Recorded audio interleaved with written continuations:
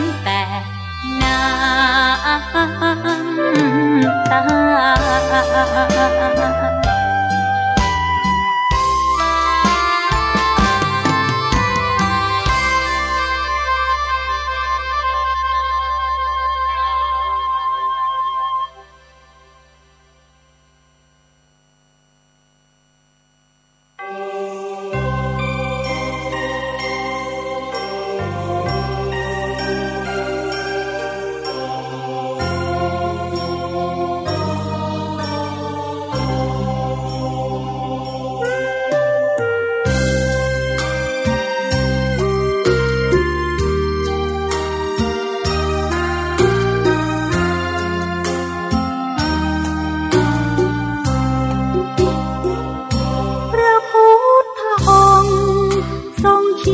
หนทางสว่างแสงธรรมสองทางท่ามกลางโลกอันเวียนวนกิเลสตัณหาเหมือนม่านบังตามืดมนไฟโลกโกรธหลงเผาลนใจทนห่างศีลธรรมไขว่คว้าดิ้นรนไปบนหนทางคล้ำมนโอ้ปุถุชน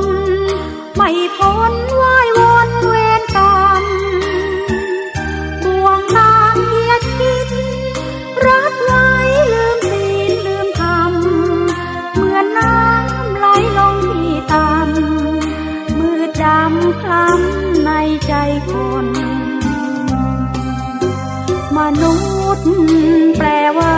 ผู้มีใจสูงเหมือนดังยุงมีดีอยู่ที่แววคนถ้าใจต่ำเป็นได้ก็แต่เพียงคนไม่อาจหลุดพ้นวังวนลุ่มลมโลกีมาสิเชิญมาทางนี้หนทางมนุษย์ที่บริสุทธิ์ห่างความมองมัวชีวิตห่างโลกเวียนวน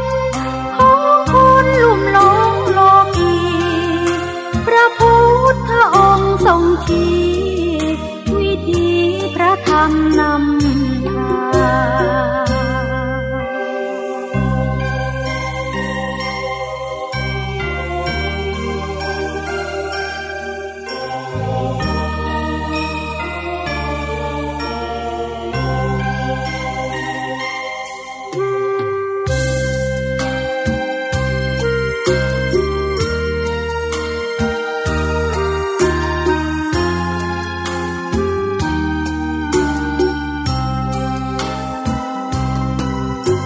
มนุษย์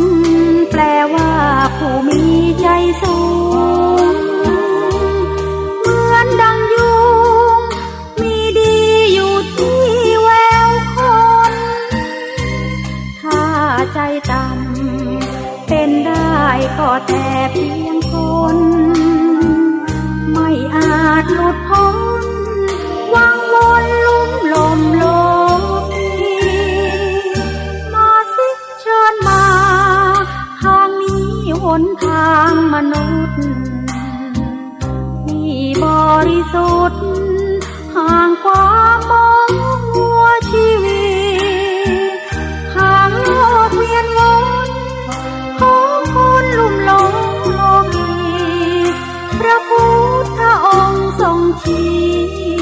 วิธีพระธรรมนำทาง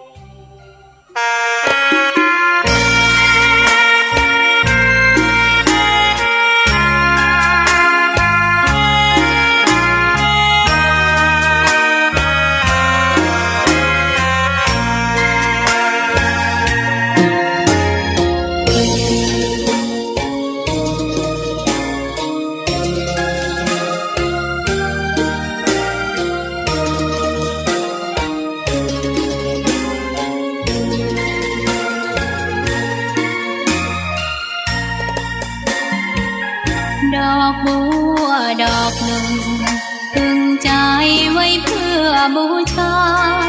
แด่องค์พระศาสดาสัมมาสัมพุทธเจ้า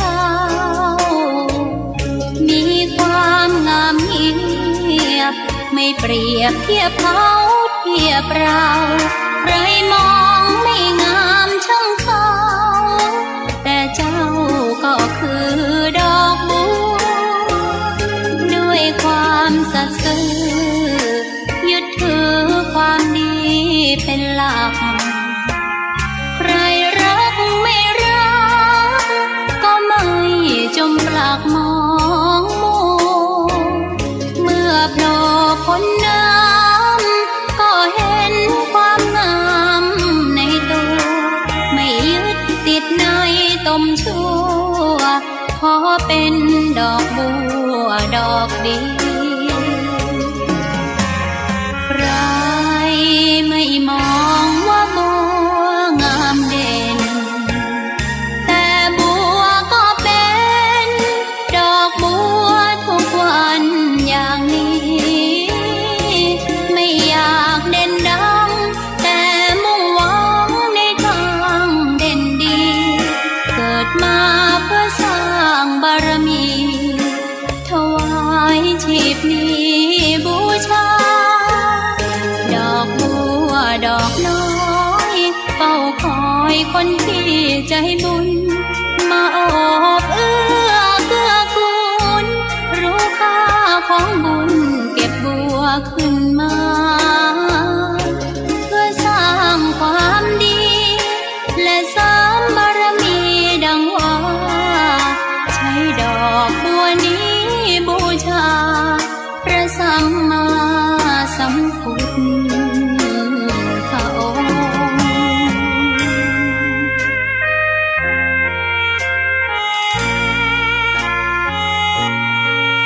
ทดสอบ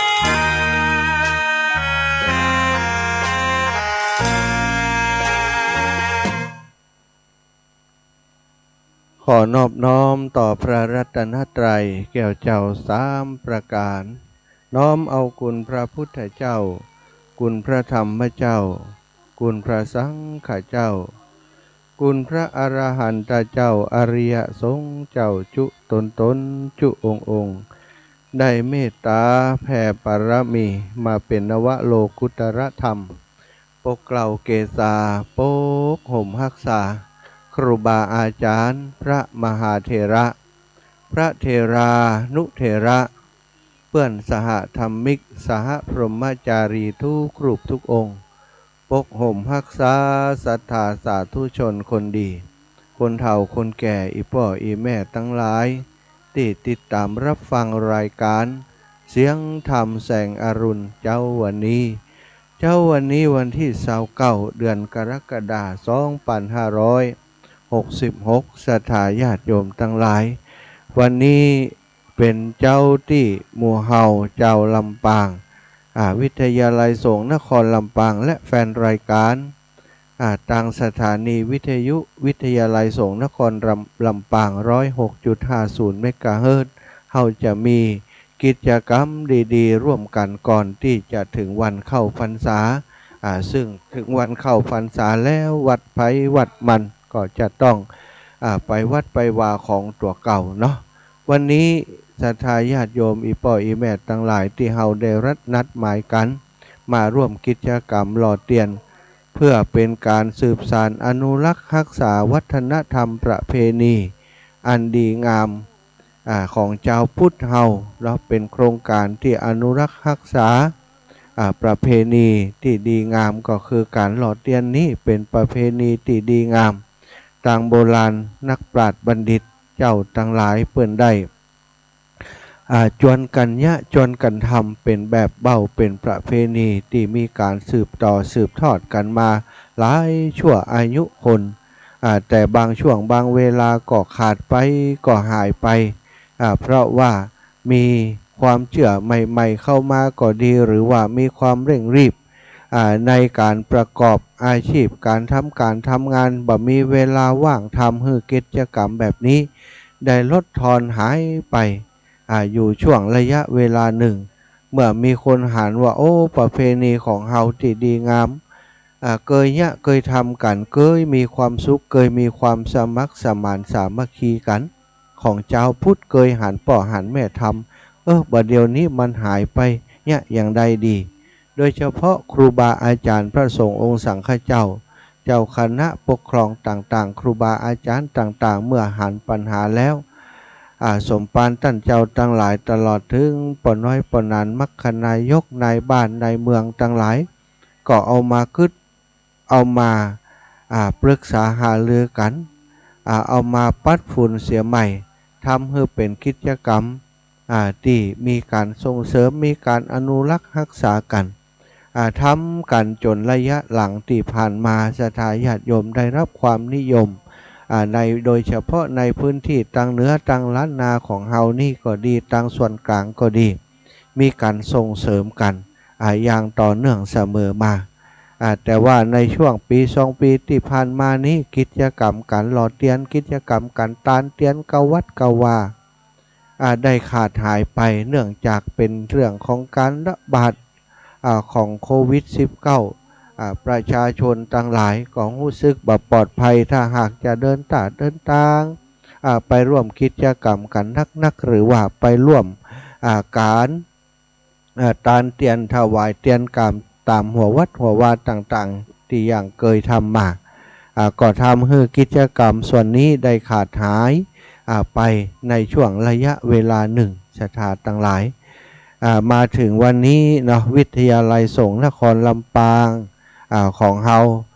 ก็ได้หันว่าโอ้ฟ้าเปิดแล้วเนาะฟ้าเปิดแล้วการ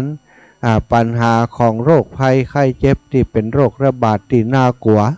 ในช่วงนั้นได้ถูกควบคุมได้มีการควบคุมได้แล้วกลายเป็นโรคพื้นที่ไปเสียแล้วเนาะเหมือนกับไข้หวัดธรรมดานี่ละกินยาเหี่ยรักษาเองรักษาตัวเองกินยาทั่วเหมือนกับกินยารักษาไข้หวัดเนี่ยศรัทธาญาติโยมมันก็สามารถรักษาได้โรคภัยไข้เจ็บที่ว่านั้นก็หายไปนะ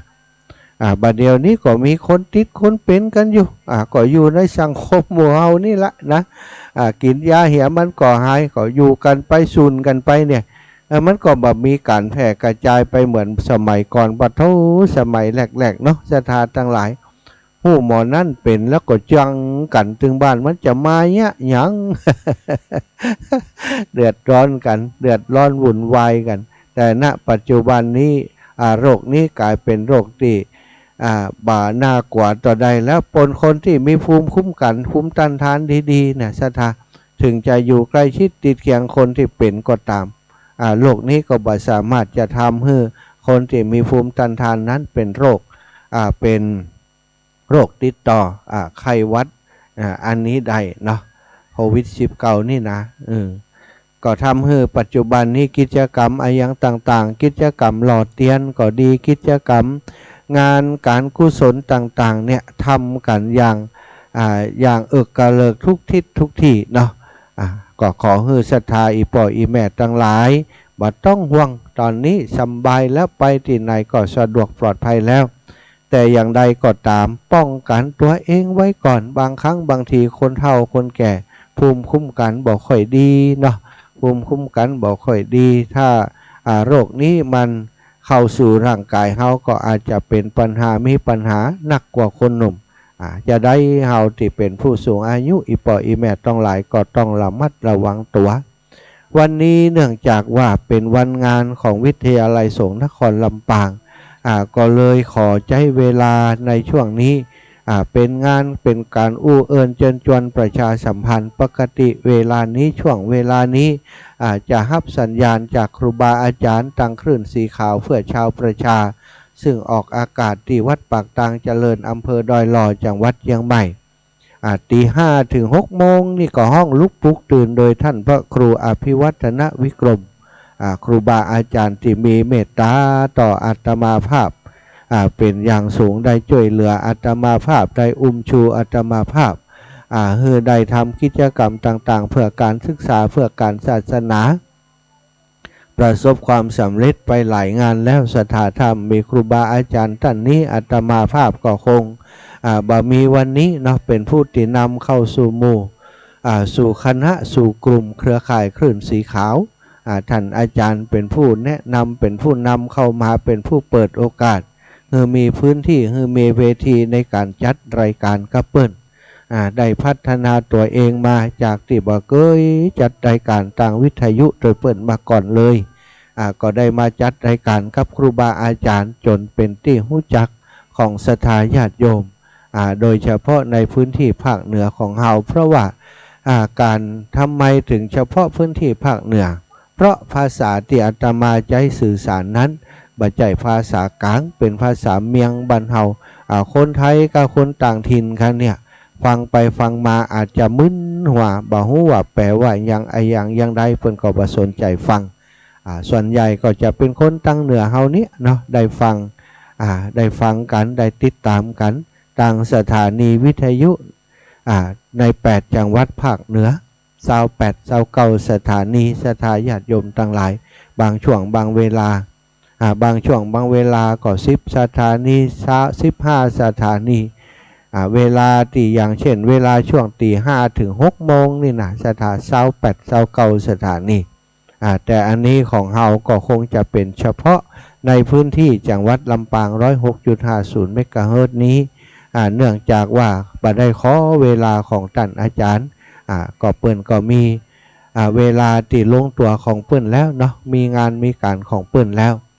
อาตมาภาพก็บ่อยากรบกวนเวลาของครูบาอาจารย์นักไปกว่านั้นแต่ว่ามีหลายสถานีเหมือนกันที่ทราบข่าวว่าทางวิทยาลัยสงฆ์นครลำปางมีกิจกรรมหล่อเทียนพรรษาแล้วก็จะมีการถ่ายทอดสดวันนี้เปิ้นก็เตรียมรับสัญญาณจากเฮาโดยเฉพาะสถานีวิทยุที่เป็นคลื่นหลักในการถ่ายทอดวันนี้วิทยุ 104.50 เมกะเฮิรตซ์วิทยุเพื่อการศึกษาศาสนาและวัฒนธรรมวัดฝ่ายหินโดยเมตตาปาระมีของท่านพระครูสมุวิสุวัตรวรกิจโจนี่ก็เป็นอาจารย์ของอาตมาอีกท่านหนึ่งซึ่งอาตมาบอกคือว่าจะได้พบปะได้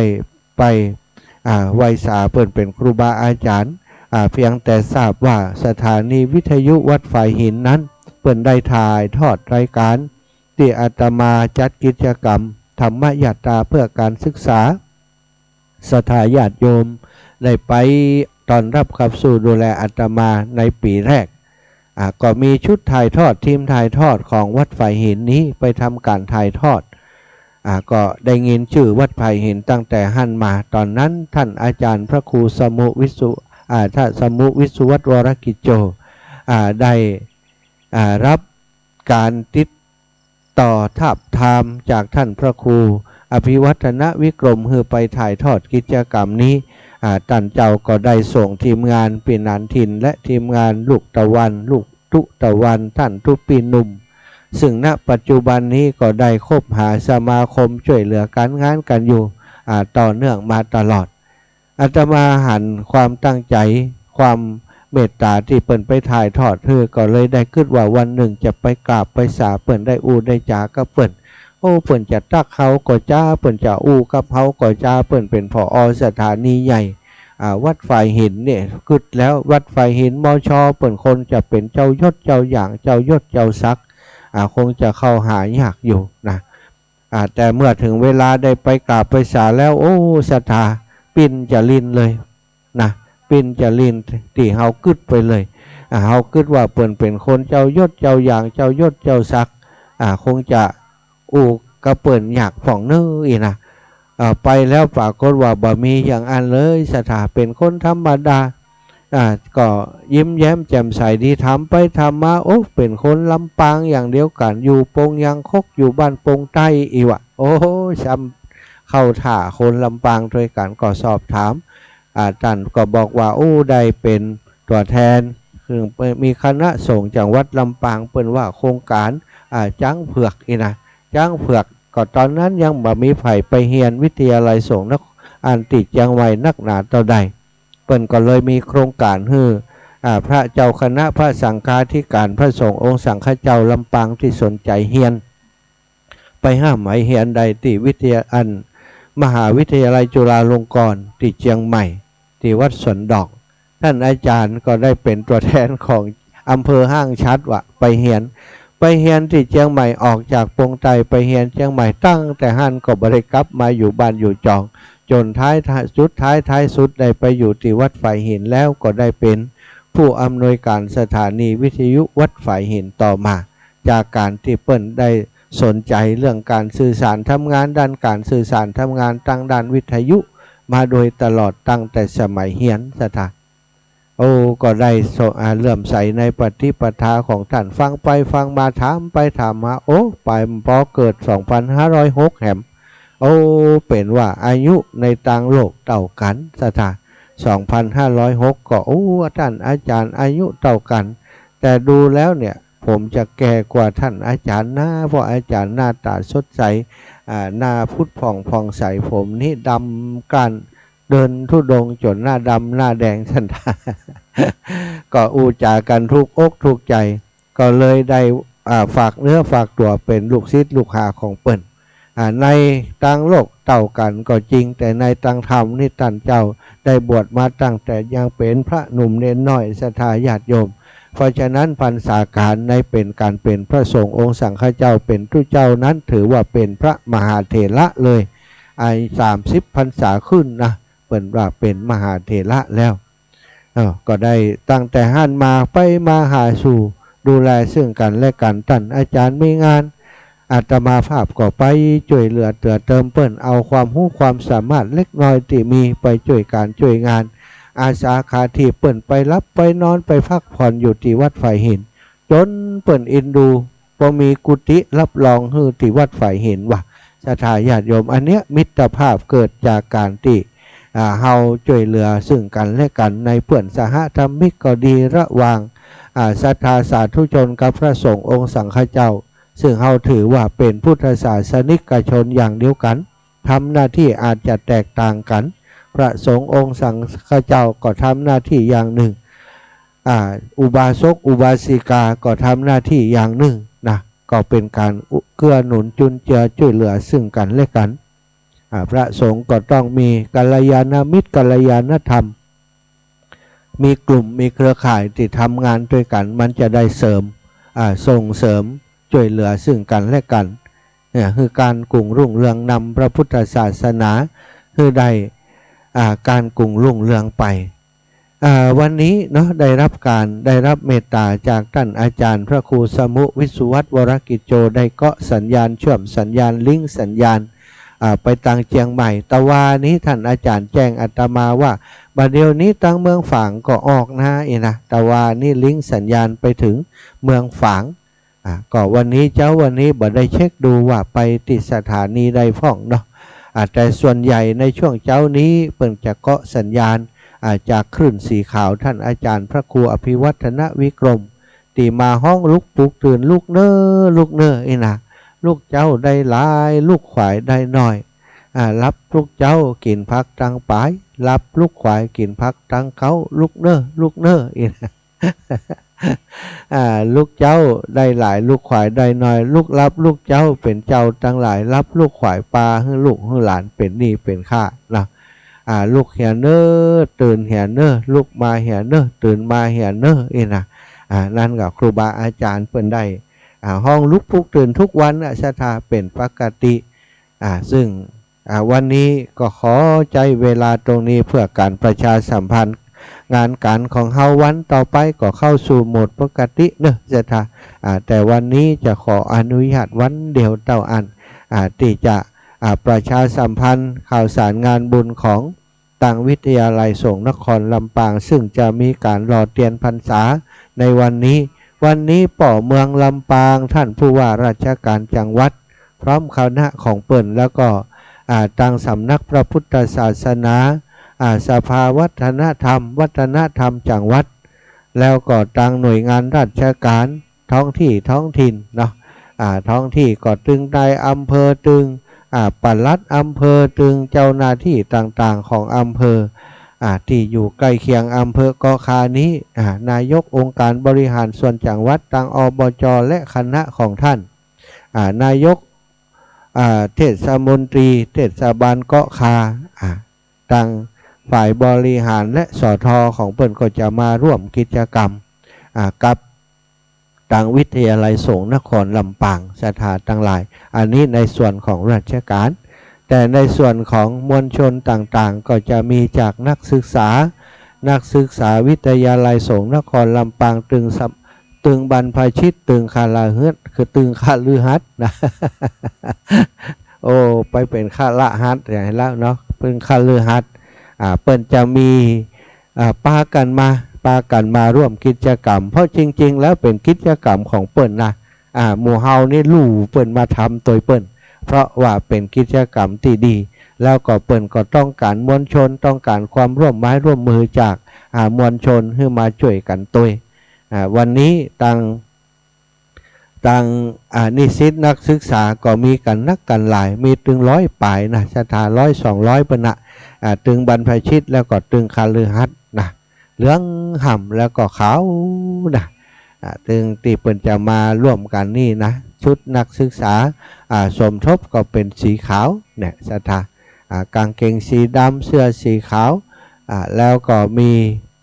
ถ้าเป็นเสื้อพื้นเมืองก็เป็นเสื้อสีชมพูวันนี้บอกฮู้เปิ้นใส่สีจังไรถ้าพื้นเมืองก็เป็นสีชมพูเหมือนกันหมดนะเป็นสัญลักษณ์เป็นสีประจำพระองค์ของในหลวงรัชกาลที่5สีชมพูเปิ้นเอามาเป็นสีของวิทยาลัยสงฆ์นาสถาอีปอยอีแม่ตั้งหลายที่ฟังอยู่ทางบ้านหลายท่านหลายคนอีแม่จะไปพอก่อนเนอะลูกหลานจะอยู่ก็บ่อยู่บ่ฮู้นี่เขาจะไปส่งได้ก็ส่งบ่ได้บ่ฮู้สถาเป็นวันหยุดพอดีนะเป็นวันหยุดพอดีเปิ้นคือเป็นวันหยุดต่อเนื่องกัน 5-6 วันเนอะสถาหยุดไปถึงเข้าพรรษาพุ่นนะก็หยุดตั้งแต่ตะวามาแล้วก็ปรากฏว่าลูกหลานตันเต้าของอีป่ออีแม่ตั้งหลายที่เป็นอยู่ต่างจังหวัดได้เดินทางกลับมากันเป็นส่วนใหญ่แล้วก็อู้กันดีๆอีลาอีน้องบ่อ้ายไปทำบุญด้วยอีแม่บ่อีนะรอเตียนนี่เกยยะก็นี่โอ้บักเกยอีแม่เพิ่นมีการรอเตียนที่วิทยาลัยสงฆ์นครลำปางลูกแผ่นเตียนที่เปิ้นฮื้อปู่จาเหมือนกับเฮาสะเดาะเคราะห์ทอจะตาแผ่นเตียนธรรมจักรแผ่นละ20น่ะลูกถ้าแผ่นใหญ่ๆเขียนถึงครอบครัวนี่แผ่นละ100 บาทเปิ้นมีผ้า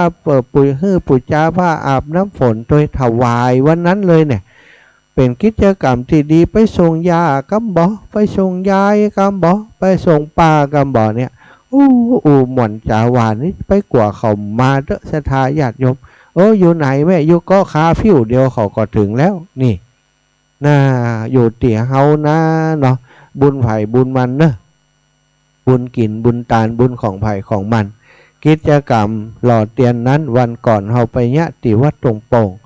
ตำบลเมืองปานอำเภอเมืองปานจังหวัดลำปางซึ่งเป็นวัดที่อาตมาภาพเนาะอาตมาภาพอยู่ที่หั่นสถาบวชอยู่ที่หั่นจริงๆแล้วก็ตั้งแต่บวชมา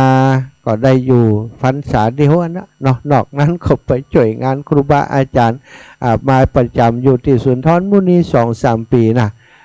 แล้วก็ปีนี้ก็ไปจำพรรษาที่บรรพตสถิตสรุปแล้วก็คือจำพรรษาที่วัดตรงโป่งได้ปีเดียวศรัทธาญาติโยมนอกนั้นก็มาช่วยเหลือการงานของครูบาอาจารย์ตามที่ศรัทธาญาติโยมติดตามได้หู้ได้หันกันเนาะได้หล่อเตียนที่วัดตรงโป่งวันนั้นโตศรัทธาญาติโยมเนื่องจากเขามีการโฆษณาประชาสัมพันธ์เป็นเดือนเนาะเป็นเวลาร่วม2 เดือนนะพอมีการโฆษณาประชาสัมพันธ์เป็นเดือนอย่างอันคนทั้งหลายก็รับรู้ข่าวสารการทำกิจกรรมนี้ก็ได้ไปร่วมกิจกรรมกันนักหนานับประมาณคนบ่ได้ศรัทธาญาติโยมอาตมาคาดคะเนว่าเข้าออกผ่องมาผ่องกลับผ่องมาผ่องกลับถ้าลงทะเบียนเนี่ยร่วม 2,000 คนเพื่อนเนาะผ่องก็มาแล้วบ่มีที่จอดรถวุ่นวายกันแล้วก็ตีหนังตีเสาบางผ่องเข้าไปในปลำผ่ามเต้นบ่มีตีหนังสถานเต็มหมดเนี่ยอย่างใดมีตีหนังเอาผ้าเอาศาสตร์เอาเสือมาปูพื้น ตัดใดห่มกับปูตัดนั้นเอาไปเอามาตอนเจ้าห่มแต่ใบมาแดดล้วงมาแหมเอาอย่างใดกลางจ้องกันดูไปหันภาพนั้นวันนั้นกัดอกตึงเปี้ยเลยอะกัดอกแบบขนาดนักเพราะจะให้เลยหันศรัทธาลำบากบอกกึดว่าจะมีปัญหาเรื่องสถานที่ขนาดนั้นศรัทธาเวลาจัดงานใหญ่งานหลวงนี่นะบางครั้งประเมินบ่ได้นะศรัทธาว่าคนจะมีประมาณใดติไปจะมีหมอกได้จะมีประมาณใดอันนี้เปิ่นไปกันนักกันหลายนั้นเป็นสิ่งที่ถามว่าดีใจก็ดีใจแต่ว่าเปิ่นไปได้รับความลำบากหู้ซึกอย่างใดหู้ซึกเจ็บปวดหัวใจหู้ซึกบ่สบายใจบ่ได้เสียใจแต่ว่าบ่สบายใจซะนะเปิ่นไปแล้วการต้อนรับครับสู่ดูแลบ่เต็มที่เปิ่นไปแล้วขาดตกบกพร่องไปป๊อบบ่ได้หนังได้เช้าบางพ่องนี่ป๊อกพเลิดเต่าก็มีที่จะขึ้นไปอาสนะสงฆ์ที่จะไปห้อมขินห้อมตาลตัตติอันปรำพิธีนั้นมันก็ขึ้นจริงไปแหมคนเฒ่าบางคนเติดพเลิดเต่าก็มีนะทำเพื่อได้หันแล้วก็บาสบายใจแต่อย่างใดก็ดีงานนั้นก็ผ่านพ้นไปโดยดีเนาะโดยความร่วมไม้ร่วมมือของศรัทธาญาติโยมทั้งหลายคงจะมีหลายคนเหมือนกันนะติงอนอาตมาอยู่ที่ว่าไปแล้วบ่ตักบ่ถามเลยนะหันอีแม่ก็ขายไปบ่ได้นะศรัทธาบางท่านบางคนนี่รอฮื้อตักก่อนบางเตื่อคนอยู่หน้างานอย่างอาตมาภาพคนนั้นถามคนนี้ถามคนนั้นเคปันปอนคนนั้นเอาเงินมาถวายอีแม่ยังมากองอำนวยการบ่ฮู้จักเขาฮู้จักอาจารย์ปันปอนฮื้ออีแม่จิมเอาซองมาเป็นปึกจำเป็นยืนปันปอนกลางแดดก็มีนะจ้าเนี่ยเป็นสลืมสลือไปหมดวันนั้นไผจะโคตรจะเกลียดอย่างใดก็ตามไผจะงอนอย่างใดก็ตามก็ขอฮื้อได้หันอกหันใจฮื้ออภัยตุลูกตุหลานจิมเตอะเนาะอาจจะแก้ตัวในวันหลัง มีโอกาสจะไปเยี่ยมไปเยียนไปแอวหาอีป่ออีแม่ถึงบ้านถึงจองเพื่อนนะไปแอวหามีอย่างก็จะเอาไปฝากบัดเดียวนี้หน้าบัดลำไยนี่มันก็มีบัดลำไยกับทุกตีทุกแห่งเนอะ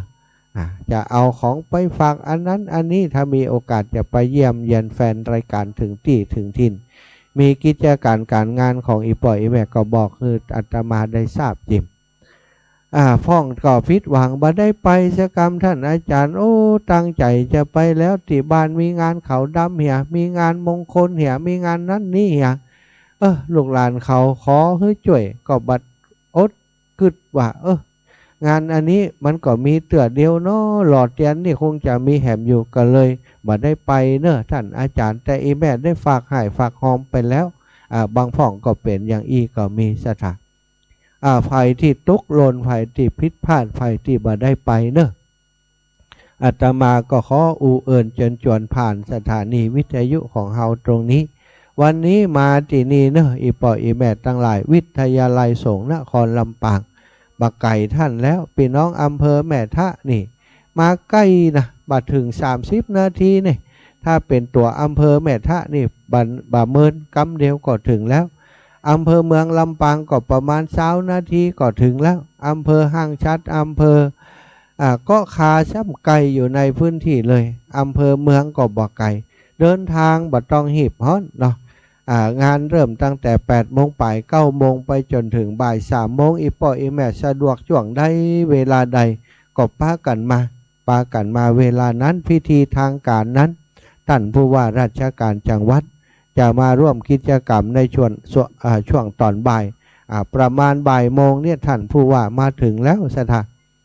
จากนั้นก็จะประกอบพิธีทางศาสนาอย่างต่างๆแล้วตอนเจ้าโลทัศนั้นท่านอาจารย์จะให้วันยังเริ่มเจ้าตอนเจ้าจำเป็นนะศรัทธาอีป่ออีแม่ทั้งหลายในเฮาจะมาปูจาแผ่นเตียนเนี่ยแผ่นเตียนธรรมจักรเนี่ยมาปูจาแผ่นเตียนไปเขียนแหมเนาะปูจาเอากี่แผ่นแล้วก็ไปเขียนลงแผ่นเตียนแหมแล้วก็ปูจาแผ่นเตียนชุดใหญ่นั่นแหะแผ่นใหญ่ๆเติบเปิบนั่นนะเอามาเขียนแหมรู้นั่นศรัทธาญาติโยมทั้งหลาย เฮามาเจ้าหา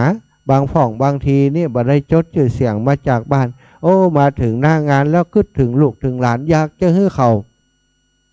ได้มีโอกาสร่วมบุญตัวเขาก็เอาเป็นครอบครัวเลยเขียนจากอุ้ยหมอนลงมาแม่อุ้ยชื่อหยังลูกหลานชื่อหยังเนาะตึงลูกตึงหลานเหลนหลินตึงหลานตึงเหลนตึงหลินไปว่ากันไปแผ่นใหญ่ๆนั่นเขียนได้ถึงครอบครัวศรัทธาอีป่ออีแม่ทั้งหลายอันนี้เขาก็มาปูจาเอาความสะดวกว่าเนอะมาวันนี้นะปูจาแผ่นเตียนแล้วก็มาปูจาผ้าอาบน้ำฝนแหมผ้าอาบน้ำฝนนี้ตกอยู่ผืนหนึ่ง199 บาทหรือว่า200 บาทนั่นเองศรัทธาญาติโยมอีป่ออีแม่ก็มาปูจาเอาวันนี้จะได้ปูจาแล้วฮืดถวายตานเองนะไผ่ปูจาแล้วกำไว้ดีๆถึงเวลาแล้วจะห้องไปถวายเองแต่ว่าไผ่โอ้อีแม่อยู่ตัวได้บัดถึงบ่ายนะท่านอาจารย์นะก็เอามาตานที่ครูบาอาจารย์รูปใดก็ได้เพื่อนจะปั่นป้อนให้อีป่ออีแม่ก็ถือว่าได้บุญได้กุศลแล้วนะจากนั้นก่อนเข้าพิธีเพื่อนก็จะเอาไปถวายครูบาอาจารย์ที่นั่งในพิธีถวายตานแตนอีป่ออีแม่ไปนี่บัดต้องห่วงนะเปิ่นพยายามจะทำให้อีป่ออีแม่ได้บุญได้กุศลกันนักที่สุดแล้วก็อีกอย่างหนึ่งก็มีน้ำนะน้ำอย่างเนี้ยถ้าใครดูทาง Facebook ไลฟ์ก็ดีทางไลฟ์สดก็ดีจะหันน้ำเป็นแพ็คเนาะน้ำแพ็คหนึ่งตกอยู่30 บาทเนาะเป็น3 แพ็ค100ก็แล้วกันเนี่ยเพื่อจะได้ปัจจัยสนับสนุนกองทุนพัฒนานิสิตนักศึกษาวิทยาลัยสงฆ์นครลำปางถ้าแพ็คละ30เนาะถ้า3 แพ็คนี่ก็100 บาทกำไฮหันแหมรู้ท่านอาจารย์339 10 บาทนั่นเหรอ บัตรทอนครับบัตรทอนแล้วนี่เพราะอยากจะให้อีป่ออีแม่ได้ทำบุญร่วมบุญกับกองทุนพัฒนานิสิตนักศึกษา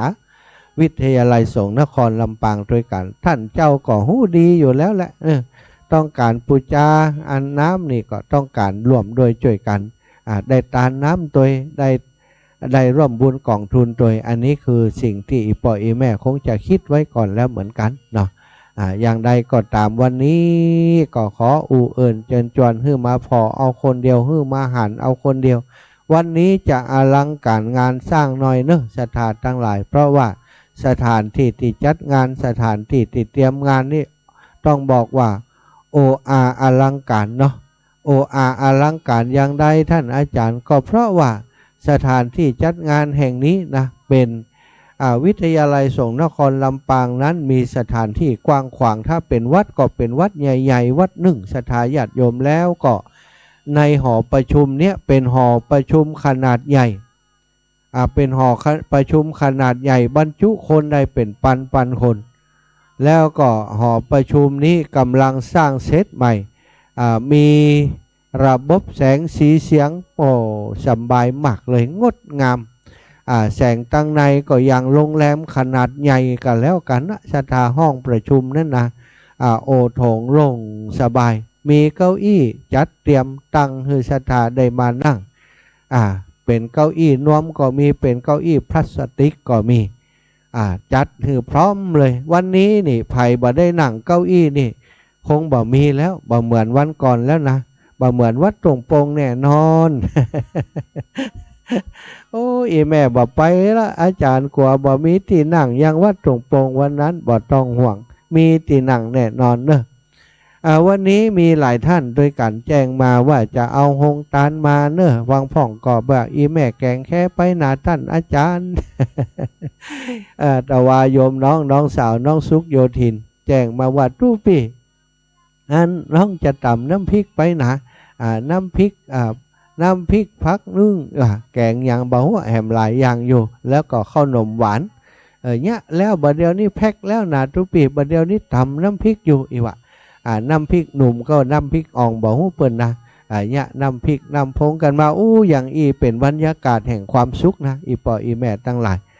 อาตมาคึดหันสิ่งที่ศรัทธาญาติโยมทำที่บ้านแล้วเปิ้นโทรมาบอกนี่ดีใจนะ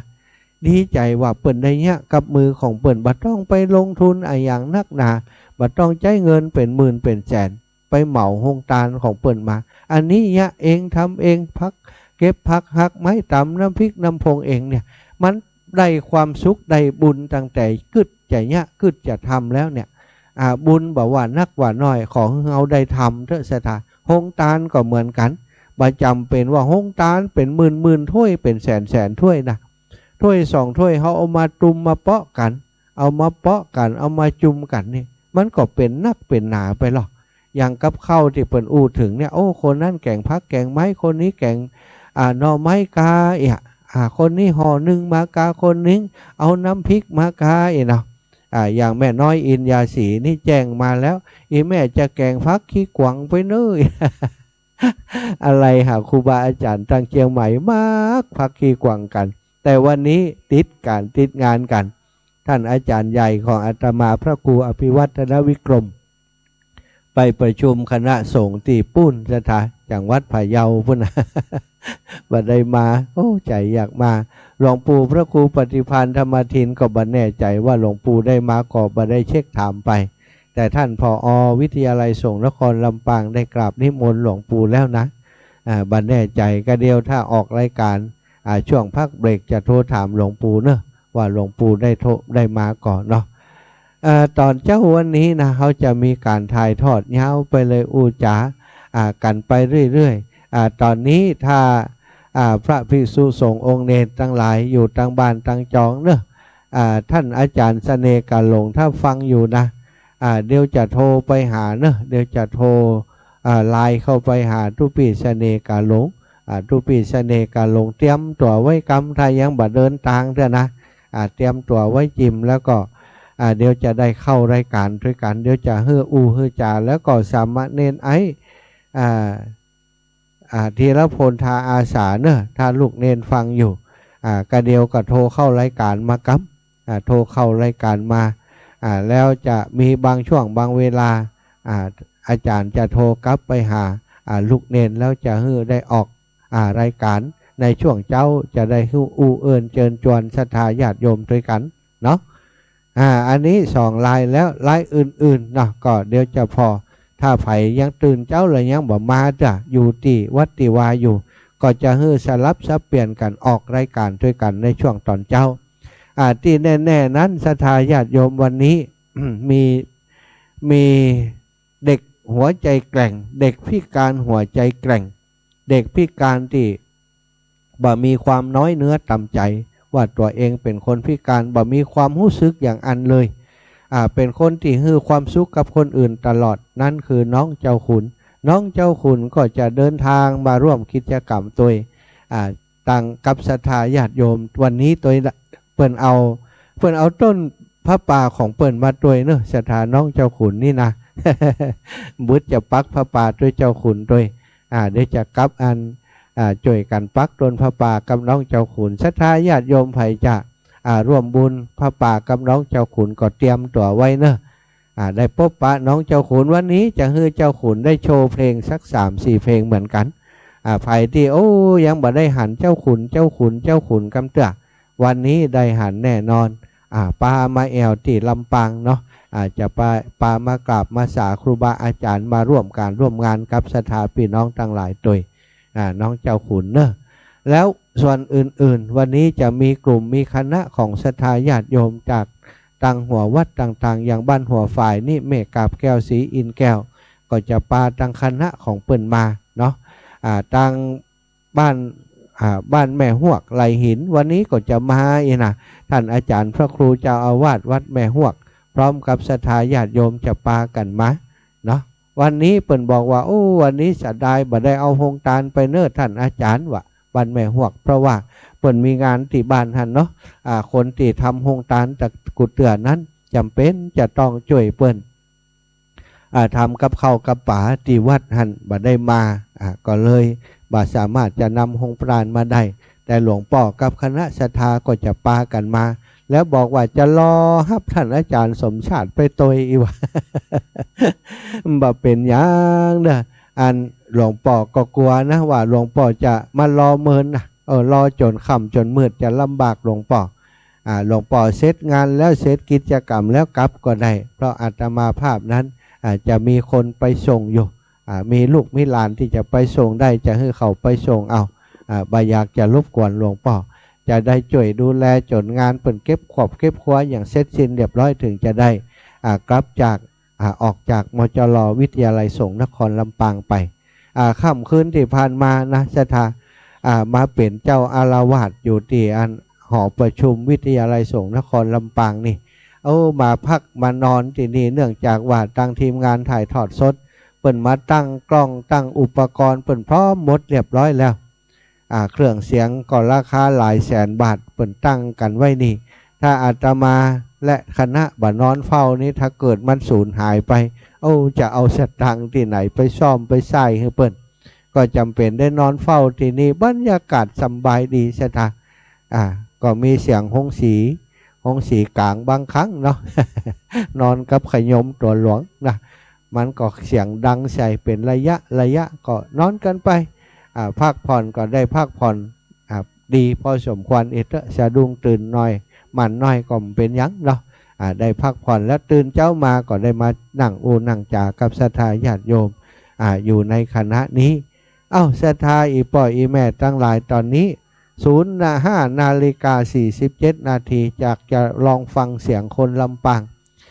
ฟังเสียงคนลำปางติดเตรียมตัวจะเดินทางแล้วมีไผ่พ่องหรือว่าไผ่ที่บ่ได้มาจะอนุโมทนาบุญผ่านมาตรงนี้อยากจะร่วมบุญอะไรอย่างโทรมาได้เลยเนอะจะฮับสายสัก4-5สัก6-7 นาทีแล้วก็จะเข้าสู่สปอตโฆษณาของสถานี6 โมงป่ายก็มาพบปะกันใหม่นะตอนนี้เปิดสายแล้ว0808844173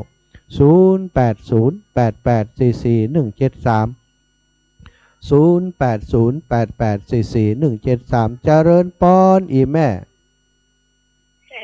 ลูกแมวเด็กแกงมดแดงใส่เนี่ยฟักคุยแกงน้ำพริกน้ำปูดีกะแกงมดแดงใส่มดส้มกะมดแดงใส่ผักกันถมนึกว่าแกงมดแดงใส่มดส้มเอามดส้มเอากับไข่แกงมดแดงใส่ผักกันถงนี่ก็เอแม่ว่ะสาธุเนอะผักจังดาขอบคุณเดี๋ยวป้ากันเดี๋ยวป้ากันเนาะแม่เนาะไปหาตู้ให้น้องดีกะมาบอกฮู้จักไปก็มาหาตู้ลูกนี่เนอะจะได้ฮู้จักกันแน่นอนศรัทธาญาติโยม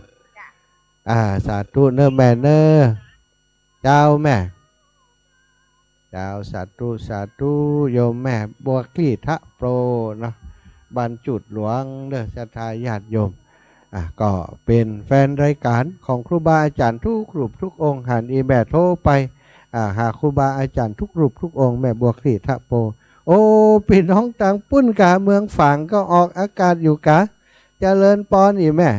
ได้ยินอยู่เจ้าทุกลูกอีแม่ฟังอยู่ที่เมืองฝางปุ้นเนาะใจอีแม่โทรมาดีใจวันนั้นบ่ได้แวะหาแม่กำนะไปส่งหนังสือบ่ได้แวะหาแม่เพราะว่านะมันหลายวัดหลายวาเนาะแม่เนาะจ้าดีแล้วเนาะอากาศจะได้บ่ฮ้อนแม่เจ้าพี่น้องเมืองฝางฟังอยู่รายงานแล้วศรัทธาญาติโยมว่าเสียงดังไปถึงเมืองฝางขอบคุณเนอะแม่เนอะเจ้าวันที่13 กรกฎาคมปะกันแม่โยมแม่เนาะไป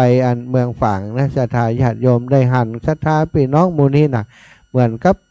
บไปหาไปหาย่าหายายเฮาสนิทสนมคุ้นเคยกันบ่ปะกันก็โทรหากันอย่างเงี้ยเนาะอีแม่เปิ่นฟังรายการเปิ่นลิงสัญญาณเชื่อมสัญญาณไปออกถึงเมืองฝางตัวก็ประชาสัมพันธ์งานของเครือข่ายคลื่นสีขาวของเฮาตัวเนอะวันที่13 กรกฎาคมนี้ไปปะกันที่เมืองฝางศรัทธาญาติโยมเตียนที่เฮาหล่อที่วัดตุงโป่งจะนำไปตานที่เมืองฝางนี่พร้อมกับมีปัจจัยที่ศรัทธาญาติโยมได้สมทบร่วมบุญมาเอาไปตานที่เมืองฝางพุ่นนะเก้าวัดเก้าว่าเจริญปอนโยมแม่นวลเจ้าวันนี้ออกรายการเลยเจ้าอีแม่วันนี้ถ่ายทอดสดที่วิทยาลัยสงฆ์นครลำปางโยมแม่นั่นน่ะแม่เปิ วันนี้ตุลูกออกรายการแล้วนี่เนาะ เจ้าแม่ จ้าวันนี้รอเตียนเนาะ เจ้าแม่รอเตียนเนอะ จ้าวันได้หอมกับเปิ่นกระจำ บ่เป็นหยังตุอยู่นี่แล้วก็หอมแตนอีแม่เนี่ยกะตุหอมถึงอันเกือบ10,000อีเตอร์น่ะ เพราะว่าอันได้เป็นเจ้าภาพแผ่นเตียนธรรมจักรนี่ 4,000 บาทนี่แม่แล้วก็กะอย่างต่างๆแหมหลายอย่างเนาะแผ่นเตียนนั้นแหมหลายปันอยู่แล้วก็กะจ่ายส่วนต่างๆนี่ก็ลงตาลแหมหลาดหน้าแหมน่ะก็ถือว่าอีแม่ที่หอมมากุเตือนนั่นได้หอมบุญด้วยกันเนอะสาธุสาธุแม่เจ้าโอ้แม่ดาราหนองแพกสารปีอีแม่ลุดสายลุดไปเสียแล้วขอสุมาอภัยเนอะเจริญปอนแม่สุแก้วคำอ้วนสีโพธารามมาตรการเจ้า เจ้าแม่แม่ได้ฟังอยู่ฟังโดยรับเลยนะโอ้รับอยู่ค่ะเจ้านี่ นอนเด็กกะเจ้าโอ้เจ้าแม่คืนไม่ก็ได้ฟังเลยนะตะคืนก็ฟังกะเจ้าโอ้ขอบคุณอีแม่เนาะท่านอาจารย์ท่านเมตตาอีแม่ท่านอาจารย์พระครูสมุวิสุวัตรวรกิจโจลิงสัญญาณเชื่อมสัญญาณไปฮื้อเนาะอนุโมทนาบุญกับท่านอาจารย์อีแม่ขอฮับสายอื่นก่อนเด้อเจ้าได้เจ้าสาธุแม่มาแล้วโยมแม่ดาราหนองแผกสารปีคนชื่อดารากับเป็นดังสูงประเดี๋ยวนี้งานบ้านแม่มีเข้าวันต้นมาถวายวัดนี่2 วัน 3 วันนี่จะได้ปล่อยนะเจ้าโอ้บอกเป็นยังอีแม่มันไก่ใจนี่หอมหนอหอมไปสตางค์ผมไม่ได้ไปส่งไปต้องได้ขอให้ได้นะเจ้าเอาเจ้าเนี่ยมีบุญกับตึงขอไหวบนเดี๋ยวนี้นะบ้านนี้เขาเจ้าก็เอา2กระเปิ้ล2แกนหนังนึงอ่ะโอ้ดีกับแม่ที่เจ้า2,000 บาทโอ้เจ้าเนี่ยไม่ได้ไปเลยเจ้าบ่เป็นยังบ่เป็นยังโยมแม่เนอะบุญเนอะแม่จึงฟังอยู่ตลอดแต่วันนี้ยังมีบุญอยู่นางได้ฮับนะเจ้าเจ้าส่งเสียงมาอย่างอีก็ถือว่าโอ้ได้อันนี้กันแล้วเนาะแม่เนาะได้รวมบุญด้วยกันแล้วเนาะวันนั้นแถมที่บ้านของข้านนะนายหัวใจกุดอยู่ฮะแต่ว่าแต่บัดดิ้นจ้วงไปก็บ่ได้โอ้เจ้าหัวใจมีกุดอยู่ตลอดเวลานะเจ้าท่านเนอะเขาท่านเนาะท่านเนาะแต่ตัวเนอะบ่ต้องเก็บไปได้ปูอย่างสักอย่างเจ้าตัวแม่ก็ม่วนใจอ่ะบัดเดี๋ยวนี้นะเจ้าแม่เก่งไปแล้วดีแล้วขอบคุณอีแม่หลายๆนะจ้าขอบจ้าธรรมชาติของชีวิตคนบัดเดี๋ยวนี้ก็เป็นอย่างอันเนาะแม่เนาะแก่เท่ามาก็เจ็บเป็นเย็นอุ่นอย่างพ่องแล้วก็มีภัยอยู่ตัวนี่บ้านเปิ่นเมืองเปิ่นก็เหมือนกันเนี่ยอีแม่เนาะสาธุเนอะแม่เนอะบุญรักษาเนอะจ้าบุญรักษาจ้าคนเขาเป็นคนเนี่ยมันม่วนเนี่ยก็ร่างบทเสียไปได้ปูอย่างก็ร่างได้แปะได้บอกหมด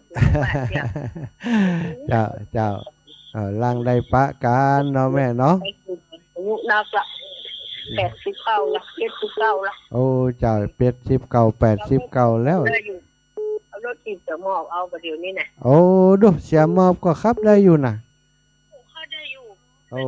เจ้าบางทีเอาไปพูดโอ้เดี๋ยวจะไม่ได้ขี่รถโดนก็ยังว่านะโดนกดกันน้ำหวานนักเอาสาธุขออนุญาตอีแม่ฮับสายพี่น้องลำปางสกรรมเนอะแม่เนอะเป็นโทรมาอย่างจ้าเจริญปอนเจริญปอนโยมแม่บัวคำเทพศิริอีแม่ไม่ใช่เจ้าลูกคือเติงหาแม่เด้อเจ้าแม่แต่ไปใจแม่ก็ถึงพูดแล้วลูกใจถึงเพศแล้วให้ลูกเข้าสมการตัวนะลูกเนอะเจ้าแม่ก็เหมือนกันนะเจ้าทำบุญต่อไปลูกทำบุญเพียแม่ลูกเนอะเจ้าแม่ก็เหมือนกันให้อยู่ดีมีสุขเนอะปัจจัยอย่างต่างๆแม่ให้ห้อมมาตลอดเอามาต่อบุญให้แม่ตลอดเนอะ เจ้าเจ้าบัดต้องห่วงเขาว่าแม่ก็คือถึงลูกนะเจ้าส่งเงินไปลูกอยู่ฮั่นแล้วอีเนาะเจ้าอีแม่ก็มาหอมหยังมากุดจะก็เก็บไว้อันนี้ก็มาเปิดห้องตาลด้วยเปิ่นเนี่ยอีแม่ก็ได้ห้องตาลด้วยเฮานะห้องตาลหลัดหน้าเนี่ยก็ได้ห้องตาลด้วยกันพ่อแม่หอมมันลุงร้อยเด้อถ้าลูกมาหาแม่เจ้าเจ้าได้เลยอีแม่ได้เลยนะร่วมกับลูกเด้อเจ้าแม่ขอบคุณแม่หลายๆนะเจ้าสาธุเจ้าศรัทธาญาติโยมเนอะตอนนี้เนาะอาตมาภาพก็ของดสำหรับการรับสายเนาะรับสายขอกระเดียวทางสถานีจะตัดเข้าสู่สปอตโฆษณาแล้วก็จะมีจัดรายการต่อไปแต่ในช่วงนี้เนาะก็จะเปิดเพลงให้ศรัทธาญาติโยมฟังขั้นรายการไปก่อนในสถานที่ที่อยู่ที่นี่เนาะจะให้เปิดได้ฟังเพลงขั้นรายการไปก่อนแล้วก็เดี๋ยวก้อยมาพบปะกันในช่วงชั่วโมงต่อไปเนอะชั่วโมงต่อไปก็ปะกันแฮมเนาะก็จะได้มาปะกันแฮมในชั่วโมงต่อไปชั่วโมงนี้นั้นศรัทธาญาติโยมที่โทรมาก็ต้องขอบคุณท่านทั้งหลายที่ได้โทรมามามาฮื้อกำลังใจกันเนาะในช่วงของเจ้าวันนี้เนอะช่วงเจ้าของวันนี้ก็จะมีการถ่ายทอดไปกระเดียวอาตมาก็จะสลับสับเปลี่ยนกับครูบาอาจารย์นะศรัทธาญาติโยมที่อยู่ตังวัดตังวาของท่านที่ยังบ่ได้เดินทางมากำเตื้อเนาะที่ยังบ่ได้เดินทางมากำเตื้อถ้าเปิ่นสามารถออกรายการด้วยกันใดก็จะขอให้เปิ่นได้ออกรายการอู้เอิญเชิญชวนกับศรัทธาญาติโยมนัดหมายกันมาพบปะกันที่นี่เอาละเดี๋ยวสักช่วงค่อยควายศรัทธาจะได้พบกับน้องเจ้าขุนเด็กชายหัวใจแกร่งเนาะได้มาร่วมกิจกรรมด้วยกันนี่นะตอนนี้ก็จะให้ฟังเพลงน้องเจ้าขุนเสียก่อนเนอะก็ได้ก่อนที่จะพบปะเปิ่นฟังเพลงของน้องเจ้าขุนเสียก่อน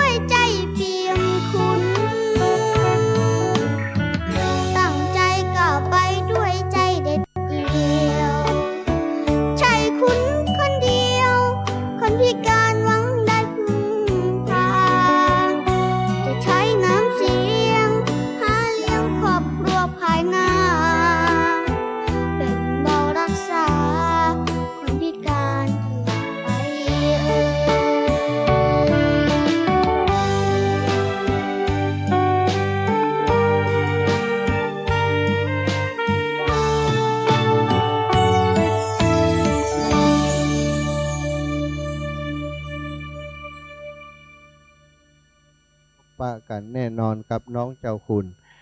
ได้นัดหมายกันแล้วหลวงพ่อคุณจะไปหาอีนะน้องเจ้าคุณได้บอกแล้วว่ามาถึงกันรายงานตัวเลยนะครับผมรายงานตัวเลยลองไม่ไอ้ยาฮัลโหลครับเทโอเคอะไรครับไอ้ว่าทำไมอะไรกันเทอ๋อเทศเสียงโล1 2 3เทโอเคเทโอเคแล้วเครื่องเสียงโอเป็นยังลูกแรกว่าเป็นยังเพราะว่าลุงนี่หูบ่ค่อยดีมันเท่าละนี่รายงานตัวเลยวันนี้ชื่ออันยังมาจากไหนจะแม่เนี้ยหยังผมชื่อเด็กชายได้สกิจปอศิลาครับจะเรียนจีน้องเจ้าขุนครับผมอยู่ที่ชมรมคนพิการอำเภอวังเหนือจังหวัดลำปางครับผมจมมือหน่อยแม่จมมืออ๋อแล้ววันนี้ลุงจะถามว่าที่ขึ้นมานี่จะมาเนี้ยหยังครับร้องเพลงครับผมอัลลอฮ์จะมาร้องเพลงคือฟังเนอะแม่เนอะความสามารถโชว์ความสามารถเด็ดมาเอาสักกี่เพลงดีครับเพลงแรกจะเป็นเพลงที่เศร้ามากๆเพราะว่าแม่จริงๆขุนมาได้อยู่กับขุนมา5 ปีแล้วครับตอนนี้อยู่กับแม่อุปถัมภ์ครับตอนนี้นะครับแม่อุปถัมภ์พูดนะครับแม่อุปถัมภ์อยู่นี่อยู่นะครับเนาะครับอันเดลุงอย่าถามว่าตอนนี้น้องเจ้าขุนอายุเท่าใดแล้วครับ8ครับอายุ8 ปี8 ขวบครับวันนี้จะมาร้องเพลงให้ฟังเพลงแรกนี่อาจจะเศร้านิดๆนะแล้วเพลงที่2เนาะบ่เศร้าม่วนนะก่อนที่จะฟังเพลงแรกฟังเพลงที่2ก่อนบอกนะแม่น้องเจ้าขุนตั้งใจขนาดวันนี้จะมามอบความสุขในด้านเสียงเพลงเพื่อพี่น้องบ้านเราได้ฟังกันนะครับผู้ที่มาร่วมทำบุญวันนี้เพลงที่มาฮ้องใจชื่อว่าเรียงความเรื่องแม่ครับเรียงความเรื่องแม่นะเจ้าแม่มาวันนี้กล้าตั๋วกล้าจ้างรางวัลน้องเจ้าขุนมามีถ้าพ่อแม่พี่น้องพ่ออุ้ยแม่อุ้ยคนไหนมีความฮักมีความเอ็นดูจะสนับสนุนน้องเจ้าขุนเพื่อเป็นทุนการศึกษาเนอะแม่เนอะจะเป็นแบงค์ใบซาวเก่าแบงค์100ลูกอีน่ะเอามาป่านนี้กับร่างใจน้องเจ้าขุนจะร้องเพลงให้ฟังเรียงความเรื่องแม่เสียงปรบมือคือกับรักใจแม่ดนตรีถ้าพร้อมแล้วมาเลยนะครับ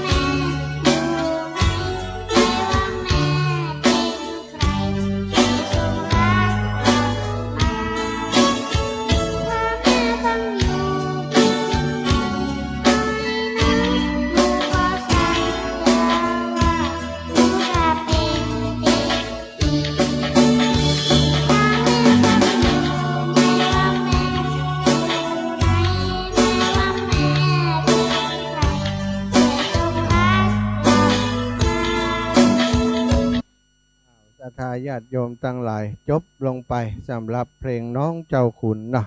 ก็เดียวในช่วงของ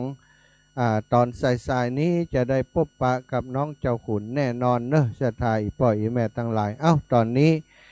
ก็จะขออนุญาตรับสายอีกสายหนึ่งเนอะสายจากตังแม่แก้วเนาะเจริญปอนแม่แก้ว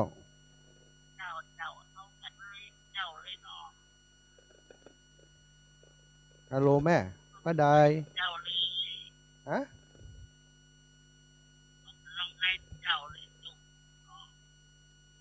เสียงอันโทรศัพท์ของอีแม่บ่ชัดเนอะออ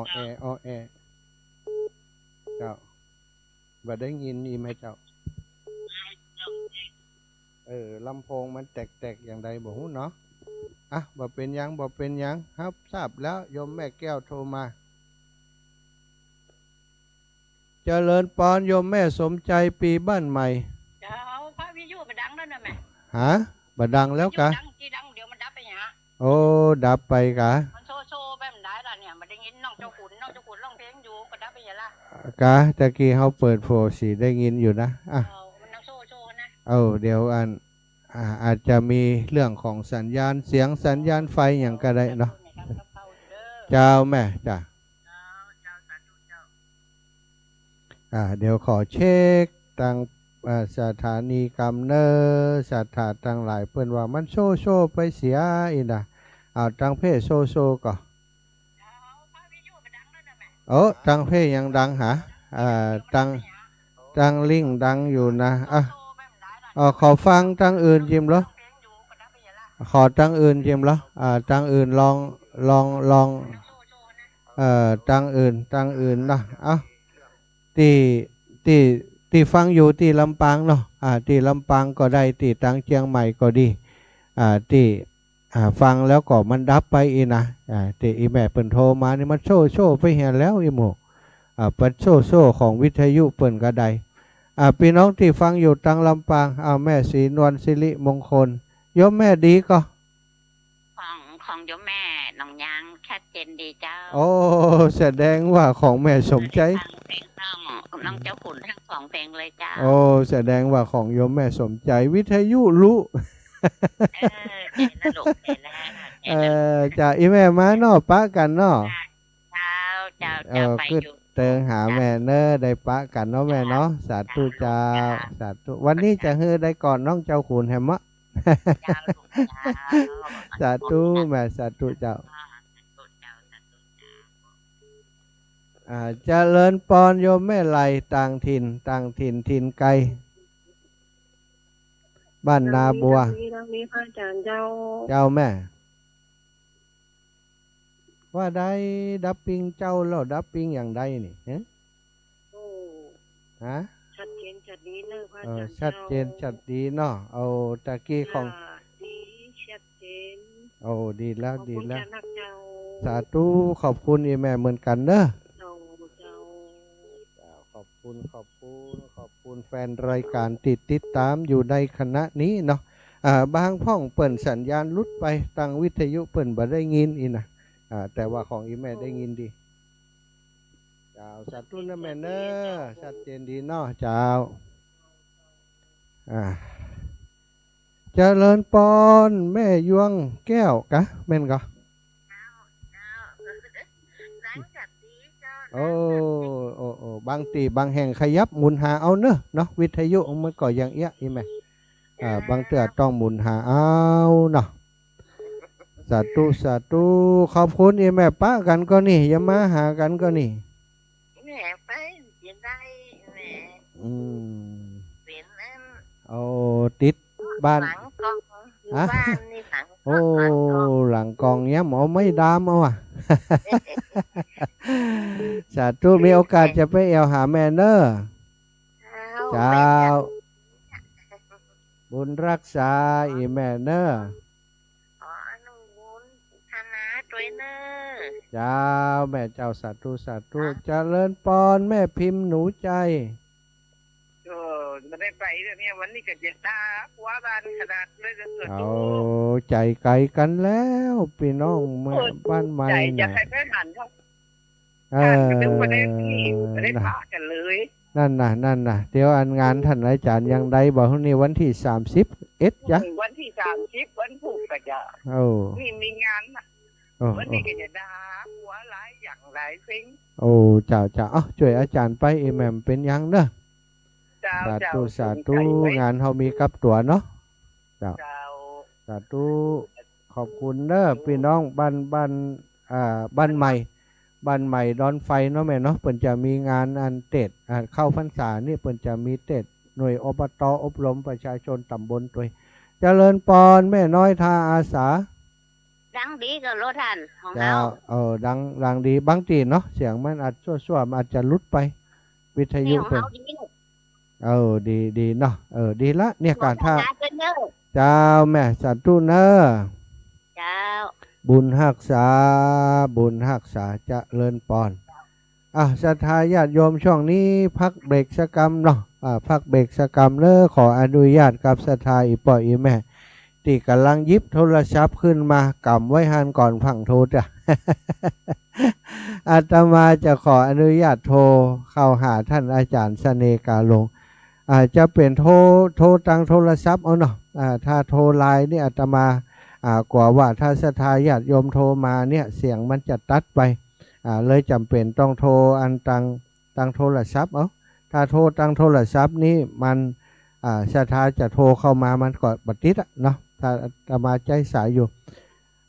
สายอันนั้นนี่อาตมาใจไล่สดอยู่เนอะไผ่บอกว่าโทรเข้าตะลงตรงเต็งพวกนั้นนะอันนั้นบ่ฮับเนอะศรัทธา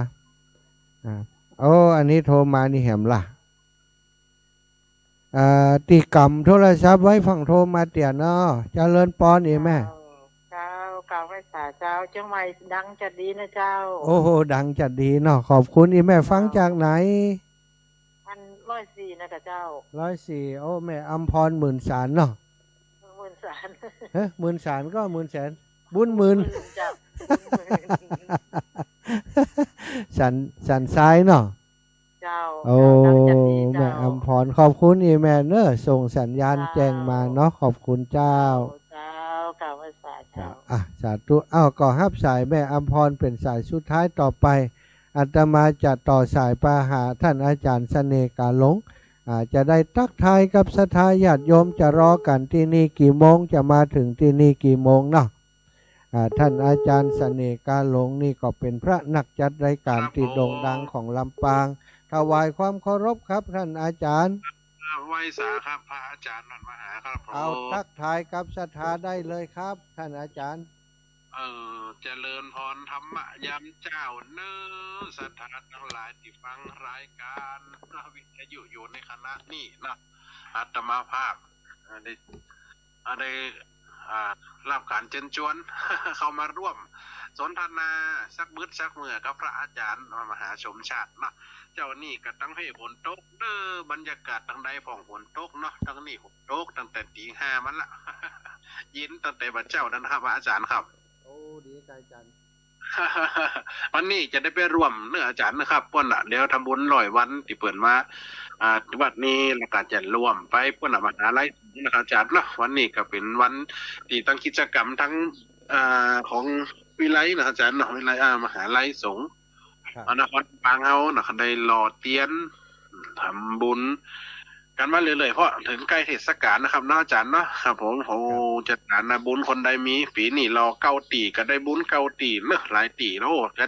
ปีนี้ลั่นสังฆพันธ์ถ้าจะห่างอาจารย์ผมว่าเรียนหมดเช่นอาจารย์อาจารย์คนได้ก็รอเห็นหมดปีนี้มันได้บุญมันได้หลอดเต็มใจดิอาจารย์เนาะเฮาไปซื้อหมกซื้อเนาะมันเต็มใจ10 บาท20 บาทประกาหอมด้วยใจไปซื้อในกันเล่ม300 500นะอาจารย์เนาะใจละครับครับปีมันได้ตามกับดีตามมุดกับมีนี่ครับวันนี้นี่ป้ากูท่องมาเนาะท่านอาจารย์ทุกปีเก๋เนาะทุกปีเก๋ไปอยู่ครับแต่อาจารย์ที่วัดเจ้าแหละครับผมมีกิจกรรมอันอย่างผมเป็นนั่นพระวิทยากรเนาะประจำไปเลยงานเป็นนักเหมือนกันเนาะผลนักอาจารย์คนละด้านอาจารย์เผยแผ่นะครับเนาะเผยแผ่พุทธศาสนาเอาศรัทธาฟังว่ะอาจารย์ฟังกันไปจนก่ายจนเบื่อกันพุ่นทั้งใด บัดเดี๋ยวนี้ทักทายพี่น้องตั้งเมืองฝางเนอะอาจารย์เนอะพี่น้องเมืองฝางพี่น้องเชียงใหม่นี่ฟังอาจารย์อยู่เนอะครับเนอะสาธุเนอะเจริญพรตั้งคณะศรัทธาทั้งเมืองฝางทั้งเชียงใหม่นะถ้าว่าลิงก็ลิงไปหลายปีหลายสถานีกะฝากความคิดถึงตัวเมินได้มาจัดเตี่ยวว่านั่นก็ได้อ่านข่าวไปวัน2 วันแล้วก็สถานีตั้งสายเวียงปะเป้าอาจจะรุดจันว่านั่นเปิ่นโทรมาเดือดขนาดว่าฟังได้เกิงเดียวรุดไปเหี้ยอีน่ะหลายๆตีเพราะว่าสถานีที่เปิ้นก็ลิงสัญญาณไปลังเตี่ยมันกะเต็มสปีดลังเตี่ยมันก็ลดลงไปลังเตี่ยก็อื่นหายมันก็เพราะว่าช่วงนี้ดินฟ้าอากาศด้วยหน่อยบ่อยแม่นเนาะขนาดถ่ายไปด้วยช่วงเจ้านี่ปะมาได้ยินเสียงธรรมเสียงบุญเสียงธรรมเป็นเสียงแห่งความสุขใจแห่งความสบายใจขณะสตาร์ทแห่งเมืองฝางก็ดีตั้งเตียงดาวก็ดีวันนั้นโทรหาอาตมาภาพทั้งแม่ห้องสอนก็มีละปูนกันนักอาจารย์ครับตั้งสันกำแพงเอาหลายโยมแม่ที่เพิ่นโทรเข้ามาเนาะบ่ได้เมมชื่อไว้บ่ได้เขียนเบอร์ไว้อาจจะมันใหม่อยู่เนาะอาจจะบ่ได้จำเพิ่นตาว่าที่ลักๆกับแม่สายทองทั้งพุ่นทั้งลี่พุ่นน่ะทั้งมันทั้งลี่พุ่นแล้วก็โยมแม่บ้านโฮงละปูนครับอาจารย์ครับมันห้องละปูนพุ่นแล้วก็ไอ้แม่ยังฮู้หำนี่นะทั้งสันกำแพงนี่หั่นเนาะทั้งดอยสะเก็ดดอยสังเกตดอยสันทรายก็มีเพราะนั้นหลายตีธรรมะยำเจ้าฝากไว้สักหน่อยเนาะวันๆน่ะจื่นอุราเมื่อได้ยินเสียงเสียงก้องเสียงกองเสียงมองตำเข้าเสียงตุเจ้าเตะธรรมครูบาอาจารย์หลายๆตัวเบิ่นก็ว่าสินี่คือเสียงแห่งบุญเสียงแห่งความสุขเสียงแห่งความจื่นใจตราบใดว่ายังมีลักคำสอนหรือมีลักคำกันเทศจากพระสงฆ์องค์เจ้าที่ได้การกองหรือว่าได้ห้ำได้เฮียนหรือว่าได้ยิบยกมาส่วนเซลล์ส่วนนิดจากคำสอนขององค์พระสัมมาสัมพุทธเจ้า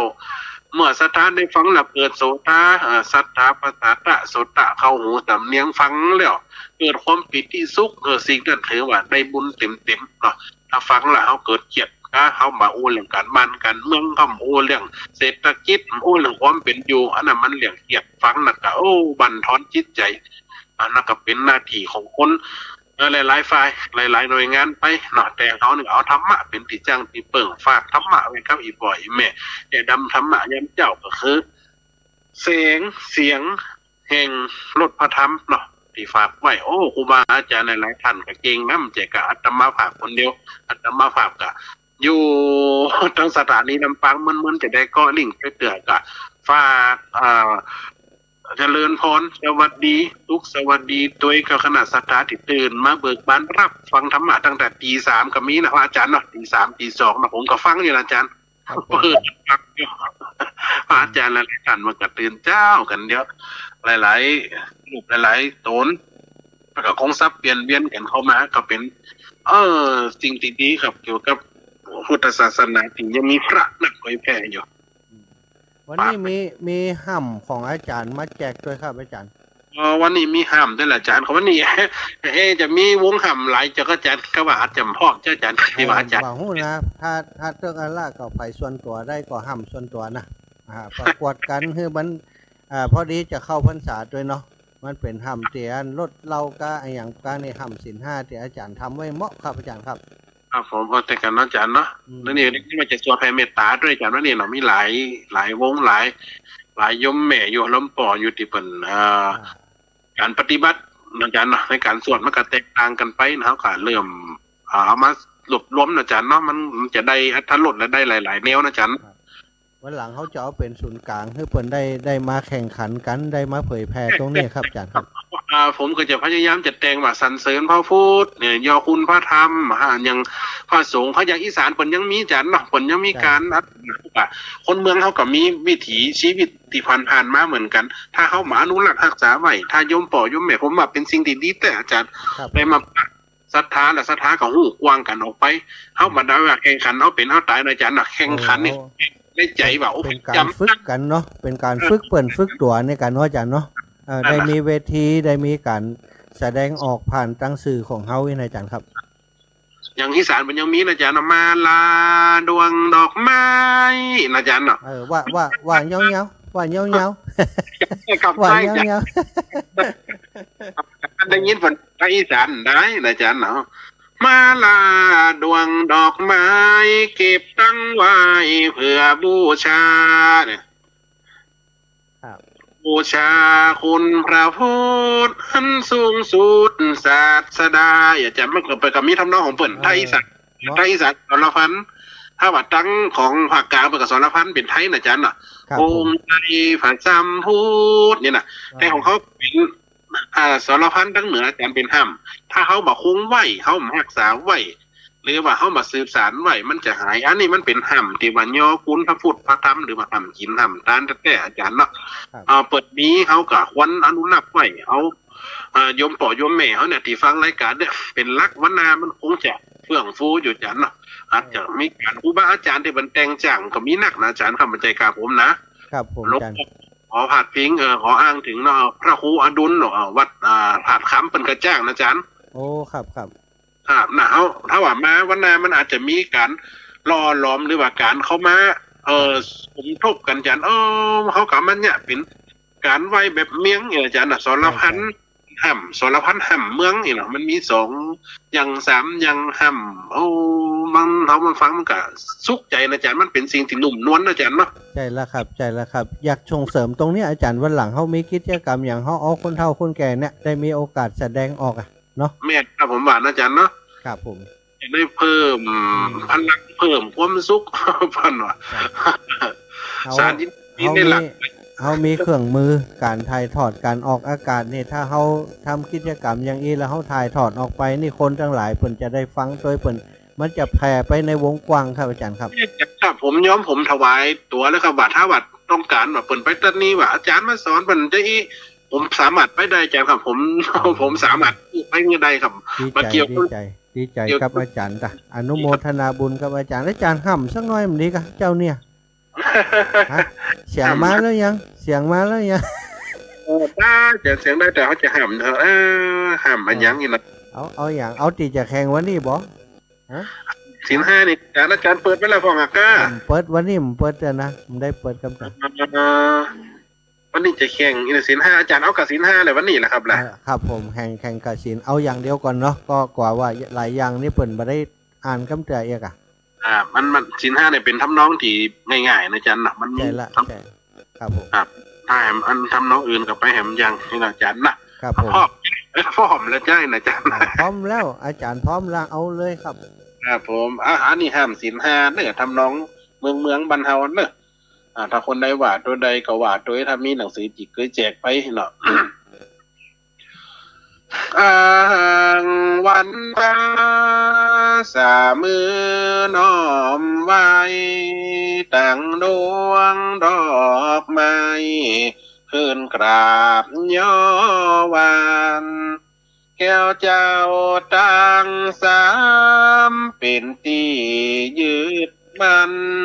ขอเอามาตั้งบนหัวผู้จาเชิญหมู่เอาป่อลุงแม่ป้าพี่น้องเจ้าข้ามารวมในงานนี่เป็นโครงการหมู่บ้านศิลห้าพี่น้องตัวนาเจ้าพุทธคนไทยได้รวมใจถือกันไว้มันศีลห้าข้อนานจักเล่าขีญาข้อหนึ่งนี้นะป่านาวาอันเว้นจากนั้นข้าสัตว์มากมีคำคาบุบตีสัตว์ใหญ่สัตว์น้อยตายข้าคอยขาดจากวิญญาของอาทินนาเส้นสองวาอันการลักของต้านอันเจ้าเปิ่นมีนึกใจตีทีโลภอำนาดัน ลักขอ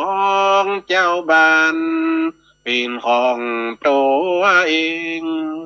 บ่กลัวยำเก่งลักเอาหวานของหูอื่นนานมาถือตือเก็บข้อที่สามแหมกะมีเจ้าค่าบ่ดีแต่ว่าผิดผัวผิดเมีย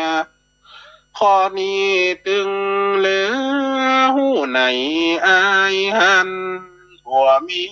ยเปิดนั้นสมสู่จูดจึงนอกใจกูตนมีกิ๊กนอกบ้านถ้าเกิดแล้วนั้นปัญหาโดยมาข้อสี่โมสาจุไล่หลอกเล่นคือกูเฮอเปิ้นเสียงเข้าของนานะคิดอยู่โมสาเป็นกรรมเหนือใดคือผู้อื่นใดทุกใหญ่เวบนเสียเบียเสียเงินหลอกต้มเจ้าบันใส่ความเปิ่นนานเล่าควันนินทาขอหาสูลานี่เป็ดนี่เปิ้นก่อห้ามน้ำเมาเหล้าบันเหล้ากันเหล้าแดงโซดาน้ำแข็งไม่ไหลกูดันกินไปแล้วนานก็มีความอายนำเปลี่ยนนิสัยกลายเป็นคนกาอย่างกับผีบากวางกวางเมาเมาได้จำเอาสตาตัวนาได้เอามาว่าเป็นหำพื้นเมืองเราเป็นสามเนียงโบราณเก่าเกือได้สืบเจือทำหำล้านนาขอไข่ขี้เนียจบลงเต่าอีโบสนี้ก้อยโผงลงวางสาธุครับพระอาจารย์อันนี้ห้ามศีลห้าเนาะนี่ปล่อยเม็ดที่สมุดที่ไอเจกไปน่ะมันจะมีอยู่2-3 ทำนอง2-3 ทำนองที่ปล่อยเม็ดจะได้ยินมันก็มีหลายเรื่องอยู่ห้าม12ปิ้งก็มีห้ามพระคุณแม่ก็มีเพียงห้ามบอกไปว่าอาตมาภาพเคยเขียนไว้หลายๆอย่างต่อไปก็จะเกี่ยวกับห้ามพระพุทธพระธรรมพระสงฆ์คุณพระพุทธคุณพระพุทธพระเจ้าคุณพระธรรมพระสังฆเจ้าเนี่ยเป็นธรรมไปสอนละอ่อนได้มื้อนี้นะเป็นข้อเตือนจิตเตือนใจเนาะทางพระอาจารย์ไปทางใดจ้าครับผมอาจารย์ไปทางใดหมดนะถ้าจะติดคนละหมดเลยยังอาจารย์หมดเลยยังจบแล้วนะครับจบคำศีลห้านะครับอาจารย์มีอย่างจะฝากถึงสักคราญาติโยมแหมก็การอาจารย์ก็ฝากชะตานะบุญนะบุญเป็นสิ่งที่นำพาแห่งชีวิตบุญเป็นสิ่งที่นำพาไปถึงที่สุขสู้เรื่องบุญเนี่ยการก่อแห่งสุขการก่อแห่งพลังแห่งความปิติสุขเนี่ยก็มีแต่เนี่ยการทานศีลภาวนาจะเป็นละ3 อย่างนี่สิ่งหนึ่งคือมันประกอบเข้ากันเนาะที่ปล่อยแม่ได้ส่วนบุญเนาะไปย้ายแก้วกาดโป่งโทรเข้ามาถ้าโทรปุ๊บมันจะสายขออาจารย์จะรุดไปในแม่นเนอะอันนี้บรรลุโทรทางโทรศัพท์ถ้าโทรทางไลน์นี่รุดแน่อาจารย์แต่มันจะเสียงจะซ่อนกันอาจารย์ครับเนาะตอนนี้อันอู้กับตู้ลูกเบาอีแมมได้แต่เนอะอาจารย์เสน่ห์การลงเพิ่นจะมาตอนถึงเพศประมาณสัก11 โมงตันฉันเพลอยู่เนาะอาจารย์เนาะโมงครับถ้าจะถึงประมาณ11 โมงครับผมครับมาฉันเพลด้วยกันวันนี้กับข้าวกับปลาเยอะอาจารย์ครับครับผมมีกับข้าวเมียงแกงผักขี้กวางนี่มากกว่านี่โอ้กินครับผมนี่มากของเมืองฉันของอาชมะนี่ผักขี้กวางนี่ยมแม่น้อยอินยาสีจะทำมาในอาจารย์ครับขี้กวางแกงผัก เชียงดาพักอย่างวันนี้ผมกินหมดอาจารย์พักก้อนถูกกินอันแกงใส่พริกกับเกลืออันนะผม โอ้คนหมูเก่าแต่เลยนี่ของจริง อาจารย์ได้พักผ่อนกราบขอบคุณท่านอาจารย์เป็นอย่างสูงนะครับเนอะเมตตามาช่วยคันรายการสร้างสีสันเพราะเป็นการถ่ายทอดสดอาจารย์ก็จะประมาณนี้เนาะตอนนี้ก็มีผมอยู่พวกโลกอยู่นี่ตนเดียวแล้วก็อาศัยว่าเดี๋ยวจะโทรหาครูบาอาจารย์รูปต่างๆให้ได้ได้ด้วยกันตรงนี้ด้วยครับอาจารย์ครับครับผมถวายความเคารพครับครับสาธุไว้สาครับอาจารย์ท่านอาจารย์เสน่ห์การลงจบลงไปศรัทธาญาติโยมเดียวท่านอาจารย์มีภาระหน้าที่แหมหลายอย่างอยู่เนอะเปิ่นจะมีคนมาต้านก็เข้าดีวัดโดยจะมีทำบุญโดยนะก็จะเห่งเงี้ยฮือเสร็จแล้วก็จะขจายมาอีวะท่านอาจารย์เสน่ห์การลงนี้ศรัทธาญาติโยมมีความสามารถหลายอย่างหลายประการเนอะเย็บปักถักร้อยนะทำหว่อมทำหมวกตีอันพระสงฆ์เปิ่นใส่เปิ่นห้องว่าหว่อมอีเนาะตั้งเหนือเฮานี่นะหมวกอุ่นทุเจ้าเนี่ยหว่อมอีนะทำยากนะศรัทธาทำกับมือแต่ละอย่างนี่จะต้องประณีตตั้งแต่เปิ่นเนี่ยตั้งแต่อันปลูกฝ้ายนะศรัทธาดูปลูกฝ้ายเอาฝ้ายมาปั่นเอามายิบมาเอามาย่อมเอามายิบศรัทธาถือว่าเป็นคนที่อนุรักษ์รักษาวัฒนธรรมประเพณีได้หลายด้านนะอันนี้คนบอกเก่ามาเกิดอาตมาจึงว่าเนาะถ้าเป็นคนรุ่นใหม่นี่บ่มีความรู้ความเชี่ยวชาญด้านนี้แล้วไม่ใครสนใจนะแต่ท่านอาจารย์นี่สนใจเฮียนหูทำได้แล้วก็ทำได้ดีด้วยศรัทธาครูบาอาจารย์พระสงฆ์องค์สังฆเจ้าที่เปิ้นชอบสิ่งโมนี้เนาะเปิ้นชอบอนุรักษ์รักษาของเก่าเนี่ยกระจมฤาษีกะว่อมทุเจ้ากันเนี่ยเปิ้นทำมีคนสั่งเปิ้นก็ผลิตแล้วก็วัตถุดิบนี่เปิ้นก็หาเองนะบ่จะว่าไปซื้อที่ไหนมาน่ะเอามาตั้งแต่ปลูกฝ้ายก็ลองขึ้นพอเตอะปลูกฝ้ายปั่นได้ก็ได้เอามาตอเอามาตอแล้วก็เอามายิบเนาะศรัทธาญาติโยมอันนี้ต้องถือว่าเป็นคนที่เก่งมากๆเลยเจ้าขุนโทรมาตังเบอร์นั้นอันนี้ฮับบ่ได้เนอะเจ้าขุนแม่โดเจ้าขุนแม่โดเจ้าขุนเดี๋ยวจะโทรเข้าเบอร์นี้ก่อนแล้วกันเนาะแม่โดเปิ่นโทรมาแหมเบอร์เปิ่นบอกว่าเบอร์นั้นใจอันไลฟ์สดอยู่เจ้าขุนแม่โดเจ้าขุนเนาะน้องเจ้าขุนมุนนายน้องเจ้าขุน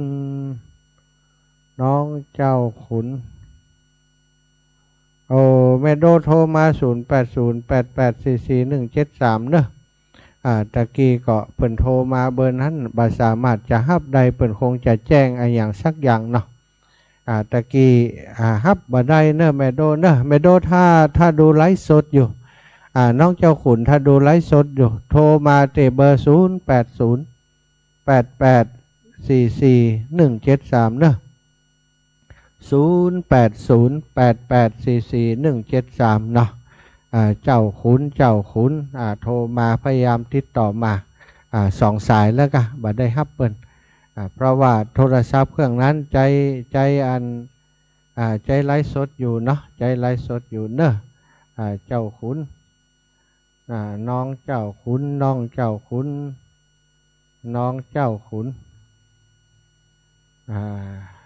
บ่มีเนอะในโทรศัพท์แผ่นเครื่องของอาตมามันบ่มี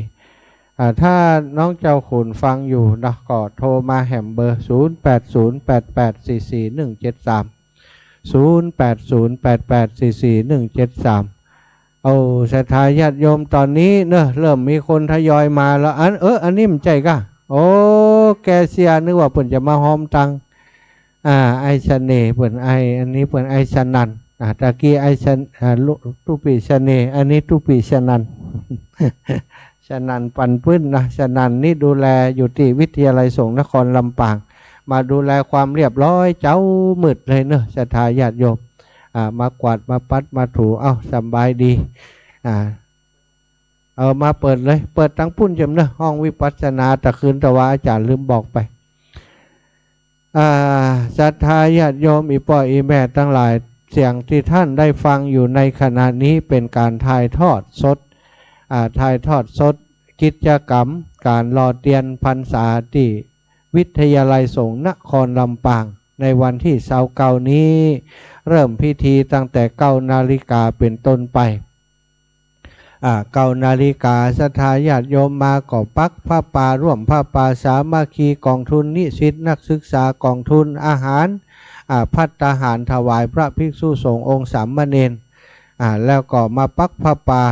สถานีวิทยุเนาะแล้วก็จะมาปูชาแผ่นเตียนธรรมจักรเนาะซึ่งแผ่นละ20 บาทเขียนชื่อเข้าไปวันเดือนปีเกิดเข้าไปเอาไปหลอมเอาไปหล่อเป็นเตียนพรรษานะก็จะเอาไปตามวัดต่างๆที่ได้มีเป้าหมายไว้แล้วเจริญพรแม่โยมแม่มณีเจ้าสาธุเจ้าค่ะนะจ๊ะ เจ้าแม่เอาแม่มอนเตรียมเจ้าอุกมอนนะเจ้าเนาะเจ้าแม่มอนอยู่ที่ไหน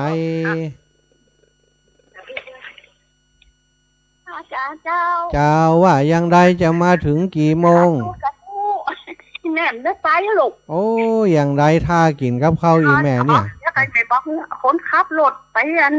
ลาดบุรีพุ่นไหมโอ้ไปบ้านแม่ยาพุ่นเดี๋ยวจะเอารถไปฮับอันฮะมาก่อนฮะจะเอารถตู้ไปฮับจะเอารถตู้ไปฮับล่ะฮะแม่ดูด้านนะโมแม่เป็นไปคนเดียวก็มาด้วยกันหลายคนนะก็เอารถตู้ไปฮับอันเหรอแม่อยากได้หอมพาสักสุดเลยได้กะหอมสักครับด่ามแหมแม่ผ้า1 ชุด200น้ำน้ำแหม100เป็น300เจ้าหมดอะไรยังแม่จะใครไปเอาอะไรหากันซ้ำมาหาสักกรรมใครไปส่งแม่หลาดก็ไปหลาดดีเงี้ยเมารถเต็มนั่นก็มีนะกะรถมีนี่แม่น่ะไม่ไปครับก็เดี๋ยวเขาไปครับเฮือนรถอยู่ในบ้านนี่ไม่ไปครับฮัทครับคนเดียวจะไปไหนกำลังหาฮัทได้2 วันได้น้องคอยก็ไปหลาดบุรีเหี่ยเล่นได้ครับเจ้าไปเป็นไปแอวบ้านแม่ยาเพิ่นเนาะเจ้าเป็นยังอีแม่เป็นยังเดี๋ยวอูครับแม่มณีเนาะเจ้าแม่มณีจะได้ก็ต้องมาเนื้อแม่มณีนี่ขี่รถเสียงนะไปจะไปส่งลูกเอ้ยแม่มณีก็เท่าแห่หมอกคู่ข้าน้ำโมแห่หมอกะแม่บัดได้ฮอบเสียซักยังแม่ก็ดิอันอนุโมทนามาน้อยใจบัดได้ฮอบเสียซักยังแม่น้อยใจแม่ได้ก็โทรไปอีนี้น้อยใจบ่น้อยใจแล้วเพราะว่ากูเตือให้เฮามาเฮาก็เก็บไว้เนี่ยกะเฮามาแปลงห้องตาลหลัดหน้าแหมลกซื้อแผ่นเตียนมาถวายเพิ่นแหมลกเจ้าตัวจ้างค่ะอาจารย์เจ้าแม่แม่นั้นสมบูรณ์เพิ่นจะเอาน้ำ100 บาทเจ้าแม่นั้นสมบูรณ์ประกาศให้แล้วเน้อแม่นั้นสมบูรณ์น้ำ100เนาะเจ้าของแม่ผ้า1 ผืนของอีแม่100เจ้าผ้า1 ผืน100เต่ากันครับอีแม่อุ้ยมอน2 อย่างเป็นก็2 คนแม่ลูก600แล้วนี่แหม100เนาะเดี๋ยวจะออกให้เปิ้นแหม2เจ้าเบิดอันให้น้องโอนให้นะเจ้าเด้อเจ้าได้เลยสาธุอีแม่นะเพิ่นแล้วใจเพิ่นข้ามมานี่ฮะเพิ่นข้ามมาหายแม่นี่เพิ่นแล้วใจบ่ได้ไปได้มาบ่แล้วใจลูกเบากันจะมาวันนี้เจ้าเจ้ามันเป็นยังอีแม่เนาะมันการงานนะมันใกล้ชิดลำไปมันชิดกับงานกับการของพี่น้องชาวบ้านลำไปก็เอาละเป็นกำลังใจให้ได้จัดกิจกรรมปีหน้าก็จะขยับเวลาน้อยสาธุเด้อแม่เด้อจะขึ้นเฮียนใหม่ได้จะเฮือนน่ากาจะเฮ้ยแม่มาจ่วยแปลงกุฏิอยู่นี่กุฏิปวกก็อยู่ตัวนอนด้วยกันฮะน่ะถึงวันนี้นอนด้วยปวก น่ากะ นี่นะ ถึงแน่นอนอ่ะ ได้ก็เปิดนะ นั่นกะแล้วเต็ม ลายอ่ะ มีหลายลุ เจ้ามีลาย สาธุบุญรักษาเจ้าแม่บุญรักษาแม่เนอะเจ้าสาธุสาธุศรัทธาหลายท่านด้วยกันที่บัดได้มาวันนี้เปิ่นก็โทรมาก็เสียดายนะบัดได้มาพบมาปะกันสักกรรมเนื่องจากว่าวันหยุดต่อเนื่องศรัทธาบางทีลูกหลานของเปิ่นก็ยังว่านะพ่องก็ปิกมาพ่องก็ปิกไปลูกหลานที่อยู่ด้วยเป็นประจำนั่นก็ป้ากันไปแอวที่อื่นพ่องเนาะเปิ่นอยู่นี่เป็นประจำแล้ววันถึงวันหยุดหลายวันเปิ่นก็ป้ากันไปแอวที่อื่นก็เป็นอย่างเนอะอีแม่อีปอดทั้งหลายเฮาตั้งใจไว้แล้วมันได้มามันก็เป็นเรื่องของโอกาสและเวลาเนาะเวลาและโอกาสมันบัดตรงกันมันก็ผิดพลาดไปก็เป็นอย่างตั้งเพศก็เข้าใจกับอีปออีแม่ทั้งหลายที่อยากจะมาแต่ก็ให้เฮามาเนาะแม่ย่าแม่มอนเตรียมแม่มณีก็หอมมาหอมมาแล้วก็โยมแม่ไออย่างตะกี้ข้ามตังมานั่นบัดได้จดไว้นะแต่ว่าได้ประกาศออกไปแล้วเนาะก็ได้เข้าใจตอนที่ประกาศนี่ก็แล้วกันเปิ้นก็จะโอนมาแล้วก็จะได้เอามาให้มาหอมกับกองทุนวิทยาลัยสงฆ์นครลำปางต่อไปเนอะหอมตึงผ้าหอมตึงน้ำเนาะผ้า1 ผืนน้ำแหมหนึ่งชุดนะชุดก็คือ3 แพ็คนะ3 แพ็ค100 บาทอนุโมทนาญาติโยมคนเฒ่าคนแก่อีพ่ออีแม่พี่น้องบ้านหุยฮีของเฮาเนอะบ้านอื่นเมืองอื่นที่เตรียมตัวกันจะมาก็ยินดีต้อนรับมาพบมาปะมามาจากันที่วิทยาลัยสงฆ์นครลำปางโอ้เปิ่นออกอากาศถึงวันสถานีวิทยุ 106.50 เมกะเฮิรตซ์วิทยาลัยสงฆ์นครลำปางมันไปอยู่ที่ไหนวิทยาลัยสงฆ์นี่มากันเหียมาพอกันเหียอยู่ที่อำเภอเกาะคาเนอะตำบลศาลาอำเภอเกาะคาจังหวัดลำปาง5 แยก3 แยกอันเกาะคาเนี่ยสถาญาติโยมเขาจะไปกรุงเทพนี่มาทางสายซุปเปอร์นี่นะมาถึง3 แยกหั่น3 แยกนั้นเลี้ยวซ้ายก็ไปเลี้ยวซ้ายก็ไปทางลำปางเนาะถ้าลูกเกาะคามาซ้ายไปลำปางถ้าตรงไปก็ไปกรุงเทพเลี้ยวขวาถ้ามาจากลำปางเลี้ยวขวาก็จะไปเกาะคาเนี่ยสถานเลยมาเลยเนาะไปถึงแยกไฟแดงที่เกาะคาอีปออีแม่ก็เลยมาขับรถเลยมาเลยมาสักประมาณสักกิโลเนี่ยบัดถึงกิโลก็สัก800 เมตรก็จะถึงแล้ววิทยาลัยสงฆ์นครลำปางหลังคาแดงปะลึงหันก็แม่นแล้วเนอะเข้ามาเลยเข้ามาถ้าไผ่นี่อีแม่บอกเคยไปคำเตือรถเขาก็บ่หูตังโทรมาหาก่อนก็ได้สถานทั้งหลาย0808844173 0808844173เนอะเดี๋ยวจะเช็คเสียงสามเณรไอธีรพลทาอาสาบอกว่าตื่นแล้วยังน่าจะตื่นแล้วเนาะสามเณรธีรพลทาอาสาเนอะวัดแม่กุยนะนี่ก็จะมาเป็นโฆษกเป็นพิธีกรด้วยกันแต่ตอนนี้ยังเดินทางมาบัดถึงเตือนเนาะสามเณรธีรพลทาอาสาเดี๋ยวขอติดต่อสักกรรมเนอะสถา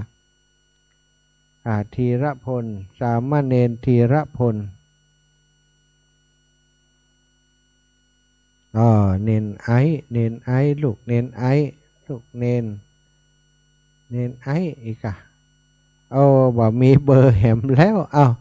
สามเณรธีรพลทาอาสาถ้าฟังรายการอยู่โทรเข้ามาหาอาจารย์จิม0808844173เนอะแม่ออกศรัทธาแม่ออกของลูกเนนธีรพลทาอาสาแม่แก้วกาดโป่งมีเบอร์โทรลูกเนนโทรไปบอกกรรมใครที่มีเบอร์โทรของลูกเนนธีรพลทาอาสาบอกว่าท่านอาจารย์สมชาติในรายการฮือลูกเนนโทรไปหากรรมเปิ่นมีเบอร์โทรอีกนะโทรมาหาเดี๋ยวจะฮือเปิ่นออกรายการด้วยกันนี้พบปะกับศรัทธาญาติโยมต่างอากาศก่อนแล้วก็ตอนควายเปิ่นเดินทางมาถึงก็จะฮือจัดรายการสดด้วยกันที่นี่เนาะศรัทธาอีปออีแบดทั้งหลายอยู่ที่ไหนมุมใดของลำปางของเฮาเนอ พี่น้องแม่กาบแก้วสีอินแก้วตอนนี้ฟังอยู่ก่อกะว่าเนี่ยการอยู่เนี่ยยังอยู่เนี่ยน้ำพริกกา ศรัทธาที่ไหนเอาไผจะเอาหงตาลมาบอกซ้ำแหมกำล้อเอาไอ้อย่างมาพ่องเนาะจะได้หู้กันจะได้อู้กันจะได้ฟังกันณที่นี้เลยแล้วก็ของอาตมาภาพเนอะศรัทธาเอาลาดหน้าจากร้านตองลาดหน้าเป็นลาดหน้าโบราณเป็นลาดหน้าในตำนานลาดหน้าเจ้าดังเจ้าเด่นของจังหวัดลำปางดังอย่างใดศรัทธาญาติโยมเปิ่นมีเพจของลาดหน้าตองลาดหน้านี่นะบางคนนี่เดินทางมาจากกรุงเทพมากินลาดหน้าติร้านตองลาดหน้าติลำปางของเฮาเป็นสิ่งที่แปลกประหลาดเหมือนกันนะคนเฮาเนี่ยอันเรื่องของการกินเนี่ยศรัทธาญาติโยมบางคนนี่เปิ่นชอบเนาะเปิ่นมีตังมีกำลังทรัพย์แล้วเปิ่นปากันมากินนั่งเครื่องมาลงเชียงใหม่นั่งเครื่องมาลงเชียงใหม่มาลงลำปางตีรถไปกินลาดหน้าติร้านตองลาดหน้าติอำเภอแม่ทะศรัทธาอันเนี้ยเป็นเรื่องที่ถ้าเฮามีฝีมือเสียอย่างนั้นนะเนี่ยอย่างอยู่ที่ไหนก็จ้างเถอะลูกค้ามันถึงจะไปตยหาถึงจะไปเสาะหาอาตมานี่ก็หู้จักกับร้านตองลาดหน้าโดยบังเอิญจากการที่เพิ่นเป็นคนที่ใจบุญหอมบุญกินตาลกับอาตมามาตลอดแม่บัวเงินร้านตองลาดหน้าเนอะท่านอาจารย์น่ะเขาก็ว่าร้านนี่ร้านตองลาดหน้าฟังมันเข้าก็หู้ซึกอยากจะกินลาดหน้า ก็ได้ไปแอวหาเปิ้นพอดีมันอยู่บักไก่เนาะปากทางเข้าบ้านนากวางนาฟานเนี่ยข้างธนาคารทกส.สาขาอำเภอแม่ทะซึ่งอยู่ที่ข้างบ้านนากวางนาฟานหั่นข้างปากทางหั่นอาตมาก็ไปแวะไปแอวหาได้ไปฉันอันลาดหน้าติร้านตองลาดหน้าโอ้ศรัทธาญาติโยมเปิงติเตอร์คนติดหนังเครื่องมาก็ดีขึ้นรถไปป้ากันไปกินคนตั้งเวียงนี่นะทำงานอยู่ในเวียงไปเลี้ยงกันที่พุ่นไปกินลาดหน้าติร้านตองลาดหน้าทะเลลาดหน้าหมูลาดหน้าหมูมักมีทุกอย่างเป็นลาดหน้าสูตรโบราณบะแจะบะเลอะเมอะมะอย่างตีบางแห่งนะศรัทธาเป็นลาดหน้าติศรัทธาญาติโยมบับบึดนี่ได้จิ้มได้กินแน่นอนอาตมากับร้านตองลาดหน้าร่วมกันเอาลาดหน้ามาวันนี้ถ้าใส่หม้อใหญ่ๆก็คือหม้อเบอร์50นะก็คงจะเพียงพอในการที่จะบริการในงานนี้นะถึงบ่เพียงพอก็คงจะพอทำให้กับข้าวกับป่าในงานนี้เนาะมีปอดูแลศรัทธาพี่น้องที่มาร่วมงานในวันนี้ก็ร้านตองลาดหน้าและอาตมาภาพพระมหาสมชาติชาตะปัญโยพร้อมกับศรัทธาญาติโยมทั้งหลายที่เป็นโทรเข้ารายการมาท่านอาจารย์แม่ขอเป็นเจ้าภาพลาดหน้าโดยจิมได้เลยเนาะก็เป็นเจ้าภาพโดยกันบางพ่องก็โอนปัจจัยมาให้แล้วบางพ่องก็ออกแดนแม่ไปก่อนเนอนะได้บ่มีปัญหาสักอย่างเนาะก็ต้องขอบคุณและอนุโมทนาบุญกับศรัทธาเท่าแก่ป่อแม่ทั้งหลายเฮามาเป็นเจ้าภาพด้วยกันนะเฮาจะเป็นเจ้าภาพคนเดียวใช้เงินเป็น 4-5 ปันมันก็อาจจะลำบากสำหรับบางคนแต่ว่าถ้าหากเขาเป็นเจ้าภาพด้วยกันอย่างอีก็คนละเล็กละน้อยคนละ10ละ20เป็นร้อยเป็นปันไปเจริญปอนแม่น้อยทาอาสาลุงเน้นคุ้มบาทอยู่เจ้าคุ้มบาทอยู่ละบ่เป็นยังครับ7 โมงฝ่ายเพิ่นจะออกมานะบอกแม่เจ้าออกมาก็ปะกันเพ่เนาะดีแล้วเนอะสาธุขอบคุณนี่แม่ท่านเอาบ่อันมีอย่างจดแม่เป็นยังเดี๋ยวถ้าเปิ่นมาก็เปิ่นจะมาเพ่ละเนาะบอกบอกเปิ่นแล้วเนาะว่ายังได้ถ้าเปิ่นพร้อมก็โทรมาเนอะจะได้ออกรายการด้วยกันสาธุแม่ขอบคุณหลายๆเจ้าขอบคุณแม่น้อยทาอาสาขยมมันไอ้ฉะนั้นเอาสตังไปหยอดกาแฟให้อาจารย์ชิบสตังมีก็ปุ้นนี่มีนะปุ้นมีเนาะหยอดกาแฟมาให้อาจารย์ชิบตื่นเจ้ามาก็กาแฟสักแก้วอูจากันไปเนาะศรัทธาตะกี้อูถึงไหนอย่างใดก็เรื่องลงทานเนาะคนเล็กคนน้อยมันก็เป็นร้อยเป็นปันป้อที่จะเอาหงตาลมาเปาะมาหอมกันบางคนมีพักมีไม้บางคนมี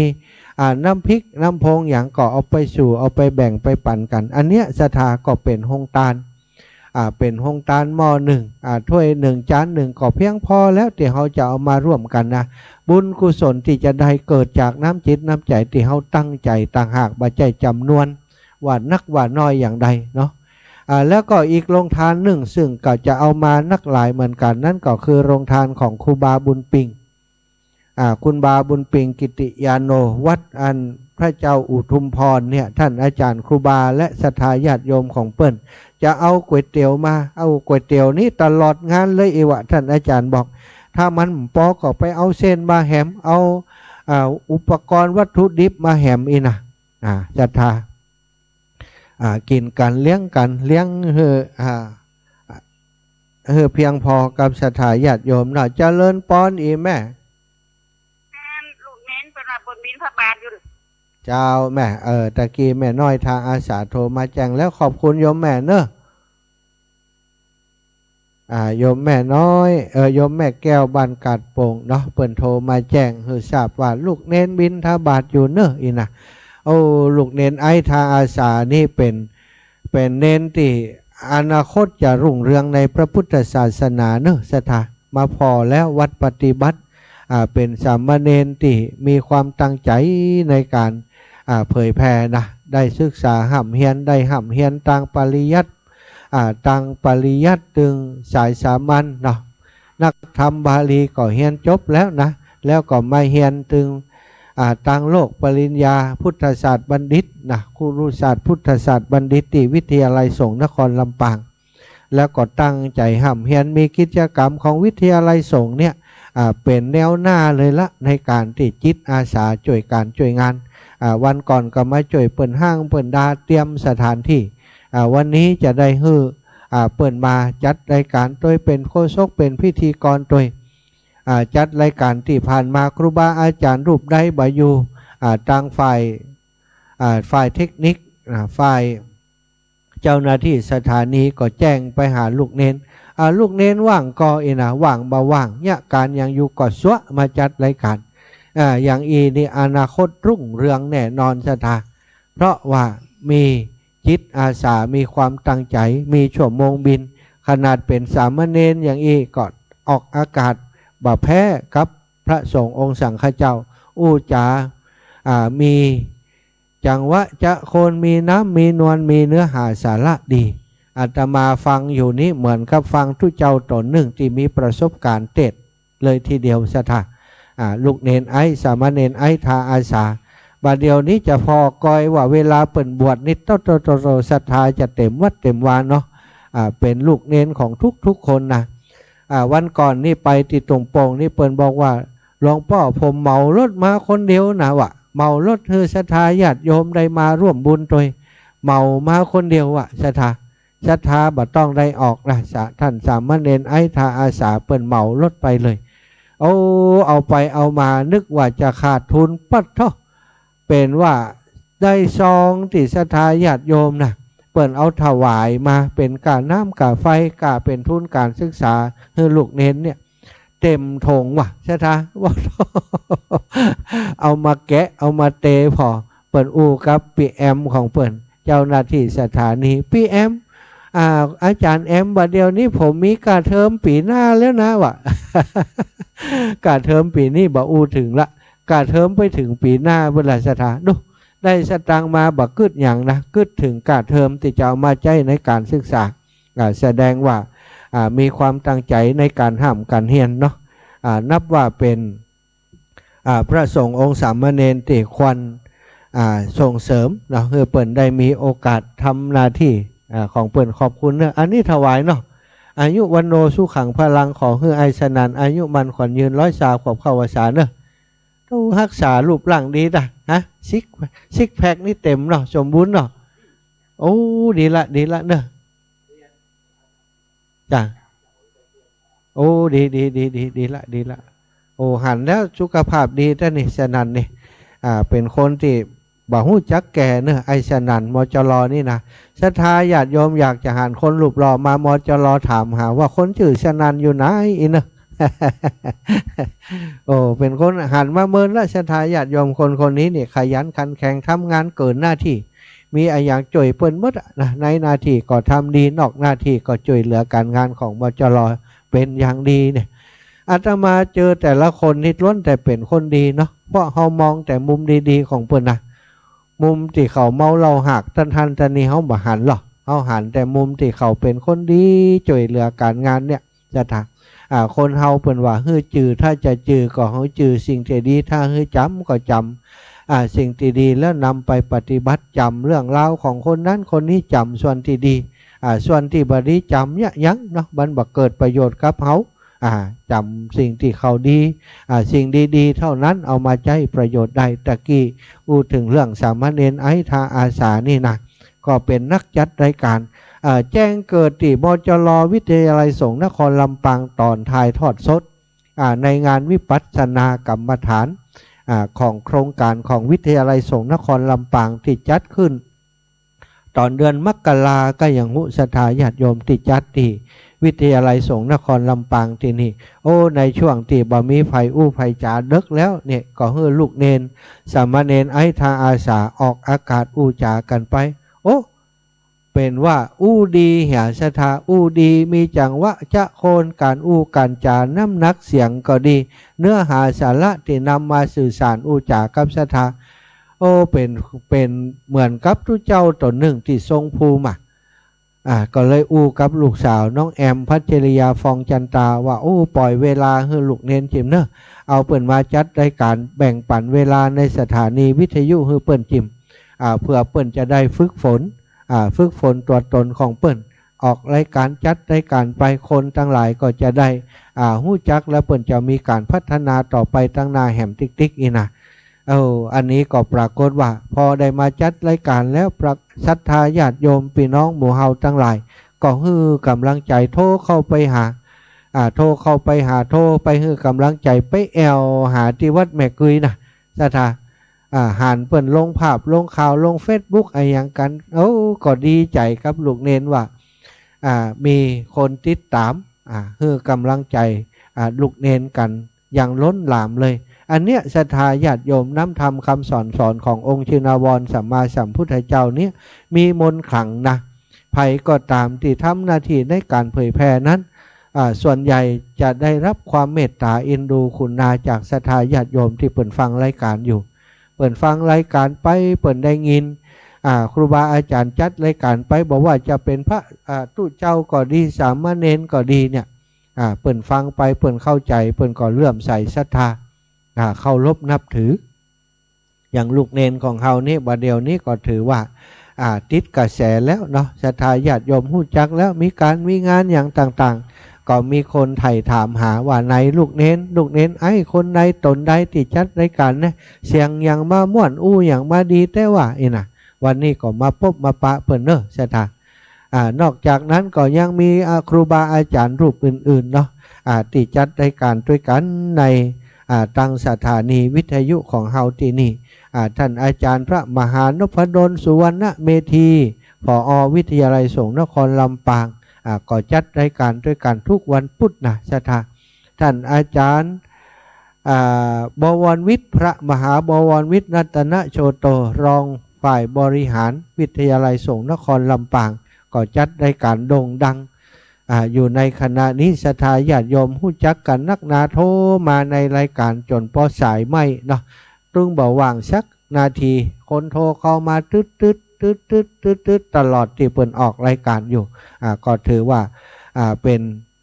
นักจัดรายการที่ได้รับความนิยมสูงสุดนะที่ลำปางอยู่ในขณะนี้แล้วก็ท่านอาจารย์พระครูสิริธรรมบัณฑิตท่านอาจารย์ก็สิริธรรมกำเมืองนี่ก็ได้รับความนิยมศรัทธาญาติโยมติดตามกันนักหนาเนาะสิริธรรมกำเมืองแล้วก็อาจารย์ข่าวธรรมเจียธรรมกำเมืองอีกเนาะของท่านเจียธรรมกำเมืองกับทุเจ้ากาหลงเสน่กาหลงทุปีเสน่กาหลงท่านอาจารย์ทุปีแวงท่านอาจารย์อัคควโรภิกขุนะท่านเป็นเลขาของหลวงพ่อเจ้าคณะอำเภอเจียห่มวัด วัดถุงตองอันนี้ก็คนติดตามเปิ่นนักหนาเนอะท่านอาจารย์ปันแก้วท่านอาจารย์พระมหาอดิศรเนี่ยท่านอาจารย์ผอ.พระมหาปทินเนี่ยท่านพระครูปริยัติอย่างสักอย่างเนี่ย ท่านอาจารย์มหาปทินอันนี้ก็เป็นจัดรายการด้วยกันที่นี่ได้รับกระแสตอบรับที่ดีธรรมะกับพระอินทร์อิสระพานีเนี่ยท่านอาจารย์ด็อกเตอร์เนาะเปิ้นก็จัดรายการด้วยกันกับหมู่เฮาที่นี่สถาวันนี้ก็คงจะได้พบได้ปะกับครูบาอาจารย์นักจัดรายการทั้งหลายเนี่ยหลายผู้หลายท่านหลายรูปหลายองค์ก็ฝ่ายที่ยังบาหันรูปนั้นรูปนี้ก็จะได้มาหู้มาหันมาพบมาปะกันเนาะสถาพี่น้องตังเชียงใหม่ตังเมืองฝางเนาะตังเวียงป่าเป้าเนี่ยสัญญาณไปถึงก็จ้าหรือว่าตังเวียงป่าเป้าเปิดมีรายการพื้นที่พื้นถิ่นของเปิดกับว่าหู้เนาะมาแล้วเนอะสายตังได้แม่น้อยบัวไขวงหารเจริญปอนแม่น้อยบัวไขได้มาก่อจ้ากับน้ำพริกไข่ต้มของหวานน้ำพริกไข่ต้มของหวานยมไม่อยากกินได้มาก่อไม่อยากกินได้มาก่อคนมาได้มาเจ้าเมกับแม่นิตยาคนเดียวไปตัวเจ้าเป็นอย่างเนาะไม่อยากกินไปไหนทำอะไรสะดวกเนาะจะมีเวลาจะไปแอวหาเจ้าสัตว์ทุบุญรักษาแม่จะเลินปอน3915อีแม่จากที่ไหนเจ้าแม่จันเพ็ญเจ้าจันเพ็ญคำโปธากะแม่จันเพ็ญวกอันเทิงปัญญาเจ้าท่านอีแม่อันนี้ลูกหลานสาวเปิ้นเจ้าอันแม่เป็นจะฝากหอมเป็นอย่างก็แบบอาบน้ำฝนท่านหาเจ้าแม่แม่ไข่หอมมันถ้าอาบน้ำฝนชุด1 200เจ้าแม่แล้วก็หอมลาดหน้า200ลาดหน้า200เนาะแม่จันเพ็ญเจ้าแล้วก็หอมหอมรอเทียม200นึงผ้า200ยำก็จะกินลาดหน้าตัวใดก็แม่200เจ้าลาดหน้า200แล้วก็อย่างแหมเตียนล่ะเทียม100นึงเตียน100เจ้าเป็น500นึงเจ้าอีแม่เดี๋ยวจะโอนมือเด้ออีแม่จะโอนตังใดตังบัญชีเฮาล่ะตังบัญชีพระมหานะกะเจ้าถ้าตังบัญชีเฮาจะได้ออกตังให้แม่ก่อนเนอะออกทุกวันก็ได้เนอะเจ้าสาธุนะแม่นะอีแม่สบายดีปะนี่ไปวัดก่อไปกับเจ้าไปดึงวานะเจ้าวันนั้นนันไปหาท่านอาจารย์เจ้าคุณที่วัดหันแต่ว่าได้แวะหาแม่กำไปด้วยเปิ่นแม่เจ้าสาธุแม่ดูแลตัวเองเนอะสุขภาพสมบูรณ์แข็งแรงเนอะเจ้าอนุโมทนาบุญขอบคุณหลายๆสาธุสาธุแม่จันเพ็ญแม่จันเพ็ญเชิงปัญญาแม่อุ้ยหมอนจันเพ็ญเชิงปัญญาอันนี้หลานสาวเปิ้นโทรมาเนาะหลานอีแม่เปิ้นอยู่ตัวอีแม่ฮะนะคอยผู้แดอีแม่80 ปลายแล้วนะสถา80 ปลายแล้วก็ยังช่วยงานวัดอยู่เปิ้นไปดูแลวัดวาอารามไปจัดดอกไม้ถูกเทียนฮือสถาญาติโยมได้ปูจาเนาะไปไหว้สาพระธาตุเจ้าพัดพระแก้วดอนเต้านี่ก็คือคนแก่ที่บาอยู่นิ่งเฉยนะอีแม่นี่ทำบุญกับทุกบุญที่อาตมาภาพได้จัดกิจกรรมอย่างต่างๆรอเตียนตรงปงอีแม่ก็ร่วมบุญมาอันนี้หล่อเตียนมจรวิทยาลัยสงฆ์ก็ร่วมมาแหมเนาะพัดร่วมเป็นเจ้าภาพผ้า1 ผืนนะผ้าอาบน้ำฝน1 ผืน200 บาทลาดหน้าแหม200แล้วก็เทียนแหม100ก็จะได้เขียนชื่อเสียงเรียงนามของอีแม่ติดแผ่นเตียนแล้วก็เอาหลอมด้วยเปิ้นเนื้อแม่เนื้อสาธุอนุโมทนาบุญกับแม่ย่า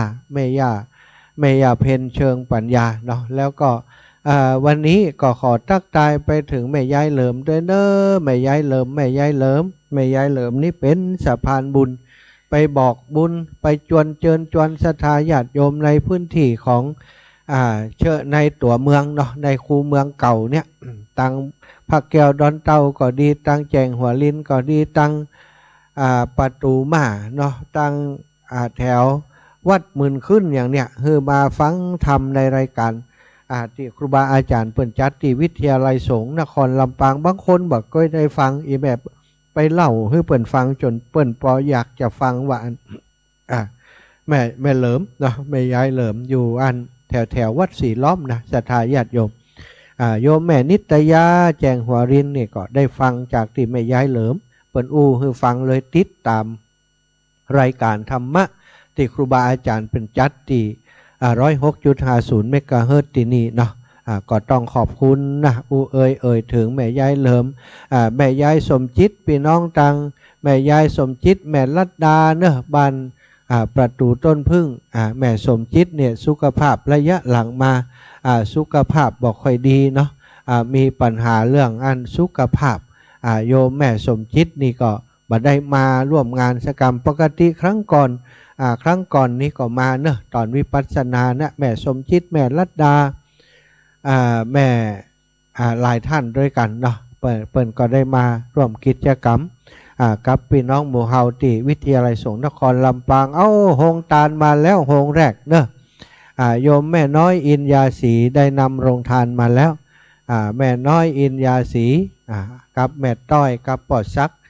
โรงทานคณะแรกมาถึงแล้วศรัทธาญาติโยม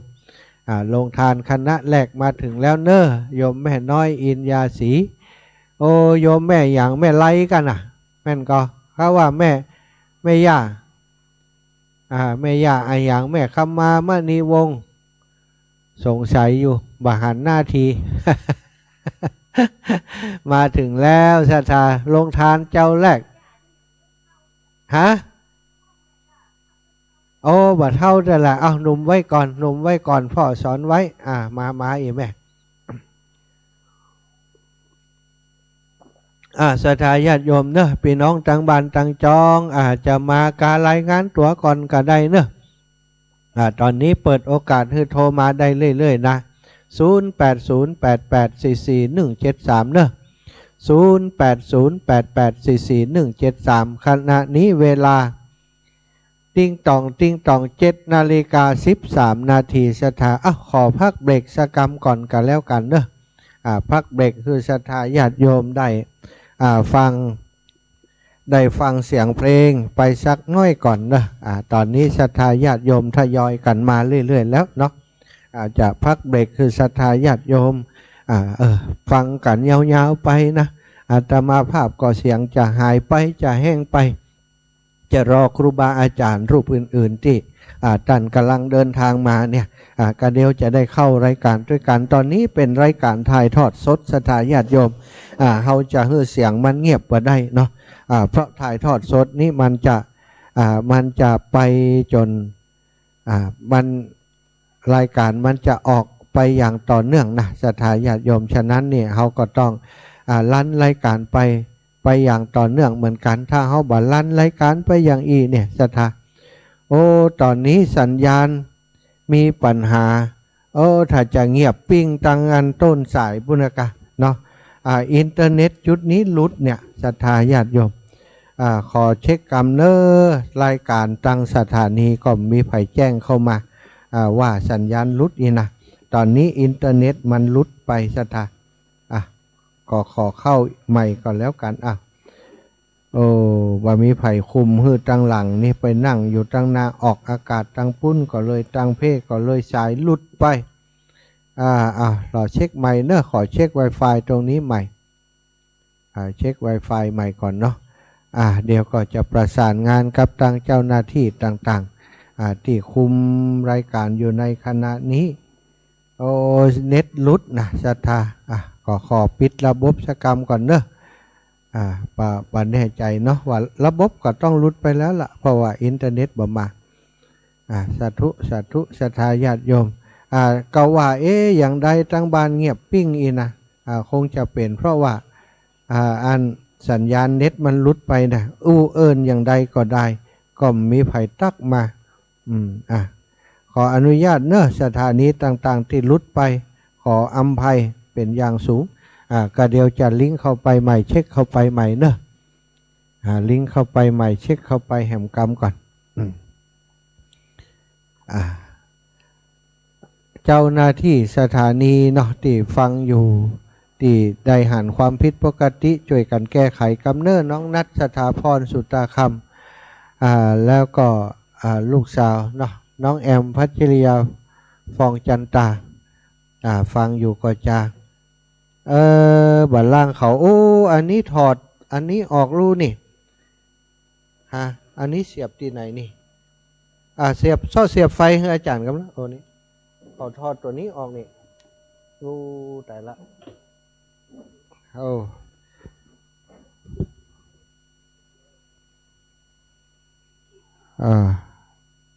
ศรัทธาญาติโยมเขาเล่นถอดอันอย่างก็สายอันคอมออกนะมันก็เลยลุดไปนะศรัทธาที่ฟังอยู่เนอะไหวก็ดีที่ฟังอยู่ตอนนี้เนาะอันสัญญาณอาจจะลุดไปแล้วเดี๋ยวก็จะขออินเทอร์เน็ตนี้อย่างใดลุดติ๊กๆนี่เอาเน็ตกระป๋องอาจารย์จากบนมากำละเน็ตทีโอทีเน็ตอยู่ตั้งบนไปละMCU นี่มีปัญหา MCU มีปัญหา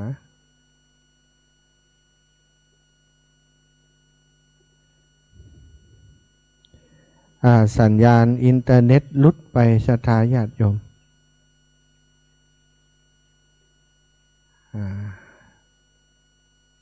รอเช็คแหมกรรมเนอะ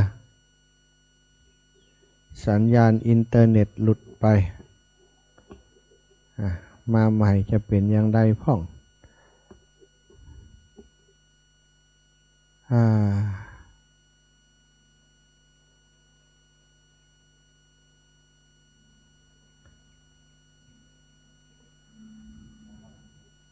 เอาเสียบเลยเสียบไว้ตรงไหนเสียบเลยตอนนี้หลุดมันจะได้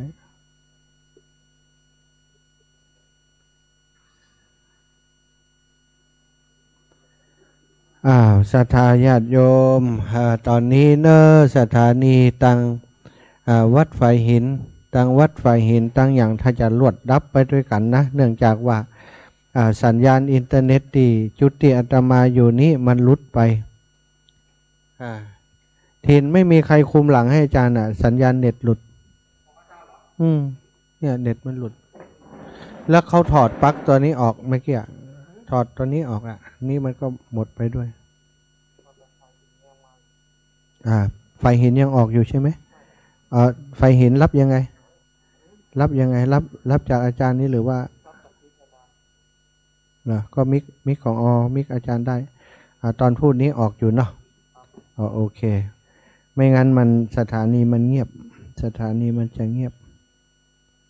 ชวนทำเอาละเน็ตมาละ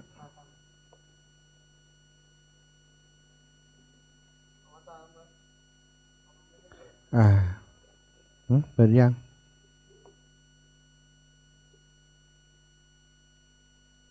ขึ้นหรือยังเช็คใหม่โหลดระบบใหม่ละเอาละ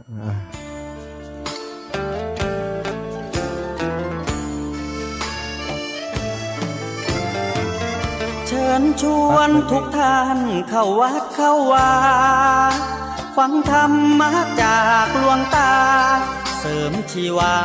ให้สุขสดใสยึดมั่นหลักธรรม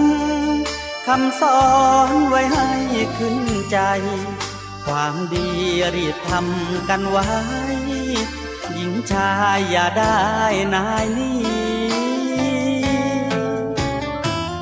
เชิญชวนทุกท่านเข้าวัดเข้าวา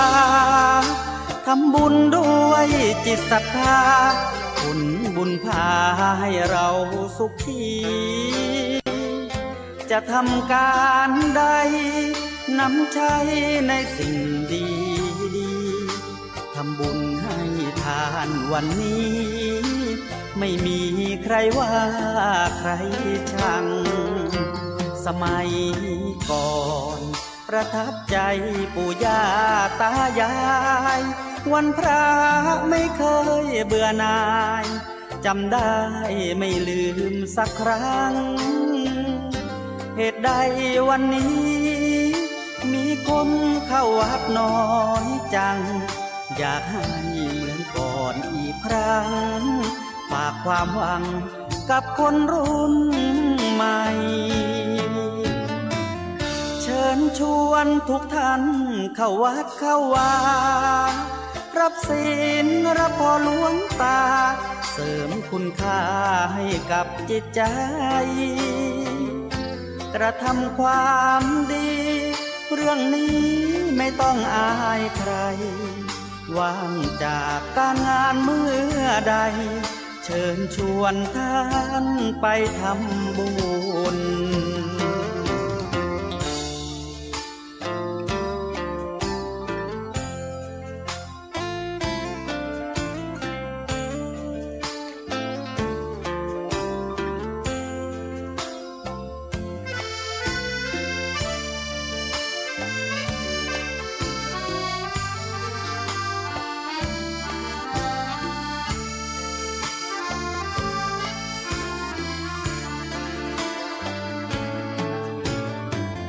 เชิญชวนทุกท่าน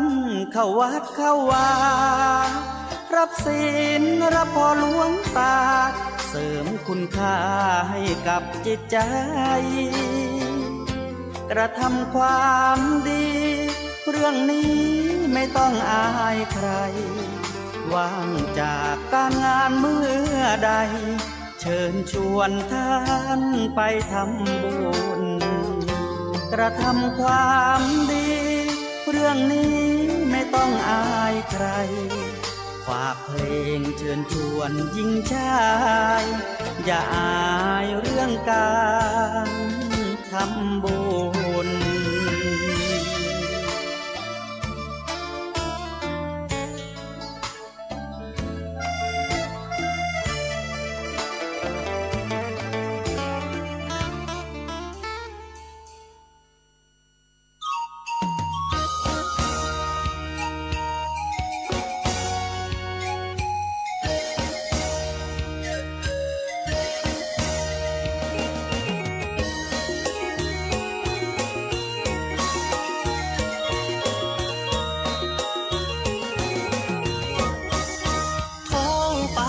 แจ้งสีแดงงามตานกบินทลาออกมาจากรวงรังคิดถึงเรื่องเก่าเราบวชแต่หลังฟังสิท่านฟัง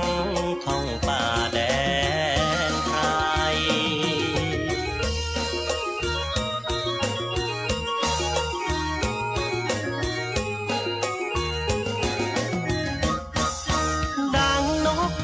ถิ่นโบยบินหากินใจทวินเรียนทำวินัยถึงจะพลัดพรากทุดงแดนไกลแต่ว่าหัวใจไม่เคยกลับกลา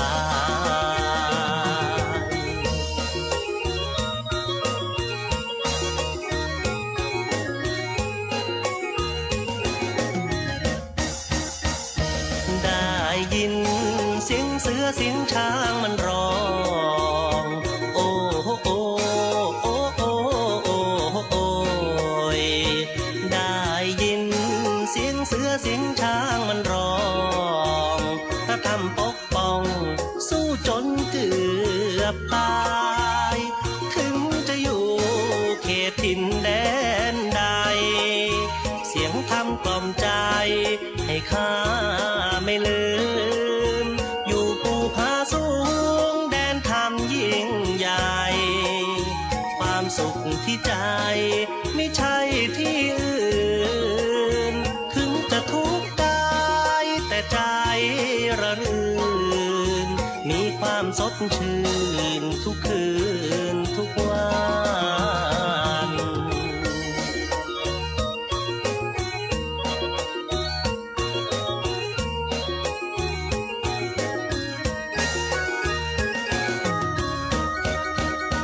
เป็นห่วงญาติโยมชาวพุทธด้วยกันโอ้โหโอ้โอ้โอ้โอ้โอ้ยเป็นห่วงญาติโยมชาวพุทธด้วยกันถึงอยู่ไกลกันคนละขอบฟ้าคิดถึงศาสดาโคดมของเราพอเงินพอทองมีเมื่อ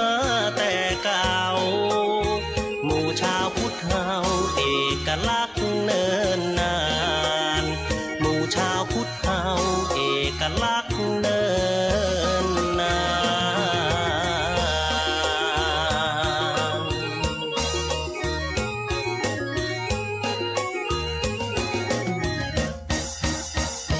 ได้ยินเสียงเสือเสียงช้างมันร้องโอ้โอ้โอ้โอ้โอ้โอ้ยได้ยินเสียงเสือเสียงช้างมันร้องถ้าทำปกป้องสู้จนเกือบตายถึงจะอยู่เขตถิ่นแดนใดเสียงธรรมกล่อมใจให้ข้าไม่ลืมอยู่ภูผาสูงแดนธรรมยิ่งใหญ่ความสุขที่ใจไม่ใช่ที่อื่นถึงจะทุกข์กายแต่ใจระรื่นมีความสดชื่นทุกคืนทุกวัน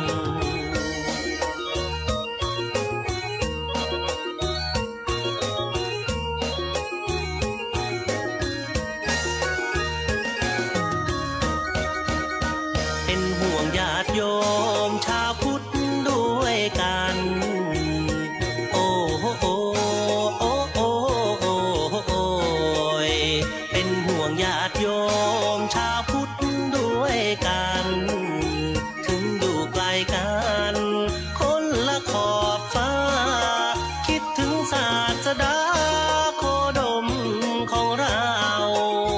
พอเงินพอทองมีเมื่อแต่เก่าหมู่ชาวพุทธเฮาเอกลักษณ์เนินนานหมู่ชาวพุทธเฮาเอกลักษณ์เนินนาน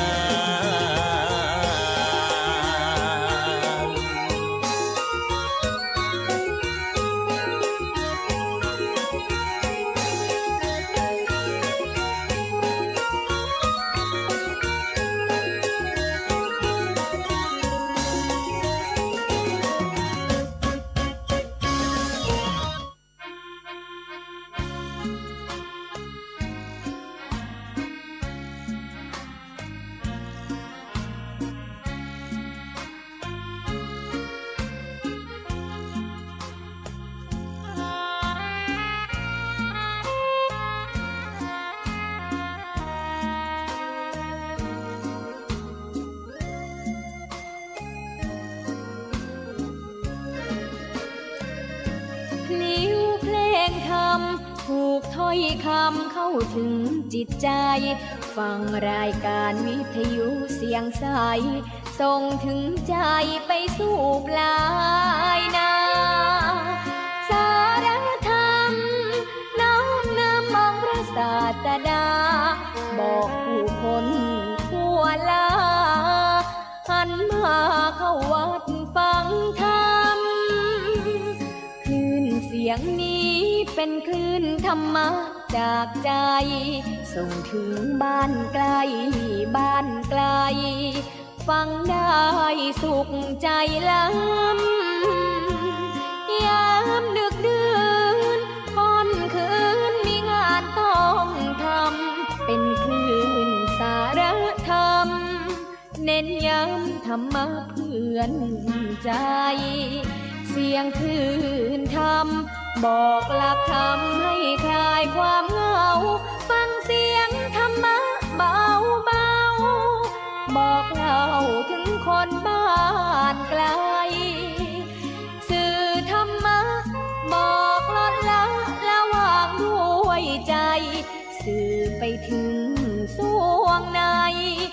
เข้าใจหลักธรรมหลักดีพลิ้วเพลงธรรมผูกสัมพันธ์จิตใจร่าเริงฟังสาระธรรมะบันเทิงรื่นเริงในชีวิตยามวันว่างเดินทางไปเยี่ยมสถานีนัดพบกันน้องพี่วันนี้วันดีวันเสาร์สวดมนต์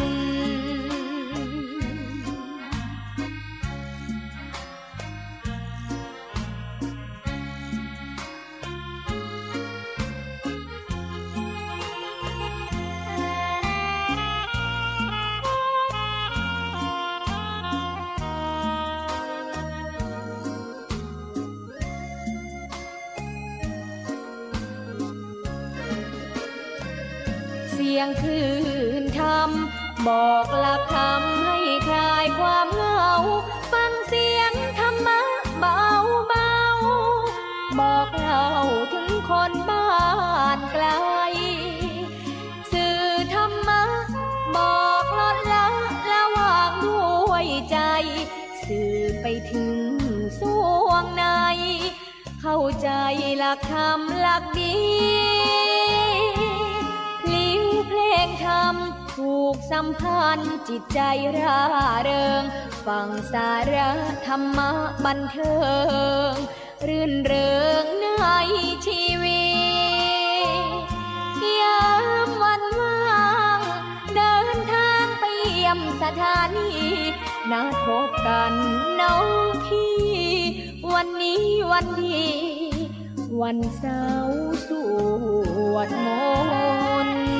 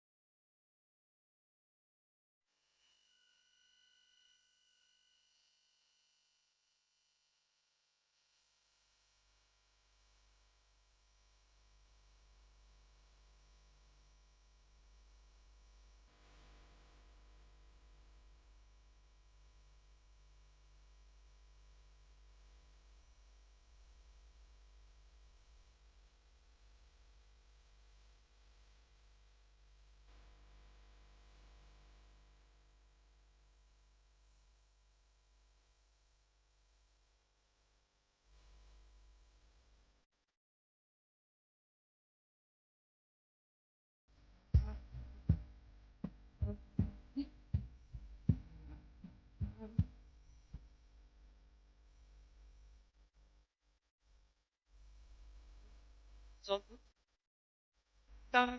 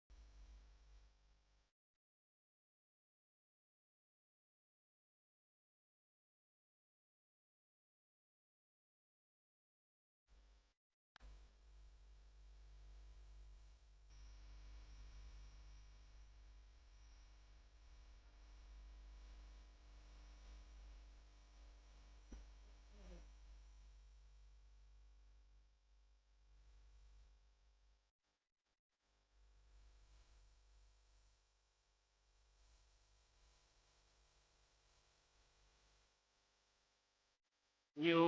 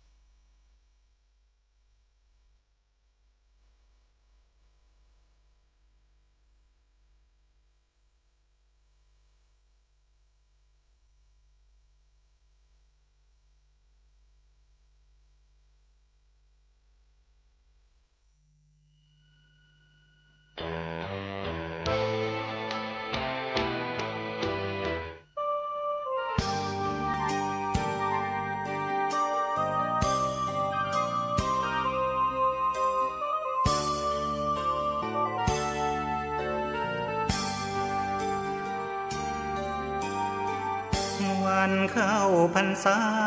เรามาร่วมใจเลิกดื่มสุราเมลัย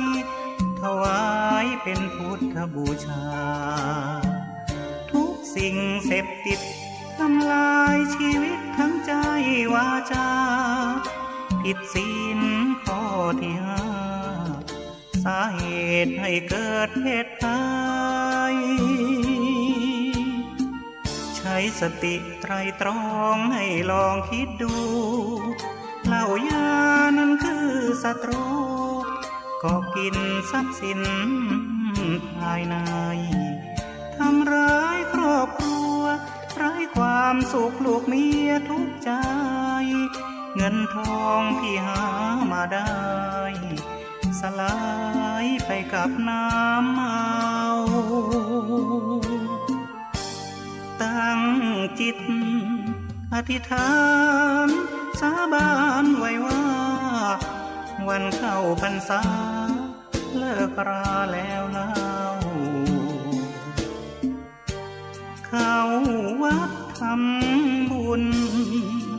กันเถิดพวกเราให้พระขัดเกลากิเลสเบาบางหลวงพ่อเจ้าคุณท่านคอยห่วงใย อยากเห็นครอบครัวสดใสปลอดภัยในทุกทางเลิกเมาแล้วขับไม่ถูกจับปรับให้เสียสตางค์อย่าปล่อยตัวเขาเกี่ยวว่างเสริมสร้า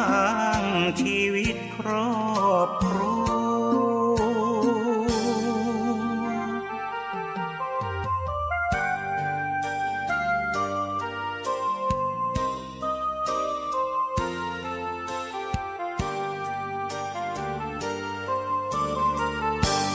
ตั้ง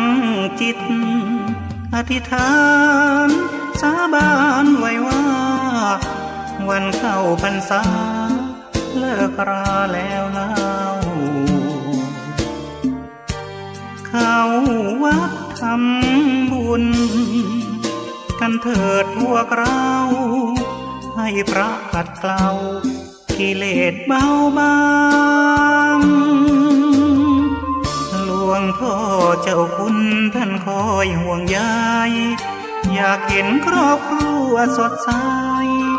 ปลอดภัยในทุกทางเลิกเมาแล้วขับไม่ถูกจับปรับให้เสียสตางค์อย่าปล่อยตัวเขาเกี่ยวว่างเสริมสร้างชีวิตครอบครัว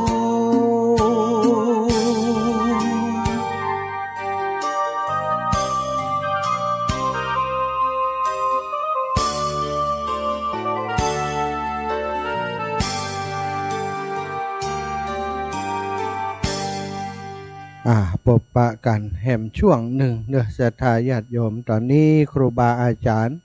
ที่จะช่วยกันในการอู้กันจ้ากันจัดรายการยังมาบัดถึงกันเด้อเนาะมาถึงตนเดียวอยู่เนอะอาตมาภาพนอนที่นี่มาถึงตะวันแล้วมาอยู่ในสถานที่จัดงานที่นี่ตอนนี้ 07:43 นาทีตะกี้โยมแม่ย่ามอมบ้านนาฟานบ้านนาฟานเนาะได้โทรมา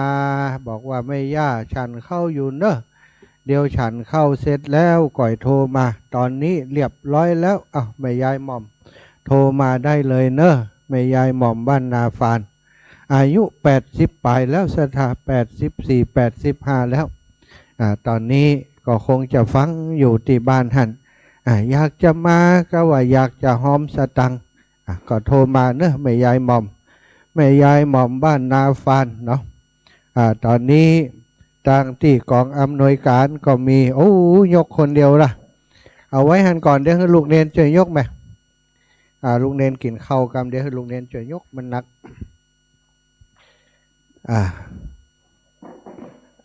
เอาละเนาะศรัทธาญาติโยมแม่ยายหม่อมบ้านนาฟานแม่ยายหม่อมปนานแก้วมุนมาก่อจ้าวันนี้เนาะปนานแก้วมุนมาก่อจ้าปอซักกินข้าวอยู่จ้ะเดี๋ยวถ้าอย่างใดช่วยเปิ่นปอซักนะปอใจเนอะแม่ยิงมาเอาอินดูเจ็บหลังเจ็บเอวยกน้ำไปแจก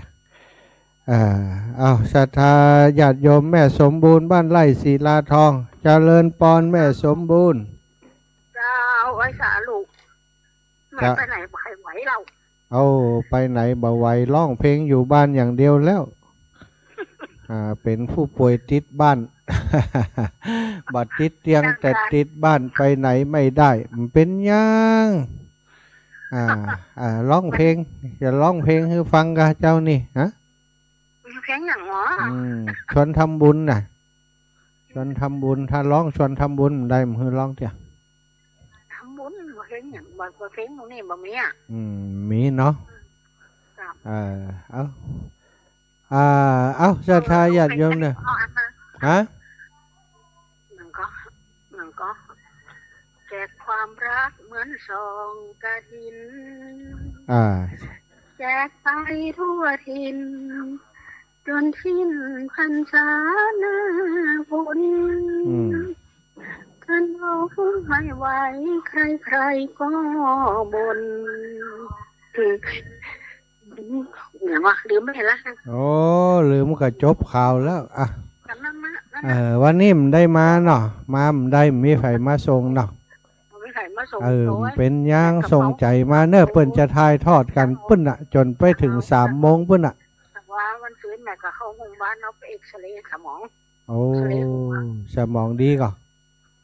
สมองจะดีหนึ่งบ่มีเส้นเลือดอย่างตีบมันเมาหัวเนี่ย โอ้มันเมาหัวเป็นลมกะฮะ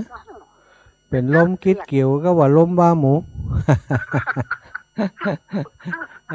ลมคิดเกี่ยวก็ว่าลมบ้าหมูมาเป็นวินเวียนขึ้นเหนือล่องใต้นะเอายาหมองทาถูนวดอย่างเป็นหวานนะกะเนาะแล้วก็คิดถึงลูกตัวสาธุขอบคุณเนอะเป็นกำลังใจให้กันเนาะสาธุฟังต่อเนอะสาธุตะกี้ระหว่างที่ฉันเข้าอยู่นั่นโยมแม่มีโยมแม่ย่ามอมคุณศรีเนาะบ้านนาฟานเป็นโทรมาตอนนี้เนอะแม่ย่ามอมพร้อมแล้วจะรับโทรศัพท์โยมแม่ย่ามอมว่างก็โทรมาพร้อมก็โทรมาเนอะขอบคุณหลายๆตอนนี้มีศรัทธาญาติโยมและครูบาอาจารย์เปิ้นให้เปิ้นหอมมาเนาะท่านอาจารย์พระมหาพระคณิสรฐานิสโรเรือนแก้วนะป่าร่วมบุญมาผ้าอาบน้ำฝน1 ผืน200 บาทโยมคุณเกรียงไกรไตโยโมศินอีก200นะนางกนกพรคำอินแม่อ้อยเจดีย์สาวมีอย่างจ้าว่ายังได้มาได้ไปไหนเจ้าโอ้ทราบแล้วเปลี่ยนตะคืนก็ทราบแล้วอีแม่โทรมาบอกแล้วจ้าขอบคุณพาท่านนั้นอันนั้นไปท่านบวรวิทย์เอาคือท่านอะไรท่านอาจารย์เพิ่นก็เอาคือกองอำนวยการเพิ่นก็มาคือเฮาอย่างเฮาเป็นเจ้าภาพเลยท่านเอาอันนี้คือจิ้มเด้อเอาไว้คือจิ้มเด้อเจ้าได้ก็แม่เจ้าแม่อ้อยเนาะฝากหอมมาหลายอย่างอยู่กะผ้าอาบน้ำฝนน้ำ3 แพ็ค100แล้วก็อันนั้นน่ะผ้านั่นน่ะอาบน้ำฝนชุดเจ้าแม่เจ้าสาธุขอบคุณอันแม่ยังก็แม่ม้อนเปิ้นฝากไปแถมแล้วก็คุณศิลาแถมเจ้าแม่มาลาฝาก2ไปนะทำบุญตัวเองหน่อยนะเจ้าสาธุเนอบุญรักษาพี่น้องตั้งเชียงใหม่มาอีกแล้วแม่นวลเทพเสด็จบ้านเสาบ้านกำแพงหินเนี่ยเดี๋ยวแม่จะคือลูกคือแม่คอนแล้วแม่จะโอนไปซื้อทีหลังนะเจ้าแม่จะเอายังแม่จะร่วมลงทาน200แล้วค่าอาบน้ำฝน200เนอะลงทาน200ฝ้าอาบน้ำฝน200เนาะแม่นวลเทพเสด็จเนาะเจ้าแม่นวลกำแพงหินเทพเสด็จเจริญพรจ้ะขอบคุณแม่เนอบุญรักษาแม่จะโอนวันใดยังพูดจะเนอเป็นยังแปะไว้เดี๋ยวก็จะคิดดอกเอาคนเดียวเอาดอกเป็นบุญเอาดอกเป็นบุญสาธุโยมแม่นวลเทพเสด็จพี่น้องตังเชียงใหม่ก็ได้ฟังรายการโดยเปิ่นไปจากตังสถานีวิทยุของวัดฝ่ายหิน 104.50 เมกะเฮิรตซ์เนอะสถานทั้งหลายวันนี้ 104.50 มาถ่ายทอดถึงสถานที่ที่พิธีกิจกรรมหล่อเทียนพรรษาเนาะที่อาคารหอประชุมวิทยาลัยสงฆ์นครลำปางหอประชุมคณะสงฆ์จังหวัดลำปางสถานที่วิทยาลัยสงฆ์นครลำปาง เป็นหอประชุมตีใหญ่เนอะกว้างขวางใหญ่ใจจัดการประชุมของหน่วยงานองค์กรต่างๆที่มีผู้เข้าร่วมประชุมเยอะๆได้สบายเลยก็ประมาณคนสัก1,000 คนนี่สามารถรองรับได้ท่านอาจารย์ฝ่ายบริหารบอกว่าหอประชุมอันนี้เสียงก็ดีนะเสียงก็ดีเก็บเสียงได้ดีแล้วก็โรงแรมใหญ่ๆเนี่ยจุคนยังได้บัดเต้าหอประชุมของเฮาว่าอันเนาะ แล้วก็หอประชุมที่นี่ก็จะเปิดบริการให้กับหน่วยงานและองค์กรต่างๆที่มาประชุมอบรมสัมมนาต่างๆนั้นได้ใจสถานที่แสงสีเสียงพร้อมเนอะสถาญาติโยมแอร์ต่างในนี่เย็นฉ่ำเปิ่นบอกว่าเฉพาะกะแอร์นะวะชั่วโมงละ 2,000 ว่ะโอ้เนาะแอร์มันใจไฟนักนะเพราะมันอาคารห้องมันกว้างใช่ไหมแต่ว่าทั่วถึงเย็นฉ่ำกันแล้วกันเวลามาประชุมที่นี่หน่วยงานองค์กรต่างๆในอนาคตไปนาก็จะใช้สถานที่แห่งนี้ในการประชุมสัมมนาอบรมต่างๆแต่วันนี้เฮาใช้สถานที่แห่งนี้ในการจัดกิจกรรมรอเตียนพรรษาประจำปี2566ที่นี่เนอะการรอเตียนพรรษานี้ก็เป็นกิจกรรมที่ตั้งวิทยาลัยสงฆ์นครลำปางเป็นโครงการอนุรักษ์สืบสานประเพณีส่งเสริมพระพุทธศาสนาศิลปวัฒนธรรมและภูมิปัญญาท้องถิ่นเป็นกิจกรรมรอเตียนพรรษาประจำปี2566เนาะกิจกรรมนี้เป็นกิจกรรมที่ดีเป็นกิจกรรมที่งามเป็นกิจกรรมที่สร้างประโยชน์สร้างความสมัครสมานสามัคคีเพื่อจะให้คนทั้งหลายได้ร่วมบุญกันขณะนี้ก็มีศรัทธาญาติโยมเริ่มทยอยมากันเรื่อยๆมาให้มาหอมผ้าอาบน้ำฝนเนอะคุณกนกพรคำอินพร้อมครอบครัวแหม1 ผืนนางเครือวันคำนารักพร้อมครอบครัวแหม1 ผืนนางพงละดาปิกปิกตลกกะอย่างนี้โอ้นามสกุลอันกว่าจะอ่านของเปิ่นพิษนะคุณพงละดาก็แล้วกันเนาะนามสกุลนี้อาตมาอ่านบ่ออกเนอะนางสาวจันยาลักษณ์ชำไกล1 ผืนแม่ชีอัมมาราสิริประยงพร้อมครอบครัว1 ผืนครอบครัวมีมงคลครอบครัวกวินทรากุล1 ผืนนางนงนุชแท่พานพร้อมครอบครัว1 ผืน200 บาทร้อยตรีสมจิตรัตนวงศ์พร้อมครอบครัว1 ผืน200 บาทนางสาวมณีวันไวตา1 ผืน199 บาทนางสาวนงนุชวงชุมพู1 ผืน199 บาทเอาวันนี้นึกขึ้นได้เนาะแม่การจนาชัยรินติดกอกไฟฟ้าซบตุ๋ยแต่ว่าเพิ่นบอกว่าท่านอาจารย์มาแวะเอากำได้ก่อมาเอาสตังค์ที่แม่จะใส่ซองไว้ฮื้อนี่นะโอ้แต่ว่านี่กว่าจะมาที่มจรได้ก็เป็นบ่ายโมงไปแล้วแม่มาแล้วก็หีบมาเพ่บ่ได้แวะหาสกรรมขอสุมาอภัยกับแม่การชนาชัยรินแม่จะห้อมอย่างพ่องก็แม่การจนาถ้าฟังอยู่โทรเข้ารายการมาเลยเนอะอาตมาจะจดหน้าอันกองอำนวยการเนี้ยเนาะแล้วก็จะได้เอาสตางค์หอมให้แม่ก่อนกันแล้วกันเนาะก็แม่การจนาทุกงานนะเปิ้นก็ร่วมบุญมาตลอดเนอะศรัทธาทั้งหลายวันนี้ก็ร่วมบุญมาเป็นผ้าอาบน้ำฝนเป็นน้ำนะแล้วก็เดี๋ยวขอรายละเอียดจากโยมแม่แห่มกรรมก่อนแล้วกันเนาะ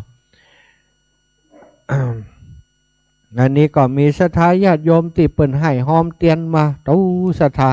5-6 หน้ากระดาษเนาะ5-6 หน้ากระดาษก็คงจะอ่านให้จบคงจะหยักอยู่เนอะเวลามีน้อยใช้สอยประหยัดพระอาจารย์อีกอนารโย1 แผ่น20 บาทศิริลักษณ์รัตดาวงศ์15 แผ่น300 บาทสุนิตพิศกุล4 แผ่น80 บาทนางสาวสุทธินารีมาปลูก6 แผ่น120 บาทสามเณรอัสดาวุฒิกิติกุลทอง1 แผ่น20 บาทพระปลัดกฤษยาสิทธิยานชิตอิทธิชัยเมธีกะอาจารย์เล่นวัดอย่างผมก็อ่านยากเหมือนกันเนอะ2 แผ่น40 บาทพระครูดิลกธรรมา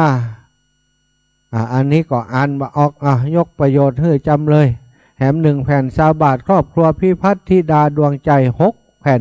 120 บาท นางสาวทิติพรมณีโชตินายทวีวิทย์มณีโชติโอนมาแล้ว180 บาทบางครั้งคนเขียนเปิ่นก็นึกว่าเขาจะอ่านออกเสียท่าบางครั้งสะกดอย่างใดก็ได้กว่าบ่ถูกเนาะก็บ่อ่านดีกว่าอ่านไปแล้วเดี๋ยวเปิ่นจะว่าเขาล้อเลียนนามสกุลเปิ่นเนี่ยจะเลินปอนจากที่ไหนตั้งใดจ้า3340เจ้าอยู่บรรจุเจ้าโอ้บรรจุบรรจำนี่นะแม่บัวคลี่เขานี่กะมาก่อนวันนี้มาเจ้าแม่ประพินเจ้าฝากแม่บัวขี่ไปเจ้าอ๋ออีแม่บ่ได้มากะถ้าฝากมาแล้วนี่เจ้าถ้าอาบน้ำฝน1 ผืนกับอันเราเตียนแหม100เจ้าอ๋อแม่ประพินผ้าอาบน้ำฝนก็200เตียนแหม100เป็น300เนาะเจ้าพอดีมันมีงานศพขาวดำอยู่บ้านนี่เจ้านั่นน่ะมันวันนี้หลายที่นะอีแม่เป็นงานอย่างเงี้ยขาวดำเนี่ยถ้าเปิ่นขาวดำก็ขาวแดงขาวแดงนี่เปิ่นเลี่ยงกันแต่ว่าขาวแดงเจ้าแต่ว่าขาวแดงวันนี้ขาวดำเนาะเจ้าเจ้าไปสอนกับบวชหลานจ้อยเจ้าดีกะบุญได้บุญนักบวชเป็นทุเจ้าเลยกะแม่บวชอันคือแม่เปิ่นแก้บนไว้ละอ่อนเขาทำงานธนาคารน่ะเจ้าแก้บนแม่แก้บ่สบายเจ้าบนแล้วเปิ่นดีขึ้นกับบวชแก้บนซึกก่อนว่าสาเนี่ยกะเจ้าแค่3 วัน 7 วันน่ะเจ้า3 วัน 7 วันได้ละวันนาเปิ่นมีบุญกับปิกมาบวชให้ใหม่เนาะเจ้าสาธุอนุโมทนาบุญเจ้าอนุโมทนาบุญโยมแม่ประพินเนาะแม่เนาะมาพินหนอแก้วเจ้าประพินหนอแก้วบรรจุหลวงเหรอเจ้าประพินหนอแก้วเจ้าสาธุเนอะแม่เนอะขอบคุณอนุโมทนาบุญเจ้าสาธุแม่ยามอมตะกี้แม่ยามอมรับปิ้งเห็นแล้วนะแม่ยามอมอย่างใดเนี่ยน้อยใจกะโทรมาแล้วเปิ่นว่าเปิ่นถึงบอกว่ากินข้าวก่อนแม่ยามอมโทรมาแหมกะแม่ยามอมบ้านนาฟานว่ายังได้ โทรมาก็โทรไปก็ได้เก็บตังค์ที่ยามอมเนอะแม่ยามอมอยู่ที่ไหนรับสายด่วนอีแม่บ่สบายไปบ่ได้เดี๋ยวจะออนกันแหมละแม่ยามอมนี่อายุ80 ปลายแล้วสถาอดแอดอิดเหนื่อยอีวะเนาะโทรไปแล้วไม่รับกินข้าวอยู่จ้ะท่านกินข้าวอีแม่ฉันข้าวอีแม่ก็กินข้าวอีเนาะโทรไปแล้วไม่รับวางสายนี่แม่ยามอมวันนี้เนาะพี่น้องตังบ้านอันแม่หวกเนอะหลวงพ่อท่านพระครูอาจารย์วัดแม่หวกเปิ่นจะรอเตียนวันพรุ่งนี้วันที่30แต่วันนี้หลวงพ่อเปิ่นจะพาคณะศรัทธามาร่วมกิจกรรมกับวิทยาลัยสงฆ์นครลำปางอาตมาได้แจ้งผ่านทางรายการไปวันก่อนแล้วว่าอันเสร็จแล้วจะไปนอนอันเสร็จงานที่นี่แล้วจะไปจำวัดที่วัดแม่หวกแล้วก็จะไปแล้วก็จะไปร่วมกิจกรรมรอเตียนกับหลวงพ่อที่วัดแม่หวกในวันที่30เนาะหลวงพ่อเปิ้นหู้ข่าวก็บอกศรัทธาว่าวันนี้ไปร่วมกิจกรรมกับมจรแล้วจะเอาท่านอาจารย์ไปตยเลย ก็คงจะบ่รบกวนหลวงพ่อนะเพราะว่าหลวงพ่อเสร็จกิจกรรมแล้วเปิ้นก็อาจจะต้องกลับก่อนเพราะศรัทธาญาติโยมรออยู่ที่วัดนักหนาเปิ้นวันดาของเปิ้นหรอกแกมนั่นแกมนี่อาตมานี่จะหารถไปคนเดียวจะให้เขาไปส่งเอาเนาะลูกศิษย์ลูกหาลูกหลานมีหลายอยู่จะให้เขาไปส่งที่วัดแม่หวกเสร็จจากที่นี่เก็บกวาดเพียวปัดถูเรียบร้อยแล้วเนาะก็จะได้กลับไปช่วยงานของหลวงพ่อที่วัดแม่หวกต่อไปวันพรุ่งนี้นะวันที่30วัดแม่หวกเนอะศรัทธาตำบลไหลหินอำเภอเกาะคาจังหวัดลำปางก็มีการหลอดเตียนแบบเนี้ยเจริญปอนแม่ยามอมเสียงดีแล้วโลกแข็งแรงแล้วกันนี่แข็งแรงไหนลูกอะไรเนี่ยไหนลูกอะไรคนเดียวลูกอะไรนะ โลอย่างใดอ่ะคนเดียวลุ่มได้เอาเจียกมัดตั้งบนไปจักขึ้นปะฮะเอาเจียกมัดเพดานไปเลยไปแล้วจะลุกกับจักขึ้นเนอะโอ้ก็อุ้มลูกก่อนอ่ะดูเอาอ่อนเขาก้าฮะอุ้มลูกนี่ฮะเมาหัวโอ้สาธุอีปออีแม่เขียนให้เพิ่นเลยอีปอเขียนคนเดียวก็ได้เอาปอหอมหยังอันนี้เทียนอีปอเขียนต่อเลยเทียน200 บาทอันนี้พาอาบน้ำฝนเขียนได้เลยปอลูกทางใดมาโอ้อีปอลูกเวียงมาเนอนะไม่ยามอมว่าไปเลยอันนี้อูก็เปิดนี่เปิดมานี่อ่ะเปิดมาหอมเตียนหอมผ้าอาบน้ำฝนนี่อันนี้ปุ๋ยเตียนอีปอเปิดไปเลยบ่าเขียนได้เลยเนอะสัตว์หอมเตียนตาแจ้งตาใสเนาะหอมเตียนก็ตาแจ้งตาใสนะคะอีแม่ตาแจ้งตาใสถึงวันนี้ก็ย้อนหอมเตียนนะคะเนาะแข็งแรงถึงวันนี้รวมบุญหอมบุญถึงวันเนาะสัตว์เนิ่มแม่เนอขอบคุณแม่ยามอมคุณสีเจ้าถ้ามีเวลาจะไปแอวหาเข้าวสาแล้วสัก4-5 วันป่ะเนอะช่วงนี้ตึงบ่ว่างไม่อยากมีงานตลอดเนอะฟังรายการโอ้คุณหมอมาแล้วคุณหมอตั้งใดดีคุณหมอตั้งใดดีเดี๋ยวจัดโต๊ะให้คุณหมอตรงนี้ก็ได้คุณหมอมุมนั้นก็ได้เนอะโอ้เดี๋ยวพอโอ้ตรงมุมนั้นก็ได้ไหมหมอสาธุ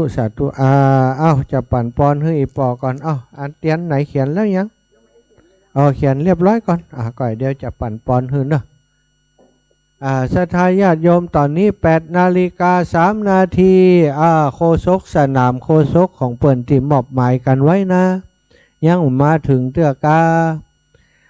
สามเณรไอธีรพลทาอาสาอยู่บ้านแม่กุยนี่นะพอเลิศมาก็ถึงมจรขจายมาเนอะท่านอาจารย์เสน่ห์กาหลงก็ยังบ่มากำเตื้อท่านอาจารย์เสน่ห์กาหลงท่านสามเณรไอธีรพลทาอาสาท่านด็อกเตอร์กตัญญูเนาะสาธุอาจารย์ในวันนี้ก็เป็นวันดีสลีสุปมังคละอันประเสริฐล้ำเลิศยิ่งกว่าวันและยามทั้งหลายโยมแม่ปั่นปอนก่อนเนอะมูลศรัทธานายธีรวัฒน์นามสกุลถมยาเนาะบ้านเลขที่457ได้ตำบลตำบลสวนดอกอำเภอเมืองจังหวัดลำปางได้ร่วมบุญปูจาผ้าอาบน้ำฝนและเตียนแหมตัวใดป่ะนี่เตียนผ้าอาบน้ำฝน200เตียนแหม200บัดนี้ตนตัวแห่งผู้ข้าเป็นตัวแทนครูบาอาจารย์ปฏิฆาหะรับเอาแล้วก็ขออำนวยอวยใจโยมปอดธีรพัฒน์ถมยาพร้อมกับครอบครัวลูกหลานญาติกาวงวานแห่งท่านเจ้าบ้านเลขที่457/1ตำบลสวนดอกอำเภอเมืองจังหวัดลำปางอีป่ออยู่ดีมีสุขมั่งมุนตุนเต้าเป็นเจ้าเข้าเจ้าของทรัพย์สินเนืองนองเงินทองไหลมาเทมาปรารถนาสุขสมบัติมนุษย์สมบัติสวรรค์สมบัตินิพพานสมบัติขอความปรารถนาของโยมป่อจงสำเร็จโดยพันจงสำเร็จโดยพันจงสำเร็จโดยพันดังสลีสัพพัญโยพระพุทธเจ้าได้เมตตาประทานปอนอันประเสริฐเอาไว้ว่ายะถาวารีวาหาชยสิทธิอภิวาทนาสีริสานิจังวุธาปัจจายโนจัตตารโอธรรมาวัฏันติอายุวันโนสุขังพลังนิปานังปะระมังสุขังบุญรักษาเนื้อมาก่อนเจ้าแรกเนาะสาธุอีแม่ว่าอันอีแม่หอมอย่างพ่องก็เดี๋ยวจะจดแล้วจะหอมไว้ให้ก่อนเนอะแล้วก็ไปเก็บเอาสตางค์บรรลุแม่ไปคือแม่ตกหล่นของแม่ตกหล่นเนอะจะจดเดียวเนี้ยอันโยมเขียนเลยอาบน้ำฝนผืนหนึ่งการจนาชัยลินในผ้าอาบน้ำฝนเขียนเลยการจนาชัยลินแล้วก็รอเตียน6 แผ่นเล็กการจนาชัยลินชัยลินโอเคผ้าอาบน้ำฝน1 ผืน200 บาทแล้วเตียนอันนี้เตียน6 แผ่นเล็กเตียน6 แผ่นเล็ก100 เจ้า จ้าแล้วก็น้ำดื่ม2 แพ็คน้ำดื่ม2 แพ็คแม่การจราน้ำดื่มเอาเขียนตัวฮะต่อฮะน้ำดื่ม2 แพ็ค2 แพ็ค60นะ60แล้วก็ร่วมลงทานลงทานลาดหน้าเจ้า100 สาวลงทานลาดหน้า100 สาวเจ้าเจ้าไม่ห่วงแม่ตกหล่นนะเจ้าเขียนแล้วจะตกหล่นยังได้เดี๋ยวนี้เขียนนี่แล้วเจ้าถ้าเขียนแล้ววันนั้นวะเจ้านี่นะแล้วเจ้าได้มาไม่ได้นั่นน่ะได้ก็จังมันเถอะเขาจะหอมไว้ให้ก่อนเพราะว่าเพื่อนเข้าพรรษาแล้วสัก10 วัน20 วันปล่อยแม่ถึงจะประวังนะจะถือศีลถือพรแม่ยังเนี่ย5 ปอนสาธุชัยยาสิทธิดีหลีอาจารย์ในวันนี้ก็เป็นวันดีสลีสุปมังคาละอันประเสริฐล้ำเลิศยิ่งกว่าวันและยามทั้งหลายมูลราชธาแม่กาญจนาชัยรินพร้อมกับครอบครัวลูกหลานญาติกาวงวานแห่งท่านเจ้าได้เป็นเจ้าภาพผ้าอาบน้ำฝนจำนวน1 ผืน200 บาทและก็เป็นเจ้าภาพเตียน6 แผ่น120 บาทและเป็นเจ้าภาพน้ำ2 แพ็ค60 บาทเป็นเจ้าภาพลาดหน้าร่วมกับอาตมาภาพแห่ง120 บาทบัดนี้ตนตัวแห่งผู้ค้าได้ปฏิฆาหารับเอาแล้วแต่ครูบาอาจารย์พระสงฆ์องค์สังฆเจ้ามจร.วิทยาลัยสงฆ์นครลำปางก็ขออำนวยอวยใจขอเอาคุณพระพุทธคุณพระธรรมคุณพระสังฆเจ้าจงมาปกเขาเกษาปกผมรักษาเจ้ามูลราชธาโยมแม่กาญจนาชัยรินให้ท่านเจ้าอยู่ดีมีสุขมั่งมูลตุนเต้านั้นจงจักมีเตียงแต่ดีลีดังสลีสัพปัญโยพระพุทธเจ้าพระองค์เมตตาประทานปอนอันผาเสริฐเอาไว้ว่ายะทาวาริวหาชายาสิทธิอาภิวาท่านาสีริสานิจังวุธาปจายโนจัตตารโรธรรมาวัฏันติอายุวันโนสุขังปลังนิปปานังปะระมังสุขังอยู่ดีมีสุขเนอเจ้าสาธุบุญรักษาอีแม่จ้าเรียบร้อยสบายอกสบายใจแล้วเนาะแม่เนาะแม่กาญจนาชัยรินทุกงานบุญที่อาตมาได้ประกาศหรือว่าครูบาอาจารย์รูปอื่นๆเปิ่นได้ประกาศไปอันนั้นอย่างจ้าบ้านอันเปิ่นอยู่ตรอกไฟฟ้าศพตุ๋ยเขียนเลยตรอกไฟฟ้าศพตุ๋ยลำปางเนาะแม่กาญจนาชัยริน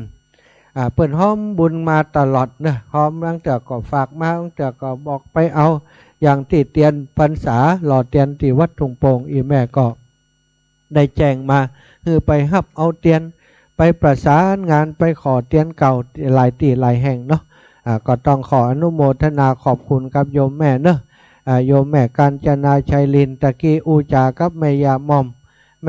มบ้านนาฟานเนาะอีแม่ยาก็บอกค่อยสบายอีนะอายุ80 ปลายแล้วสถาก็ได้มีกำลังใจจากการฟังธรรมนั้นนะโทรมาหาครูบาอาจารย์แต่ก็รู้สึกว่าปีนี้เรี่ยวแรงจะโรยราไปนักหนาละเนาะอายุนักแล้วก็เป็นธรรมชาติเป็นธรรมดาของสังขารมนุษย์เฮาสถามันย่อมจะมีเรี่ยวแรงมันก็จะอ่อนล้าไปเป็นธรรมดาเนื่อจะเลินปอนจากที่ไหนตั้งใดจ้าลังโทรมาเป็นครั้งแรกนะเจ้าโอ้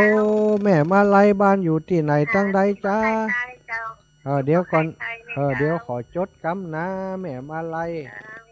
แม่มาไล่มาลีครับมาไล่แม่มาไล่นามสกุลยังก็ณลินเชื่อเจ้าแม่มาไล่ณลินเชื้ออีเนาะลิ้นมาได้เจ้าลินเชื้อกะลินเชื้อยุ่มแม่ขออันโหมทำบุญเนาะเป็นสะพานบุญคือแล้วนะเจ้า084เป็นมาไล่ลิ้นเชื่อวันนี้อาจารย์จุงพลนันทพล400 มาจุกนาปาลีเดี๋ยวก่อนอีแม่ไปอ่านเร็วกะอันนี้อีแม่กำลังจะหอมก็ว่าได้ส่งมาแล้วแม่หอมไปแล้วเจ้าแม่หอมไปแล้วโอเคอันก็เรียบร้อยอ่านมาเลยอาจารย์จงพลนันทพล400เจ้ายมนาปาลีนายศกรมีสะอาด100เจ้าแม่มาลัยลินเชีย100เจ้า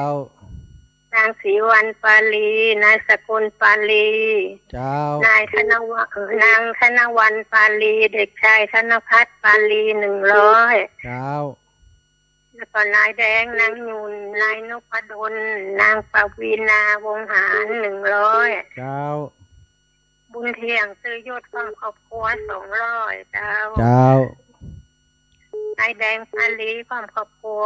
100เจ้าเจ้ารวมเป็นเงิน 1,100 บาทนะโอ้เจ้าอนุโมทนาสะพานบุญแม่มาลัยรินเชื้อเป็นอย่างสูงบ้านอยู่ไหนนี่บ้านแม่อยู่บ้านปลาไข่ใต้เจ้าป่าไข่ใต้ตำบลอำเภอป่าไข่ใต้ตำบลอำเภอตำบลหนองลมอำเภอห้างชัดจัง อ๋อ หวัดลำปางหนองลมห้างชัดเนาะห้างชัดแม่โอ้มันโอนไปแล้วนะเจ้านะเจ้าสาธุบุญรักษาแม่เนอะเจ้ารวบรวมทำบุญโดยแม่มาลัยลิงเจียใครฮื้อมาแอวเราบ่ได้มาสักกำเนาะเจ้ายมแม่บ่ได้สะดวกก็จะไปถามหลานแล้วหลานกับพ่อเหมาะจะส่งลูกไปโรงเรียนไหนได้แม่จะไปไปบ่ได้มันสะดวกหลายอย่างเนาะเจ้าเนาะเจ้าเป็นสะพานบุญฮื้อแล้วก็ดีแล้วเนอะแม่เนอะขอบคุณอนุโมทนาบุญสาธุสาธุสาธุไปอยู่คนเดียวไปไหนลำบากเนาะเจ้าเนาะโอ้น่ะอยู่คนเดียวอายุตะฮื้อแล้วอายุได้76 ปีแล้วเจ้าโอ้76 ปีเนาะเจ้าหนุ่มกว่าเฮาไป16 ปีเนอะเฮา60อยู่อีแม่หนุ่มกว่าอีแม่ก็ฟังสวรรค์นะเจ้าโอ้เจ้า5 โมงไป6 โมงน่ะไปถึงคุณน่ะโอ้ดีแล้วเอาธรรมะเป็นยาใจฉลมจิตฉลมใจอยู่ไปวันๆเนาะแม่เนาะเจ้าสาธุผู้ตนผู้องค์เจ้าแล้วยมแม่สบายใจนะเจ้าถ้าได้ฟังอย่างนี้เนาะโอ้ดีกะดีกะสบายใจธรรมะเนี่ยที่เป็นที่จังที่เบิ่งเนาะเจ้าสาธุโยมแม่ก็เจ้าเล่นได้ฟังมันก็มีทั้งอย่างนี่น่ะเนาะเวลาไฟฟ้าเป็นติดคัดหยังก็ได้ฟังโยมแม่ก็นั่งแบ่งดอกแบ่งหยังอยู่คนเดียวเนี่ยเนาะเจ้าอีแม่สาธุบุญกับแม่เนอะสาธุจ้ะเอาหลวงตาถวายความเคารพหลวงตาขึ้นมาลุกขึ้นมาหลวงตากฤษกราบนะครับผมถวายความเคารพหลวงตาแบงค์ร้อยเนี่ยจะเป็นแบงค์พันเนอะจ้าหลายร้อยแล้วเนี่ยหลายร้อยแล้วนี่หลายร้อยแล้วถ้าเป็นร้อยเป็นแบงค์พันแล้วโอ้โหเป็นเงินแล้วสาธุหลวงตาสาธุหลวงตาครับผมหลวงตาถวายความเคารพหลวงตาครับอันเอาเตียนเอาอันผ้ามาใส่นี่เลยตั้งไว้เลยลูกเตียนอยู่ตั้งลุ่มนะที่เพิ่นยังไม่ได้เขียนคำเตือนเอาขึ้นไว้ตั้งบนเรียงไว้ดีๆเนอะอันนั้นเขียนแล้วอันที่บักเขียนคำเตือนนะเอาขึ้นไว้เอาขึ้นไว้เลยเอาผ้าก็ใส่พานอย่างอีก็ได้ตั้งหันลูกเอาพานนี้ไปลูกอันตรงนี้จะไม่ใช้ละเอาน้ำมันจะมี3อย่างด้วยกันเทียนแบบนี้แล้วก็เทียนในกล่องนั้นแกะเลยอันนั้นเป็นกล่องใหญ่ถ้ากล่องใหญ่นั้นแผ่นละ100 บาทเขียนได้หลายคนเอาปากกามาด้วยไหมปากกาเราเอามาไหมปากกาไม่เอามาหายไปหมดแล้วปากกาเฮานี่ต้องหาให้คนไปซื้อแล้วแม่ยุ้ยเหรอมาแล้วยังโอ้ยุ้ยอยู่ที่ไหนตัวเล็กโทรไปหาแม่หน่อยปากกาที่อย่างแม่เขียนวันก่อนนะมันจะเขียนเห็นชัดมีไหมเอามาด้วยไหมมีอยู่นี่ด้ามหนึ่งลูกมีอยู่นี่ด้ามหนึ่งบอกแม่ว่าซื้อปากกามาด้วยหลวงตาบอกหรือว่าถ้ามีอยู่ก็เตรียมมาเลยเตรียมมาเลยนี่ลูกอันนี้อยู่1 ด้ามเนาะตอนนี้ตังคณะครูโรงเรียนบ้านทุ่งโป่งแล้วก็เด็กๆจากโรงเรียนบ้านทุ่งโป่งซึ่งมีกิจกรรมวันก่อนเนาะเอาไปจ่วยเปิ่นวันนี้ตังคณะครูและก็นักเรียนโรงเรียนบ้านทุ่งโป่งผู้ปกครองป้ากันมาช่วยงานครูบาอาจารย์ตอนเจ้านี่เนอะศรัทธาอันนั้นแผ่นนั้นก็ยังบ่ได้เขียนกันเถอะแผ่นละ20เหมือนกันของเขาลูกเอาเป็นกองวางก็ได้ลูกเอากองนั้นมาตั้งเลยเอากองนั้นตั้งไว้ช่วยกันเลย ถ้าเขียนแล้วเดี๋ยวเอาออกไปวางไว้เอามาใส่กล่องวางไว้ตรงเพถ้ามีพานแหมเอาพานมาใส่แล้วก็เอากล่องไปใส่ตีอันเปิ่นเขียนแล้วเนอะติดต่อคุณแม่ได้แล้วใช่ไหมลูกติดต่อได้แล้วใช่ไหมสาธุตอนนี้ทางคณะครูและนักเรียนโรงเรียนบ้านทุ่งโป่งเนาะซึ่งเป็นโรงเรียนที่วันก่อนนั้นทางครูบาอาจารย์รื่นสีขาวเปิ่นได้ช่วยกันในการไประดมทุนเนาะไประดมทุนเมื่อวันที่อัน15ที่ผ่านมาเปิ่นก็ได้มาแล้วเนอะปักต้นกล้วยเลยแม่เหมาะดิเด่นดิปักติดต้นกล้วยสาธุเจ้าอันมันจะมี4 อย่างเนาะเอาผ้าอาบน้ำฝนด้วยเนอะผ้าอาบน้ำฝนไปตั้งหันลูกผ้าอาบน้ำฝนเดินเข้าไปทางในเลยเลาะไปทางในนั่นห้องน้ำอยู่ในเนอะห้องน้ำมีอยู่2 จุดเนาะตึงตั้งหน้าตั้งหลังอาคารเนอะไปเลย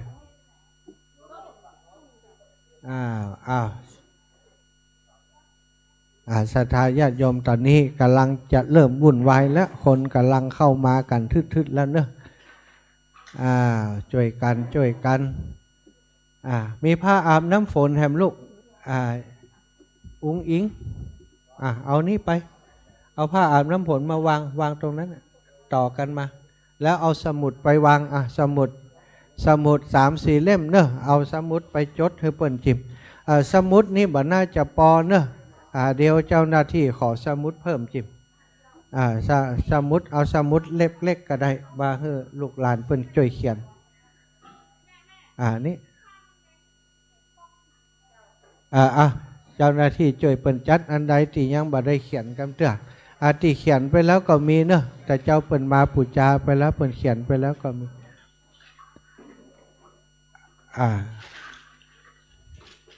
สำหรับเจ้านี้เนอะศรัทธาญาติโยมได้ออกอากาศไปตั้งสถานีวิทยุ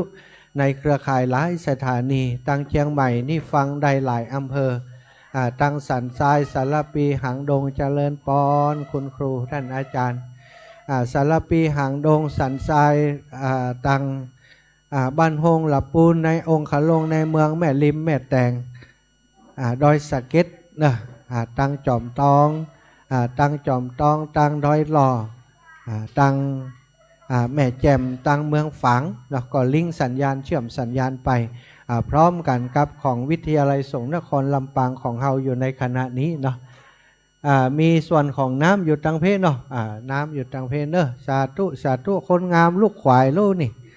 อาจารย์มาตั้งแต่ตี5ท่าพอหมูนี่หายเชฟกดไลค์แล้วกาสาธุช่วยกันพอเนอะเดี๋ยวฮือละอ่อนนักเรียน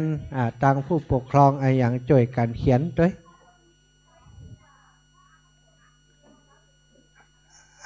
ที่เรียงลำดับอันนี้ตังโรงเรียนตรงปงเนอะแม่ครู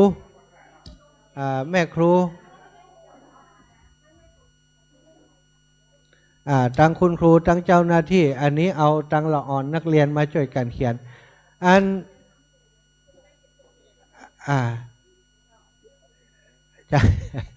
อาจารย์มีอย่างฮือรับใช้ผมจะรับใช้อาจารย์อย่างพ่อง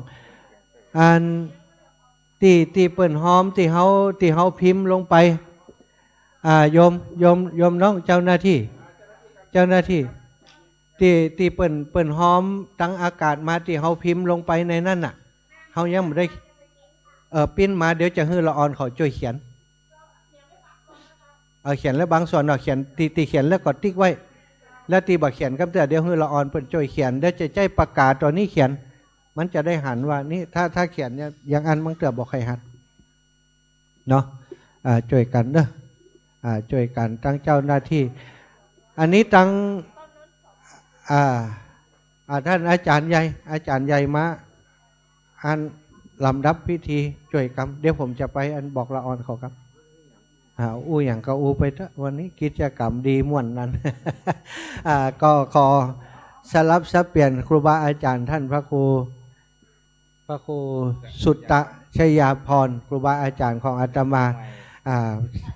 ผู้เบาเชียงใหม่ผู้เบาชัยประการเนอะแม่สีทอนโทรมาเนอะอันนี้ลูกศิษย์อดีตเจ้าคณะอำเภอฝางพระครูวินิจธรรมรสเนาะครูบาอาจารย์เป็นมาจากเมืองฝางแต่มาอยู่ลำปางจนป๊อบกลับไปเมืองฝางมาได้แล้วลืมท่านอาจารย์จะได้เข้ารายการตักตายกับพี่น้องเมืองฝางชัยประการเชียงใหม่ตัวเนื้อคำเนอะก็ขอขอบคุณท่านอาจารย์มหาสมชาติเนาะที่ได้เสียสละได้มาเป็นเก้าเป็นกันนะในการระดมทุนบอกบุญญาติโยมสาธุชนทุกท่านที่ติดตามรายการ FC ซึ่งวันนี้ได้ถ่ายทอดสดหลายจังหวัดเนาะทางวิทยาลัยสงฆ์นครลำปางก็มีความยินดี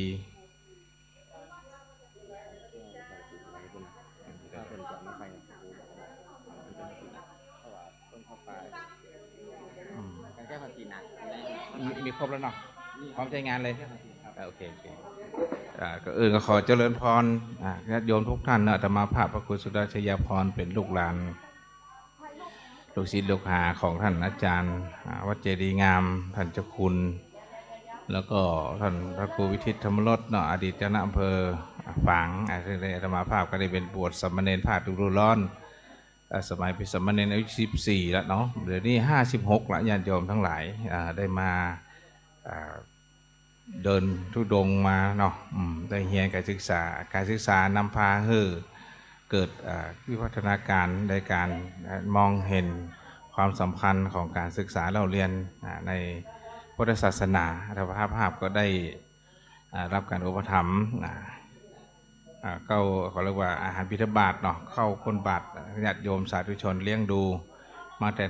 น้อยๆนะออกจากบ้านจากจองมาเนาะก็มีความประมาทแล้วก็นึกถึงคำสอนพระพุทธเจ้าในการบำเพ็ญศีลทานภาวนา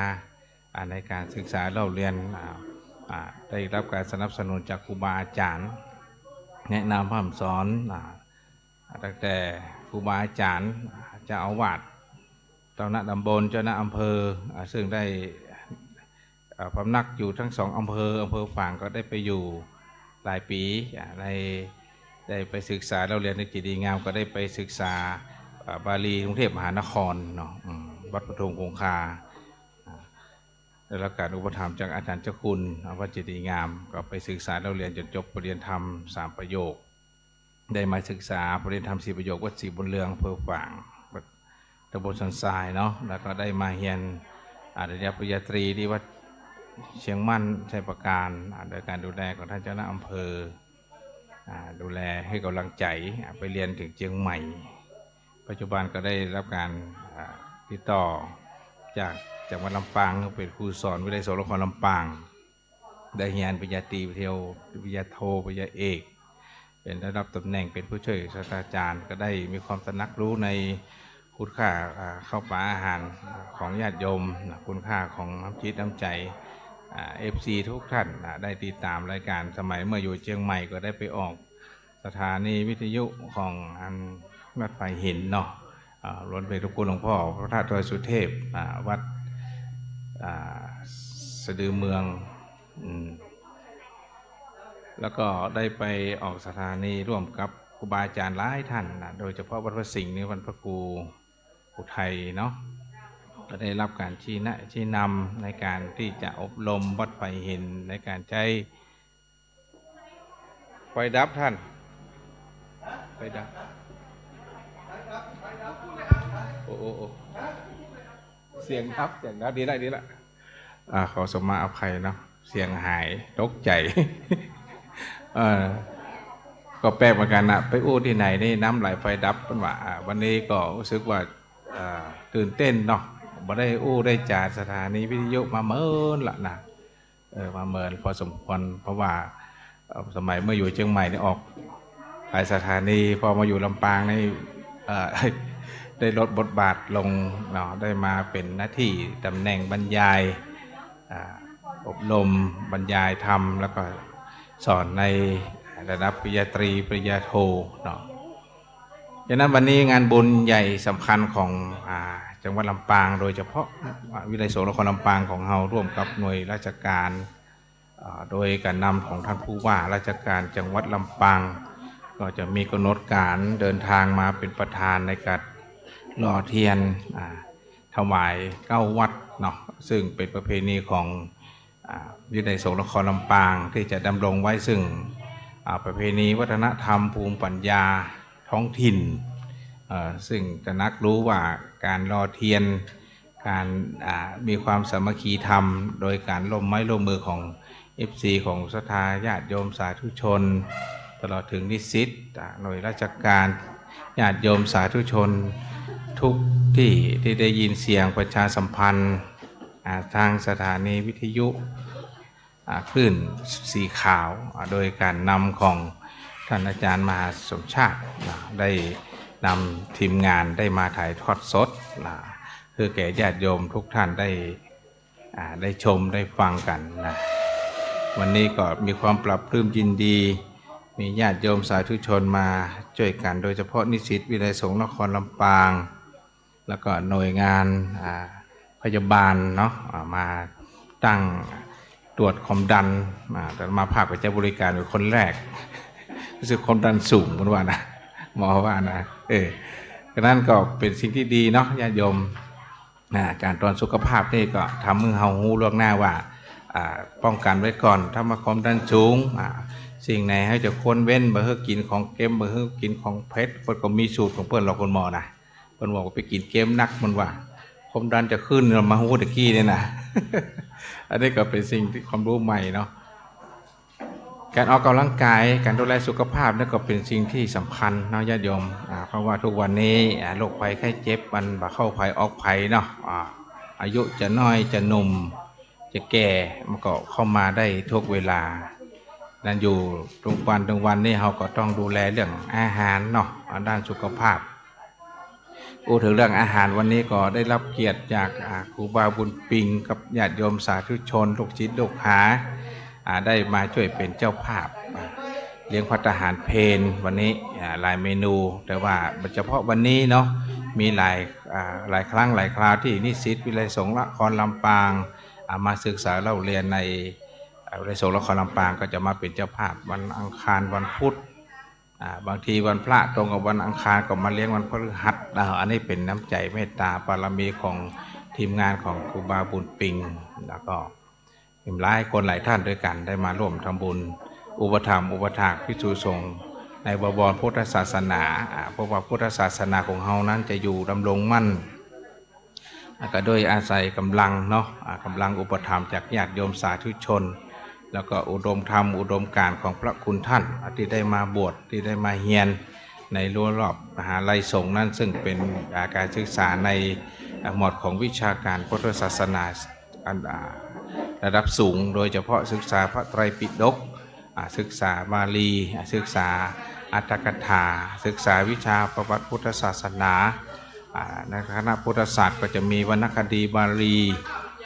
มีวิชาเกี่ยวกับพุทธศาสนาพระธรรมวินัยอันนี้เป็นฐานแก่นของพุทธศาสนา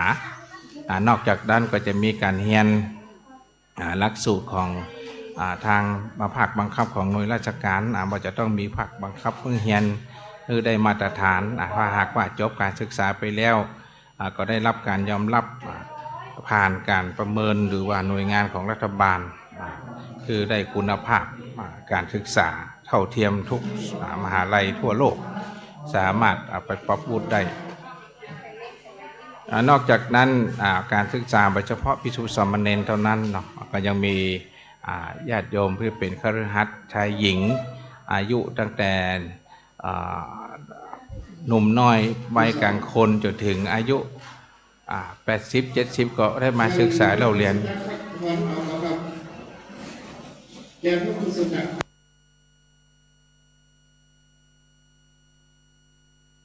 เสียงดังอยู่ได้ดังละกำลังเทศเสียงอยู่นะขออภัยญาติโยม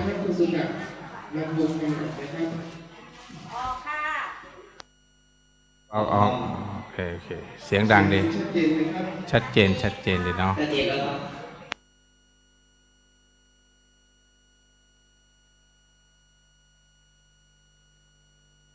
เอาเสียงห้องได้เนาะ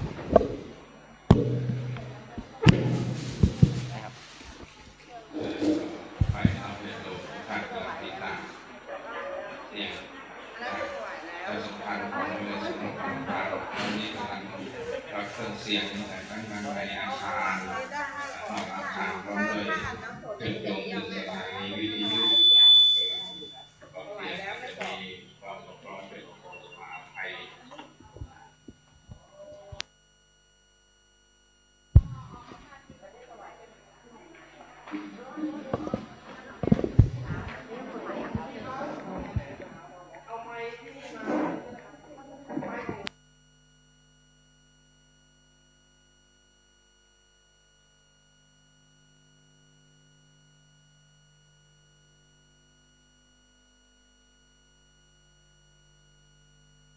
การศึกษาของ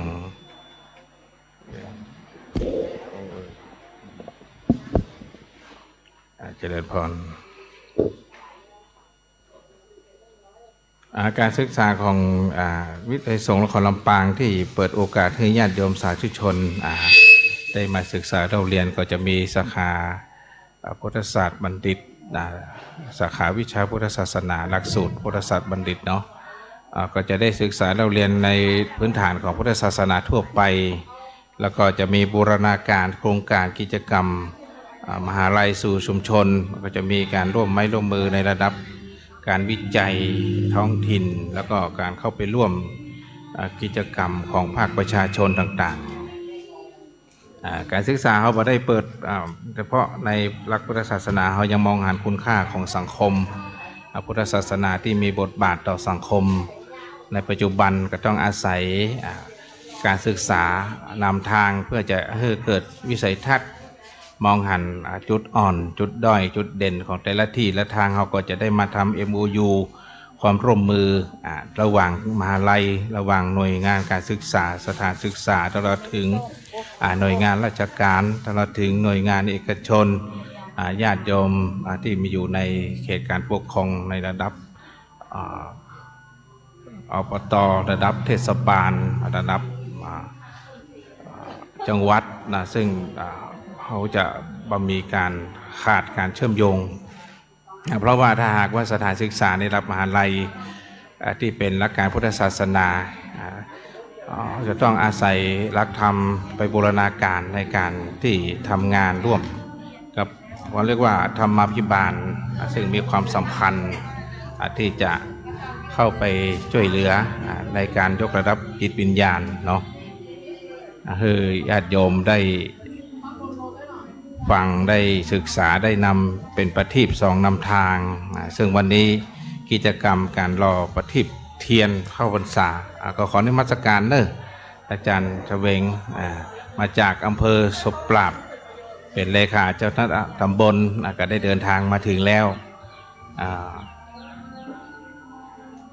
ญาติโยมเดินทางมาถึงแล้วอยากจะร่วมทำบุญทำทานก็เชิญเนอะด้านหน้าอาคารหอประชุมวิทยาของคณะสงฆ์จังหวัดลำปางซึ่งคณะกรรมการหน่วยงานมหาลัยก็ได้เตรียมเทียนเตรียมพังบางสกุลคือญาติโยมสาธุชนได้มีส่วนร่วมฉะนั้นหน่วยงานต่างๆได้เดินทางมาแล้วก็เจริญพรขึ้นทางบนเนอะกินน้ำกินท่าดื่มน้ำดื่มท่าเย็นๆได้มาถ่ายรูปได้มาร่วมทำบุญเป็นเจ้าภาพดอกเทียนเป็นเจ้าภาพถวายผ้าบางสกุลถวายได้พระนิสิตพระน้ำฝนเนาะไม่ใช่เป็นสบงนะเป็นสบงนะบางครั้งก็มีพิเศษหน่อยก็คือมีต้นผ้าป่าเนาะปักอยู่ด้านหน้าผ้าป่ามาร่วมทำบุญซึ่งได้รับการดูแลอย่างดีจากเจ้าหน้าที่ฝ่ายการเงินที่ได้มาร่วมเป็นผู้ดูแลในส่วนของบัญชีรายชื่อของญาติโยมทุกท่านที่ได้ลงทำบุญมาโดยผ่านท่านมหาสมชาติก็ดีการโอนเข้ามาในบัญชีก็ดี หรือว่าการร่วมฝากมาทำบุญก็ดีนะระยะที่2-3 วันที่ผ่านมาก็มีญาติโยมได้ฝากจตุปัจจัยมาร่วมทำบุญหลายคนหลายท่านกันก็ขออนุโมทนาบุญในกองบุญกองกุศลนั่นจิตมั่นใจไมตรีของทุกท่านที่ได้มองหันความสำคัญว่าเราได้มาแสดงถึงความสามัคคีธรรมได้มาถวายจตุปัจจัยสนับสนุนกิจกรรมการเรียนการศึกษาของภิกษุสงฆ์สามเณรซึ่งเป็นสถาบันหลักที่จะต้องอยู่คู่กับชุมชนสังคมไทยของเราในระดับต่างๆปัจจุบันก็ได้รับการยกย่องได้มีบทบาทต่อสังคมหลายรูปหลายท่านโดยเฉพาะปีนี้ก็ได้รับพระราชทานสมณศักดิ์พัดยศเนาะเป็นพระครูเป็นเจ้าคุณเป็นเจ้าอาวาสซึ่งเจริญพรเนาะคุณแม่มาจากไหนเอาถวายอย่างก็เอาถวายน้ำดื่มเนาะน้ำปันนะคุณแม่อย่างแม่บุญเกียรติเจ้านี้ก็แม่สวัสดีครับท่านสาสพลครับคุณครอบครัวของแม่บุญเกียรติเนาะใจยะเนาะนายบัญชาใจยะนายดวงศิษย์ใจยะเนาะได้ถวายเป็นเจ้าภาพน้ำดื่ม3 แพ็คเนาะมันไม่โก่งเนาะมากันหลายคนหลายท่านเจริญพรเนอะเดินทางมาถึงแล้วพี่นานเคิร์นก็มาวันศักรรมสมบูรณ์เมื่อจะได้มาพักทาปราศัยกับFC ของพี่นานเคิร์นเนาะ อันนี้เป็นปราชญ์พื้นบ้านเนาะอันนี้กำจ้อยกำซอกำห้องกำขวัญกำปดเก่งเนาะพี่นานเคิร์นนี่มี1 เดียวนี่จะว่าลำปางหาใครถึงมาได้นะโอ้โหว่าเป็นลูกศิษย์กี่คนแล้วนะอาตมาภาพสมัครเป็นลูกศิษย์คนแล้วคนยังบอกขึ้นการตั้งเถอะมันต้องขึ้นครูเนาะของอีน่ะ มาทำก็ขออนุโมทนาเนอะกับญาติโยมทุกท่านอันนี้ศิษย์ที่มาร่วมงานวันนี้แม่อุ้ยเดินทางมาถึงข้างบนเนอะดื่มน้ำดื่มท่าก่อนเนาะว่างๆแล้วหาอิทไฮออนแล้วก็มาร่วมเป็นเจ้าภาพเนาะกำหนดการก็จะมีช่วงบ่ายเนาะช่วงเช้าเนี่ยเราก็มาเตรียมได้มาร่วมทำบุญกันเรื่อยๆหอประชุมของเรานั้นได้รับการสนับสนุนจากโรงไฟฟ้าแม่เมาะแล้วก็หน่วยงานของวิทยาสงฆ์คลำปางโดยการร่วมบริจาคของคณะสงฆ์แล้วก็จากวิทยาลัยมหาจุฬาลงกรณราชวิทยาลัยมาจากกรุงเทพมาจากวิทยาเนาะหน่วยงานของมหาลัยโดยสำนักงบประมาณก็ได้สนับสนุนสร้างอาคารเรียน2 อาคารเรียนแล้วก็สร้างหอประชุมโดยอันนี้ก็ถือว่าเป็นสิ่งที่ทุกท่านได้ระดมสภาพกำลังเนาะกำลังศรัทธากำลังทรัพย์กำลังกายกำลังใจมาช่วยกันเนาะสิ่งเหล่านี้ก็ถือว่าเป็นศาสนสถานหรือเป็นสถานธรรมสถานที่สำคัญเนาะในสมัยพุทธกาลก็เป็นเรียกว่าเป็นมหาลัยนารันทานั่นแหละได้เป็นมหาลัยแรกของโลกที่เป็นที่ศึกษาเราเรียนของมหา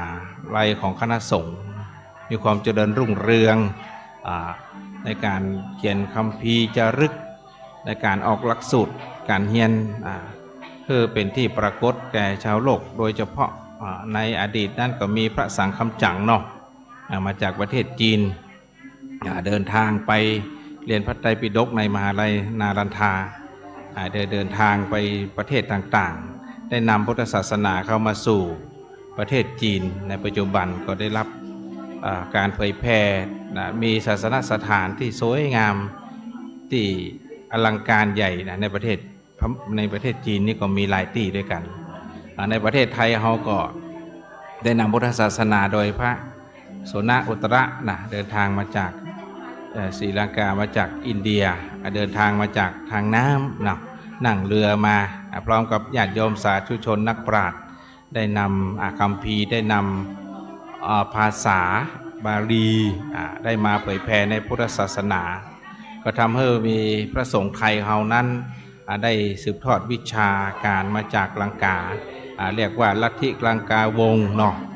ในช่วงระยะหนึ่งพระพุทธศาสนาในประเทศไทยเฮานั้นขาด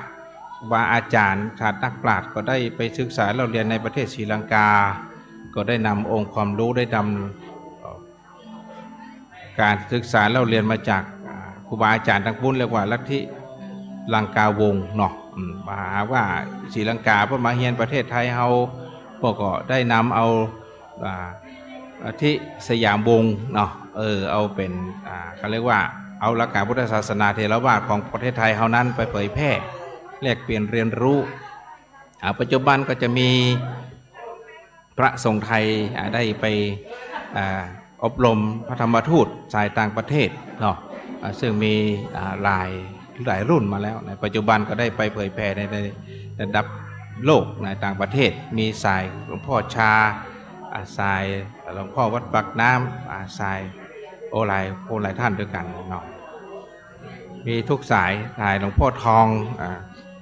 สายวัดมหาธาตุเราจะมีครูบาอาจารย์เอาไปสร้างสำนักอยู่ในประเทศนอกมากมายสหรัฐอเมริกาโดยเฉพาะรัสแอนเจลิสนี่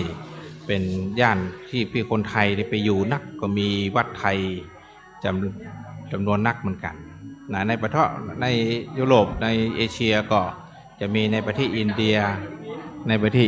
ก็มีนักในประเทศอินเดียก็จะมีวัดไทยมีพระไทยไปจำพรรษาจะไปอยู่พำนักเป็นเจ้าอาวาสได้ไปดูแลสืบทอดพุทธศาสนาเผยแผ่แล้วก็มีคนไทยของเรานั้นได้ไปศึกษาเล่าเรียนได้ไปสร้างศาสนสถานโดยเฉพาะคนไทยโดยเฉพาะพระสงฆ์ตอนนั้นจะมีญาติโยมไปช่วยกันรัฐบาลไทยโดยเนาะวันนี้ก็เป็นนิมิตหมายอันดีที่ทุกท่านได้เดินทางมาถึงวิไลสงฆ์นครลำปางแล้วก็จะได้มาเป็นเจ้าภาพในการรอเทียน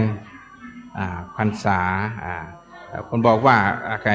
การสร้างบุญนั้นก็ทำให้เกิดปัญญาทั้งชาตินี้และชาติหน้าเป็นว่านะเปรียบเสมือนแสงสว่างแห่งเทียนเทียนสว่างนี่ก็คือเป็นอุปมาอุปไมยว่าคนเฮาได้รับการอบรมได้การศึกษาเราเรียนดีแล้วมีความสว่างแห่งปัญญาสว่างจิตใจแล้วสามารถเอาไปเป็นประทีปส่องนำทางพบปะแสงสว่างที่ดีทำให้เกิดความสุขกายสุขใจปลอดภัยจากอันตรายจากบ่วงแห่งมารเนาะฉะนั้นการถวายเทียนก็เป็นลักษณะของการแสดง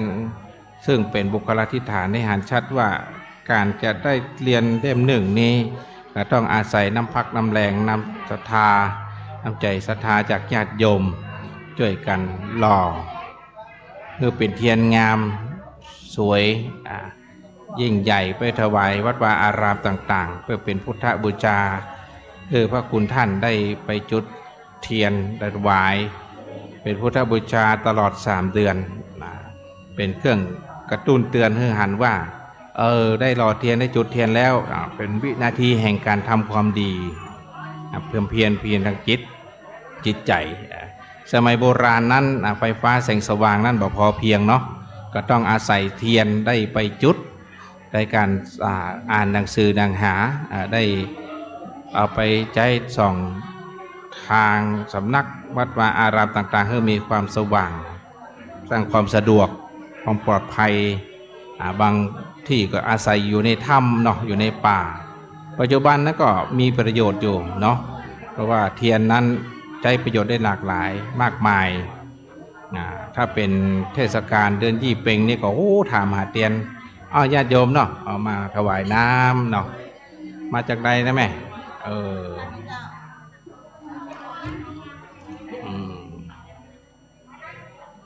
วัดถวายน้ำเนาะสาธุแม่อุ้ยมาจากไหนจ้ะแม่อุ้ยชื่อหยังแม่คิมเนาะมาจากบ้านฟ้อนได้ถวายน้ำ3 แพ็คอโมทนาบุญแต่นั้นได้เป็นเศรษฐีเด้ออโมทนาบุญสาธุสิทธิจิตจังสิทธิราพังสิทธิโชคดีชัยมหาโชคบรรณะอายุคือแม่มีความสุขความเจริญอายุอโนสุขังพระลังอาตมาภาพก็พักเสียงไว้แค่นี้ก่อนเนาะแบบเป็นดีเจเพิ่นมาทวงใหม่ละท่านอาจารย์สมชาติ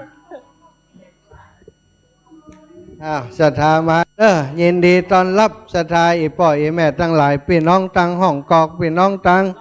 บ้านจุดหลวงพี่น้องตังบ้านหนองยังมาถึงแล้วอันนี้ตังใดเอาน้ำมา1 แพ็ค จากไหนก็บ้านผ่อนเนาะสาธุสาธุชัยยาสิทธิดีหลีจันในวันนี้ก็เป็นวันดีสลิสุปมังกาละอันประเสริฐล้ำเลิศยิ่งกว่าวันและยามทั้งหลายมุลสถายมน้องสมจิตอินทรวิจิตบันฟ่อนได้น้อมน้ำมา1 แพ็คเพื่อจะถวายเนี่ยมดนี่กันน้ำมาถวาย1 แพ็คก็ขออำนวยใจให้เจ้ามูลสถาที่เอาน้ำมาถวายพร้อมกับครอบครัวให้อยู่ดีมีสุขมั่งมุนตุนเต้านั้นจงจังมีตั้งแต่ดิลิอภิวาท่านาสีริสานิจังวุธาปจายโนจัตตารโรธรรมาวทันติอายุวันโนสุขังพระลังอนุรักษ์เก็บน้ำนี้ไปอนุรักษ์เอาน้ำนี้ไปเปิ่นตานแล้วละเอาไปเก็บไว้พุ่นเลยนี่แหมเนอะ3-4 แพ็คนี้ตานแล้วเอ๋แม่เอ๋แม่เอาใส่นี่เลยวางนี่วางบนนี่วางขวางเลยวางสาธุสาธุสาธุสาธุโอ้อันนี้อีแม่ปูจามาก่อมเขียนชื่อเนี่ยก็เดี๋ยวผมได้วางเนี่ยฮะช่องอยู่พุ่นหมดเลยแม่สีนวลอันนั้นยังกะฮะเดี๋ยวก่อนเด้อฮะ6 ผืน 7 ผืน6 ผืน 7 ผืนเขาเขียนจำนวนว่าเอา6 ผืนป่ะเนาะอีนะก็เดี๋ยวก่อนเดี๋ยวปั่นปอนนี่ก่อนเอาผ้าอาบน้ำฝนนะเดี๋ยวจะเขียนคนที่มันได้เขียนชื่อเดี๋ยวจะเขียนอันนี้เหรอใจแก้วแม่แก้วใจแก้วแดงปกกรรมใจแก้วแดงแม่วันนี้เครือคำหล่อเนาะพร้อมกับแม่ย่าสีนวลกับแม่ย่าคำมีกับครอบครัวบ้านแม่กงได้ร่วมบุญผู้จาผ้าอาบน้ำฝนบัดนี้ตนตัวแห่งผู้ข้าได้ปฏิฆาหะรับเอาแล้วก็ขออำนวยอวยใจพร้อมกับข้าวแตนแฮม1 ถุงมาลุ้นข้าวแตนบัดนี้ปฏิฆาหะรับเอาแล้วก็ขออำนวยอวยใจให้เจ้ามูลสถาโยมแม่ติกิตนานามไปแล้วนั้นคือท่านเจ้าได้มีความสุขมีความเจริญวันนี้ได้ตานผ้าอาบน้ำฝนอันเป็นหิดห้อยแต่พวกเก่านำมาแต่นางวิสาขาได้ถวายขออนุญาตพระสัมมาสัมพุทธเจ้าถือว่าเป็นผลบุญอันใหญ่หลวงก็ขอเฮมูลสถาโยมแม่ทั้งหลายได้ปูจาผ้าอาบน้ำฝนในวันนี้ได้ถวายจตุปัจจัยร่วมบุญหล่อเตียนกับวิทยาลัยสงฆ์นครลำปางวันนี้ก็ขออำนวยใจท่านเจ้าอยู่ดีมีสุขมั่งมุนตุนเต้า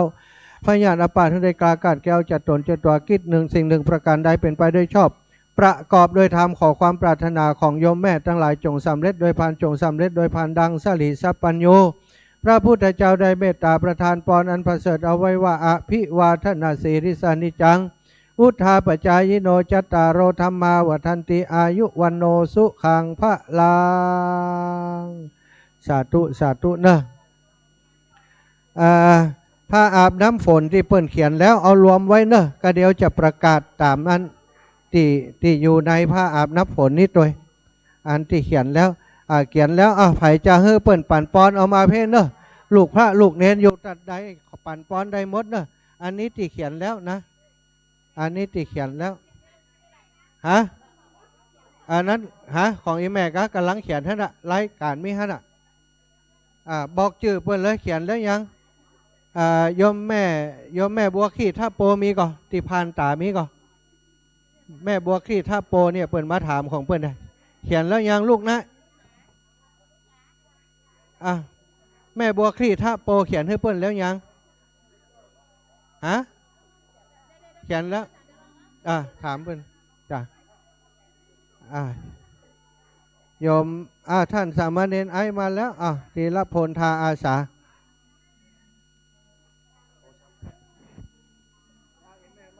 ยกมือ10 นิ้วกับถวายความเคารพท่านครูบาอาจารย์พระมหาเถรานุเถระเจ้าทุกรูปทุกตนด้วยความเคารพนะครับขอความผาสุกในธรรมจงบังเกิดมีแก่คณะศรัทธาพุทธศาสนิกชนอีป่ออีแม่นักศีลนักบุญเฮาที่ได้มาร่วมกันทำบุญหล่อเตียนของวิไลสงฆ์นครลำปางซึ่งวันนี้เฮาได้รับเกียรติจากทางท่านผู้ว่าชัชวาลชัยบุตรผู้ว่าราชการจังหวัดลำปางจะได้มาเป็นประธานในพิธีในการหล่อเตียนของวิทยาลัยสงฆ์นครลำปางซึ่งวันนี้ได้มีศรัทธาสาธุชนอีป่ออีแม่เฮามาร่วมใจกันที่วิทยาลัยสงฆ์นครลำปางของเฮา อยากจะปูจาแผ่นเตียนเดอร์แมนเนอร์แผ่นละ20 บาทถ้ามาวันนี้แผ่นละ20 บาทถ้ามาวันผูกแผ่น200เปิดกำบะขายเพราะเปิดมดกิจกรรมละผ้าอาบน้ำฝนผ้าอาบน้ำฝนถวายแด่พระนิสิต100 กว่าตนผืนละ199 บาทถ้าอีแม่มานผูกผืน300เปิดกำบะขายละถ้ามาวันนี้กึดใจได้ไล่ใจเติงเปิงใจแตะอยู่บ้านฟังวิทยุได้ยินเสียงประชาสัมพันธ์เนาะบอกบุญบอกกุศลก็เจริญป้อนนะครับเนอะได้มาร่วมใจกันที่วิไลสงฆ์นครลำปางของเฮามาบดเดียวยังตันอยู่นะครับเนอะมาบดเดียวยังตันอีแม่จะบูชาน้ำดื่ม3 แพ็ค100 บาทเนาะ3 แพ็ค100 บาทราคานี่บ่มีแถมละเนาะต้องวิไลสงฆ์นครลำปางของเฮานำข้าวหน้าโภชนะอาหารมาบอกว่าจะนำจตุปัจจัยได้หยาดตานมาก่อเสียบต้นผ้าป่าได้มีการเตดมีทุนการศึกษาพระนิสิตเนาะมีการหล่อเตียนถวายเตียนเก่าวัดเก่าเล่มวันนี้เขาจะได้หล่อด้วยกันในวันนี้ทางพระนิสิตวิไลสงฆ์นครลำปางได้จัดกิจกรรมโครงการอนุรักษ์สืบสานประเพณีส่งเสริมพระพุทธศาสนาศิลปะวัฒนธรรมและภูมิปัญญาท้องถิ่นก็คือกิจกรรมการหล่อเตียนเข้าพรรษาส่วนมากบางวัดบางวาเปิ่นบัจัดกันละก่อนเนื่องด้วยที่ว่ามันยุคสมัยมันเปลี่ยนแปลงไปทำเฮอหิตบะเก่าของเฮาจะมาลายหายสูญไปทางวิไลสงฆ์นครลำปางขอเป็นหนึ่งในนั่นที่จะอนุรักษ์และก็สืบสานภูมิปัญญาอันนี้ไว้บะฮือมันหายมันสูญบะฮือมันหนีไปทางใดจะได้ร่วมใจกันหล่อเตียนเข้าพรรษาตามเจตนาศรัทธาร่วมใจกันทำบุญที่วิไลสงฆ์นครลำปางของเฮาเดี๋ยวรอท่านพระอาจารย์ประกำแม่เดี๋ยวรอกำเบิร์นโทรศัพท์พันอยู่เนาะศรัทธาที่อยู่ยังบ้านยังจองบ่ได้ร่วมทำบุญกำเตี้ยอยากจะร่วมทำบุญติดต่อเข้ามาได้ที่วิทยาลัยสงฆ์นครลำปางหรือโทรเข้ามาที่เบอร์ลูกเน้นก็ได้เบอร์ท่านพระอาจารย์หลายท่านหลายองค์ก็ได้เนาะเจียเจอเนอร์สถาอีป่ออีแม่เฮานักศีลนักบุญจะร่วมปูจาเอายังแผ่นเตียนเนาะแผ่นเตียนธรรมจักรแผ่นเตียนแล้วก็ผ้าจำนำพรรษาตามเจตนาศรัทธาขอถวายการต้อนรับท่านพระมหานพดลสุวรรณเมธีเจ้าคณะอำเภอวังเหนือเจ้าวัดบัดบรรพสถิตผู้อำนวยการวิไลสงฆ์นครลำปางของเฮาโดยความเคารพอย่างสูงนะครับนี่ท่านพระอาจารย์ซึ่งในฐานะเป็นผู้นำทางวิไลสงฆ์นครลำปางมาเจ้าคณะพระอาจารย์วันนี้เนาะ8 โมงปลาย9 โมงท่านพระอาจารย์ได้เดินทางมาถึงแล้วขอถวายการต้อนรับด้วยความเคารพนะครับเนอะศรัทธาปุจจาเอาพาแล้วเนาะจะให้จะหอมมาเอาศีลเอาปอนตีทางท่านพระอาจารย์พระมหาสมชาติได้ตามเจตนาศรัทธาเนาะปูจาแผ่นเตียนหรือจะปักต้นผ้าป่าเก้าวัดเนอร์แมนเนอร์ต้นผ้าป่าเก้าวัดต้นผ้าป่าเก้าวัดได้มาร่วมบุญด้วยกันในวันนี้หรือจะร่วมทำบุญถวายเป็นทุนการศึกษาพระนิสิตถวายเป็นการน้ำกาไฟให้กับวิไลสงฆ์การน้ำกาไฟให้กับสถานีวิทยุเนาะ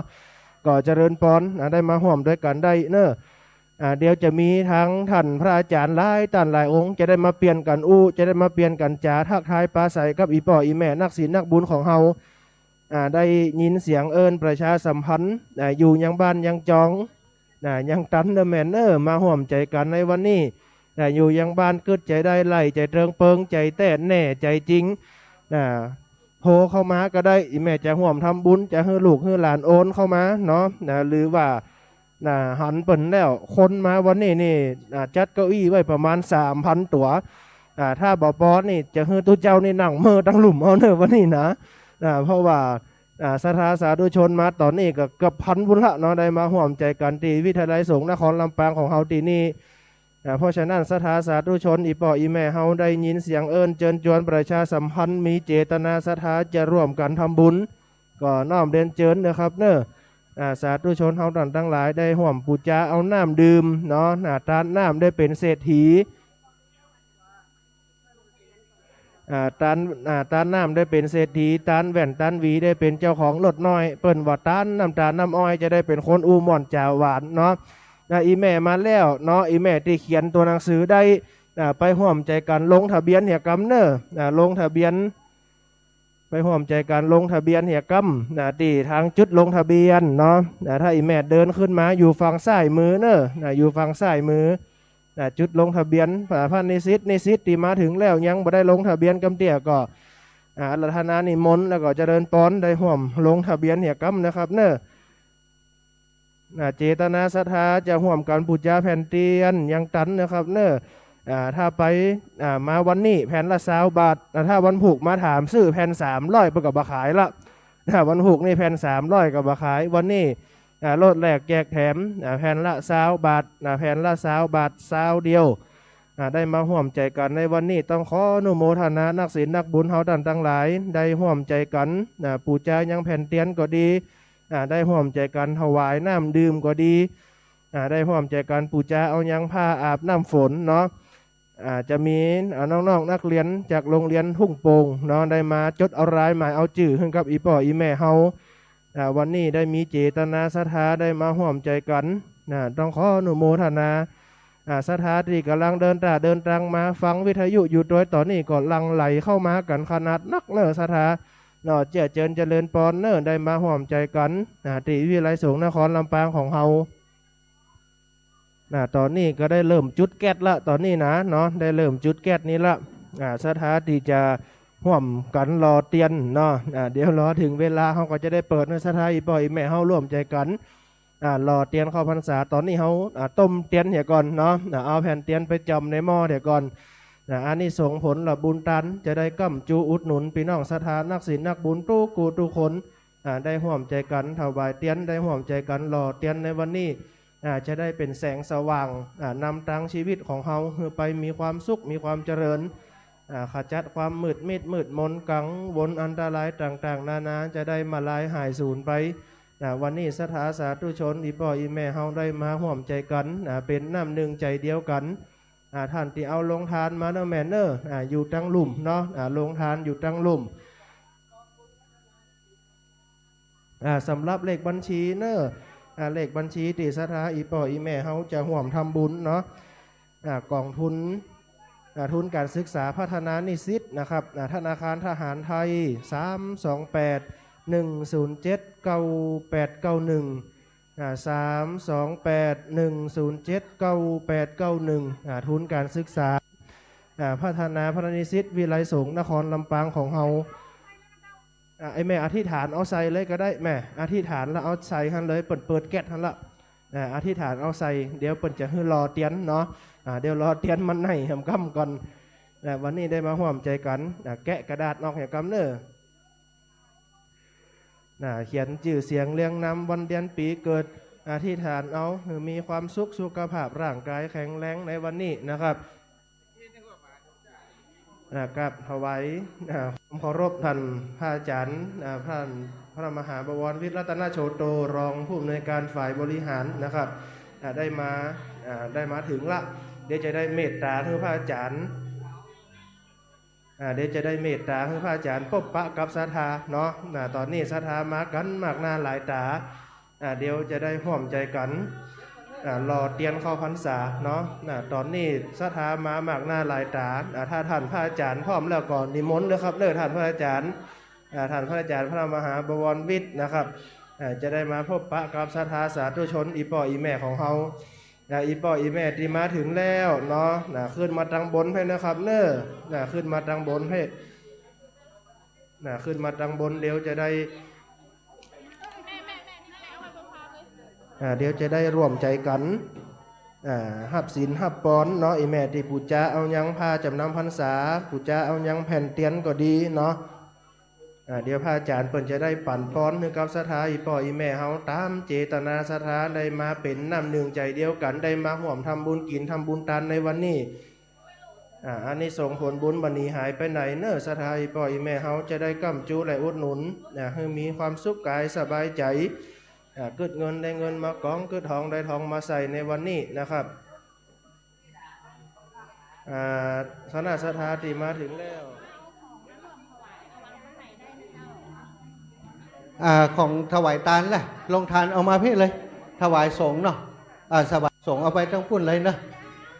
ตั้งเจ้าหน้าที่เดี๋ยวดูตั้งหลังคือกำเนอะเอาโต๊ะมาโอ้สาธุท่านอาจารย์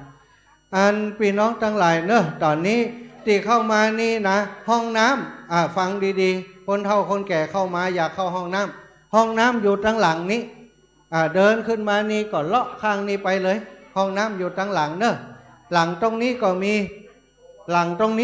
เดินเลาะไปเลยมีอยู่2 จุดเข้ามาเลยเนอะโอ้แม่สีนวลมาแล้ว โยมแม่สีนวลสวัสดีตอนเจ้าอรุณสวัสดิ์ธรรมะสวัสดีป้านานเคินคนเลิงเมืองอยู่ที่ไหนป้านานเคินมามาจ่าสร้างสีสันให้ศรัทธากำลังวุ่นวายอย่างอีต้องป้านานเคินจัดการสกรรมท่านอาจารย์สมณเณรไอ้ปั่นป้อนให้อีแม่กัแม่บัวขี้ท่าโปเจริญป้อนอีแม่มาซ้อหาพายมาเอาผ้าแหละอีแม่ไปหาที่หลานท่านเลยไอ้แม่จองมาแล้วยังไม่ได้จองก็จะเขียนเลยแล้วก็เอามาให้ลูกเน้นปั่นป้อนปนานมาแล้วเขินอย่างประเมินเป็นร่ำเหลือวันนี้จะปล่อยขายแล้วอันละป้อนก็ดีเอาเข้าก็ดีกินสาธุชนคนดีท่านที่รักต่างประจักษ์ฝักใฝ่ในกุศลเทวบุตรเทวดาอยู่ตังบนช่วยห้ามฟ้าห้ามฝนกันหน่อยเนอ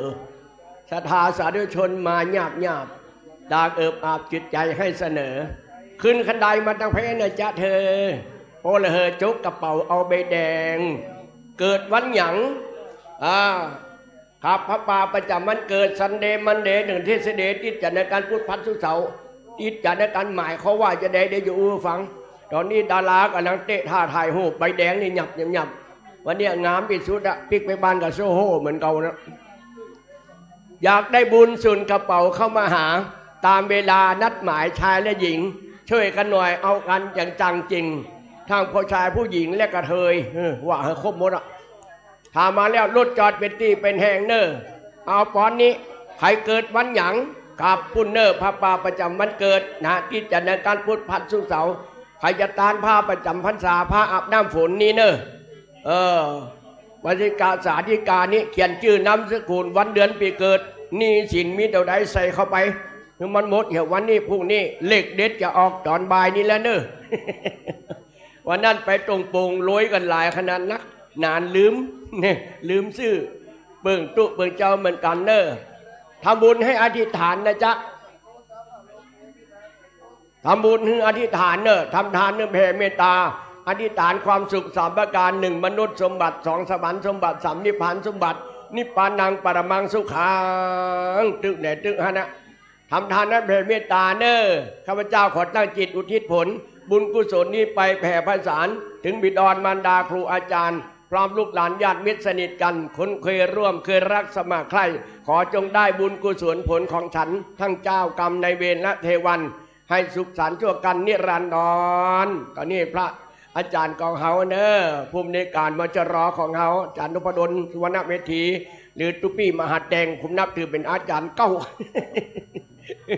เปิดปะอาศัยมาหลายไส้ด้วยกันเนออาจารย์แต่ละองค์นะต้องหาเอวมปะก็มีจัดนัก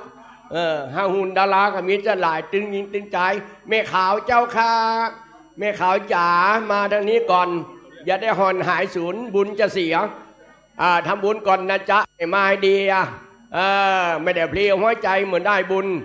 ครับเข้ามาทางไหนเนอะแล้วแต่ตำลังศรัทธาเนอะบัตรตำสาวว่าอีเตอร์เหรียญ5เหรียญ10อย่าอ่อนยังมาเอาเนอะพุทธังสรนังเอาสตังใส่ตู้เนี่ยจ๊ะธรรมังเอาสตังใส่ตู้สังฆังสรนังเอาสตังใส่ตู้ไผ่ก็หู้ในตู้มีแต่สตังพอย่างเข้าพรรษามาอีกครั้งจงเหนี่ยวรั้งจิตใจอย่าไหลหลงนะจ๊ะมาร่วมกันทำบุญก่อน3 เดือนต่อไปนี้ใครจะลดจะละจะเลิกตั้งจิตอธิษฐานกันเนอในการรักษาศีลกินทานเจริญเมตตาภาวนามอจะรออยู่แล้วแม่แก้วจ๋ารีบไปมาอย่าสงสัยร่วมทำบุญวันนี้อย่างตั้งใจจะหอมกันเต้าใดตามใจเนอพออย่างนั่งเรียนนักศึกษาแต่งชุดกระโปรงเนี่ยใส่เสื้อขาวเนี่ยนะฮะปึ้งกับแดะครับผู้นำของวัดบาอารามบ้านจองห้องหอเจิญบันตังเพเนอทำบุญอธิษฐานเนอ ครับโอ้ไม่มีตัวเดียวอาจารย์อู้ก็ขอพระพุทธโลเสบัดนี้ไม่มีป่ออินคำแม่สุแก้ววงหวานพร้อมครอบครัวจากจังหวัดลำพูนได้น้อมน้ำส้มมาถวายในงานหล่อเทียนพรรษาวิไลสงฆ์นครลำปางก็ขอบุญญาราศีอำนวยอวยชัยอำนวยอวยพรให้ทุกท่านจะอยู่ก็ขอให้มีใจจะไปก็ขอให้มีโจกมีลาภปราบแป้ศัตรูจะยกย่างแห่งหนตำบลใดไกลใกล้ขอให้เป็นตีหักไข่คนหมอันธพาลชุมโมไลขอให้ได้หลีกง่ายหนีไก่ออกจากเจ้าสตาจูบูจูคนนันจงจักมีแต่งแต่ดิลีสมกับอัตถคาถาบาทบาลีว่าสุขีติกายุโกภาวะอภิวาทนาสีริสะนิจังวุตาปจายโนจัตตาโลธรรมาวัฏันติอายุวันโนสุขังปะลาห้องน้ำอยู่ด้านหลังเนอะห้องน้ำอยู่หลังนั่งในก่อนเนาะขออนุโมทนาก็อินคำมาจากลำพูนพุ่นอำเภอป่าสางพุ่นนะก่อนนั้นอำเภอป่าสางพุ่นนะอยู่ป่าสางลำปูนอุ่นอึกจึกนักตึกกึกในกระเป๋าเข้ามาหาอุ้ยพวกบะเป้อันยังจ้าครับดุจดาราแม่อินคำพ่ออินคำแต่กี้แม่สุแก้วเรียบร้อยแล้วเนาะเนี่ยเกิดมาจากนาสุวรรณตามีผิวพรรณผุดผ่องเลี้ยนเกียงจองดังยามเหมือนผิวผ้าเหลืองเนออันนี้สงเกิดจากการผ้าเหลืองมี6ประการด้วยกันเอาปอนเลย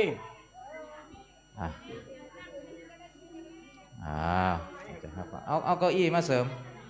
เอาเก้าอี้มานิสิตดูเนอะนิสิตโมเฮายะถาวาลิวหาปูลาปริปุเรนติสาขลังเอวะเมวะอิโตทินังเปตานังอุปกัปปติอิจิตังปฏิตังตุมหังกิปะเมวะสเมสตุสเปปุเรนตุสังกปาจันโทปนะระโสยะถามณิโชติระโสยะถาสุกิติกายุโกภวะอภิวาทนาสีลิสะนิจังวุตาปจายโนจัตตาโลธรรมาวัตันติอายุวันโนสุขังปะลาอยู่ดีมีสุขนิสิตเฮาคอยดูเนอะญาติโยมเปิดเอาลงทานมาก็คอยประสานถ้าเปิดเอาลงทานมาก็ช่วยเปิด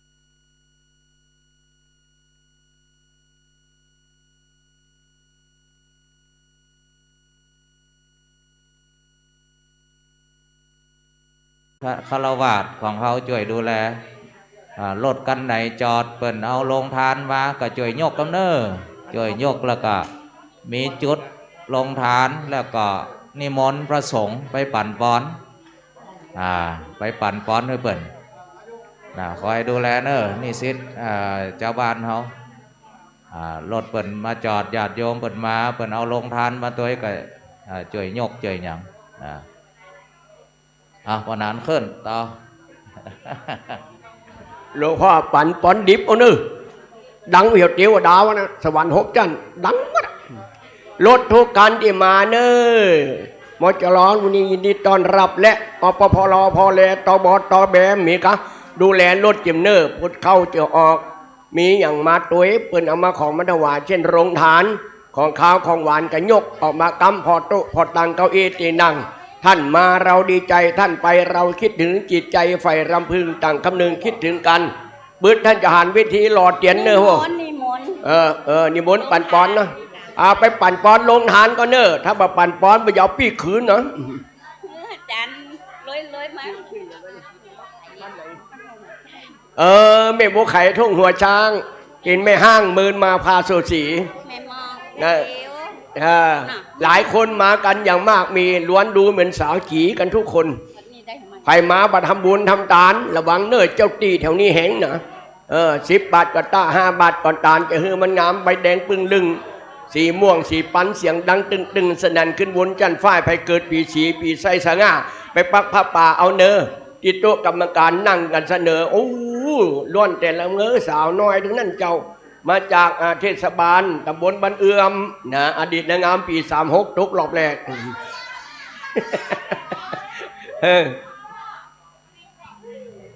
เอามาก่อนเนอะทำบุญอธิษฐานทำทานแผ่เมตตาใกล้เข้าภาษามาเนี้ยเฮาหันกันปีแล้วปีนี้มีบุญอยู่อ๋อพัดลมกับบะหมี่ฮือเปิ่นใจพัดลมกับมือไว้ยับเนี่ยทยอยมารอเตียนได้เนี่ยรอเลยครับเตียนรอเลยแหละ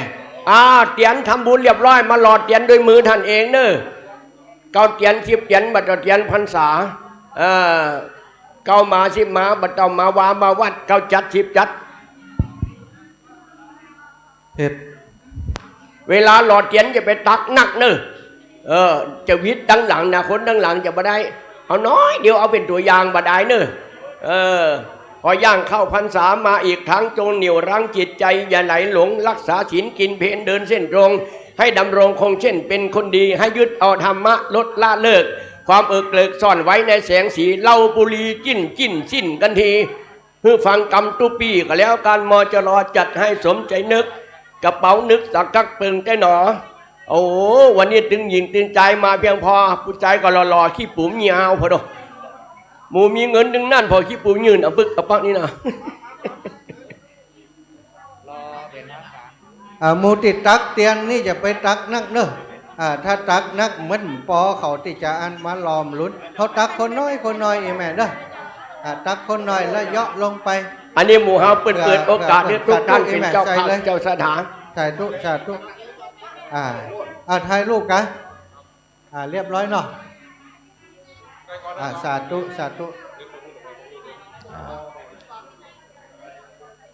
รอเทียนเขาก็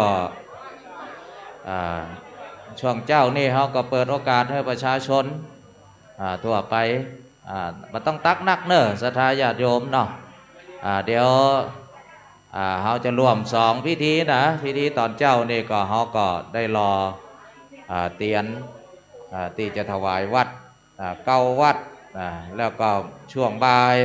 ายโมงท่านผู้ว่าราชการจังหวัดลำปางท่านชัชวาลฉายบุตรก็จะได้เป็นประธานพิธีหล่อเตียนที่ในหอประชุมหลังใหญ่หลังนี้นะดังนั้นศรัทธาญาติโยมทั้งหลายช่วงเจ้าเนี่ยเขาทั้งหลายได้ทำบุญปูจาฟ้าอาบน้ำฝนปูจาเทียนแผ่นเทียนปูจาแล้วก็เป็นทุนถวาย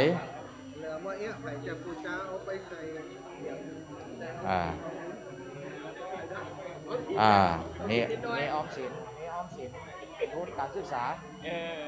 คนนั้นเคลื่อนนะนี่ครับได้เอาไปไว้ที่บ้านเวลาเต็มแล้วเอาไปไว้บ้านแม่นละ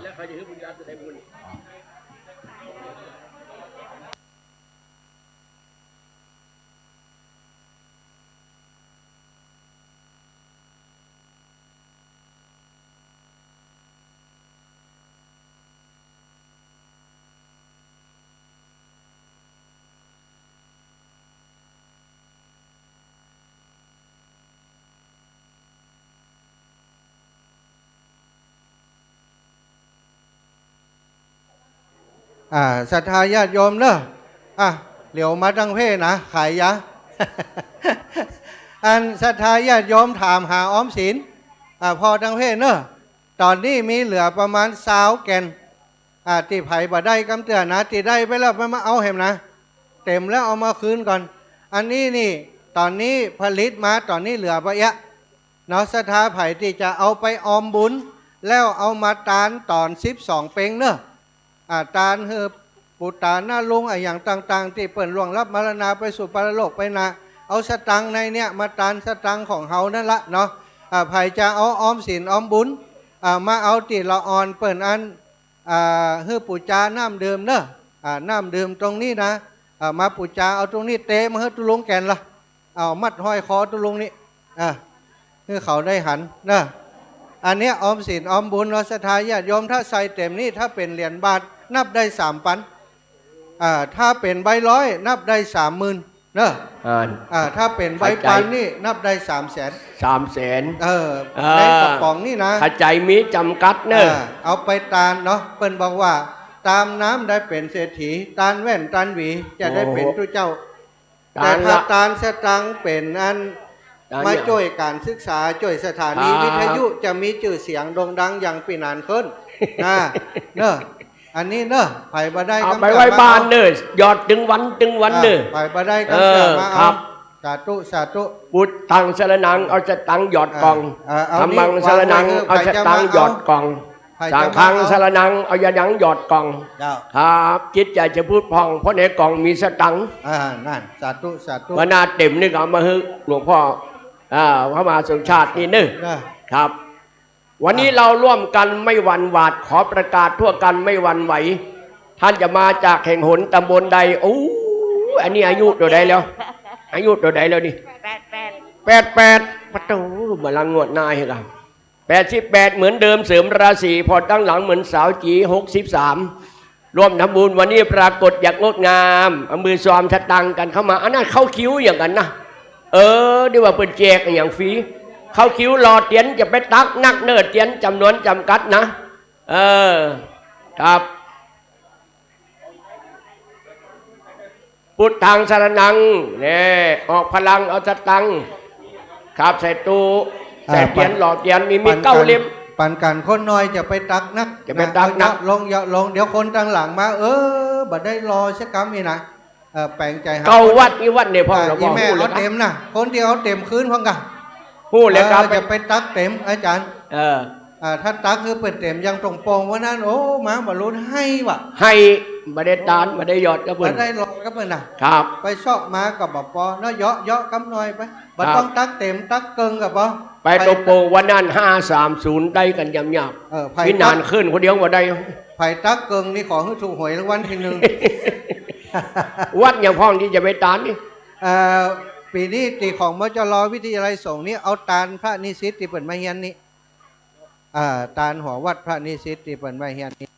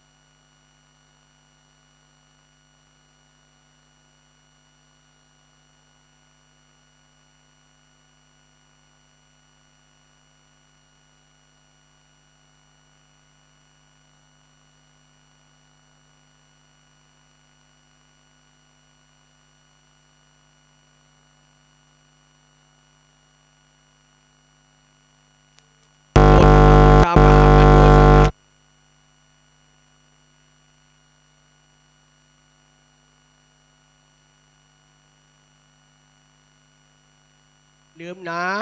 แก้ว3ประการเก้าแก้ว10แก้วบัดแก้ว3ประการคนได้ตาลน้ำอ้อยจะเป็นเบาหวานคนได้ตาลน้ำตาลจะเป็นโรคเก้าอย่างระวังดีนะอาสตังติ่มก็เอามาถวายด้วยเจ้าเนอะจะไปเอาเข้าการมัวน่ะ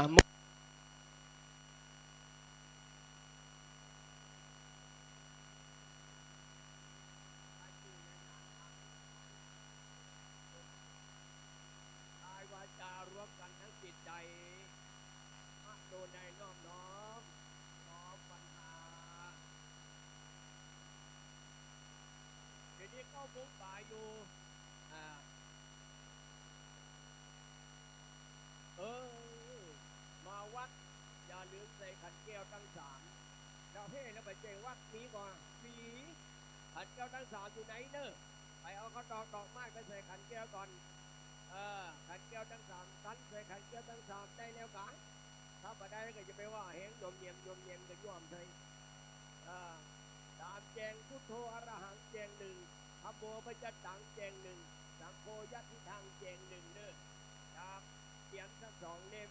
ผูกกับอำมือเบาๆกับดอกไม้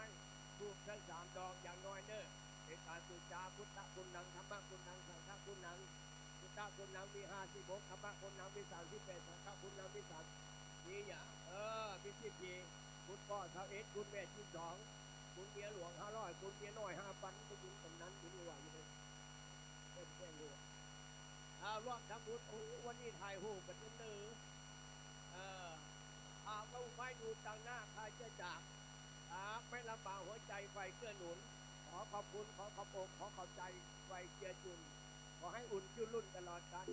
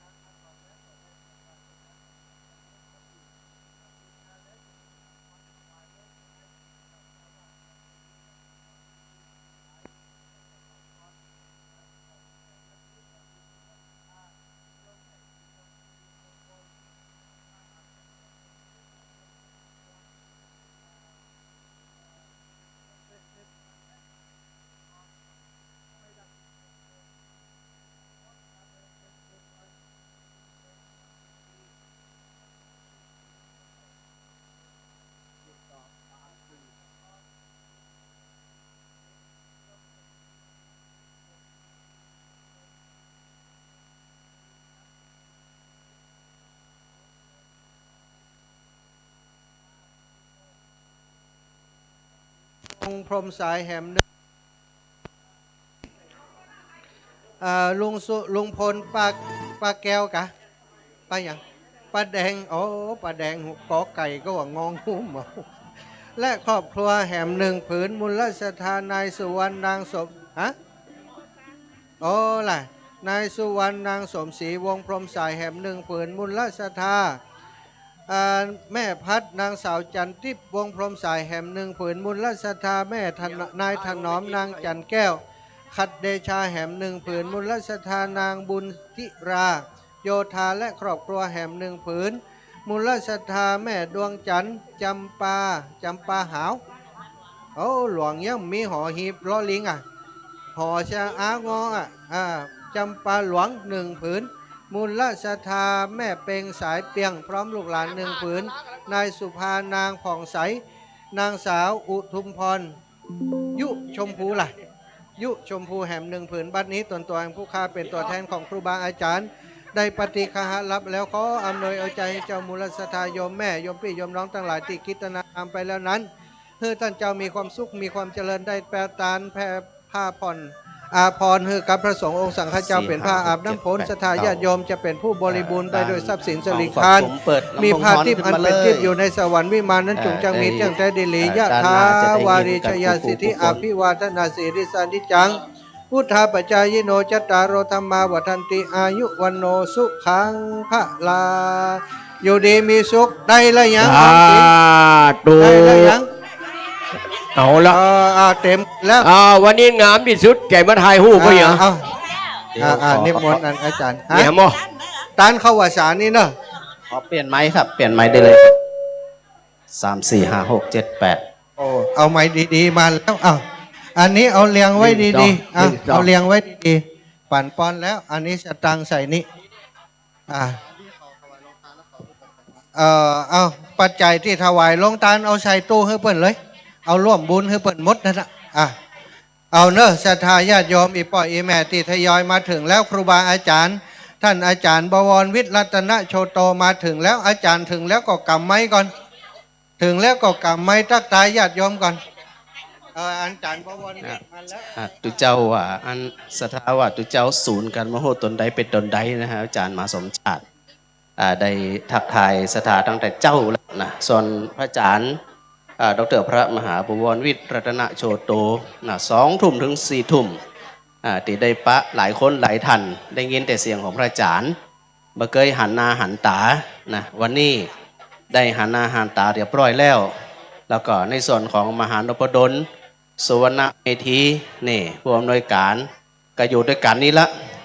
ศิริธรรมกำเมืองก็อยู่ด้วยกันนี่ละวันนี้นะศรัทธาอยากจะอันปะพระดิเจรูปใดตนใด ก็ถือโอกาสได้ปะได้พบสถาก็หานั่งตามบัธยาศัยเลยนะดันในก็ได้ดันนอกก็ได้ไผ่มาก่อนสามารถที่จะไปหล่อเตียนก่อนก็ได้เนื่องจากว่าเวลาข่อยควายมาแล้วก็ช่วงบัดตอนเนี่ยคนคงจะนักเนาะดังนั้นไผ่มาก่อนก็ถือโอกาสได้หล่อเตียนก่อนซึ่งหมู่เฮาทั้งหลายนั่นเนี่ยได้มาถึงก่อนได้สบายอกสบายใจสาธุแม่พรจากสันบนเรืองอาหารเลี้ยงเพนเอาไปด้านขวาปุ่นจุเจ้าจะฉันปุ่นนะอาจารย์จะฉันปุ่นด้านขวาเนี่ยจุเจ้าจะฉันด้านไหนด้านไหนห้องด้านเขาขึ้นมาแล้วเนี่ยจะเลี้ยวขวาแล้วก็สถาทันใดสาธุเจ้าแม่จากไหนโอเคแม่จันแก้วอินทจักรนี่ศรัทธาหลายคนหลายท่านหันหน้าหันตากันแล้วพอได้หล่อเตียนเรียบร้อยแล้วนี่นะสามารถไปหนังตั้งไหนได้นะไปหนังตั้งไหนแล้วก็ไปเก็บภาพเก็บ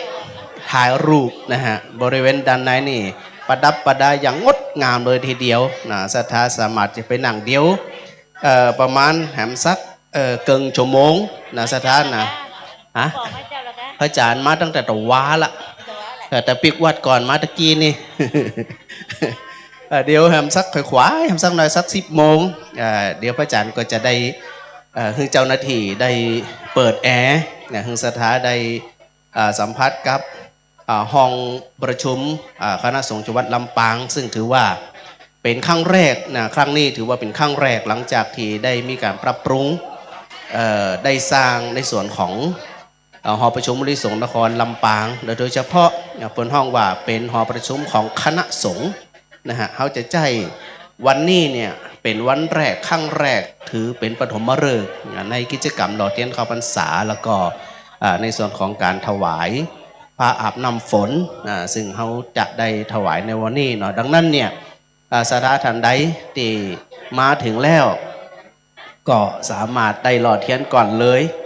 นะพอหล่อเทียนอย่างกินน้ำกินน้องกินยังเสร็จเรียบร้อยก็สามารถไปนั่งพักสบายด้านในก่อนนะเดี๋ยวพระอาจารย์จะเดินเข้าเดินออกอยู่แถวเนี้ยนะได้มอบหมายให้ทางโฆษกมอบหมายให้ทางครูบาอาจารย์ได้ถือโอกาสทักทายกับสถาญาติโยมไปเป็นลำดับไป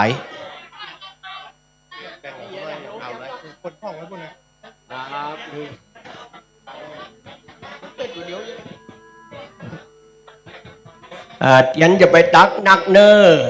เตียนมีจำนวนจำกัดอย่าตักนักนะจมูลหมองไม่พองใสคนละนิดคนละหน่อยจากน้ำใจตักเขาใส่กระบอกทองไม่ได้มองดูจะไปตานเก้าวัดตัวกันเนออันนี้เหรอเตียนอย่างนี้อาจารย์จะลงเลขลงยันค่ะเจนกะคะงะยะละวะสหละอังเหี่ยปุ๊เหี่ยปังก็คือหายวันนี้วันผูกมีเนามีลูกคืออยู่ท้อยฟังกรรมวันนี้เป็นวันหยังเขาทุกท่านก็ฮู้อยู่เป็นวันมงคลเนอชีวิตนะฮะในช่วงเดือนนี้นะเดือนกรกฎามาถึงแล้วเดือนผ่องแผ้วโนดสดใสให้ครับเราเห็นบรรยากาศวันนี้สมมุติว่ามันเย็นเหมือนเป็นสวรรค์ประทานมาเดี๋ยวจะเปิดห้องแอร์ให้เราเย็นเนอตอนนี้แอร์กำลังซ่อมอยู่อันนี้ล้อไปยาวอย่างเจอเนอปั่นป้อนอย่ากำนะอาจารย์เก้าปั่น10 ปั่นบัดปั่นป้อนเก้าป้อน10 ป้อนบัดตอนดูเจ้าเก้าเฝ้าบัดเฝ้าวัดเฝ้าวาเก้ามา10 มาบัดมาไหวมากราบเก้าอาบ10 อาบบัดอาบน้ำฟังธรรมเก้าจำ10 จำมือจันศิลปะเก้าละ10 ละบัดละกิเลสเก้าเตศ10 เตศบัดเตศมหาจาตุเก้าจาตุ10 จาตุบัดจาตุนี่จาตุเดียวเนอเขาจะขึ้นสวรรค์กับจาตุนี้เขาจะหลงนรกกับจาตุนี้จะไปเกิดเป็นอินเป็นพรหมยมราชดาวเทวาเป็นจักรพรรดิกับจาตุนี้นะจะเกิดเป็นโพธิสัตว์รอคิวอยู่จันดุสิตกับจาตุนี้ฉะนั้นโอกาสนี้ชาตินี้เรามีหวังยังต้องอยู่แล้วก็สู้ต่อไปจะได้ถอยจะพบชิงประเสริฐแต่เลิศถอยจะอยู่ปากซอยก็ต้องคอยเจอเตียนวางจะเมื่อจะมาครับมาจะ2 สาวพราวสวัยใส่เสื้อขาวยิ้มแย้มแผ่ของแม่อภัยทั้งไส้น้อยไส้ใหญ่อยู่นี่ร่วมกัน เร็วๆหน่อยเลือกเอาเลยจะเอาไส้ไหนครับประเภทไร้เอวไร้หมูไร้มันมินิมดให้เกิดวันหยังเกิดวันกิจนะคิดดีมีฉลาดไม่ประมาทสมบุญนั้นอย่านักหนาเกิดวันกิจมีสติและปัญญาเดินกางกาจะหายเลยเกิดวันจันทร์สีเหลืองรุ่งเรืองนักสีประจักษ์ของพระสงฆ์ผู้ทรงศีลมีเสน่ห์นักหนาเป็นอาจินไปทุกทั่วทุกถิ่นได้กินฟรีนี่วันจันทร์เนอะวันอังคารสีชมพูดูไม่เบื่อจิตเอื้อเฟื้อโดดเด่นเป็นกุศลวันนี้เป็นวันนักหนาเป็นบนคนวันนี้มีฝนหล่นแน่นอนจะเกิดวันหยังมาปูจานี่เนอะจิตจันทร์การพุทธพัฒน์สุขเสาเนอะความหมายว่าจะได้ด้วยหนักขึ้นอย่าอู้หูฟังเนอะโอ้มีพระมหากุศลโดยครับวันนี้เขาครบจึงดึงตาลไมศีลไมภาวนาไมครบหมดทุกอย่างเลยเดี๋ยวนี้เพิ่มเห็นไหมเนอะตาลไมศีลไมภาวนาไมและหน้ากากอนามัยอย่าลืม ตาลไมบุญสำเร็จด้วยการบริจาคทานอันนี้หยังโอ้ไม่ได้เจ้ากันแล้วได้กินประเดียวเนี่ยก้อนหมีปอจ่ายต้องมาได้กินนะหลบไปยังขอขอบคุณน้ำส้มสีเหลืองกระเดืองสีคงจะลำชาติดีมีความหมายขอขอบคุณจังเจงผู้ชายขอมีบุญมากมายเจริญกันนะจ๊ะขออำนาจพุทธรัตน์กำจัดทุกข์ให้ถึงสุขศิริศักดิ์เป็นหลักฐานขออำนาจธรรมรัตน์กำจัดมารให้สำราญผุดผ่องพ้นผ่องภัยขออำนาจสังฆรัตน์กำจัดโรคให้สิ้นโศกสิ้นทุกข์สุดสดใสขออำนาจพระไตรรัตน์กำจัดภัยปรารถนาสิ่งใดสมใจปองอยากได้เงินไหลมาเป็นกองอยากได้ทองไหลมาเป็นไหอยากจะกินน้ำส้มอย่างตามใจจะเอาก๊อกน้อยก๊อกใหญ่กินได้เลยดื่มฟรีทุกปีเปลี่ยนกันกันแล้วห้างเคียวนะเอาเอลนะ ครับอนุโมทนาปนานเขินเนอะจะไปกินเมินนะระวังเขินแถมตรอเนอะอนุโมทนาศรัทธาสาธุชนได้มาห่วมใจห่วมจิตห่วมใจห่วมเจตนาศรัทธาได้มาห่วมบูชาเอายังแผ่นเตียนถ้าอีแม่เขียนบัตรตันศรัทธาเขียนบัตรตันมาเขียนทั้งเพศเนาะปนานอยู่นี่คนหนึ่งปนานอยู่นี่คนปนจะเขียนตัวเมียงดำซ้ำนะใส่ภาษาล้านนาเรื่องซ้ำเนาะเจริญปอนเนอศรัทธาที่มาถึงแล้วยังบ่ได้ห่วมบุญห่วมกุศลกำเตี่ยก็เจริญปอนผู้จาเอายังแผ่นเตียนตามเจตนาศรัทธาแผ่นละ20 บาทเนาะหรือจะห่วมผู้จาผ้าอาบน้ำฝนผ้าอาบน้ำฝนผืนละ199 บาทจะปักกันเตดกันทำจะปักเอายังทุนการศึกษาคือแก่พระนิสิตถวายภัตตาหารเพลแด่พระนิสิตเนาะก็เจริญปอนนะครับเนอะห่วมกันได้ตามเจตนาศรัทธาการทำบุญเฮาบ่ได้กำหนดกฎเกณฑ์เปิ้นว่า10 บาทก็ตา20 บาทก็ตาม30ก็งาม100 บาทก็ได้อีแม่ตีนั่งอีแม่ตียืนอยู่ตั้งนานอีแม่ลบกำเนิดเปิ้นทายถอดสดอีแม่บังหน้าทุเจ้าหมดนี่บ่ได้ออกกล้องกับเปิ้นนะวันนี้เปิ้นไล่สดตั้งคืนสถานีวัดฝายหินเนาะก็ตั้งของวิทยุวิทยาลัยสงฆ์นครลำปางวิทยุเพื่อการศึกษา106.50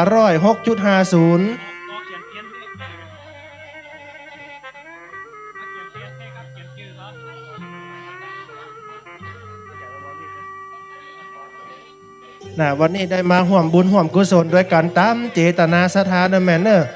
วันนี้ไผจะห่วมปูจาแผ่นเตียนไผจะถวายทุนการศึกษาแด่พระนิสิตจะถวายภัตตาหารเพลเนาะแด่พระนิสิตถวายกาน้ำกาไฟถวายภัตตาหารเพลเนาะปูจาเอายังแผ่นเตียนก็ดีเดินเข้ามาทางเพศแม่นเนอก่อยเข้ามาวันนี้เฮาอยู่ด้วยกันวันนี้อยู่ด้วยกันถึง4 โมงบุญอันนี้แม่สีจันเนาะแม่สีจันบันสีกั้มก็มาพี่น้องศรัทธาปงแสนทองอันนี้ได้มาห่วมบุญห่วมกุศลด้วยกันศรัทธาหลายท่านหลายคนวันนั้นไปแอวหาวัดมาชกไม่เต้ากำเดี่ยมที่นี่อย่ามาชกไม่เต้าจะละ ได้มาห่วมบุญห่วมกุศลด้วยกันอนุโมทนาได้แม่เอาป้อนเนี่ยกำเนาะแม่เอาป้อนก่อนของลูกเตี่ยเอาป้อนเนี่ยก่อนแม่อ๋อครับสาธุอนุโมทนาครับเนอแม่จับนี่สาธุได้จะได้ฮือป้อนเนอสาธุชนปอถวายกรรมก็ถวายครับสาธุอนุโมทนา อิชิตังปริตังตุมหังขิปะเมวะสมิสันตุสะเพปุเรนตุสังขปาจันโทปนาละโสญะธามณิโชติละโสญะธาตนตัวของอาโยมแม่สีจันอินผูกพร้อมด้วยลูกหลานพี่น้องสถาบันสีกรรมได้ร่วมทำบุญ200 บาทพระอานิสงส์ผลละบุญกำจูอุดหนุน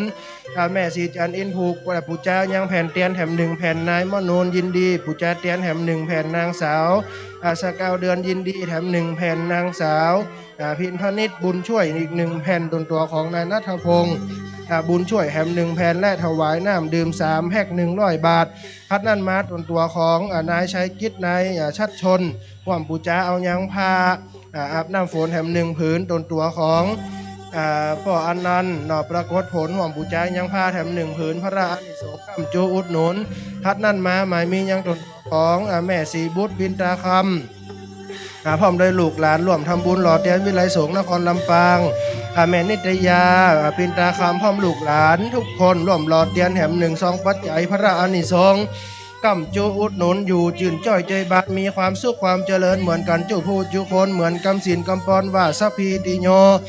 มาเตวันตรายโยสุขีติคายุโกภวะอาภิวาทานาสีลิสนิจังวุธาปัจจายิโนจัตตาโลธรรมาวะทันติอายุวันโนสุขังปะลังสาธุโมทนาด้วยแม่เนอได้แม่ไปรอเตียนด้วยกันอยู่ตั้งหลังนี่เนาะก้อยตักนะแม่เนอตักกันคนน้อยเนาะห่วมใจกันคนน้อยบดีตักนักเนาะคนแม่ลุ้นจะบ่ได้รอมาแม่ลุ้นจะบ่ได้รอได้เปิ้นเนาะช่วยกันแบ่งกันตักคนน้อยครับสาธุอันนี้ปอบุญมาแก้บุญเรืองพี่น้องสถาบันแม่กุยถวายเป็นการน้ำการไฟให้กับวิไลสงฆ์นครลำปางแม่จับพานั้นสาธุพัดนั่นมาตนตัวของแม่หมอกแก้วเดียวน้องพี่น้องสถาบันทุ่งหัวจ้างพระบาทได้ห่วมทำบุญมาแถม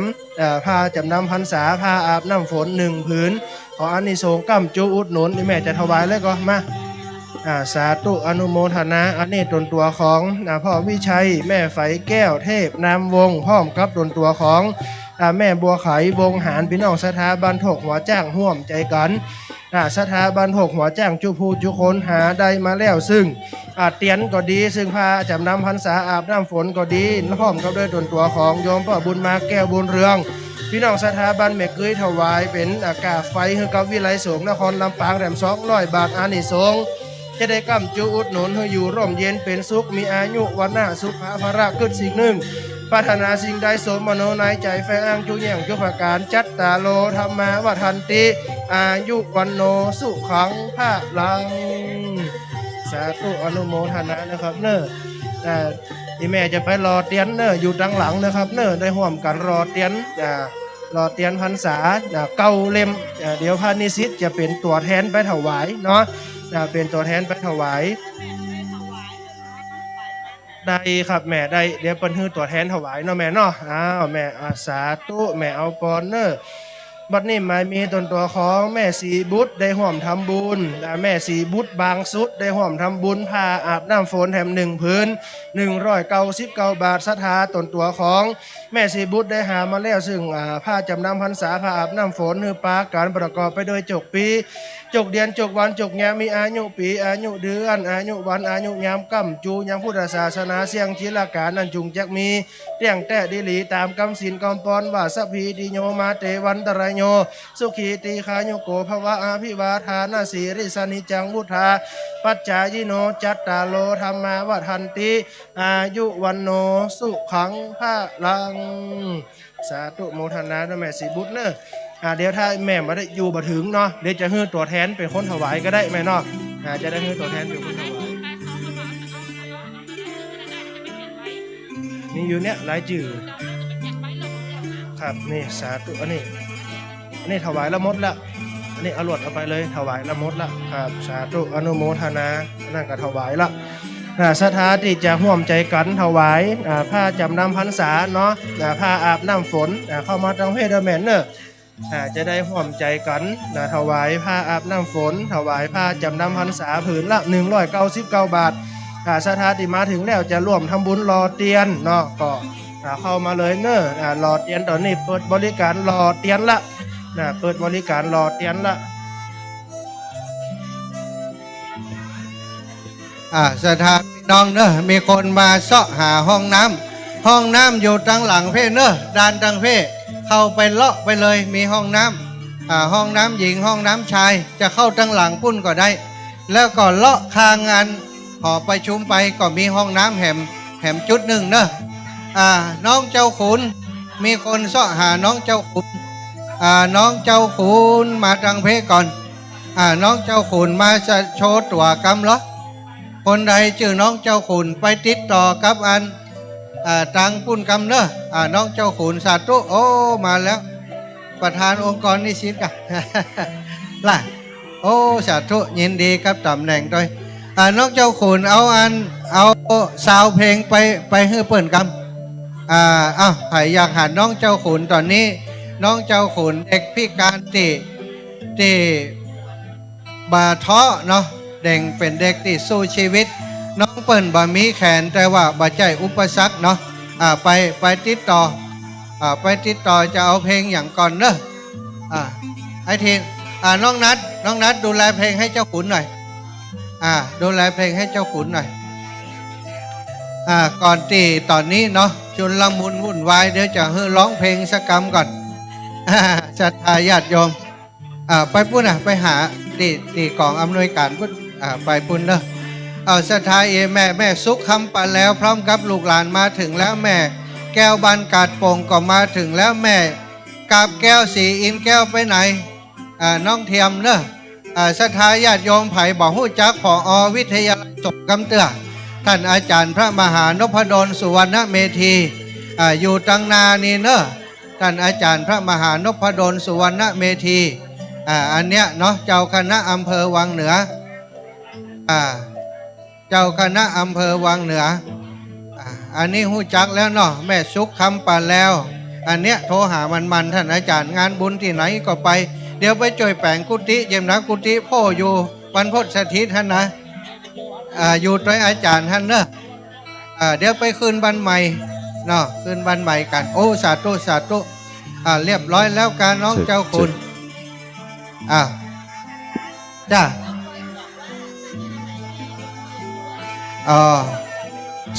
ท่านที่เดินทางมาใหม่ลงทะเบียนเนอะลงทะเบียนวันนี้แจกด้วยนะวันนี้ไผ่มาลงทะเบียนจะได้รับรางวัลเนอะน้องเจ้าขุนโอ้ท่านอาจารย์กอดก่อนท่านอาจารย์กอดแล้วยัง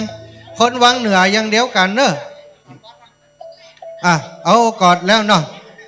ศรัทธาญาติโยมตอนนี้มิวสิกพร้อมเอาเลยเนอะน้องเจ้าขุนมาแล้วมิวสิกพร้อมหรือยังโอ้เดี๋ยวก่อนกะมาแล้วเหรออู้ก่อนน้อยหนึ่งเพลงเบาก่อนน้องเจ้าขุนขออู้น้อยอีกว่ะโอ้จะลู่ทุลุงอู้เห็นล่ะสวัสดีครับผมจีเด็กชายรัฐกิจป.ศิลาครับชื่อเล่นชื่อน้องเจ้าขุนครับมาจากชมรมคนพิการอำเภอวังเหนือจังหวัดลำปางครับโอ้วันนี้น้องเจ้าขุนดีใจมาเลยครับวันนี้ได้มาวันนี้ได้หาแม่พี่น้องทั้งหลายนะครับดีใจมากเลยครับผมแล้วก็โอ้ถ่ายรูปถ่ายทอดชดด้วยนะถ่ายทอดด้วยครับไปเชียงใหม่นะว้าววันนี้นะดีใจมากเลยวันนี้น้องขุนได้มาครับวันนี้ดีใจจัดนักเลยครับได้ข่าวว่าเอาต้นพระป่ามาหอมด้วยครับแม่นครับอยู่ไหนอยู่นี่ครับผมโอ้ดูของขุนนั่นเหรอเอาไข่จะหอมก็จะขุนเอามานี่เอาต้นพระป่ามานี่เอาเก้าอี้มาตั้งนี้ไผ่อยากจะหอมพระป่าน้องเจ้าขุนเนอะไผ่อยากจะหอมพระป่าก็น้องเจ้าขุนนะปักพื้นเต็มเลยนะแล้วก็ไผ่อยากจะร่วมบุญเป็นทุนการศึกษาน้องเจ้าขุนเนอะเจริญพรเธอเปิ่นร้องเพลงก่อนก่อยมาหาเปิ่นเนอะทุนการศึกษาอยู่ในกระเป๋านี่อันนี้อู้กันแล้วจะแบ่งกันคนเกิงกับอาจารย์ใส่เฮใส่ตั้งใดวะศรัทธาพร้อมแล้วเนาะเรื่องเสียงตั้งพุ่น1 2 3 ไผ่มะกำไม้ฮือคนละแม่ต้อยอยู่ไหนมะกำไม้ฮือลูกเบาตัวนี้แม่ต้อยกำไม้ฮือลูกเบากำ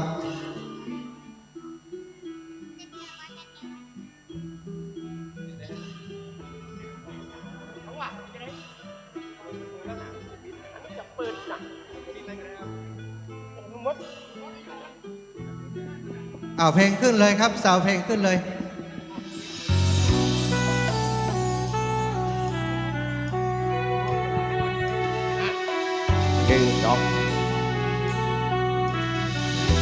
พบกับน้ำร้องชื่อดังเด็กพิการแต่ใจตู้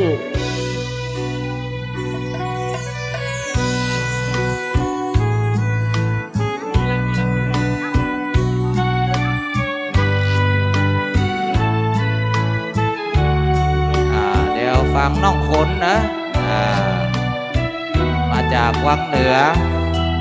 คนเก่งหัวใจแกร่งน้องขนเต็มที่เนอะน้องขนเจ้าขนเจ้าขน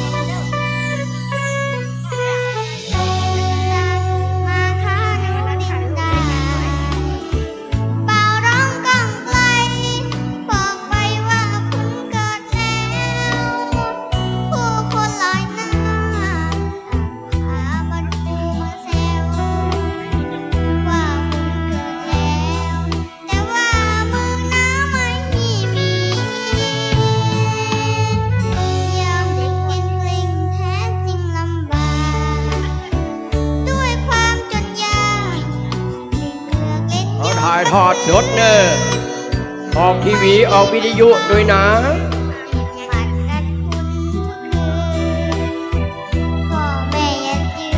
เดียนพรรษายังว่างใครมาได้รอมาที่หลังมารอเดียนได้ตัดน้อยเดียวเนอะเดียนเก้าเล่มเก้าตนเนอะมาเดี๋ยวนี้เลย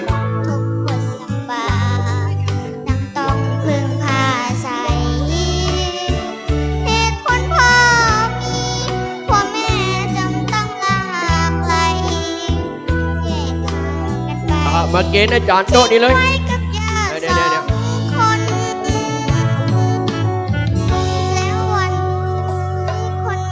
โอ้โหมาอยู่วัดมาเกณฑ์ไปฉันบ้านอยู่เลยคำขออยากดูเจ้าคุณพ่อจะต้องบ้านกล้วยฝายเจนยืนไว้เอามีเก้าอี้ยืนไว้เอายืนเด้อหลวงพ่อจะปั่นบอลแล้วเล่นก็ฟังไปเนอะอันนี้เด็กพิการนะแขนบ่มีสักเบืองเนอะแขนกุดจุลุดแต่เสียงดีอัดเข้มอาจารย์สมชาติโชนับสนุนอันนี้เป็นชื่อว่าลูกขุนพ่อขุนคือขุนวังเหนือนะเอามาวางเลย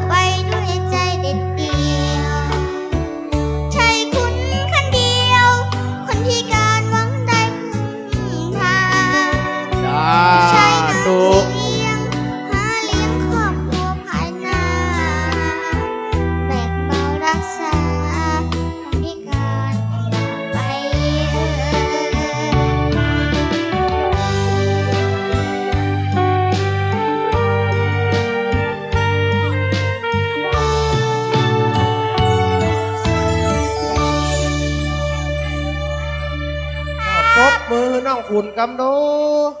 มีไผ่ตบมือให้น้องกำแล้วอ้าวเก่งขนาดไอ้แม่พอเตอะเนาะนั่นลูกเน้นอู้ตังกับเจ้ามีไผ่ทายผมสักคนนะน้องขนุนมากำเดียวได้เหลียดาราก่อนเนาะโอ้โหเนี่ยเป็นหวานนักสู้หัวใจแกงนะไอ้แม่เนาะใครจะมอบทุนการศึกษาให้น้องปนเนอร์แมนเนอร์มอบทุนการศึกษาให้น้องปนแม่บัวขี้ให้นี่อย่างไอ้แม่ฮะให้กับใครหัวนิ่มโดยให้ตัวนี่คือจะได้ฮะแต่กับไอ้แม่มีใครทายผมสักคนเนาะในแม่จะถวายเนาะสาธุปนานมีไผเอาปนานมีไผเอาปนานเคลื่อนกำมาให้จอกระใจโมหากเจ้าขุนมาที่หลังได้หลายหมื่นดูเสตังค์พอมีที่สุกถุงเสียขอขับใจหนูน้อยอ้อยอิงเป็นคนจังคนจริงเก่งนักหนาแขนบะมีได้เสียงดีเหมือนดาราโอ้สตังค์ไหลมาเทมาได้หลายแสนเลยเอาถ่ายหูปไปเหี่ยดูโมสังโฆรอตัวครับความสามารถครับความลำบากทำให้เราเป็นอดทนความจนทำให้เราเป็นคนขยันความฝันทำให้เราเป็นคนต่อสู้แต่ถ้ามีความรู้ทำให้เรามีความสำเร็จทุกสิ่งทุกประการโอ้สวัสดีเจ้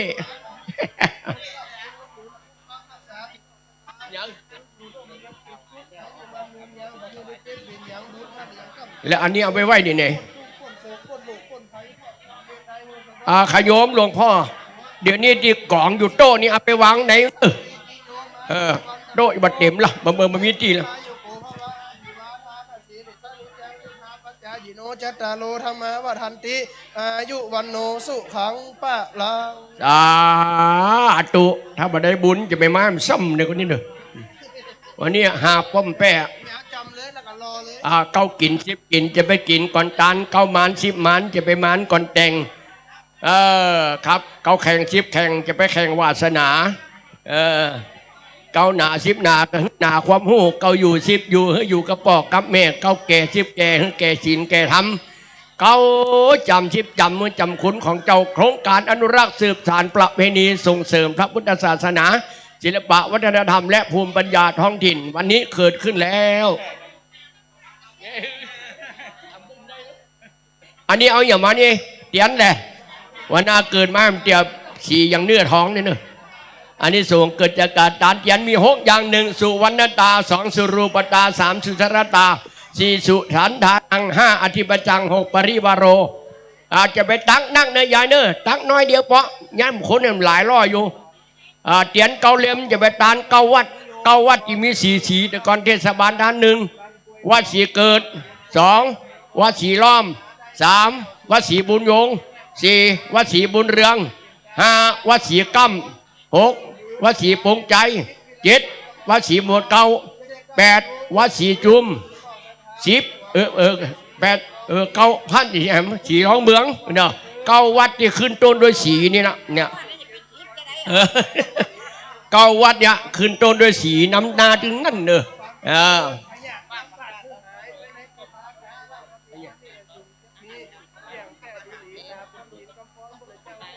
ไหนนี่นี่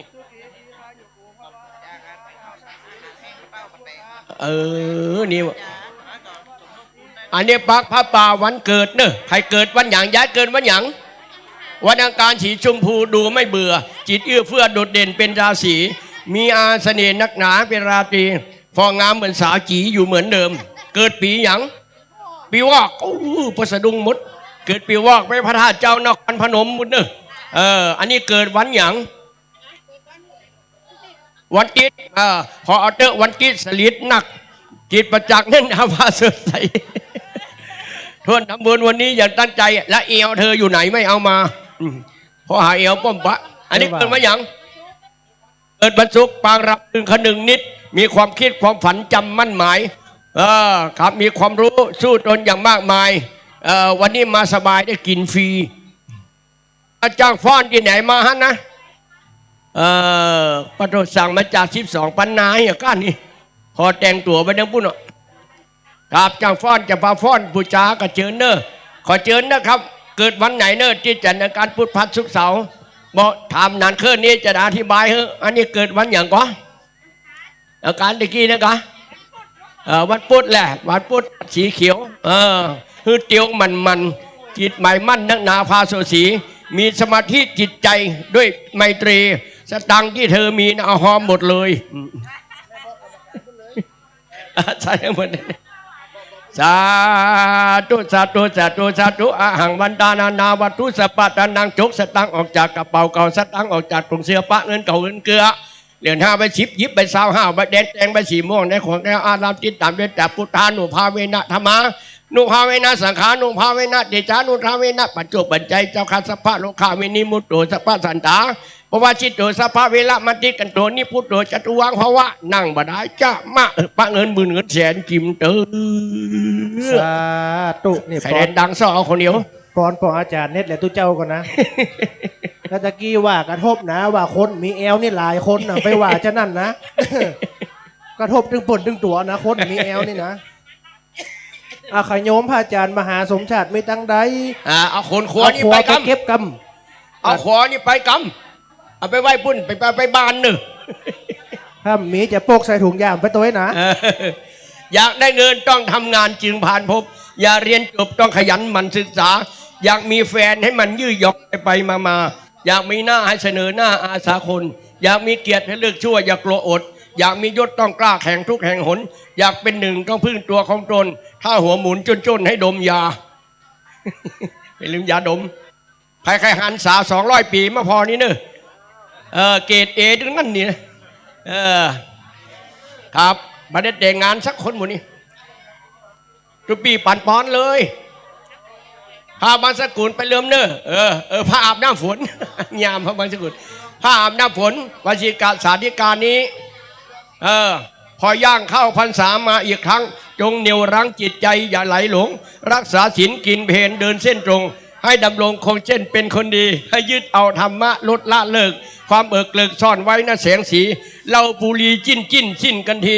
สร้างความดีให้แน่ครับแค่3 เดือนบัดใดละ3 เดือนมันบัดตายลุกแดงแล้วเนาะที่กินเหล้าก็คือเบาบางเนอะคือลดคือละคือเลิกเนี่ย3 ขั้นตอนใครจะตั้งจิตอธิษฐานลดละเลิกนะฮะ3 เดือนนี่เนอะนี่บางพ่อก็ว่าเข้าภาษาเข้าไปเถอะเข้ามาเข้านี่ใครจะเข้าภาษาข้าไม่เข้าขอกินเหล้าบริวนิจจิตแจ่มใสเรื่องภาษาเรื่องของทุเจ้ามันเข้าไปเอาสุขใจไปกับเหล้าเท่านี้พอที่เราวันว่าจะนั่นอันนี้อย่างก็เหม็นไม่ประกาศมาลงทะเบียนนี่ก่อนเนอะคนได้มาลงทะเบียนนี่มาได้นะจะได้บุญกึ่งเดียวเนอะสุขโขปุญญาสะอุจโยสร้างสมซึ่งบุญนำมาซึ่งคนสุขบุญญาณิปาลโลกัสมิงปฏิทาหนติปนินังบุญกุศลไปจะกั้มจุดเดจานนี้ดอกอันล่วงรับขันมาลายกายเป็นผีไปสู่สวรรค์จันฟ้า6 หางอยู่บนปราสาทนางงามยอดจ้าเสียงดีหรอไม่ได้กินอย่างนะน้ำส้มสักแก้วน้องเตี๋ยวจ๋านานเจ็บคอแล้วหนาน้องคนสวยขอทั้งคนน้ำส้มสักแก้วจะร่ำรวยนิมนต์สำหรับศรัทธาตีได้ปูจาแผ่นเตียนธรรมจักรถ้าบางส่วนได้รอเตียนเก้าเล่มด้านหน้าแล้วบางห้องก็จะเก็บไว้ก่อนเอาไว้รวมรอเตียนพิธีตีในหอประชุมนี้พร้อมกับท่านผู้ว่าราชการจังหวัดเวลาบ่ายก็ได้เนอะเหลือไว้คนละแผ่นก็ได้บึดท่านผู้ว่าราชการจังหวัดลำปางท่านชัชวาลฉายบุตรเป็นจะได้นำหมู่เขาเจ้าพูดทั้งหลายรอเตียนพรรษาในมณฑลพิธีหอประชุมแห่งนี้นะอันนี้ก็แจ้งประชาสัมพันธ์ศรัทธาไว้ก่อนภายจะรอเตียนตั้งนอกในภาคเจ้านี่ก็ได้ส่วนในภาคบ่ายจะเก็บเตียนเอาไว้นะคนละแผ่นก็ได้ท่านผู้ว่าเป็นจะนำรอเตียนเอามาหย่อนในหม้อต้มด้านหน้าพิธีและศรัทธาก็ตัวท่านผู้ว่าเป็นสิ้นเป็นสายนะคนละแผ่นก็ได้เนอะสาธุโอเค yes am เทวบุตรเทวดาเฮ้ยเจ้าที่เจ้าทางอยู่แถวนี้ช่วยจุดเอาลายใหม่เอาชื่อเจียมเนออายตานไปหาพ่อแม่ปิตาพ่อผัวแม่ผัวพ่อเมียแม่เมียกิ๊กเก่าไฟหลังผัวเก่าเมียหลังกระตานเนื้อเขาเหี่ยสเปสัตตาสัตว์ทั้งหลายทั้งปวงเป็นเพื่อนทุกข์เกิดแก่เจ็บตายด้วยกันทั้งหมดทั้งทิ้นอยากจะแปลให้ฟังสาธุชนคนดีท่านที่รักเวลาเริ่มประจักษ์เป็นสักขี10 โมงเข้ามาตัดพอดีอากาศเย็นกิลี่ห้อนแต่เนอทางในเปิดแอร์ได้แล้วกับเนอสาธุครับ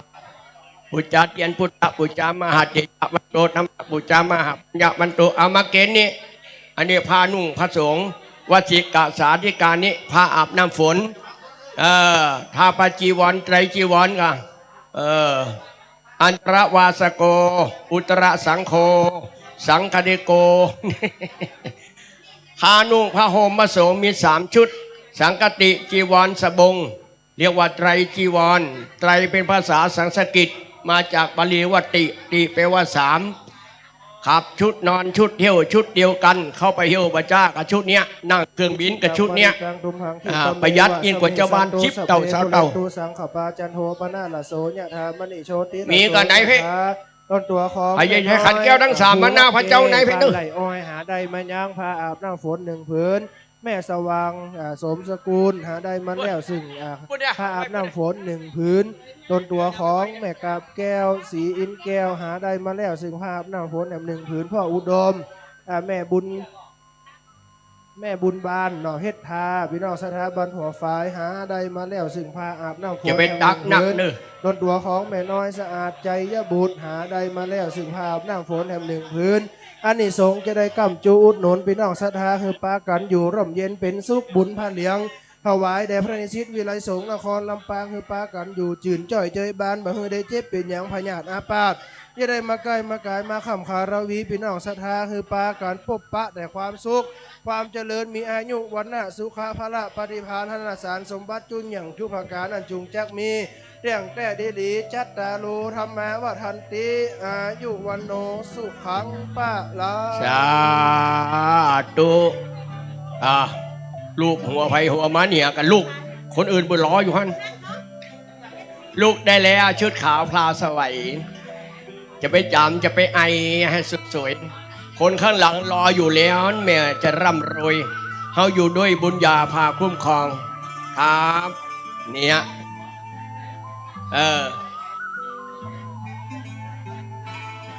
โบราณเปิดสอนจะไปใกล้ตังตานจะไปมานก่อนแต่งจะไปแสงต่างโก้งจะไปโกงเงินวัด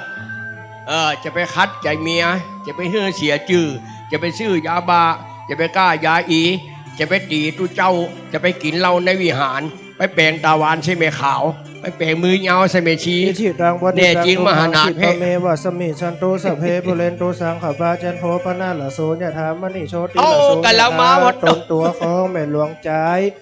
ซ่อนเขียวหาได้มายังพาอาบน้ำฝน1 ผืนพี่น้องศรัทธาบันดงเราบังเงินแม่ท่าบ้านนาดงเนาะเราบังเงินแม่ท่าพร้อมก็ได้ต้นตัวของแม่ทองสุกสีที่นิวพี่น้องศรัทธาบรรณาดงวังเงินแม่ท่าพร้อมกับหน้าต้นตัวของแม่หอมวงสายทองพี่น้องศรัทธาบรรณาดงวังเงินแม่ท่าปู่เจ้ายังผ้าอาบน้ำฝนแถม1 ผืนต้นตัวของแม่ปีใจนวลถวายมาแล้วผ้าอาบน้ำฝน1 ผืนบรรณาดงขานี่มัน6 ขาแล้วนี่ตัวของแม่จันตาวงสายพี่น้องศรัทธาบรรณาหลวงกวยแพทย์ร่วมทำบุญมาทาจำนำพรรษาผ้าอาบน้ำฝนแถม1 ผืนต้นตัวของมูลศรัทธาครอบครัวใจหมอครอบครัวนินคำพี่น้องปากันหาได้มาแล้วซึ่งเขาซึ่งผ้าอาบน้ำฝนแถม1 ผืนมูลศรัทธาได้เอ่ยน้ำก็ดีบ่ได้เอ่ยน้ำก็ดีมีจิตเจตนาถวายผ้าอาบน้ำฝนลุงโบมาคนนี้นครลำปางแถม1 ผืนอันนี้ลุงโบนี่ป้ามันเก็บเนื้อพี่น้องศรัทธาคือปาการประกอบไปโดยจกปีจกเรียนจกวันจกยามบุญพาเลี้ยงกัมจูพี่น้องศรัทธาคือมีอายุวันนะสุขะพละปฏิภาณธนสารสมบัติเหมือนกันจุผู้จุคนนันจุงแจ็คมี เรื่องแต่ดีหลีตามกำศีลกำปอนพุทธเจ้าเตสนาว่าอภิวาทนาสีริสนิจังวุฒาปจายิโนจัตตาโลธรรมะวะทันติอายุวันโนสุขังปะลา ปลาตุปีไปเอาเงาไว้ยันหมูทั้งหลังยืนรับไหนอยู่นี่ลูกหมูทั้งหลังยืนรับไหนอยู่นี่ได้บุญเวลาได้เบิกบุญแล้วอย่างงามๆหน่อย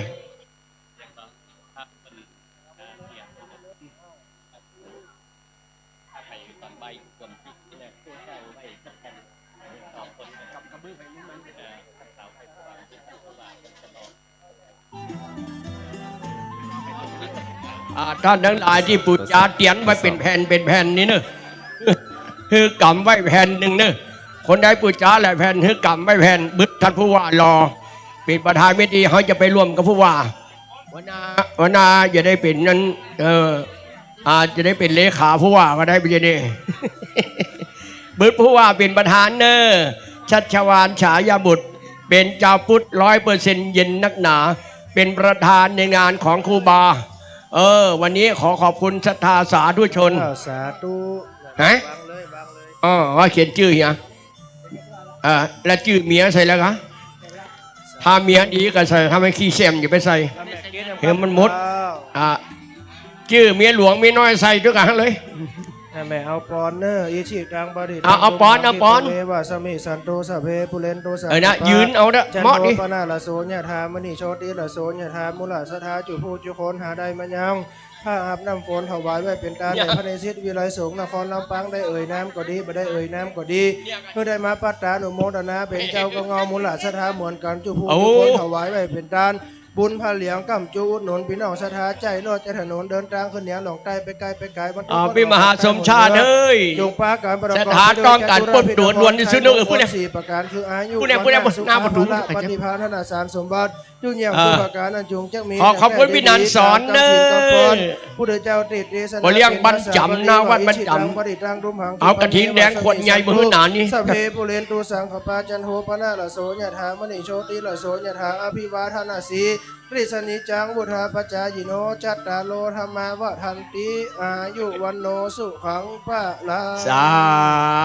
ต่อยืนไว้พออย่ารับไหนเนี่ยรูปหัวใครหัวมันงวดแล้ว530ปืนใดกันถึงบ้านไปหลอดเตียนมันตรงโป่งงวดนี้บืดก่อนกระถินออกแล้วกับพระป่าเรียบร้อยจะได้บอกเล็กเด็ดเฮ้อปนานใดก่อนวันนั้นนะไปได้สักคำน่ะขึ้นต่อไปก่อนใดวันนั้นยังเป็นตู้เหรอครับน่ะเป็นปนานขึ้นนะดีละขึ้นอยู่ฮะคำสุกโย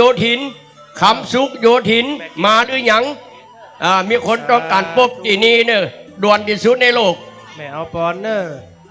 ยิชิตังบดิตังดุมหังกิปะเมวะสมิสันโตสเพปุเรนโตสังขปาจันโหปนาละโสญธามณีโชติละโสญธามุลาสถาหาได้มาแล้ว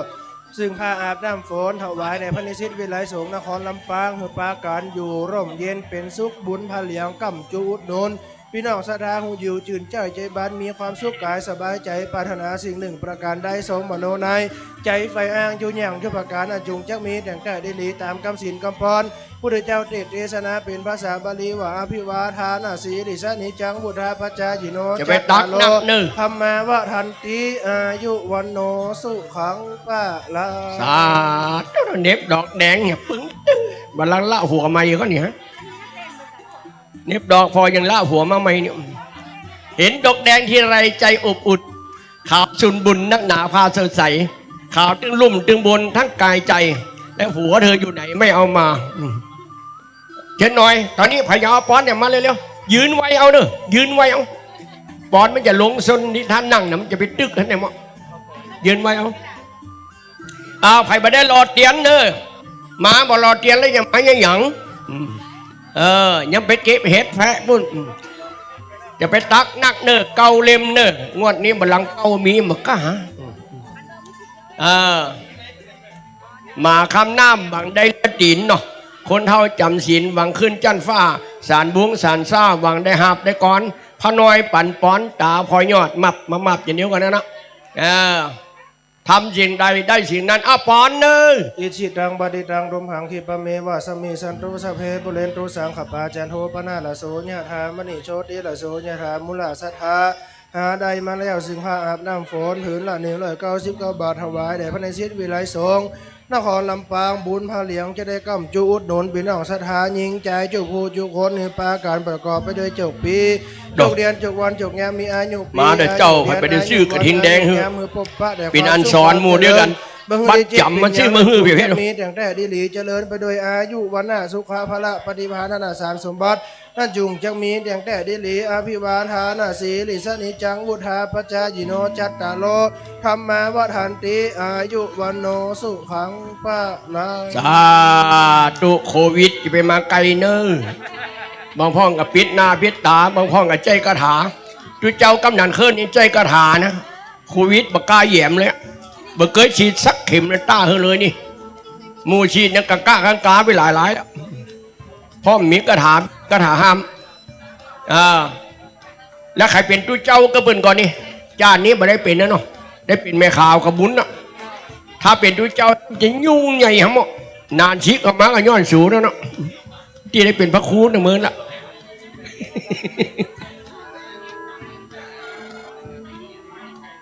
ศรัทธาจ๋ามากันอย่ามากมายนักดึกดักห้อนนักหนา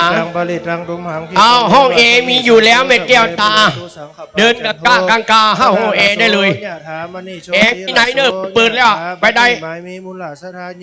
พอหน้าเหมือนมินิวิสินได้นะไปนั่งไหนก่อนอาบน้ำฝนทอมมาทุบปัจจัยได้อย่าตานถวายไว้เป็นตานแด่วิไลสงฆ์นครลำปางอานิสงส์จะได้กำจุอุดหนุนพี่น้องศรัทธาให้ปากันอยู่ร่มเย็นเป็นสุขบ่ให้ได้เจ็บเป็นอย่างบุญรักษาบุญบะเหลียงคุ้มครองมูลศรัทธาให้ปากันอยู่จินเจ้ยใจบานอิชิตรังบดิตรังดุมหังขิปะเม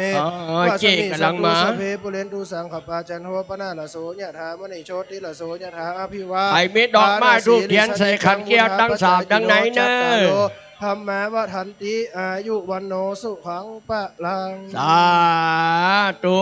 เนี่ยเนอเอาไปป่านปอนในห้องแอร์บ่ได้กะครับห้องแอร์เปิดแล้วเนอครับ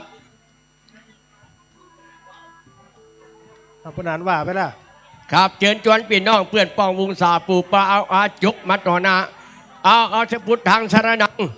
เอาสตังใส่ตู้ธรรมังสรนังเอาสตังใส่ตู้สังฆังสรนังเอาสตังใส่ตู้กรรมการไม่อยู่งัดตู้เอาสตังหือมาเถอะพระปานี้เกิดวันหยังแม่เกิดวันหยังเกิดวันพระจำมาได้เกิดวันพระเนอะอิชิตรังบดิตรังดุมหังคิปะเมวาสมิปีหยังแม่เกิดปีหนูปีใจไว้พระธาตุเจ้าบนเนอะจอมต้องเพียงใหม่วังเงินแม่ท่าพ่อมกับพี่น้องสถาบันอยู่วังเงินเมื่อกี้นี่ได้มายามสังโฆพาอาบน้ำฝนถวายไว้เป็นตาอันนี้คนมีเงินถวายไว้แด่พระเดชวิไลสงฆ์นครลำปางบุญกินบุญตาจะได้เป็นบุญก้ามบุญจูบุญพาเหลียงปกปักรักษาพี่น้องศรัทธาให้อยู่ร่มเย็นเป็นสุขบ่ให้ได้เจ็บเป็นหยังนั่นจงจักมีอย่างแต่ได้หลีอภิวาทานาสีริสนิจังวุธาปัจจายิโนจัตตาโลธรรมาวัฏันติอายุวันโนสุขังปะลังจะอยู่วังเงินกะปึ้งมีเงินโมนอยู่ลุ่มไปมีกับเงินอย่างพอคอแขนผู้มุกคอกระทองนิ้วกระทองหน้ามองนักคอกระทองน่ารักเป็นหนักหนาโมนลุ่มเงินนักหน้าดาราวันนี้ผัวไม่มาสบายใจเผื่อรถไปจอดบุญเผื่อรถไปจอดบุญสถาไผ่ไข่ปูจ้าอันนี้แบบปูจ้าอันออมสินออมบุญออมบุญนะนี่ก็เกิดดังแกหลวงพ่อไผ่จะเอาไปเลี้ยงที่บ้านพน้อยตนนี่บักกินนะสถาบักกินข้าวบักกินน้ำแต่กินสตรังเนอะแต่ถ้าตนตีอูอยู่นี่กินตึงข้าวกินตึงน้ำกินตึงสตรังกินหมดอะกินหมดแต่ว่าออมสินออมบุญเน้นตนนี่บักกินข้าวบักกินน้ำเนาะเพื่ออย่างเพื่อเอาเป็นทุนการศึกษาคือแกวิไลสงฆ์นครลำปางพร้อมกับเป็นการแนมกับไฟขึ้นสถานีเดี๋ยวจะได้เอาปนานร้องเพลงเอาปนานอยู่มาได้ก็ร้องเพลงกับไปดักเพลงอย่างจะได้เพลงอย่างก็ว่าไปเถอะเอากล้วยมาฝากเอามาสักกล้วยบาใจกล้วยตากล้วยสุกใหม่ปีใหญ่เครือยาวอยากกินกล้วยนะเพชรเนอะอยากนั่งห้องเขาดังไหนเนอะทดสอบ2 3ศรัทธาญาติโยมติดฟังอยู่ตังบานตังจองเนอะเสียงอาจจะอดเอาวุ่นวายเนาะมันจึงเหลือป้อยหลวงกันก็ฮะ โอ้ปีนี้ต้อนรับท่านผอ.วิทยาลัยสงฆ์ปีแรกนะในการที่ท่านได้ทำกิจกรรมโครงการอนุรักษ์สืบสานประเพณีพระพุทธศาสนาในการรอเตียนเนี่ยท่านอาจารย์ก็กว่าคนจะมาบันนักบัดเดียวนี้สงสัยจะอิดละคนมาหลายเนาะศรัทธาญาติโยมอีป่อยอีแม่ที่อยู่ฟังอยู่ตั้งบ้านตั้งจองอยากจะร่วมบุญอยากจะหอมตาลโดยเพื่อนแต่อาจารย์อีแม่จะหอมได้อย่างใดพ่องเนอะบัญชีธนาคารทหารไทยนะศรัทธาญาติโยมทั้งหลายเลขที่บัญชี328-107-9891โอ้สาธุอีป่อ328-107-9891เนอะชื่อบัญชีกองทุนพัฒนานิสิตวิทยาลัยสงฆ์นครลำปางเนอะร่วมบุญใดตังธนาคารทหารไทยร่วมบุญออนไลน์ร่วมบุญตังอากาศเนอะภาพกุมบัญชีน้ำฝนมานี้บัญชีเลขที่วัดสาพันษามาจากวัดสาคือหน้าฝนนะจ๊ะโอ้ย328-107-9891เนอะศรัทธาญาติโยมที่อยู่ทางบ้านทางจองตอนนี้เปิ้นฟังอยู่ทางเชียงใหม่ด้วยเนอะลุงหนานพี่น้องต่างงานวัดฝ่ายหิน104.50พั่วจากวัดเชียงใหม่จอมตองเมืองฝางสถานีวิทยุวัดพระบาทอุดมน้ำบ่อสวาโถวันนั้นนานขึ้นผมไปช่วยกับอาจารย์ไปหลายที่หลายแห่งชัยประการเมืองฝางโดเชียงเสียนเชียงหายแม่อ่างตัวเนอร์ฉะนั้นนี่ไผจะร่วมบุญตั้งอากาศก็ได้เลขที่บัญชีอยู่เพ่ปนอ่านได้เลยเลขที่บัญชีนี่เนอะอ่านเลยส่งมาจากใส่โคตรใส่ยังเข้ามา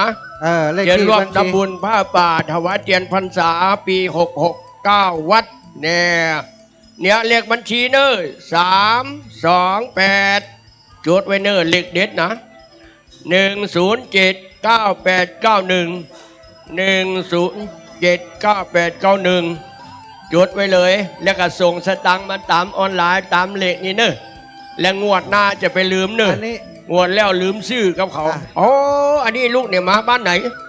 จ้างพ่อนเดี๋ยวเอาเหี่ยสักยกก่อนบ่เอาเหี่ยสักยกก่อนเนาะจ้างฟ้อนมีแหละมาถ้าพร้อมแล้วเอาเลยตอนแป้งงามๆจ้างฟ้อนมาฟ้อนนี้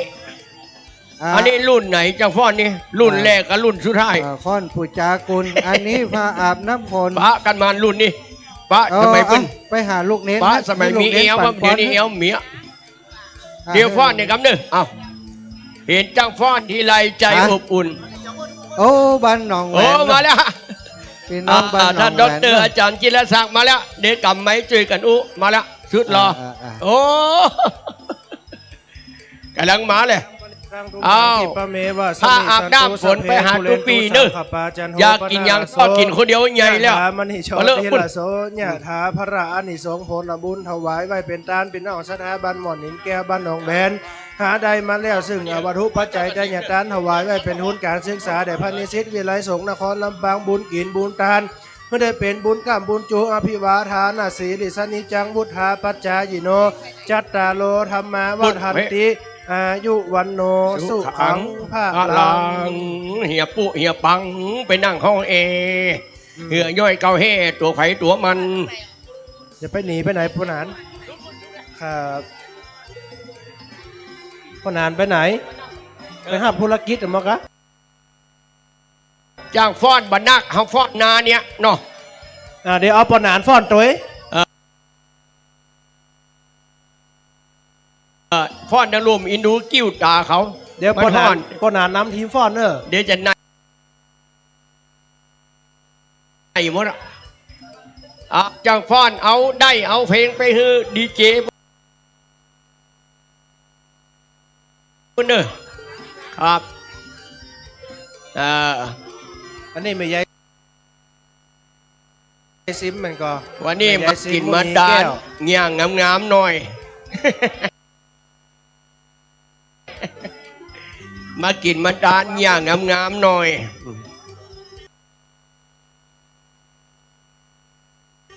กินตัวเล่นมือถือตัวคุณมีบุญแต่คณะกรรมการพอกำเนิดของแม่ซิมมุนีแก้วโยมปีอ้อย แม่ซิมมุนี เดี๋ยวยังมอบ จองไว้ เรี ละ ยนเปลี่ยนไม้ให้อาจารย์ดร.จิรศักดิ์ต่อเลย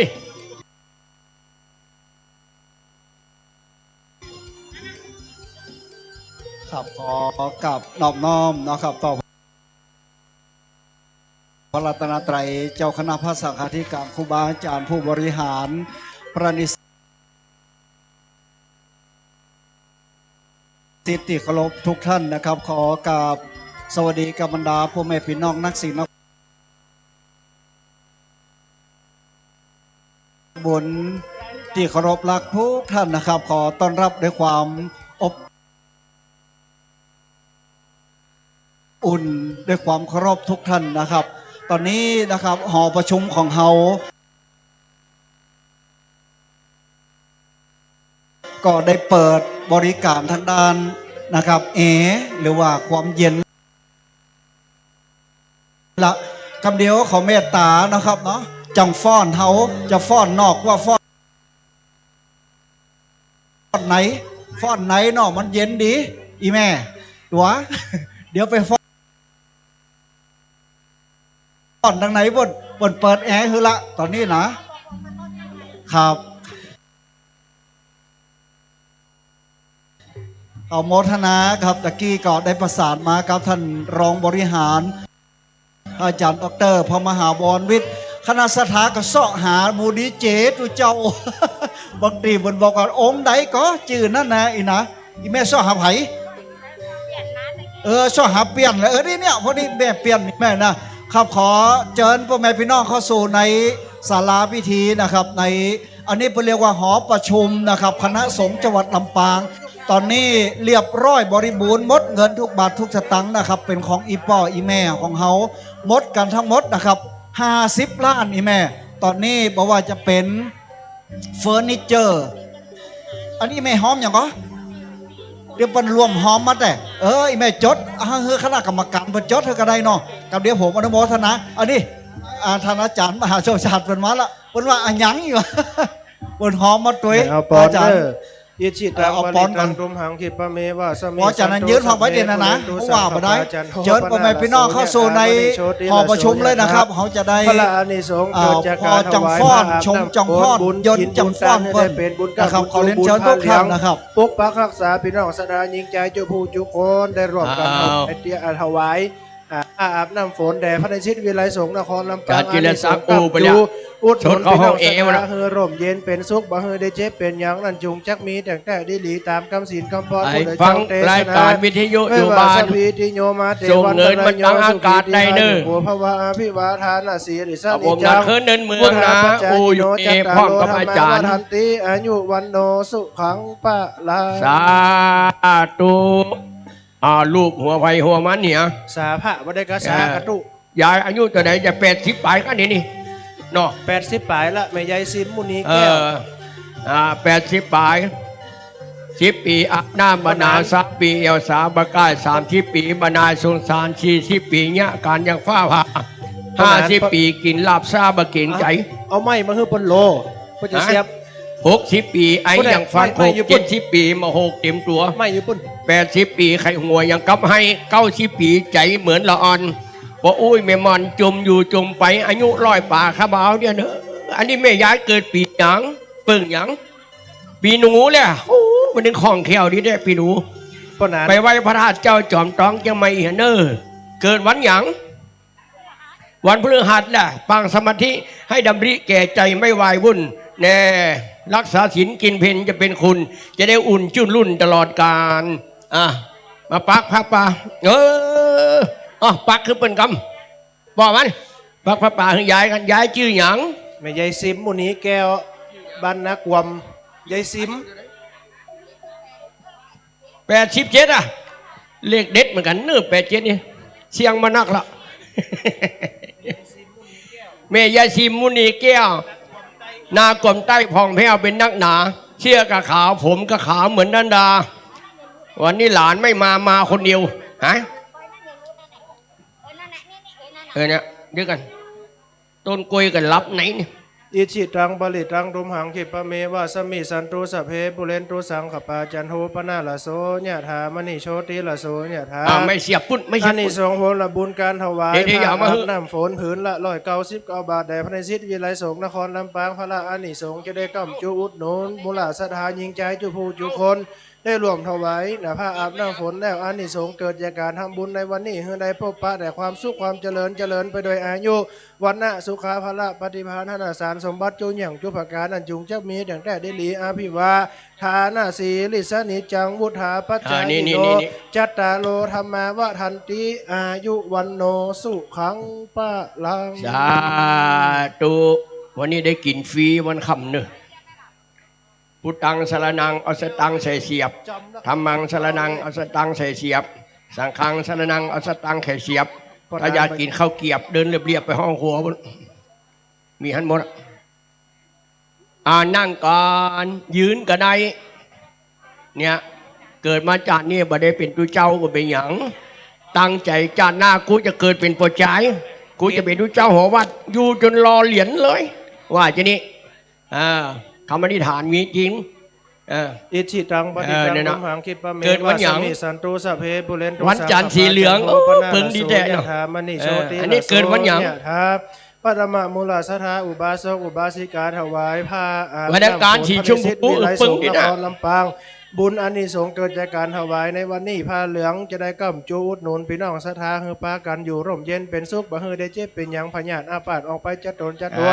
ในติคากาละวันนี้ยามนี้เจริญไปโดยอายุวันนะสุขาภละปฏิภาณธนสารสมบัติจุอย่างจุภการอภิวาทานาสีลิสานิจังวุธาปัจจายโนจัตตาโลธรรมาวะทันติอายุวันโนสุขังปะลัง สาธุเอาไม่เสียบพระบาเหี่ยคนอ่านมาปักนี้ฉลองอายุเกิดวันอย่างนี่เกิดวันอย่างของอนังการอย่าวันอังการสีชมพูน่าดูนักมีความรักมากมายทั้งหลายเลยอันนี้เกิดวันอย่างเกิดวันที่สีแดงโอ้ครับหน้าแยงนักยึดเป็นหลักรัตนตรัยสมใจหวังจะได้การส่งเสริมเติมพลังถ้าเหี่ยปุ๊เหี่ยปังก็ฮืออดเอาไปอยู่ห้องแอร์พุ่นกะห้องแอร์ด้านในเลยสดออกมาอย่างเพ่ยังมาอยู่ห้องแอร์ไผ่ใครเป็นเศรษฐีเอาหน้ามาตาในขวดลูกไผ่ใครเป็นเศรษฐีหน้าตาหน้าเป็นเศรษฐีด้านเว้นด้านบีหัวบาลานปนติวไป3 รอบกายไปมดบ่เอามาสักขวดนะ ไผ่ใครเป็นเศรษฐีเอาหน้ามาให้ขวดเนอะหน้าด้านทวินเกณฑ์หลวงพ่อเจมหน้าเกณฑ์หลวงพ่อเจมปากแป๊บๆแต่กินไอ้เจ้าห้องหลวงพ่อบักกีนหน้ามาจ้างฟ้อนเรียบร้อยแล้วกะไปนี่เหรอหายไปนี่เหรอจ้างฟ้อนบัลลังก์ฟังไปกินข้าวไปเห็นยำๆกันไปเติมรีบเติมแป้งอยู่กำลังเขียนหน้าเขียนตาอยู่กันจ้างฟ้อนจะไปตักหนักเนื้อใส่น้อยเดียวเปาะครับ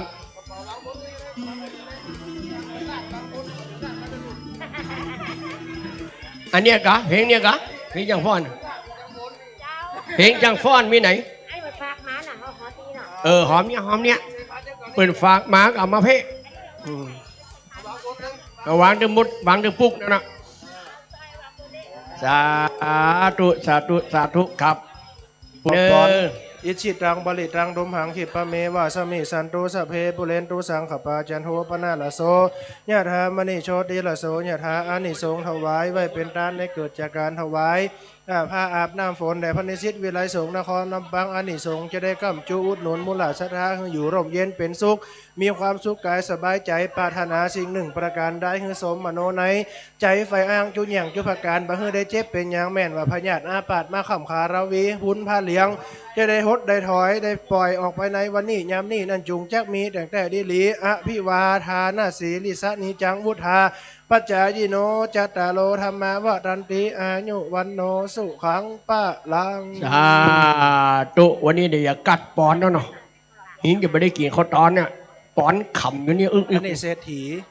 ครับสาธุครับคนตาหน้าเป็นเศรษฐีคนในตานบุรีอย่าเป็นโรคปอดอดตานยุกตานยาเดินกะกะกังกาเฮตานไม่เต้าถ้าเคี้ยวว่าวตานยาโดอมครับ ครับเนี่ยคนเขาเกิดมานะ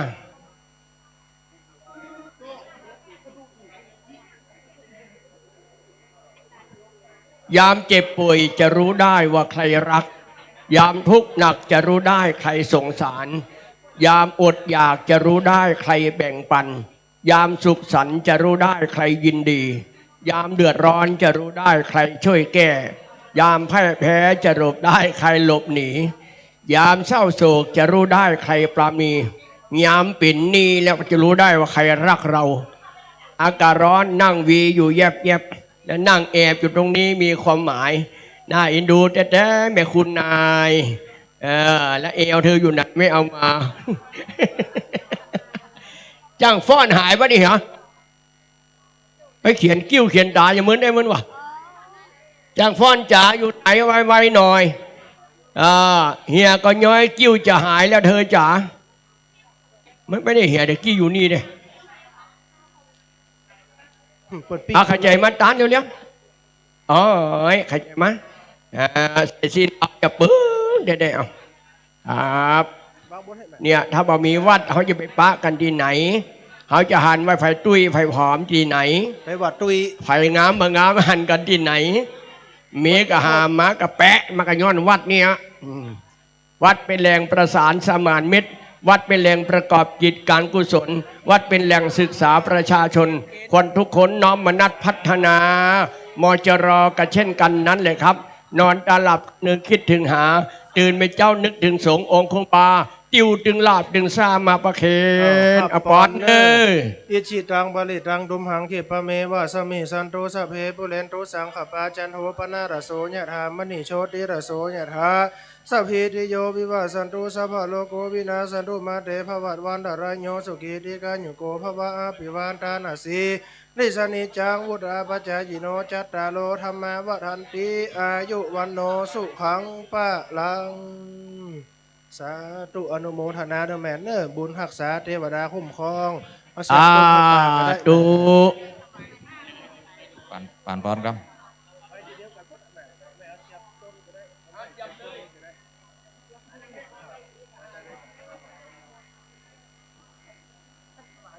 พักผ่อนกันเนอศรัทธาญาติโยมนะมาตั้งไหนเพื่อก็ได้เนาะห้องน้ำอยู่ด้านหลังเด้อก็ออกไม่ออกห้องน้ำอยู่ด้านหลังคณะนิสิตของเขาต้องพอเนอเพราะว่าญาติโยมบางท่านก็จะเดินไปตีน้ำดื่มลำบากนะคอยเอาน้ำเปล่าน้ำอย่างมาให้ญาติโยมนะคอยได้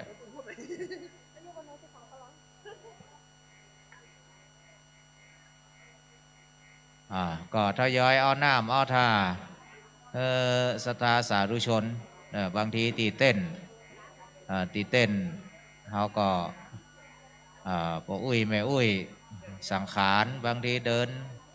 ไปหาน้ำดื่มลำบากนะดังนั้นนิสิตฝ่ายฆราวาสของเขาตีคล่องตัวเดินถามได้เนอะเอาน้ำไปถามปออุ้ยแม่อุ้ยตามจุดต่างๆเนาะบางทีเปิดมาคนเดียวลูกหลานมาได้มาตัวนะ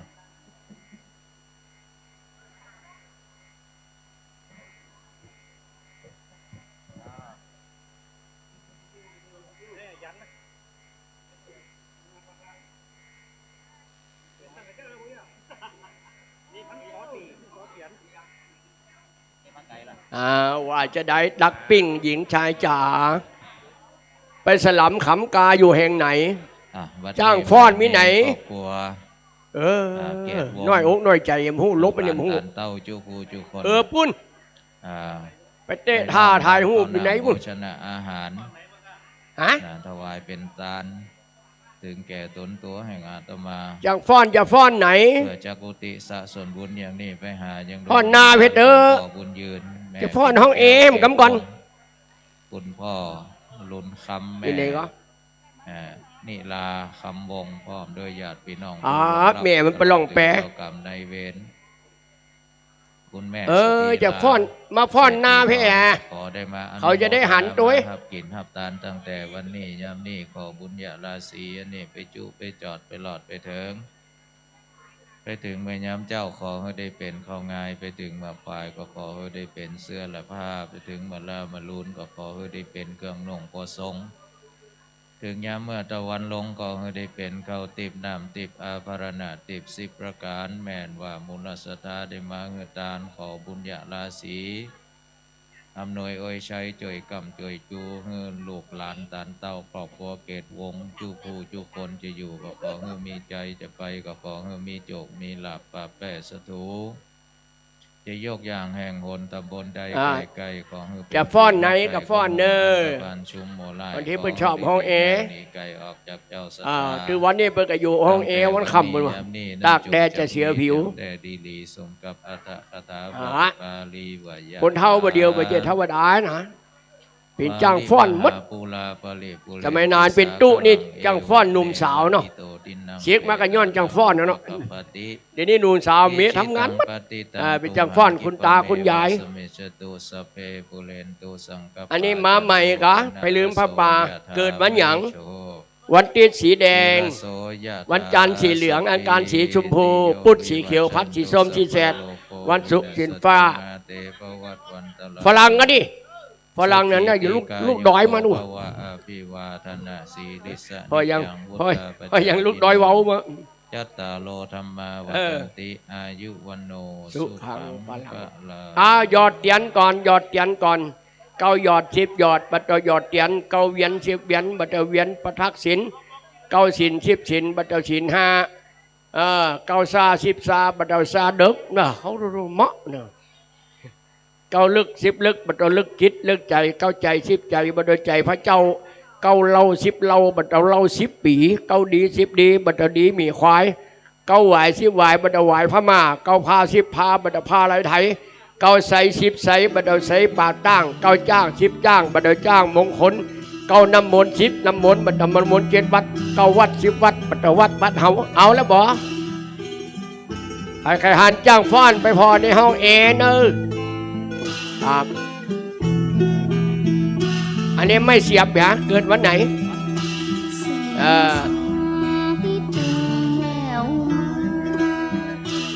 เสียบไปเลย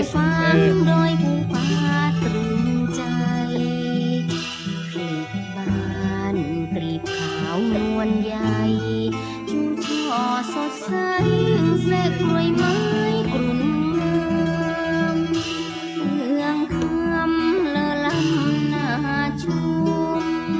กล่าวมวยเสียผมเย้ายวนชวนชมสิเนหาตื่นเมืองคำตรึงตาเรียบร้อยแล้วปักพระป่าสามัคคีไปเลยไปต่อไปเลยกุญจ่าแผ่นยันเนี่ยแผ่นแล้วเอาไปใส่ในหม้อขางหม้อสากจะละลายอันนี้ไม่นะคะเขียนชื่อใส่นี้ชื่อนามสกุลนี่สินตัวใดใส่เข้าไปมันมดเนี่ยเขียนเข้าไปครับ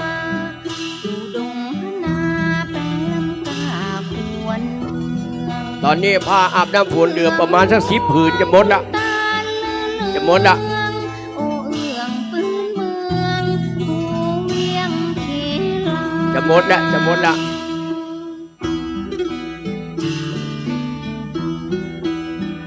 คนจะงามน้ำใจพร้อมใบหน้านุ่งเสื้อผ้าก็งดงามตามสมัย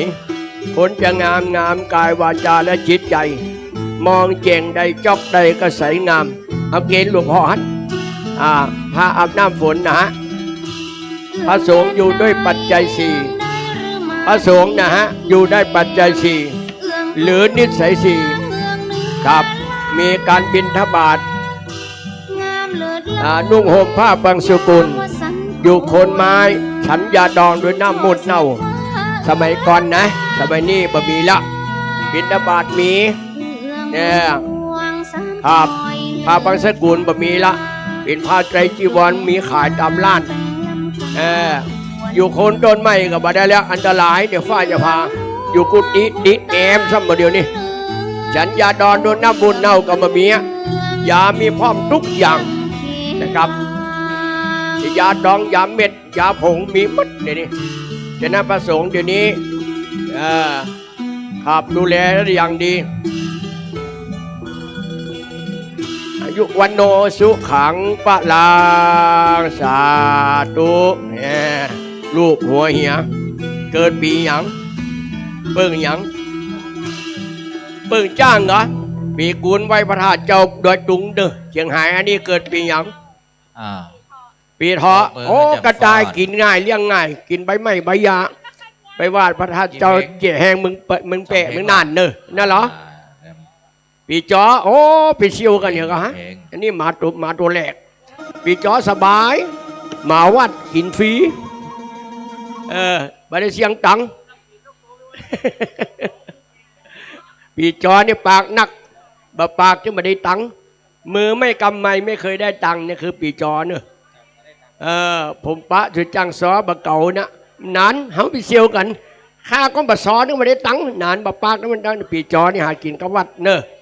เอาตู้เป็นสรณะเอาพระเป็นที่เปลืองปลาอาศัยของกินมีแต่ใดจุเจ้าได้กินจะได้นานก็ได้กินจะนั่นนะเนาะพระสงฆ์อยู่ด้วยปัจจัยสี่โภชเนมัตตัญญุตารู้จักประมาณในการฉันรู้จักประมาณในการอยู่รู้จักประ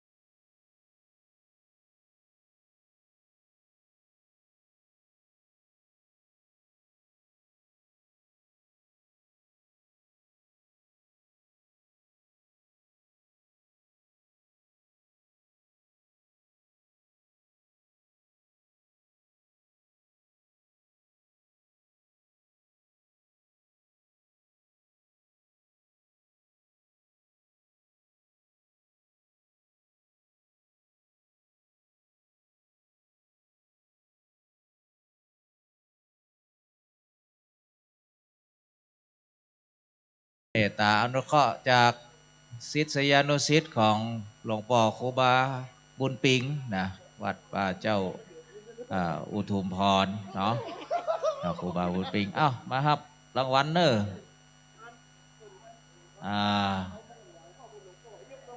มาเร็วครับวัตถุมงคลนี่พาจะเสียงละมาแม่อิตาเมยาตินังหตุสุกิตาหตุยัตโยมหาลาโพมหาเตโจมหามัญโยภวะภูมิเจริญสีเจริญใช้เจริญใดเจริญมีที่ขายุโกหตุอายุมันคนยืนปัสจากโรคภัยไข้เจ็บนี่บรรมาก้าบันไดทานเป็นก๋วยเตี๋ยวนะเป็นก๋วยเตี๋ยวแล้วก็นำจังฟ้อนคณะจังฟ้อนเนี่ยนะศรัทธาญาติโยมปีนี้เนาะก็เป็นจังฟ้อนด้วยเป็นหมอดแม่ครัวด้วยทุกวันอังคารทุกวันพุธนะก็จะป้ากันมา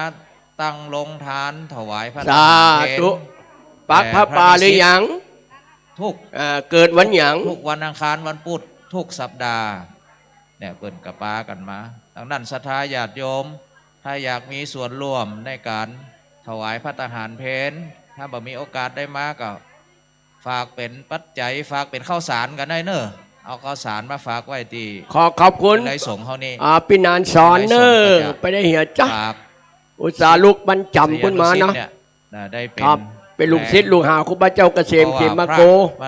วันนี้มาถึงปุ๊บบ่มีไผ่ฮื้อกินสักอย่างปีนานสอนคนเดียวซื้อกระทิงแดงนี่โพสเกณฑ์ดูเจ้าฮื้อนานแฮมขออนุโมทนากราบขอบพระคุณท่านครูบาบุญปิงที่ได้มีเมตตาสาธุลำปางแล้วก็ยายชื่ออย่างนามสกุลเก่ากับนามสกุลใหม่กิจการสืบสานประเพณีเนอะก็ขออนุโมทนาวันนี้วันสำคัญอีกอย่างหนึ่งแห่งประเทศไทยคือวันอักษรไทยวันหนังสือไทยซึ่งพระเจ้าพ่อขุนรามคำแหงมหาราชครับทรงตั้งหลายไทยหนังสือไทยคือวันเนี้ยวันที่เสาเก่าเนี่ยเดือนกรกฎาคมเนี่ย700 กว่าปีนะกรุงสุโขทัยกรุงสุโขทัยมีพระเจ้าอยู่หัวพระเจ้าแผ่นดินปกครองมา6 พระองค์พ่อขุนศรีอยุธยาพ่อขุนบานเมืองพ่อขุนรามคำแหงมหาราชพญาลีไทยพญาลิไทยพญาไสลือไทย6 พระองค์ด้วยกันนะพี่น้อง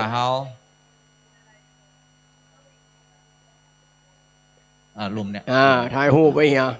ได้ออกทีวีหมดอ่ะวันนี้ก็ขอแจ้งกำหนดการคร่าวๆเนาะช่วงนี้เขาก็เปิดโอกาสให้ศรัทธาสาธุชนได้ร่วมทำบุญปูจาหล่อเทียนเดี๋ยวก็11 โมงเนาะเขาก็จะได้นิมนต์ครูบาอาจารย์พระภิกษุสามเณรได้ถวายพระทหารเพลได้นำลงทานตีศรัทธาญาติโยมได้มาถวายแล้วนะเดี๋ยวเขาก็นิมนต์ท่านไปฉันสำหรับศรัทธาสาธุชนเดียวก็ได้เวลาก็คือโฆษกประกาศประกาศได้ไปรับลงทานนาศาลาอเนกประสงค์ศาลาหอประชุมของวิไลสงฆ์นี่นะก็มีลงทานจากหลายคณะถ้าบัสะดวกก็บอกให้นิสิตคารวะเนอะบอกให้ลูกลงทานตั้งลุ่มคนบ้านไปพังยิบกินเดี๋ยวนึเอาอาหารให้แม่มันแล้วหมดเรื่องเลยก็ไปจะถวายจุดเจ้าก่อนเนอะรอให้เจ้าหน้าที่เคลียร์ถวายพระสงฆ์ก่อนเจ้าบ้านก่อยกินช่วงบ่ายโมงเนาะมันล้างหมดเรื่องเลยก็บ่ายโมงเขาก็จะเป็นพิธีทางการได้รวมพิธีหล่อเทียนในศาลานี่เนาะก็มีท่านผู้ว่าราชการจังหวัดลำปางมาเดินทางมาเป็นประธานฝ่ายคารวะนอกจากนั้นเขาก็จะได้ถวายเทียนพรรษาผ้าอาบน้ำฝนเนาะส่วนหนึ่งศรัทธาญาติโยมก็ได้ฝากมาทำบุญส่วนหนึ่งละเดี๋ยวจะเป็นพิธีทางการช่วงบ่ายช่วงบ่ายโมงเนาะช่วงนี้เขาก็ได้ปูจาเทียนได้หล่อเทียนตามลำดับพักผ่อนตามอัธยาศัย ก่อนนะเดี๋ยว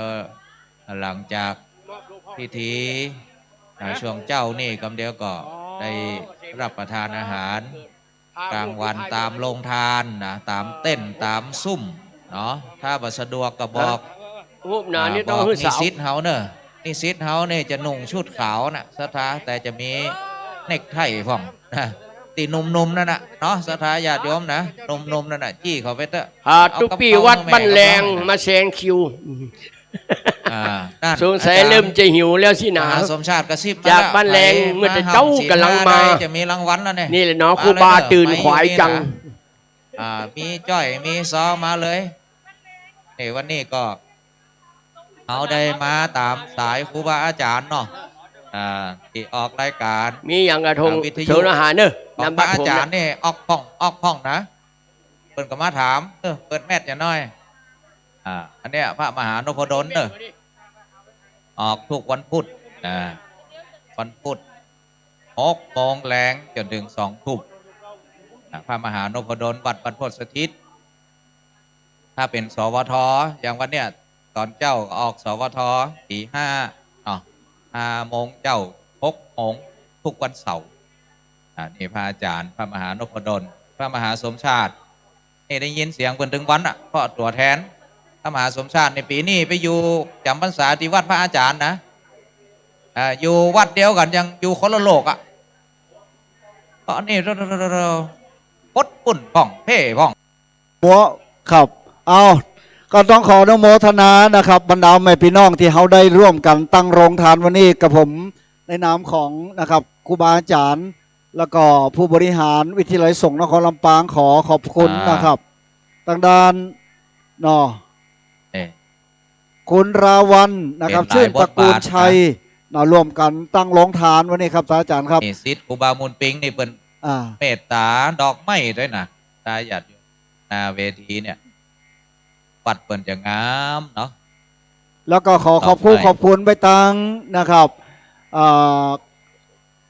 หลวงพ่อครูบาบุญปิงนะครับเจ้าวาดวัดป่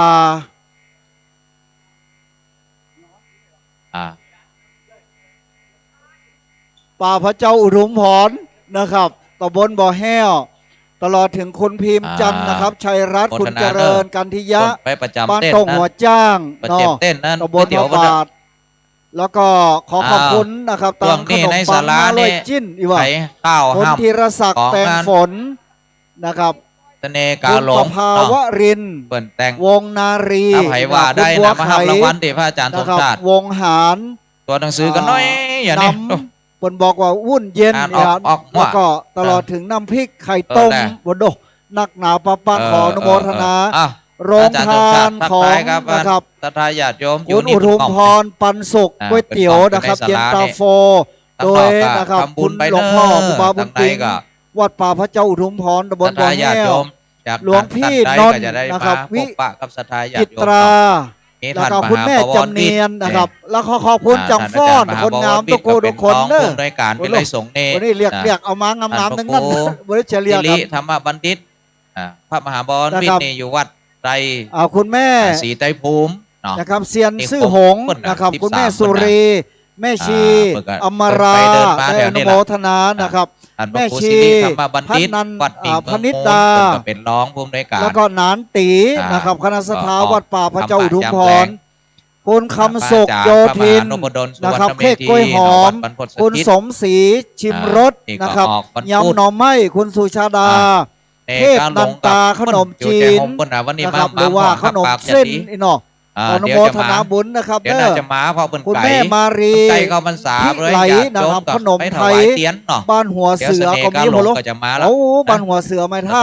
ท่านพลัดอเนกคุณเพลินพริษมณีใสนะครับสถานสวรักษ์อันประเดี๋ยวนี้ข่าวจังในนี่ตัวมันน้อยเพื่อวิเศษคุณสุพันธ์คุณทิพย์วงปานคุณผ่องศรีคุณจารุวรรณวงปานสถานญาติโยมน้องปีนี้ลาบก๋วยเตี๋ยวหลาบหน้าจากท่านอาจารย์พระมหานพดลสุวรรณเวทีคุณแม่น้ำเงินราชบุรีนะพร้อมด้วยครอบครัวอาจารย์ด็อกเตอร์ศาสนะตั้งหลัง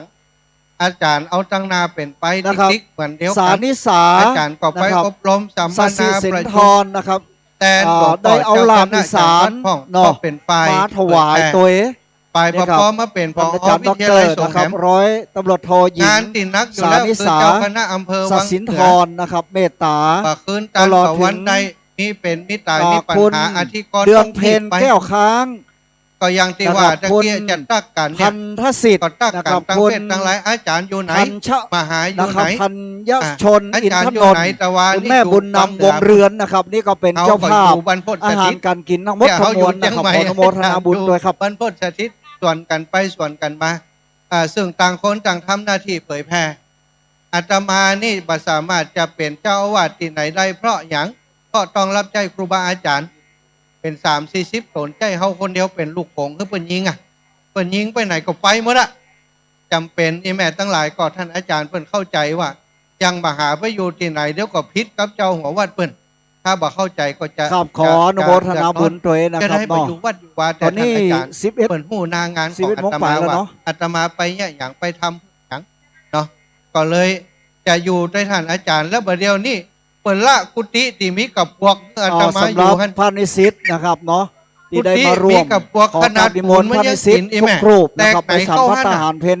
ด้านหลัง หลั ห ง อป นั้น ระ หล ชุ ว ม ง นะ พ่อ ครับเด้อ หลวง ห้อง พ่อ แอร์ เจ้า เย็น อาวาส ส ของ บา พ่อย หลวงพ่อศรีออง นะครับ เปิดสร้างมา ขอเรี เบิ ยน ร์ เชิญนะค เป็ รับ น เด้อ 30 ปีละ ขอนิมนต์นะครับพระ เปิ้ นิ น สิต ถูมาเถอะ นะทุกรูปนะ ห้ ค อ รับ ง ฉัน น้ พระทหาร ำโจ เพ ก นไป น้ำจะได้ก็บ่ลง ขอบ เอา คุณพ ยา ระ ย อาจารย์ เอา นัน อย่าง เคิร์ ก็ หรือว่าพระอาจารย์นันยืนนะ ที่ ครับ ผงตีอันนี้นะอันที่มันกัดอ่ะใส่เข้าไปมันก็บ่ลงพวกเขาว่าลองเนี่ยพอเราเอาออกมาพวกอยู่ในเต็มแพทย์นี่แม่กินแผ่วโถช่วมอ่ะประเดี๋ยวนี้จัดการแปลงแล้วห้องน้ำห้องท่าแล้วก็กุฏิของท่านอาจารย์ท่านเตียนอาตมาอยู่ท่านก็จะปรับปรุงพัฒนา เพื่อจะให้พระสงฆ์ที่เปิดมาเฮียนที่มอเจ้าหลวงได้ไปพักอาศัยที่ท่านแล้วก็จะขอรถตู้หมู่เฮาสักกันหนึ่งเอาหอมกันซื้อรถตู้สักกันถ้าผู้เจ้าที่ท่านมาเฮียนที่นี้นะดีเหรอ ครับ นะได้แล้วนะรถตู้หนึ่งกันนี่ โอ้จังฟ้อนยังไม่ได้รอเทียนด้วยเหรอ ไผ่530สาร ไอ้ ภา เจ๊ พ ไม่ ไป รอยัง ดีไผ่530ยกมือขึ้นโอ้530ได้คนน่ะ เขาได้จัดนัก วันนั้นนะสุมา มี เตอ นา ร์ น เขา ขึ้น มา ค ได้ นเดียว บอก จะ เล มา ข ได้ เด้อบางพ่องว่าโอ้บดเดียวอาจารย์สมชาติดังนี่ว่ะบอกเลขแม่น แล้วก็แม่นแต่ไหนไอ้ป่อบ่ต้องปิกเลยอ่ะเป็นว่าแจ้งบัดเจ้าอาจารย์ได้พระป่าเต่าฮื้อบอกยอดพระป่าจำลำโทรมาแล้วคนเก่าเลขที่วัดหยังก็บอกเลขที่วัดไปแหมสักจำลำโทรมาแหม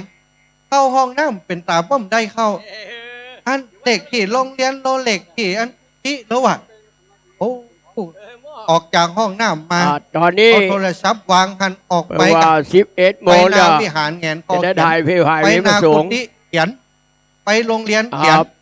ได้มาเป็น10 เหล็ก แล้วก็เขียนตัวใหญ่ๆนะ530เลขที่วิหาร แล้วก็เลขที่กุฏิเก่ากุฏิใหม่เลขที่โรงเรียนแล้วก็สตังค์ยอดพระป่าได้ต่อใดที่แม่มันอย่างมาจับได้จับว่า530บ่ได้ปักบ่ได้ปิกสักหน่อยนะเขาเขียนแล้วป๊บเขาโฟดลงไปทำโมจังโป ครับครับ มึดที่แม่เป็นว่าออกนั่นน่ะ เดี๋ยวขออ่านรายชื่อบนหอมเช็ดดังดีกรรมเนอะ อันนี้ก็แล้วแต่ อ พ อก อ วิท จะ ยุ บอก แห่งกรรม ก็เกี่ยวกับเขาละงานบจร ลุงโบบริการมาแล้ว เมจันทร์ฟ้องนสจิราพรพรหมถาวรบ้านประตูมา อันนี้คนลึกนี่เอาไปโอ้ท่าน เดี๋ยวกันนะ แล้วเดี๋ยวจะนิมนต์ครูบาอาจารย์ สอง แต่ก่อนจะ ชื่ออย่างเดียวกันนะ จะให้ท่านอาจารย์ใหญ่ท่านอาจารย์มหาบวร ถวายน้ำดื่ม3 แพ็ค สำหรับอันนี้เนอะ บุญล้อมรอเทียน ของท่าน พรร อา ษา จารย์ แถม กาหลง เออ วันนั้น นี่ ไปปัดได้ สองในมุม ไปวัดตุงโปงพ่อง มันจิตกันเนาะ ภัยที่ไปวัดตุงโปง ร้อยโท เนี่ย บุญยฤทธิ์พรหมถาวร ปัดได้กำเตือน แม่ลิมเจียงใหม่โด ปัด ร ได้ อก ำ เที เตื ย อน นพรรษา เอามายิบเอานี้เนอะมายิบเอานี้ อันนี้ ยิบ คณะ เอา ชุดใหญ่ พอนี่นะแต่ก่อนจะมายิบ บ้านทราย ใส่มา เจดี ก่อน ย์ เขาจะแจก ซาว ซองผ้าป่า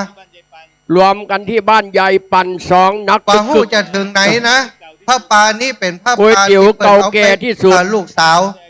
วน้องแอ ขาม ยได้แต่อายุ พัชริ สาว ตาก็ คดีอายุ เป็น 85 ยกวัด มันรวยยังมันหู้ไว้ แล้วเปิดนั้นมีซองผ้าป่ามาแจกร้ คุ อ ณ ย วันเพ็ญนัดดากุลรวมน้ำบุญหลอดเทียนพรรษา เพราะฉะนั้นใน บ้าน นี้ สีชุม อันนี้แถว คุณเหรียญทอง แถวนี้ ทิพ นะ ย์ศรีบุตรบ้าน จอง ตุง นี่ กู แถว ได้ นี้ส่งไป เหรียญ จ ตา อง มพรร นี่ ษา ส่งไปไอ้แม่ส่งไปเอาของตัวเก่า แม่บุญนาคนะ เอา ชัย ใช้ ธ ด้ว นุ ยกันเอาเนอะ ครั อันนี้ บ ของ พร้อม ลู ลู ก ก สาว หลา ที่ นหลอดเทียนพรร จะได้ ษา ฟังสถานีวิทยุถึง นาง วันนี้ จัน เพราะ ฟอง เปิดนะ ชมพู น้ เมื อ อง ง แอม ชื่ พั น ชริยาฟองจันตา ค เนี่ รั ย บยายไฝหลอดเทียนพรรษาอยู่ประตูมาบทดองใครเนี่ยบทดองเราเนี่ย ได้เนอะ ในมาก็บทด เอา อง แล้วก็อันนี้นะมายิบเอาเลยเน บท อะ ดองมีไหน เอาหมอกปอตัวเก่านี่นะแล้วก็ งาน ห้าม อยู่นี่ เพื่ เน อ อะ ฟัง บทดอง ก็เดียว บท นะ ดองเนอะ ใครได้ไปแล้ว อันนี้ จะ ลุง มา โบ ห้ามศีลห้าเนอะตอนที่ครูบาอาจารย์เปิ้นฉันพัฒหารศรัทธามาห้ามเนอะห่างวันตามือไปโอ้ปัจจัยเสน่ห์กัน เนี่ยลุงโบบทดองอ่ะเสียงก็มายีขยิบฟองเบียร์ เดี๋ยวก็มาละเอาไผว่าได้แม่อัมพรปันทรถอยู่ไหน เอาไปเกณฑ์บุญหรอ แม่อัมพรเดี๋ยวมานำเด้อแม่อัมพรนี่เก่งนะท่านอาจารย์ใหญ่มานี่แล้วกับนิมนต์ครับท่านอาจารย์เดี๋ยวลวดนิมนต์ครูบาอาจารย์ฉันเข้าได้เนอะท่านอาจารย์พระมหาบวรมิตรเนอะชะทา ถ่ายรูปตอนจังฟ้อนหลอดเทียนนี่กำออกทีวีออกวิทยุด้วย นิมนต์ชะทานิมนต์ครูบาอาจารย์เนอะฉันพัฒหารตั้งหลังท่านครับตอนนี้ไปได้เลยไปได้เลยเนอะตั้งหลังท่านเอาไผ่ต้นเป็นต้นเสียงสักคนละ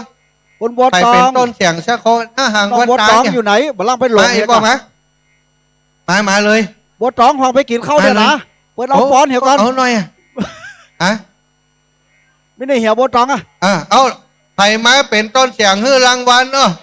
500 บาท ครับขอกราบนิมนต์พระสงฆ์นะครับฉันพระทหารเพนด้านหลังประชุมนะครับหลังหอประชุมนะครับเด้อ นั่นเอาใส่กัน บัวตองเฮ้ยวินัยเหี่ย ไปของลูกสาวน้องแอมพัชริยาฟองจันตาเนอะท่านอาจารย์จะห้ามล่ะน้องบัวตองดีเจหายไปไหนเหี่ยเอาไผ่อาหารวันตาได้แม่ลูกมาเลยห้ามศีล5 น้ำพี่น้องบ้านอันนี้นะบ้านนั้นบ้านนางแลบ้านจุดบ้านจุด น้องบัวตอง ขี่ถ้าโป บัวต เรา อง จ้าง เฮ้ยหายไปไหนเหี่ยมาเอาไผ่จ้างมา ดี ก่อน เจบัวตองไปเอาป้อนเหี่ยว นั่น กับลุงโบกับผู้พันชุกเกียรติ มาเด้อ ครับขอบคุณเนอะอันนี้ดีเจของมาละ หน่อยนะมาเลยโอ้ปากกาแหมละเอาพร้อมกันมาซองใส่แล้วเนาะสาธุอนุโมทนาบุญต้องพูดถึงหรือยังทางนั้นใส่แล้วกะ เอากราบนิมนต์ครูบาอาจารย์นะครูบาอาจารย์ฉันพัฒหารเนาะเปิดเพลงบรรเลงเหรอตอนไม่เป็นไรเดี๋ยวตรงนี้จะมีกิจกรรมอยู่แม่อัมพรปันทรสอยู่ไหนยกมือขึ้นแม่อัมพรมาร้องเพลงดอกบัวกันล่ะดอกบัวดอกนี้น่ะอยู่ไหนแม่อัมพรสวะเลยอยู่ที่ไหนมานี่กำน้องเจ้าขุนมาก่อนขุนมาก่อนน้องขุนมาก่อนเลยเอานี้ร้องเพลงสดน้องเจ้าขุนมาร้องเพลงสดอันนี้มีดนตรีเนอะน้องเจ้าขุนร้องเพลงจะทาอีป่ออีแม่ไผ่ที่เกิดมาแล้วมีแม่พ่องไผ่เกิดมาเป็นลูกกำพร้าพ่องไผ่เกิดมาเป็นลูกกำพร้าพ่องพังเอาอย่างกระเป๋าเอาใส่ที่หลวงตาเนี่ยโอ้ดูบ่มีกระเป๋าก็มาเอาใส่ซองมาก๋วยเตี๋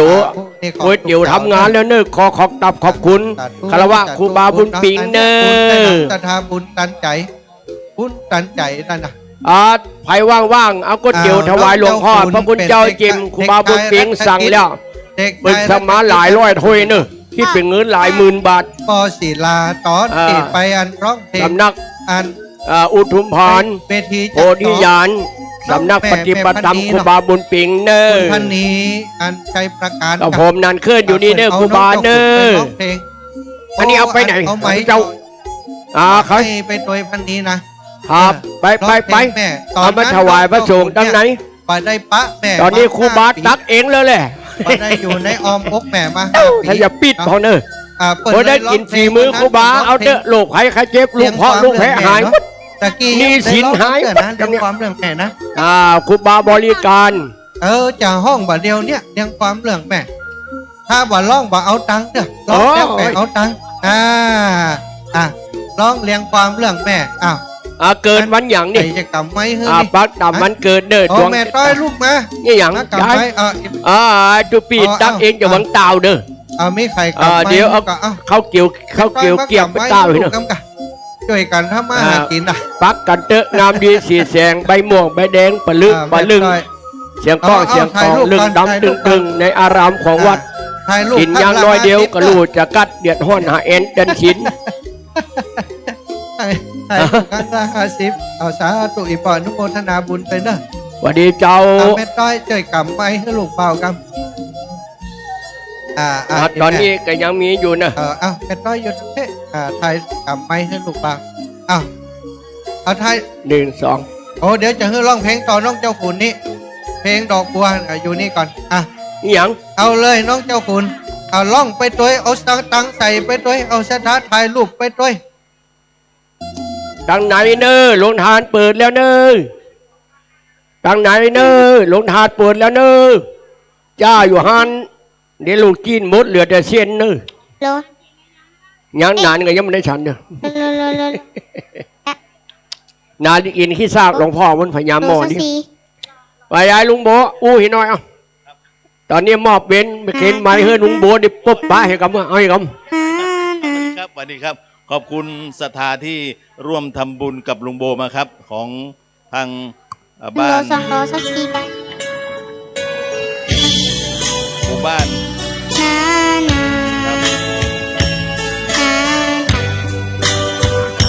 การที่ลุงโบเป็นตัวแทนกับทุกท่านครับกำลังหล่อเทียนที่ร่วมทำบุญกับของลุงโบนะครับขอบคุณทุกท่านขอให้ท่านที่ร่วมทำบุญจงมีความสุขความเจริญคิดอะไรสมความมุ่งมั่นปรารถนาสุขภาพร่างกายแข็งแรงร่วมทำบุญกันต่อไป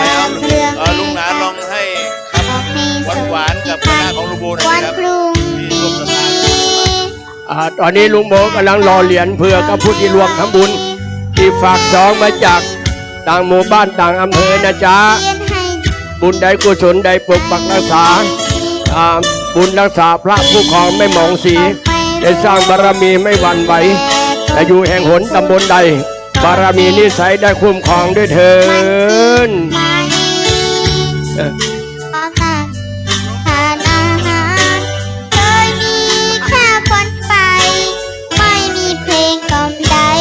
ตอนนี้ครูบาบุญปิงบริการนั่นเนอะ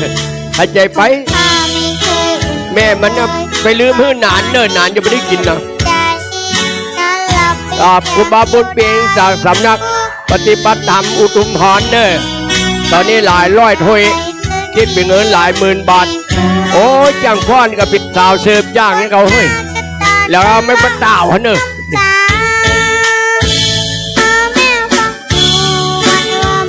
ไปเอามีเกี่ยวเป็นดาวเห็นเย็นตะโพตะแพมทำมีหมดเลยเอาไปคือมีหญิงนี่หมด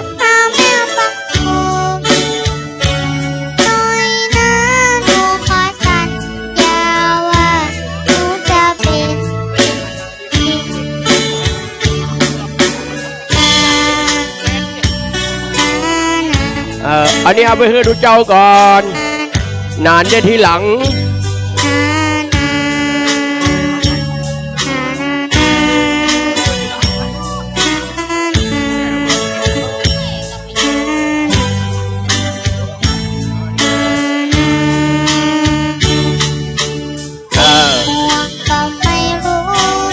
ถวายพระสงฆ์ในก่อนเนอเฮาเจ้าบ้านเนี่ยซะกินคนเหนียวใหญ่แล้วพร้อมต่างกันทานอาหารเคยมีแค่ฝันไปไม่มีเพลงกล่อมใจไม่มีห่มผ้าไม่เคยอุ่นเลยกอดนอนไม่เคยอุ่นใจโอชเนมัดดันยุตตากินให้ปอดต้องยองให้ปอดตัวไม่เฮ้ยได้พิเศษมาไม่ลุ้นได้สักปะ นานปากบ่แปบยังไม่ได้สักถ้วยนี่โบราณสอนกินนึกพอต้องย่องนึกพอตัวนึก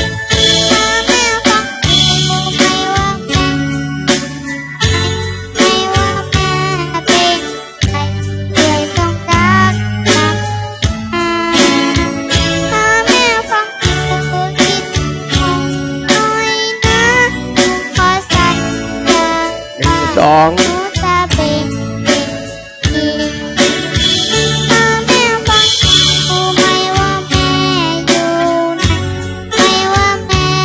ทางในห้องเองเย็นเนาะ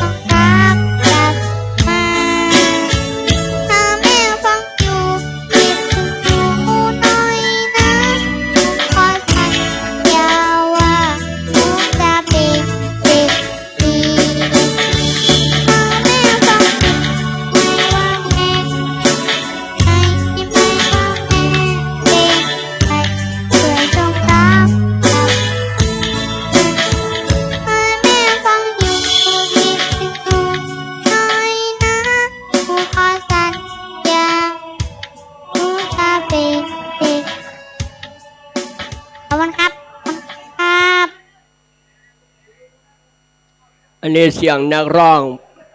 นะครับลูกขุนเนอครับขอบคุณนะครับน้องขุนนี่แหละครับเจ้าขุนสุมาเตอเนาะเปิ้นบ่มีแขนนะครับอันนี้เป็นสุดยอดนะครับที่จะได้เป็นบุญเป็นกุศลกับหมู่เฮาตั้งนั้นคุณแม่กาบแก้วกับแม่ขนมไทยอยู่ทางไหนยกมือขึ้นกำยังมานี่กะคุณแม่กาบแก้วนะครับกับคุณแม่ขนมไทยเนาะเดี๋ยวปลุงโบต้องการปบด้านนอกเด้อครับแม่บัวไข่เอาหลานนามาให้หลานนี่ครับแม่บัวไข่ปันใหญ่ปันสูงเนื้อนี่ปออาจารย์ตรงนั้นเนาะสาธุลูกขอเฮอเคี้ยวเก้าออกเร็วๆจบเดี๋ยวนี้เคี้ยวเก้ายังบอกออกเดียวนะครับสำหรับหอประชุมของเขานี่นะครับเพิ่งเซตนะครับเปิดจะมอบเพื่อเป็น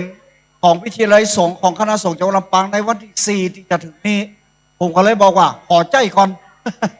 นะครับจะได้เป็นการเฉลิมฉลองให้พ่อแม่พี่น้องมูลนักศิลป์นักบุญเฮาทั้งหลายนะครับได้มาร่วมกันนักนาปาปานอย่างนี้ละเพื่อเป็นบุญเป็นกุศลวันนี้ได้รับเมตตาจิตอาจารย์ต้องคุณได้มาร้องเพลงให้พ่อแม่พี่น้องเขาได้ยินได้ฟังอย่าไปท้อนะครับเราต้องไปท้อถอยท้อแท้อย่างใดอย่างสิ้นนะครับเนาะเพิ่นบอกว่าอย่าท้อแท้อ่อนใจไปใหญ่เล่าชีวิตเจ้าชาตินี้ยังมีหวังแต่น้องคุณบ่มีแขนขายังดีมีพลังนะครับชีวิตเรายังประสิทธิ์ดิ้นต่อไปสู้กับมันไป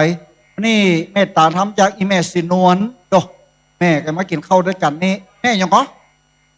แม่คำน้อยโดวันนี้ดีเจตุเจ้านะครับที่เปิดรายการวิทยุ 106.5 เมกะเฮิรตซ์สถานีเพื่อการศึกษาวิทยาลัยสงฆ์นครลำปางเป็นสถานีกระบอกเสียงทางด้านประชาสัมพันธ์แล้วก็มอบธรรมะตั้งแต่เจ้าตี 5จนถึง4 ทุ่มนะเฮ้ยพ่อแม่พี่น้องเขาได้ยินได้ฟังกันเปิดฟังเด้อสามารถโทรศัพท์ไปถามได้ข้องใจอย่างมาเจ็ดกันไปฟังเทศฟังสวดฟังเทศไปเนี่ยหยังได้สาระหยังอีน่ะโทรศัพท์เขาไปหาตัวเจ้าเปิ้นก็จะได้ไถนะครับตอนนี้พ่อแม่พี่น้องได้ยินได้ฟังผมเองก็เป็นสถานีในฐานะที่เป็นผู้อำนวยการสถานีอาจารย์มันวิทยาลัยสงฆ์นครลำปาง 106.5 เมกะเฮิรตซ์นะครับที่เขาได้เปิดทำการออกสถานีที่วิทยาลัยสงฆ์นครลำปางเขาวันนี้นะครับเชื่อมลิงก์สถานีวิทยุไปถึง8จังหวัดภาคเหนือสถานีเครือข่ายของคลื่นสีขาวที่จังหวัดลำพูนเชียงใหม่ตัวเองพ่อแม่พี่น้องเขาอยู่ตั้งบ้านตั้งจองได้ยินได้ฟังกันนักเดี๋ยวเขาเมตตาทำเนาะคำเดียว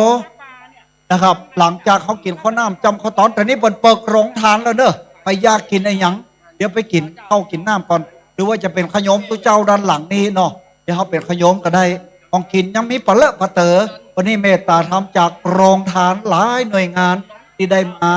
นะครับถวายพัฒหารเพลแด่พระสงฆ์เจ้าตลอดถึงมอบกับเข้ากับป่าคืออิ่มหนำสำราญเปิ้นบอกว่าบุญก็ได้ใส่กระเต็มวันนี้นะได้ถึง2 อย่างใครอยากกินข้าวเยินตังนอกเลยนะครับแล้วตอนบ่ายนะครับเขาจะเข้ามาที่นี่ประมาณเที่ยงครึ่งเนาะใครที่ถอดรองเท้าไว้ใส่เข้ามาได้เลยเอาบ่เฮือมันเกะกะเหี่ยวฟื้นตมหน้ามันเนาะเอาใส่เข้ามาได้วันนี้ผมอนุญาตนะครับเพื่อพ่อแม่พี่น้องเขาใส่รองเท้าเข้ามากันได้เลยนะครับ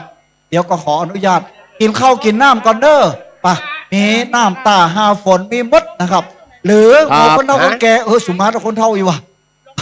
สวเขาเดี๋ยวเขาไปกินไปขยมข่าวเนอะลุงทานขยมตัวเจ้าต้องกินนักก็ทานเต้นข่าวเนอะนะครับ เดี๋ยวแม่เขากินข้าวตั้งด้านหลังนี่ก็ได้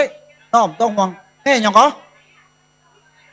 ตอนนี้อาจารย์ดร.จิรศักดิ์ปันลำกำลังลังจ่าอยู่จะเลี้ยงแม่สีนวลเขานี่นะต้องกว่าเขาไปขยมตัวเจ้าเนาะจอดเด็กๆอูกับน้องแมมละนั่นเนาะกับข้าวกับปลาลงทานเปิดแล้วเนอะเย็นตาโฟก็เปิดแล้วห้อนตาโฟก็เปิดแล้ว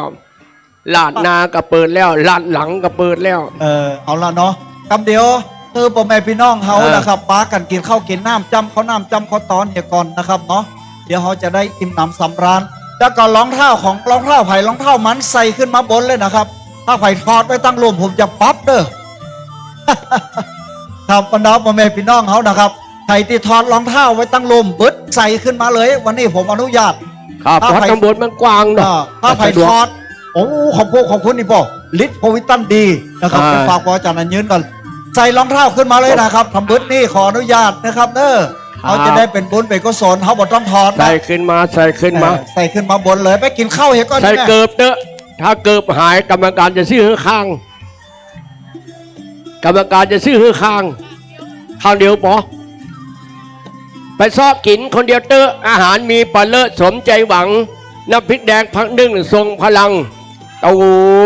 กับแกงแค่หนังแกงแค่หมูดูเอาเองสปะสเปดประเทศมะละกอมาต้องขอก็จะฮื้อกินยังบ่ปอเม็ดไปบ้านแหมกินปอเม็ดไปบ้านแหมขับป้ากันกินข้าวน้ำเจ้าข้าวต้มกันเนอหลังจากนั้นนะครับห้ามใส่ถอดรองเท้าไว้ด้านหน้านะครับเขาใส่รองเท้าขึ้นบนเลยอีแม่อีพ่อหลายซุปเกือบเลยนะครับเดี๋ยวเขาไปกินข้าวอัดกับข้าวกับป่าได้แล้วเอามากินด้านเพศเนออีแม่ถูกไหมเอามาด้านเพศคนกินข้าวกันด้านเพศเนออันนี้เฉพาะโรงทานปะไดกับข้าวกับป่าหลังจากที่อีพ่ออีแม่ได้แล้วเอามาตักตันอิ่มนี่ตะวันออกเพเดอร์5 เมตรไปบาน5 เมตรเดียวผีเจ้าตีหันมดห่ออย่างไหมไฟเม็ดไปบานผีเจ้าตีหันมดเอากับเข้ามากินฟังเพศนะครับทางด้านตะวันออกตาสาราหรือว่าหอประชุมครับจะได้สะดวกสบายถ้าทำเบิร์ดนี่ใส่รองเท้าขึ้นบนหอประชุมได้เลยนะครับน้ำถอดตั้งนอกบ่พ่อหอมสาวบาทกินวันคำได้บ่เป็นหยังได้บุญละ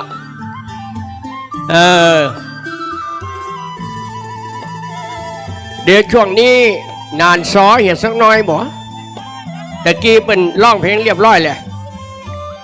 นานขึ้นขอซ้อห้ำสักน้อยเนาะให้อย่าปึงดิเวลาเหนียวยังจะซ้อห้ำเกี่ยวกับมันเย็นตาโพนี่สักน้อยซาเดิมเดี๋ยวนานขึ้นจะซ้อให้ฟังสักน้อยเนอะช่วงนี้หลวงพ่อกำลังฉันขอเชิญพี่น้องเปิ่นปองวงศาถึงเวลาป้ากันกินข้าวป้ากันกินข้าว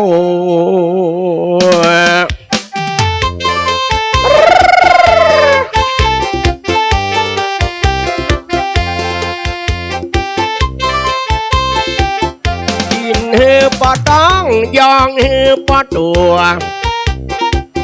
เจ็บเก่าเมาหัวกัดดมยาเหี้ยสักหน่อยลุงโบหุ่นหล่ออยู่นี่กันเรียบร้อยบัวต่างห่างน้อยบัวต่างคนเดิม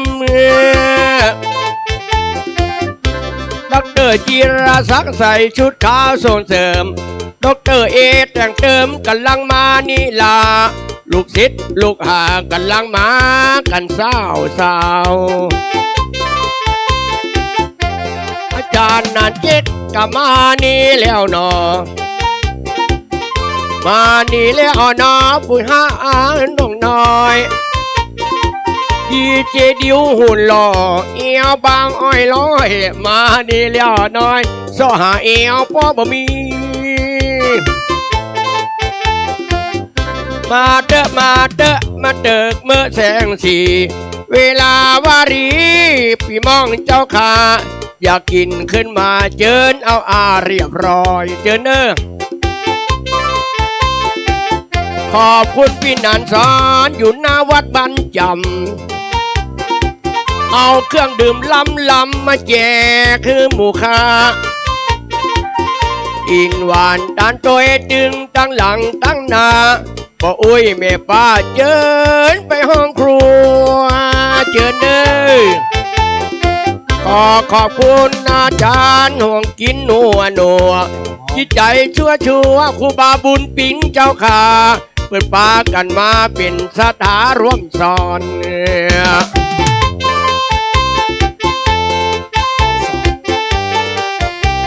มีห่างเครื่องแล้วเนอะนานเคินเดินเมืองตุ้มผ้าเหลืองมาหลายปีสีออกมาอย่าจ้าดีกับพ่อชุดขาวหล่อนะ วันนี้วันดีเนอะพี่น้องเจ้าขาชุดขาวอยู่ดังนาไม่จึงเอวเอวบางอยู่นี่หมดเราเนาะหลอดเตียนเนียเนออย่าได้จืดได้จางเจอนายเจอนางมาหลอดเตียนเนอเจ้าเกาเล่มด้วยกันเนอบุญญาเพียบพร้อมเกาเล่มเนอคุณแม่กับแก้วอยู่ บุญ เนาะ แด่บุญตักหลอดเตียนเข้าพรรษาเหมือนเทวดายืนมาปกป้องหลอดเตียนด้วยกันเนอจะพี่นายน้องจิตใจเกี่ยวข้องบุญจะกรรมจะดูกินยำหน่อไม้จะไปลืมใส่น้ำปูถ้ากินบาดหูจะไปลืมเข้าหนึ่งซึ่งใจนักหนานานขึ้นได้สอแล้วเนออาจารย์จิรศักดิ์สอต่อ โอ้มาดีมาก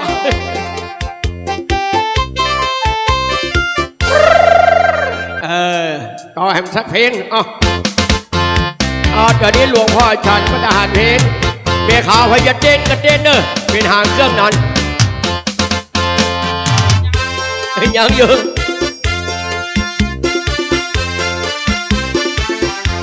ขี่เล่นลูกเจ้าขี่เล่าลูกควายพระสงฆ์องค์นายลุกตีสี่ตีห้ากรรมการมอจะรอกินเพียวลาบเพียวซา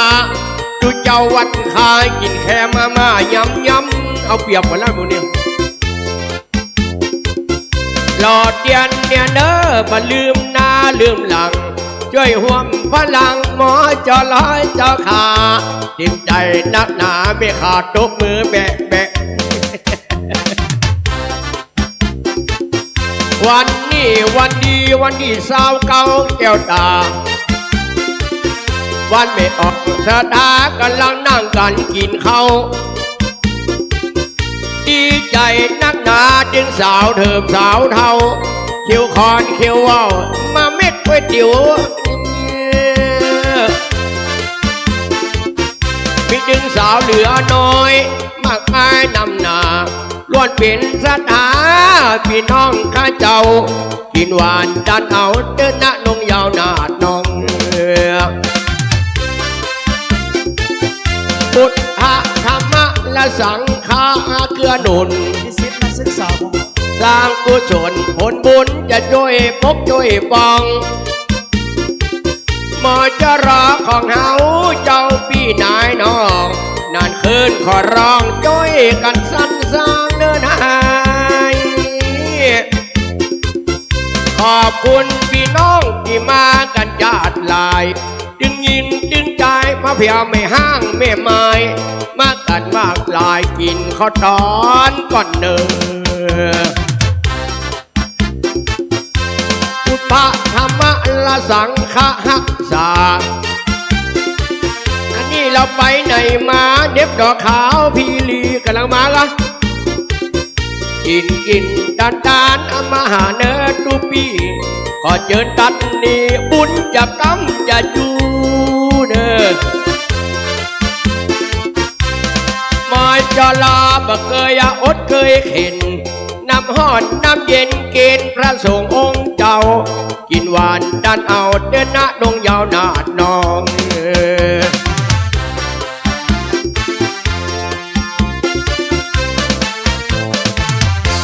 อแล้วจอดย่างก่อนอิด พอนานไปกินข้าวเดี๋ยวนี้ โอ้ไอพิธีกรเก้ากำลังมา เด็กชายดิวสาธุโอ้ยแม่ให้มาส่งโอ้สาธุสาธุอีแม่ชอบกินอย่างก่อนบากินอย่างใดกินข้าวก่อนฟังไปไหนเด้อจ้าสาธุสาธุอ๋อเจ้าภาพลงทานแม่จะหอมถวายตัวสาธุเจ้าแม่สาธุนะท่านอาจารย์เสน่ห์กาหลงท่านอาจารย์เสน่ห์เจ้า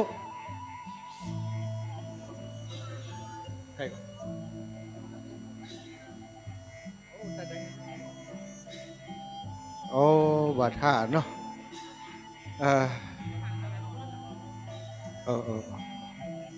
เจ้าสังเกตเอาเนาะสังเกตเอาเนาะเดี๋ยวหน้าพอมันขาดต่อใดก็หู้ละเพราะว่าหมูนี่อันเป็นยอดที่ปั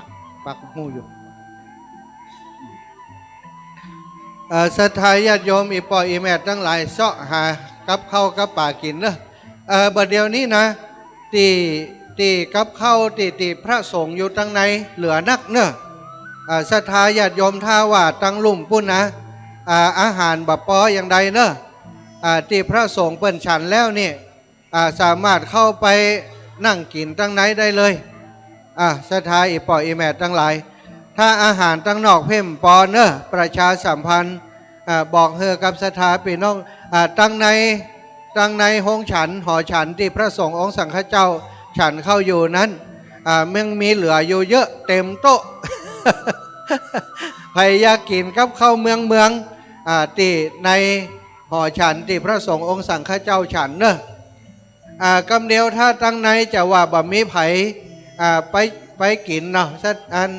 ญาติโยมเดี๋ยวทยอยเอาออกมาตีหงตาลตั้งนอกก็ได้เนอะทยอยออกมาตีหงตาลตั้งนอกก็ได้เนอะ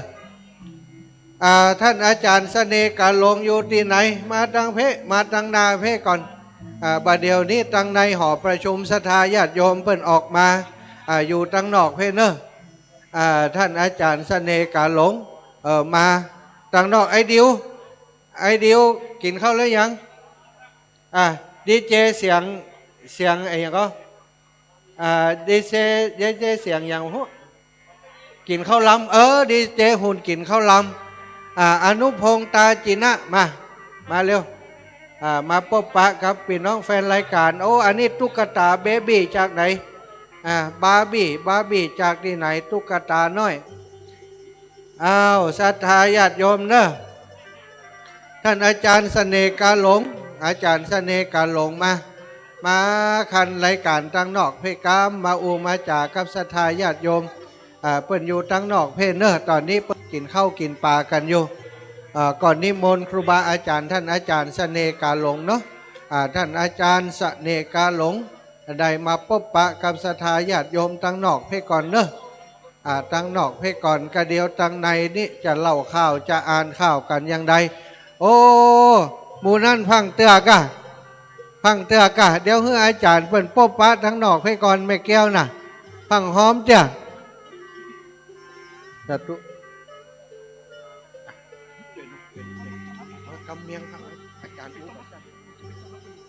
โอ้ศรัทธาญาติโยมเนอะป่อบ้านป่อเมืองตอนนี้นะกำลังทยอยเดินทางกันมาละท่านรองผู้ว่าราชการจังหวัดลำปางได้มาถึงแล้วตอนนี้พิธีกรแห่งท่านหนึ่งน้องดิวอนุพงษ์ตาจินะได้มาถึงแล้วได้ได้จ๋าก่อนเนอะถ้าจะเฮยังพระอาจารย์ยังปินหนานเคินยาวๆนี่แต่กับบัไดแต่นะครับกราบนมัสการครูบาอาจารย์ทุกรูปนะครับแล้วก็สวัสดีคณะศรัทธาทุกท่านเลยนะครับผมดีเจดิวครับดีเจฮุนกินข้าวลำนะฮะก็เป็นนิสิตจันทร์ปีที่3สาขารัฐศาสตร์นะครับวิทยาลัยสงฆ์นครลำปางของเฮานะครับขอญาติอยู่ตั้งไหนนะครับแอร์เย็นน้อยนะครับวันนี้นะครับไม่ได้เอาเปรียบนะแต่อยู่ตั้งไหนนะครับแอร์จะเย็นน้อยนะครับมาถึงมาลงทะเบียนเรียบร้อยอาจารย์ก็เอาอันอย่างก็สวัสดีครับแม่ สวัสดีครับจะถ่ายรูปก็ได้นะบาคิดสตังค์สักบาทครับถ่ายฟรีครับนี่เรียบร้อยขอบพระคุณจัดหนักนะครับถ้าได้ยินเสียงกันในวิทยุนี่ก็หมอกมาให้บดีเนาะนะครับ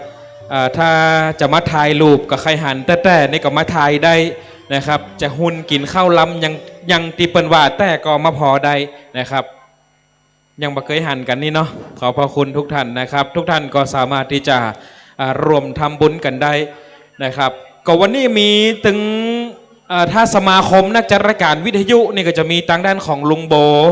นะครับนายกสมาคมนักจัดรายการวิทยุกระจายเสียงนครลำปางพันโทชูเกียรติมีชมก็มาร่วมตัวปีบัวตองตัวเองก็ครับตะกี้หัน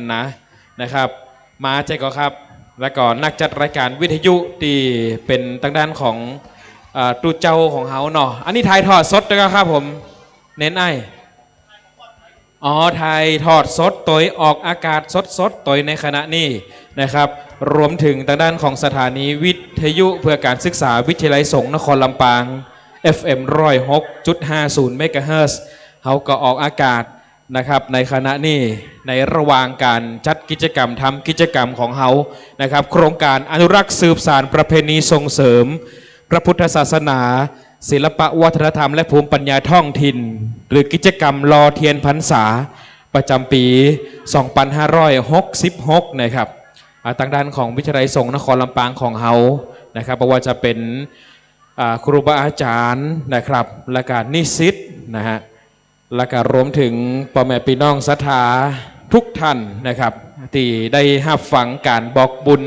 การประชาสัมพันธ์ผ่านทางสถานีวิทยุของวิทยาลัยสงฆ์นครลำปางได้หู้ข่าวทราบข่าวผ่านทางด้านของการประชาสัมพันธ์ก็ดีนะฮะของการสปอร์ตวิทยุก็ดีนะครับเขาก็จะได้ประชาสัมพันธ์ผ่านทางรายการวิทยุให้กับทุกท่านได้รับหู้รับทราบกันตัดนี้ปิ่นนานเคินถ้ากินแล้วเรียบร้อยก็สามารถที่จะกำไม้ได้เนอนะฮะแล้วก็พี่น้องศรัทธานะครับที่จะได้มีการถวายผ้าอาบน้ำฝนให้กับพระนิสิตก็สามารถที่จะได้ร่วมทำบุญกันได้นะครับมีเปิ้นห้องว่าจะเป็นตู้เจ้าแล้วกันนี่ฮะเน้นไอ้เขาจะห้องว่าเป็นตู้นะนู่ตัวใหญ่เหลือตู้ก่อนนะ เน้นไอ้นะครับก็เป็นพระเผยแพร่นะครับสวัสดีครับท่านรองผู้ว่าราชการจังหวัดลำปางของเฮาก็เดินทางมาถึงแล้วเรียนเชิญท่านรองทางด้านในเลยนะครับใส่ได้เลยนะครับวันนี้ว่าจะเป็นทางด้านของท่านผู้ว่าราชการจังหวัดลำปางท่านรองผู้ว่าราชการจังหวัดลำปางหัวหน้าส่วนนะครับและกันหลายภาคส่วนก็ได้มาร่วมบุญกันในครั้งนี้โดยที่วิทยาลัยสงฆ์นครลำปางของเฮานะครับได้รวมด้วยช่วยกันครับอาจารย์จิรศักดิ์ครับช่วยกันนะครับ เสียงตั้งไหน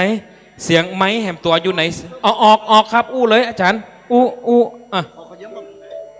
บรรดาแม่พี่น้องเดินติดถอดรองเท้าไว้ด้านหน้าหอประชุมนะครับขอความกรุณาใส่ขึ้นมาบนเลยนะครับใส่ได้เลยตอนนี้ใส่รองเท้าได้เลยเนอะทุกท่านครับถ้าไผ่บอใส่โดนปั๊บนะวันนี้โดนปั๊บโดนยับเลย ตอนนี้รองเท้าไผ่อยู่ตั้งหน้าหัวคันใดครับประเดี๋ยวนี้ขอความกรุณาทุกท่านใส่รองเท้าใส่ขึ้นมาเลยวันนี้เขาถือว่าเป็นการลองจามหอประชุมเขานะฮะรองจามหอประชุมนะฮะทราบข่าวว่าเปิ้ลจะมีการส่งมอบเร็วๆนี่เนาะอาจารย์เนาะนะฮะแต่วันนี้จามห้ามไผ่ถอดรองเท้าถ้าไผ่ถอดจะปั๊บเด้อ ใส่มาได้เลยครับใส่มาได้เลยเพราะว่าจะเป็นพระสงฆ์องค์ข้าเจ้าคณะสัทธาสาธุชนนะครับยนจวนกันทุกคู่ทุกคนนะครับอันนี้อย่าห้อนนะเด็กอะห้อนครับอาจารย์อยู่ไกลตูเจ้าบ่ได้ดีเจนะห้อนนะครับทำไมหรอครับเพราะพอหุ่นก็หู้ครับเขาจะรอเตียนถึงมด9 เล่มไปถวาย9 วัดด้วยกันแล้วก็เดี๋ยวเขาจะมีพิธีเริ่มตอนช่วงบ่ายโมงประธานในพิธีนะครับก็คือทางด้านของท่านผู้ว่าราชการนะครับฝ่ายคารวะเขาเนาะได้รับเมตตาจิตจากท่านรองผู้ว่าราชการจังหวัดลำปางได้มานะครับรวมพิธีหล่อเตียนตัวมาตะกี้แล้วมานั่งกินข้าวได้แล้วมาถึงแล้วนะครับท่านได้มาร่วมบุญนะครับผู้ผ่าเจริญได้เดินทางมาถึงบริเวณหอประชุมของคณะสงฆ์เขาใหญ่อลังการนะครับเดี๋ยวเขาจะได้เปิดเพื่อเป็นสถานที่นะครับอบรมสัมมนาประชุม แล้วก็กินเลี้ยงอะไรอย่างต่างๆนะที่วิทยาลัยสงฆ์นครลำปางของเขาที่ หอ นี่ ประชุมเฮานี่จุได้ถึงหมดกี่คนนี่ครับ1,000 คนได้ ก็ เหรอ ถ้าตั้งเก้าอี้แบบอีก็ประมาณสัก1,000 ได้อยู่ บ เนาะ วกลบเนาะ ครับ ประมาณนี้ อันนี้ก็สามารถที่จะมาใจหอประชุมของวิทยาลัยสงฆ์นครลำปางนะครับเพื่อเป็นประโยชน์นะครับเพราะว่าจะเป็นเรื่องของการอบรมสัมมนาการเผยแพร่ความรู้ต่างๆ ก็ยินดีนะครับพี่นันเคลื่อนเข้าใจกินเนอะเข้าใจกินเจ้าบ้านเปิ่นรอฟังซออยู่หลายๆท่านได้ยินเสียงนานเคลื่อนวันนี้ออกวิทยุก็เลยถามว่าเปิ่นยังอยู่ใกล้อ่ะ โอ้ยังไม่ตายเลยละยังมีชีวิตอยู่ครับปอนันเดินเมืองอีหนอ ครับผมไม่ได้ยินเสียง อายุยืนครับ ครับอายุยืน ถ้าผมมีปอนันเคลื่อนก็ตึ้งไม่ได้ยินเสียงเปิดได้ แม่นครับผมก็จะอยู่แฮมหลายภาษาอยู่นะครับ ครับสถาบันพี่น้องที่ติดตามรายการสถานีวิทยุเพื่อการศึกษาวิทยาลัยสงฆ์นครลำปาง106.5อยากพบดีเจไผ่ตะกี้อีแม่กับแก้วอีแม่ขนมไทย แม่มาลีขนมไทยแม่มาลีอยู่ไหนไข่ปบอันทันผู้พันอีนอ ลุงโบแหละ ลุงโบครับ โอ้โหเจอแล้วยังใช้นมในหลังแก หลังหอประชุมนั่นเนาะ มาแล้วเนาะ ไปลักกินข้าวเป็น ประเดี๋ยวนี้ทราบข่าวว่าท่านอันอย่างก็เสน่ห์กาหลงมาแล้วถ้าจะมาละกับนิมนต์ท่านมกำไม่กำนะครับเนาะแฟนๆรายการใครปะใครได้ยินเสียงนะฮะประเดี๋ยวนี้ท่านเสน่ห์กาหลงนี่ได้แต่งเพลงเข้ารายการคือดีเจดิวตีอสมทยอดนะครับยังหาคนห้องมาได้เตี้ยตอนนี้รถกำลังไหลเข้ามาในสถานที่นะครับวิทยาลัยสงฆ์นครลำปางกันเรื่อยๆนะครับต้องขอต้อนรับด้วยความเคารพทุกคนทุกท่านนะครับตอนรับทุกท่านหาตีจอดรถได้ตามสะดวกสบายเลยสถานที่จอดรถเฮาโอ้กว้างขวางอาจารย์ฮะครับบพอตั้งไหนนี่ตั้งนอกก็จอดได้นะใช่ครับตั้งนอกตั้งไหนสามารถบรรจุรถหรือว่าที่จอดรถได้ประมาณ 14-500 กรัมได้สบายครับสบายมากเลยอันนี้จะดังตึงไหนตึงนอกโอเคครับเชื่อมกันละเนาะครับใครอยากจะหันหุ่นของดีเจดิวอีหนอมาพอนี้กับนี่นะดีเจดิวแม่มาลีแม่มาลีกับอีแม่กับแก้วขนมไทยที่เป็นว่านี่อันไหนตั้งแต่เจอมานี่บักเคยได้กินงั้นเด่นนะขนมไทยแม่มาลีถวายพระอาจารย์ก่อนถ้าเด็ดดีเจดิวจะปูจาเพราะจะไปกินมันจะตุยจะไปกินซ้ำมันจะตุยมาใจปัจจัยถวายเนี่ยขยมหรอ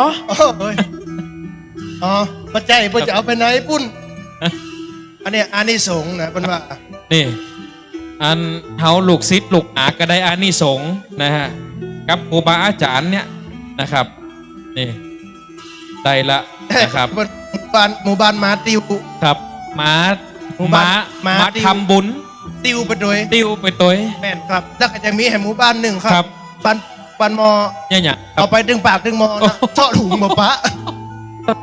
ก็มีเนาะแม่นครับโดยเฉพาะดีเจดิวนะครับเนาะบ้านปากบ้านมอครับสวัสดีครับแม่ครับลุงโบอยู่ตังไหนครับแม่เข้าไปหาได้เลยครับอันนี้ข้างๆเน้นอันนี้นะครับแม่น้องเน้นนะครับปัจจัยหุ่นกินข้าวล้ำอย่างเดียวกันเนาะอันนี้ล้ำกว่าครับแยกขึ้นออกนะ1สีเหลือง1สีขาวถ้าดุ่มผ้าเหลืองนี่เป็นว่าฝาแฝดแม่นนะครับแฝดตาฝาครับท่านใดติดฟังรายการวิทยุของพระนักจัดรายการวิทยุท่านใด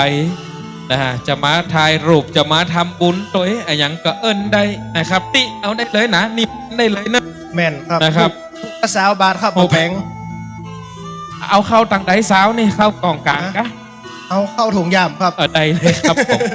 ของไทยของมันนี่สมัยบวชอันนี้ดีเจดิวสมัยบวชอันนี้สมัยซึกปัดเนาะสถานที่จะรอเตียนเนอร์ยังตันอยู่นะยังตันอยู่ไปกวักกันออกไปจะได้แน่แต่ยังตันอยู่นะครับยังตันอยู่เดี๋ยวท่านอาจารย์เสน่ห์กาหลงจะมาละจะได้พบปะสาธุชนถ้ามาไปอยู่ใกล้เดี๋ยวถ้ามายืน3นะ2ตนยืนข้างดีเจดิวก็จะเป็นเลขงวดนี่นะ000เนอะกล้องถ่ายหูปที่ไหนถ่าย3ตนนี่ก็พี่แอมห้องลูกสาวมาถ่ายหูป3ตนนี่ก็ครับรูปนี่เขาจะได้อยู่30นะครับงวดนี่เนอะเพราะเนอะ000นะครับครับตันตายครับอยู่ด้วยกันนี่นะน้ำหนักก็ว่าจะได้น้ำหนักครับท่านเสน่ห์กาหลงแม่จะลูกจะแม่จะทำบุญ แม่จะเซลฟี่กล้องหน้า3 ตนที่มาบังพัดลมปนมิดเดี๋ยวตอนน้ำละวันนี้ที่แม่ไม่ได้กินข้าวกำเตียกระใจประชาสัมพันธ์ครับท่านอันสถาตีได้ปูชาแผ่นเตียนธรรมจักรแล้วเรียบร้อยเอาไปใส่ตีอันอย่างก็กระทะครับกระทะหั่นส่วนหนึ่งแล้วก็เหลือไว้ตอนบ่ายด้วยนะตีจะได้รวมทำบุญกับท่านผู้ว่าราชการจังหวัดด้วยเนอะแม่นครับแม่ถ่ายรูปกล้องอีเมจเชียงก็2 ตนกับขยมแหม1อีแม่ถอยไปแหมหน่อยมันอีแม่ถอยไปแหมหน่อยเลนกล้องมันจะแบบปุ้มแม่เฮ้ยไผ่ให้ถ่ายหูปกับแจ้งเนอะวันนี้ปลาพายสุรินทร์มาด้วยครับถ่ายตึงมดเลยแหละก็ถ่ายกับดีเจกับเฮาเป็นเจดี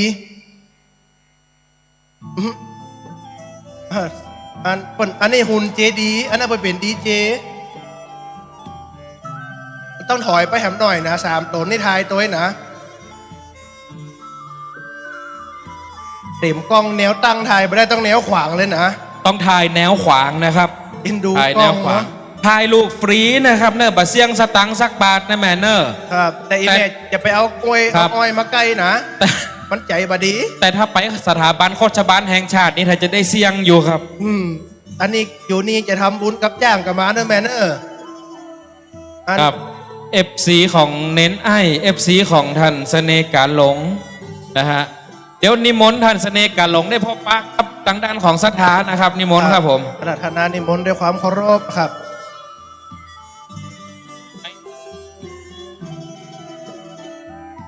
เสน่ห์การหลงได้มาป้าแล้วแก้วน้องแก้วคนฟังทั้งหลาย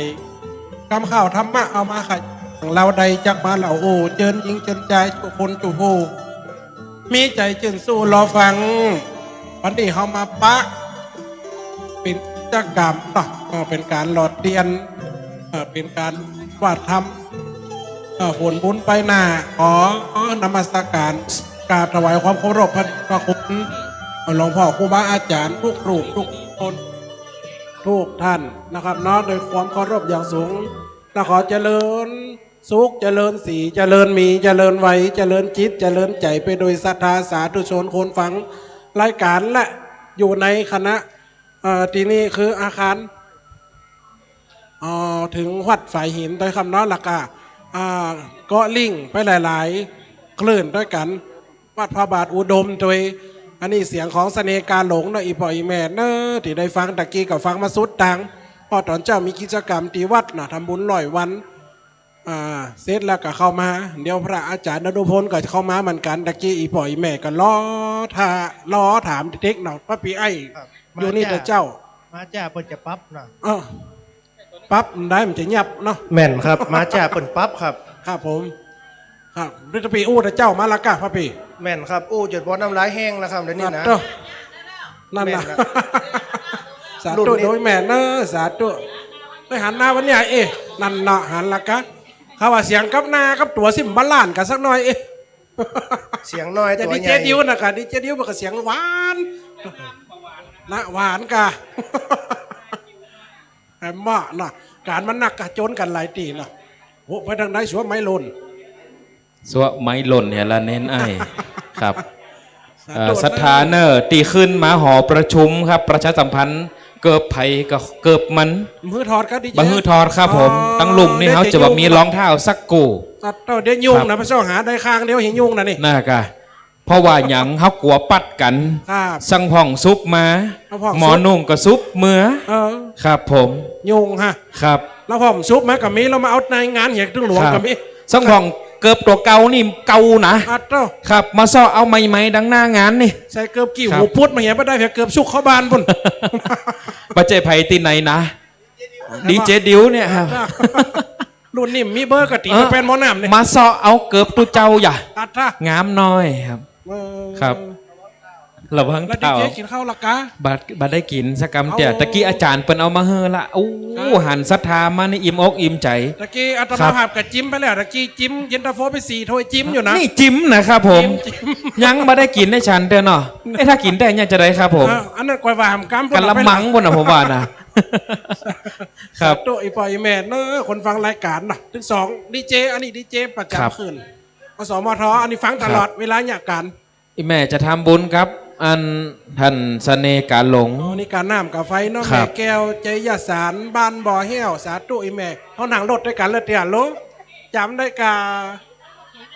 ตุปีเก๋กันลังจับมาอีแม่ตะกี้เปิ่นแต่มาได้รับกันเตียจำได้กับ2แม่เขาไม่ต้องกันลูกสาธุด้วย ครั แม่ บ นะ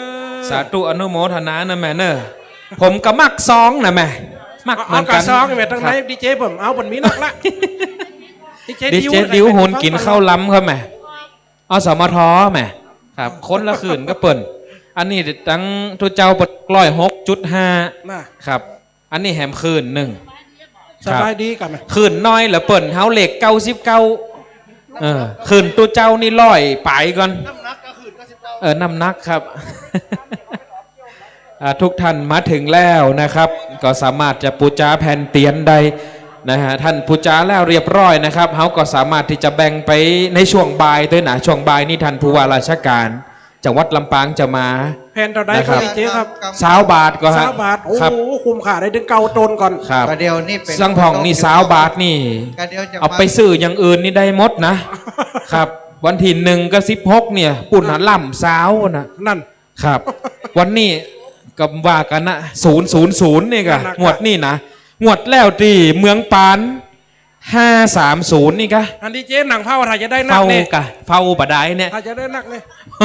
นั่งเฝ้าบดายเนี่ยนะฮะ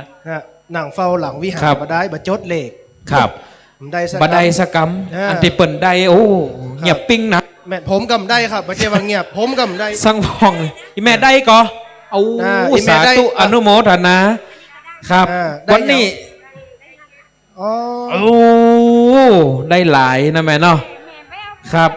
ไปเอาบุญแล้วก็ได้บุญแล้วก็จ่วยแหม แม่น โอ้ครับ ได้แม่นครับก็ได้จ่วยไปแหมเนาะ ดีเจนี่ถูกนะครับ ครับ ถูกหวยกินครับ ถูกกิน ฟังจื่อท่านนะครับ สลากอะไรอย่างครับ ฮะ สลากอะไรอย่าง กินแบ่งรัฐบาล แม่นครับ ครับ บัได้กินสักกำแบ่งให้เปิ้ แบ่ง บ่ได้ ให้เปิ้นหยา แม่ มาน ได้ ครับ สักกรรมอะ กำกันไป ครับ หัวเปิ้นบ่รวยตัวเก่าจน ครับ ดิ๊ก พี่นานเคลื่อนได้หลาย ได้ยัง วันนั้นนะ ได้ยัง คั่วกินกับพอ เต็มหลัง หง บ้าน ทานเนี่ยเอาไปสปะเลย เออ ครับ อันในหมู่บ้าน ส มาติวนั่นบ่ อนุโมทนานะแม่เนอสนั่นเสน่ห์กาหลงไปตั้งไหนเนี่ย เปิ้นไปห่ำอยู่กับคนเฮาไหนปุ่น ครับ ครับ ท่านอ่านไปหาเปิ้นตั้งไหนพุ่นครับ แม่นครับ อันนี้ เฮาบ่มีเสน่ห์ ครับ อันนี้ ครับ เสนียด เฮาบ่มีเสน่ห์ เพราะ ครับ จะมันเอากาหลงก็ได้เนาะใครจะหลงมาสักคนก็ยังดี ครับ นี่อาหักนะ หักได้หักว่า หักเก่านี่กะ บัจใจครับ ฮะ เดี๋ยวผมจะยุ่งไปวัดนะฮู้แล้วกะ วัดไหน ฮะ วัดไหน วัดศีลสถาธรรม ไปได้นะครับเนอะ อ่า วัดศีลสถาธรรมกำลังจะก่อสร้างหลังแปลง เสาะหาบปะ แม่นครับ ครับเสาะหาบปะเนี่ยอันนี้มีอาหักนี่ มันอยู่ข้างห ถึ น้า ง3 คน มันอยู่ เฝ้า ข้างหน้าไอ้นะ เฝ้าตนสตังค์ไว้นะครับ ประชาสัมพันธ์ให้ทุกท่านเนอะนะครับในเวลาช่วงของบ่ายโมงโดยประมาณนะครับ หลังจากที่กินข้าวน้ำข้าวตอนเรียบร้อย จะเข้าสู่พิธีการ ครับ ตั้งไหนเปิ่นกันอย่างเปิ่นจ้อยกันกันโอ้เสียงมะนะฮะ เปิ้นข้าว เสียงเปิ่นปอยเนาะตั้งไหนเนาะฟังก่อนบอกเอาออกนอกได้ก็เสียงไหนครับ พี่น้องเจ้าข้ามารวมในงาน นี่เป็นโครงการหมู่บ้านศิลหาพี่น้องตัวนาเจ้าปุตคนไทยได้รวมใจถือกันไว้มันศีล5 ข้อนั้นจากเราขี้ยาข้อ1นั้นนะป่านาวานเว้นจากนั้นข้าสัตว์มากมีคำข้าบุบตีสัตว์ใหญ่สัตว์น้อยตายข้าคอยขาดจากวิญญาณ ขออาทินนาเส้นสองวานการลักของตานอันเจ้าเปิ้นมีเนึกใจเด็ดที่โลภอำนาดันลักของเจ้าบ้านเจ้าขอเป็นของตัวเองบอกกลัวยำเก่งลักเอาว่าอันของผู้อื่นนั้นมาถือตื้อแกมขอตีสามแหมกาเมเจ้าค่ะบ่ดีแต่ว่าผิดผัวผิดเมียพอนี้ดึงเหลือหูในอายหันผัวเมียเปิ้นนานสมสู่จูเจอนอกใจกูตนมีกิ๊กนอกบ้านถ้าเกิดแล้วนั้นปัญหาโต้ยมาขอสีสุมุสาจุลายหลอกเล่นอู้เปิ้นเสียงเข้าของนาที่จูมูสาแป่งกำเหนือใต้ผู้อื่นใดทุกใจเววนเสียเบี้ยเสียเงินหลอกต้มเจ้าบ้านใส่ความเปิ้นนานเล่าขวัญนินทาขอหาสุรานี่เปิ้นก็ห้ามน้ำเมาเหล้าบานเหล้ากันเหล้าแดงโซดาน้ำแข็งไม่ไหลกูดานกินไปแล้วนานบ่มีความอายน้ำเปลี่ยนนิสัยกลายเป็นคนกลาอย่างกับผีบากวางเมาเธอได้จำเอาศรัทธาตัวนาได้เอามาว่าเป็นหำเปิ้นเมืองเราเป็นสำเนียงโบราณเก่าเกลือเพื่อได้เสิบเจือกำหำล้านนาขอใครขี้ยาจบลงเต่าอีบทนี้ก้อยโป่งลงว่าอันนี้เป็นห้ามตีนห้าอีแม่ปมมือได้สมัยก่อนห้ามนี่มันหายจากล้านเอาประมาณ40 ปี50 ปีตะกอนมันจะตกวงนี่แม่ยังผู้เจ้าใส่เบิกนี่นะหน้าต้องตอบพระอาจารย์เขาแม่อันนี้เจาะสายของแต้กำลังจะออกมานะจะอูกับอาจารย์เพราะต้องเอาไปทำเป็นเล่มแล้วก็ต้องตรวจสอบแล้วจะเอาตัวหนังสือใหญ่ต่อตั้งนอกนี้ก่อนมันจะมี2ทำน้องนะแม่เนอะถ้าว่าทำน้องพ่อคุณแม่หรือว่า12 เป้งอีแม่ลองอ่าน12 เป้งเนาะเปิดหน้าตั้งหลังสุดมาพออันนี้12 เป้งฮอลองว่าแต่การอันนี้แหมทำน้องหนึ่งไอ้แม่เนอะนี่นะนี่ทำ12 เป้งอันนี้ก้อนจากในทำเจียวว่าเปตาพีที่ว่าพ่อแม่ตายแล้วมาได้กินข้าวเพราะลูกมาได้ไปตานหาเพื่อว่าตานหาแล้วพ่อแม่เป็นคนติดใจพ่อแม่มันเคยทำบุญของติดตานไปเพื่อกลายเป็นเม็ดทรายกินไปมันได้หันเศษดองที่เปิ่นกินข้าวต้มยองเหี่ยเก็บมาเลียกลายเป็นเม็ดทรายให้ทรมานใจ ข่าวบนนี่เกิดจากในทำเรื่องปิดตะพีแต่อาตมาภาพมาเขียนข่าวอีเมลลองว่าตัวเดี๋ยวเปิดไปหน้าตั้งหลังอีเมลนี่นะลองว่าด้วยกันฮอดเดอร์นี่ก่อน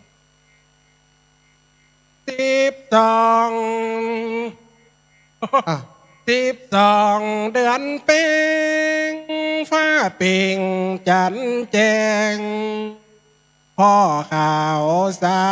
แลงไปทั่วอาณาเหมือนเป็นสัญญาต้องฟ้าหกห้องของหมู่พี่น้องคนเมืองล้านนาได้สืบกันมาจิ้นแก่จิ้นเท่าลูกหลานตานเต้าได้กาเกียมดาดังจีนและป้าเข้านมเข้าตมหน่วยไม้หวานส้มหมากเมียงปุลีของอ่านได้แกงจีห่อนึ่งห่างไว้เป็นปูนดาใส่ขันตาเมื่อเจนโบราณแต่เก้าแต่เงา12 เป่งเมื่อเจ้าเฮาไปวัดว่ายันเจอตันหาคนตายเก่าเกิดเป็นจ้าเป็นเจอพ่อแม่ตายายพี่น้องของพายที่ตายความนาเก็บเอาใส่ซาไว้หายืนโยตายเก่าเน่าเหมือนพ่อแก่แม่เฒ่าลูกหลานตานเต้าได้ห้องเฮียกาเอิ้นปล่อยพี่มา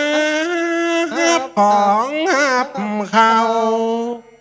เมืองคนนั้นเล่าหยาดน้ำไม่ตาม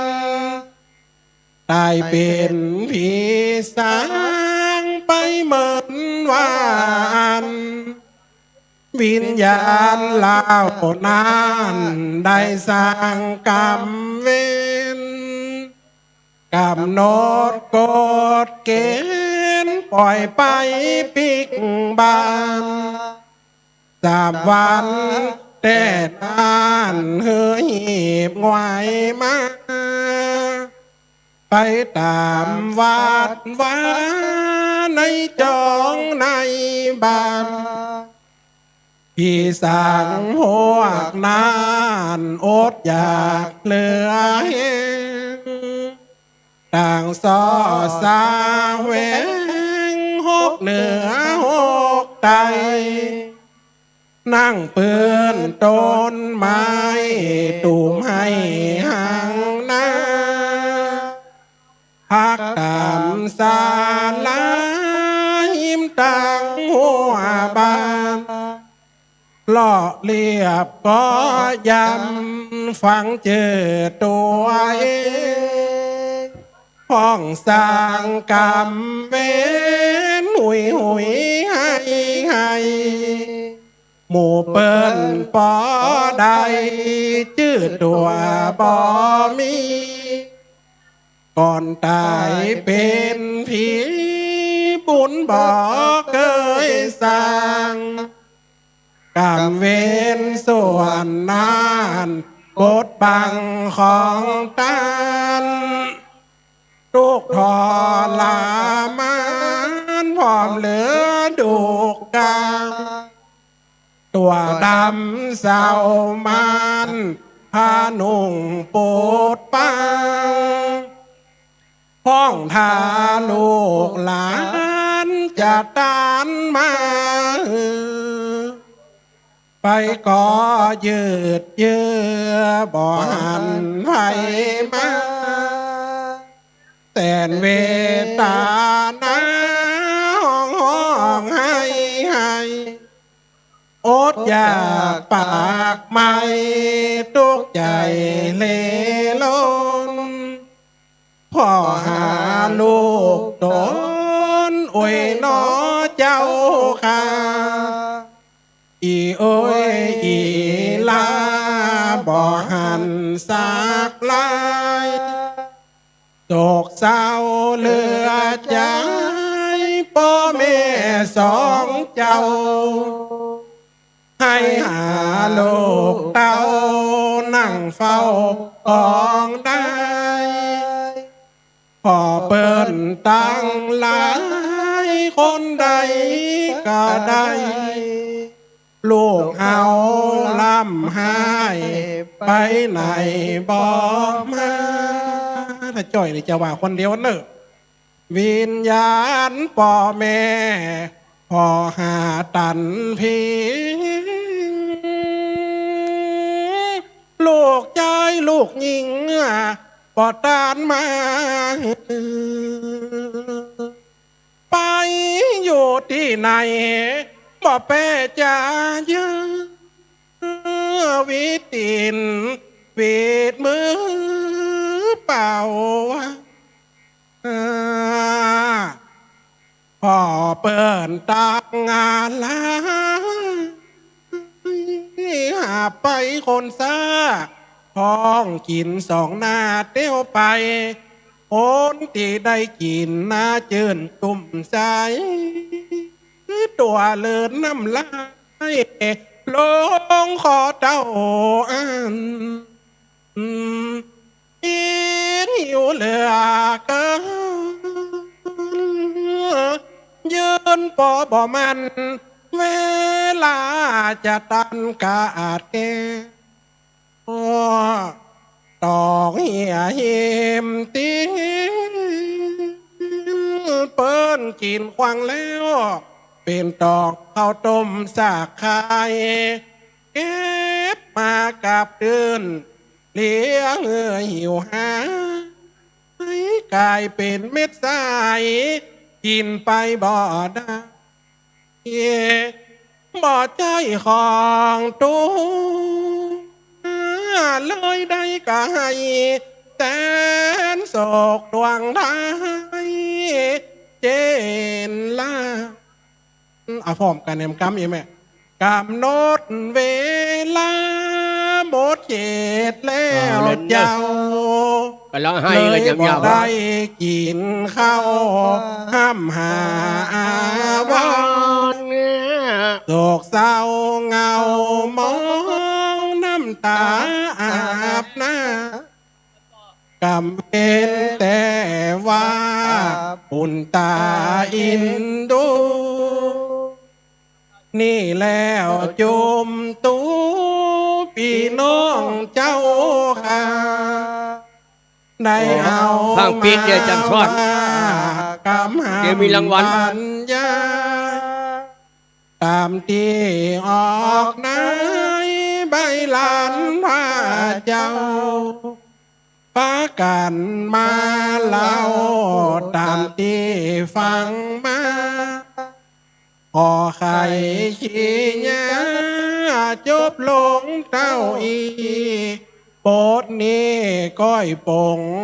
ลงกำก่อนพอให้อีวะอันนี้เป็นห้องว่าวิญญาณพ่อแม่ไม่ได้กินข้าวอันนี้เกิดจากทำปิดตะพีแต่อีแม่นี่นะเพราะว่าตัวบักเคยทำบุญไว้เปิ้นสร้างโฮงการบักเคยไป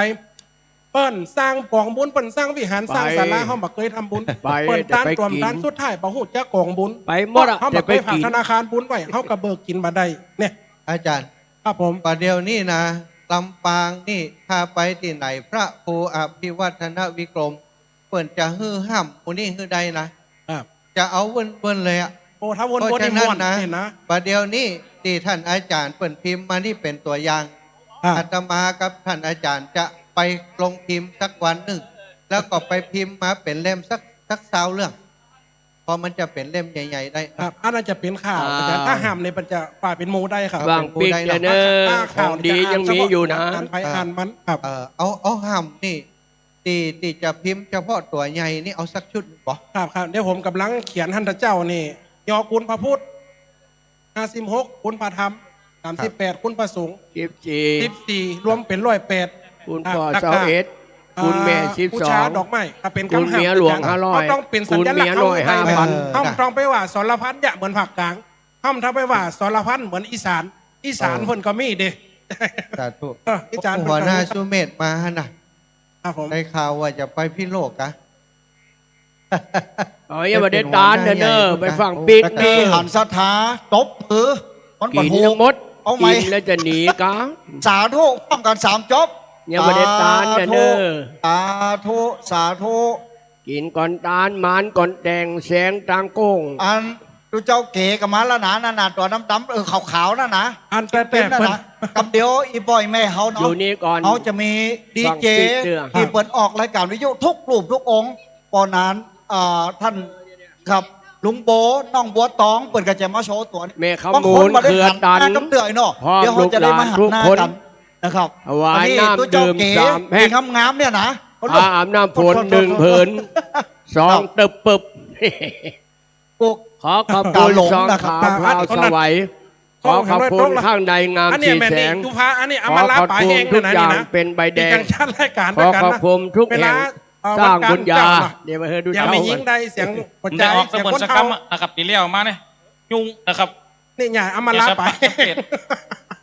เดี๋ยวนี้กับมาปะมาพวกผลเป็นตอนเนาะนะครับฮะ อย่ามาหอมซอนตอน คนจะให้หูคนจะได้หู ครับ ครับผมย้ำครับ ปิดประตูมดดูมาเฮเอหัว แห่งหมอกขืบเนี่ยอูสวกเนี่ยพอแล้ว แต่หัวจำเปียงกันนะครับครับ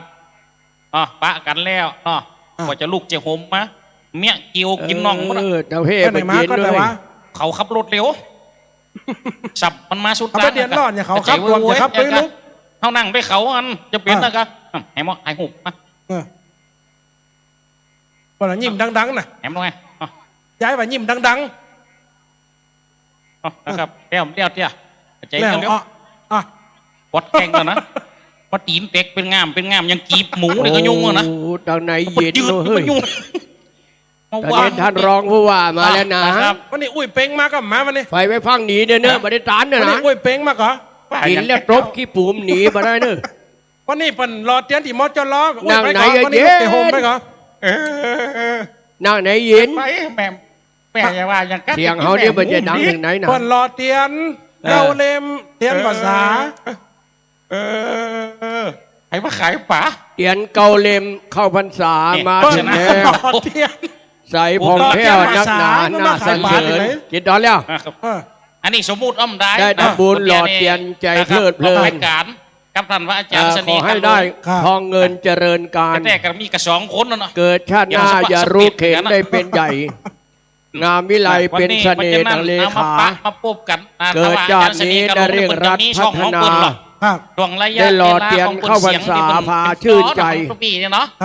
ท่านจะอยู่เฮงไหเราไว้ว่า ทางเขาในเสียงสะล่อ ขอให้มีศรัทธาอย่าหวั่นไหว เบิดอย่างอื่น รวมทำบุญกันเยอะจากน้ำใจสตังค์มีเต่าใดตามสบาย นี่เปิดมีงานหล่อเตียนเป็นข้างที่2นะ มีเกาเลียมด้วยกันเนอะเข้าใจมั้ย ทั้งเครือข่ายทั้งคืนวิทยุด้วยหลักเตียนเข้าภาษาเนี่ยได้อย่างปนไหนมีการถวาย นี่ยังถึงมีการถวายเตียนภาษา ครับสาระหน่อยหนึ่งห้ามเล่น เอาสาระที่เปิ้นถวายเตียนภาษานี่ พยายาม เอาขอเป็นจริงนะ จากฟอนมาได้กี่ข้อมเดือ เตียนภาษาที่เปิ้นเอาไปถวายสกอนนี่มันเบรกไปไง สาวเสิร์ฟกันเนี่ย มันเบรกไปไง ครับผมลูกจางอันนี้ เปิ้นเลย ล่าง ถ ถ้ว วาย ยถ้าว่าถวายเตียนภาษาเนี่ยเขาบอกเอาไปไง ครับ ฟังไปไหนเดี๋ยวเนอเธอและฉัน ย่อยกไหม ทำจิตใจผูกพันอย่าหวั่นไหว เดียวสมัยนี้เตี กิ ยน น มัน อิ่มแล้วยิ้มสวยเจริญใจ หนาหรอเขาตาหล จะ อด ไป ไฟ ฟังไปไหนเนอสาธุชน กับตานเตียน ย้ำประเด็นตานเถอะนะครับ แต่ตานหลอดไฟปุ๊บ ย้ำประดัน มันต้องได้ตานให้ครบชุดนะ มันอันยังพ่อง ห้องกับตานกับห ข ล อ อง ด กระตานทุกอย่างที่เป็นสอนในเรื่องนี้ ไม่เสือกับบ้านกับมีเหรอ เอาแล้วเอาไปใส่กับยาว่ามันจะรู้ก่อนเอาไปใส่เกลือก่อนหลอดหนึ่งมันจะรู้ป่ะอันที่ชื่อมาตามแต่แล้วก็รู้ตัวอยู่ไหนอ่ะอาวาสถัง พอมันเมิน และปฏิเปยยัง ลักกระไพเป็นเก้าให้เป็นคนตาน สิบอย่างนี้เป็นของคนถวายแด่พระสงฆ์ในช่วงกลางพรรษา มีเลยก็เตียนนี่มีเลยก็เกิดมากับมีเลยก็มีห้องรอเลยก็มาใจยุคเก่าๆแต่เจ้านี่มันมาเถียงกันด้วยยัยนี่ใจอย่างอู้เหมือนกันไก่ไข่เถียงกันตึ๊กไก่งัวมาใจไก่งัวไข่ควายไข่แปะตู้สมัยเดียวกันเนี่ยอ๋อแปะเปลี่ยนกันอู้แปะกับมีไก่คนเอาเปรียบซัดขนาดเพราะสมัยเวลาหลอดเตียนกับทายโหไปเห็นเลยโอ้สมัยเดียวกันเปิดมีการ ทายโหเป็นที่ระลึกอันนั้นเป็นของพราหมณ์ตัวเอง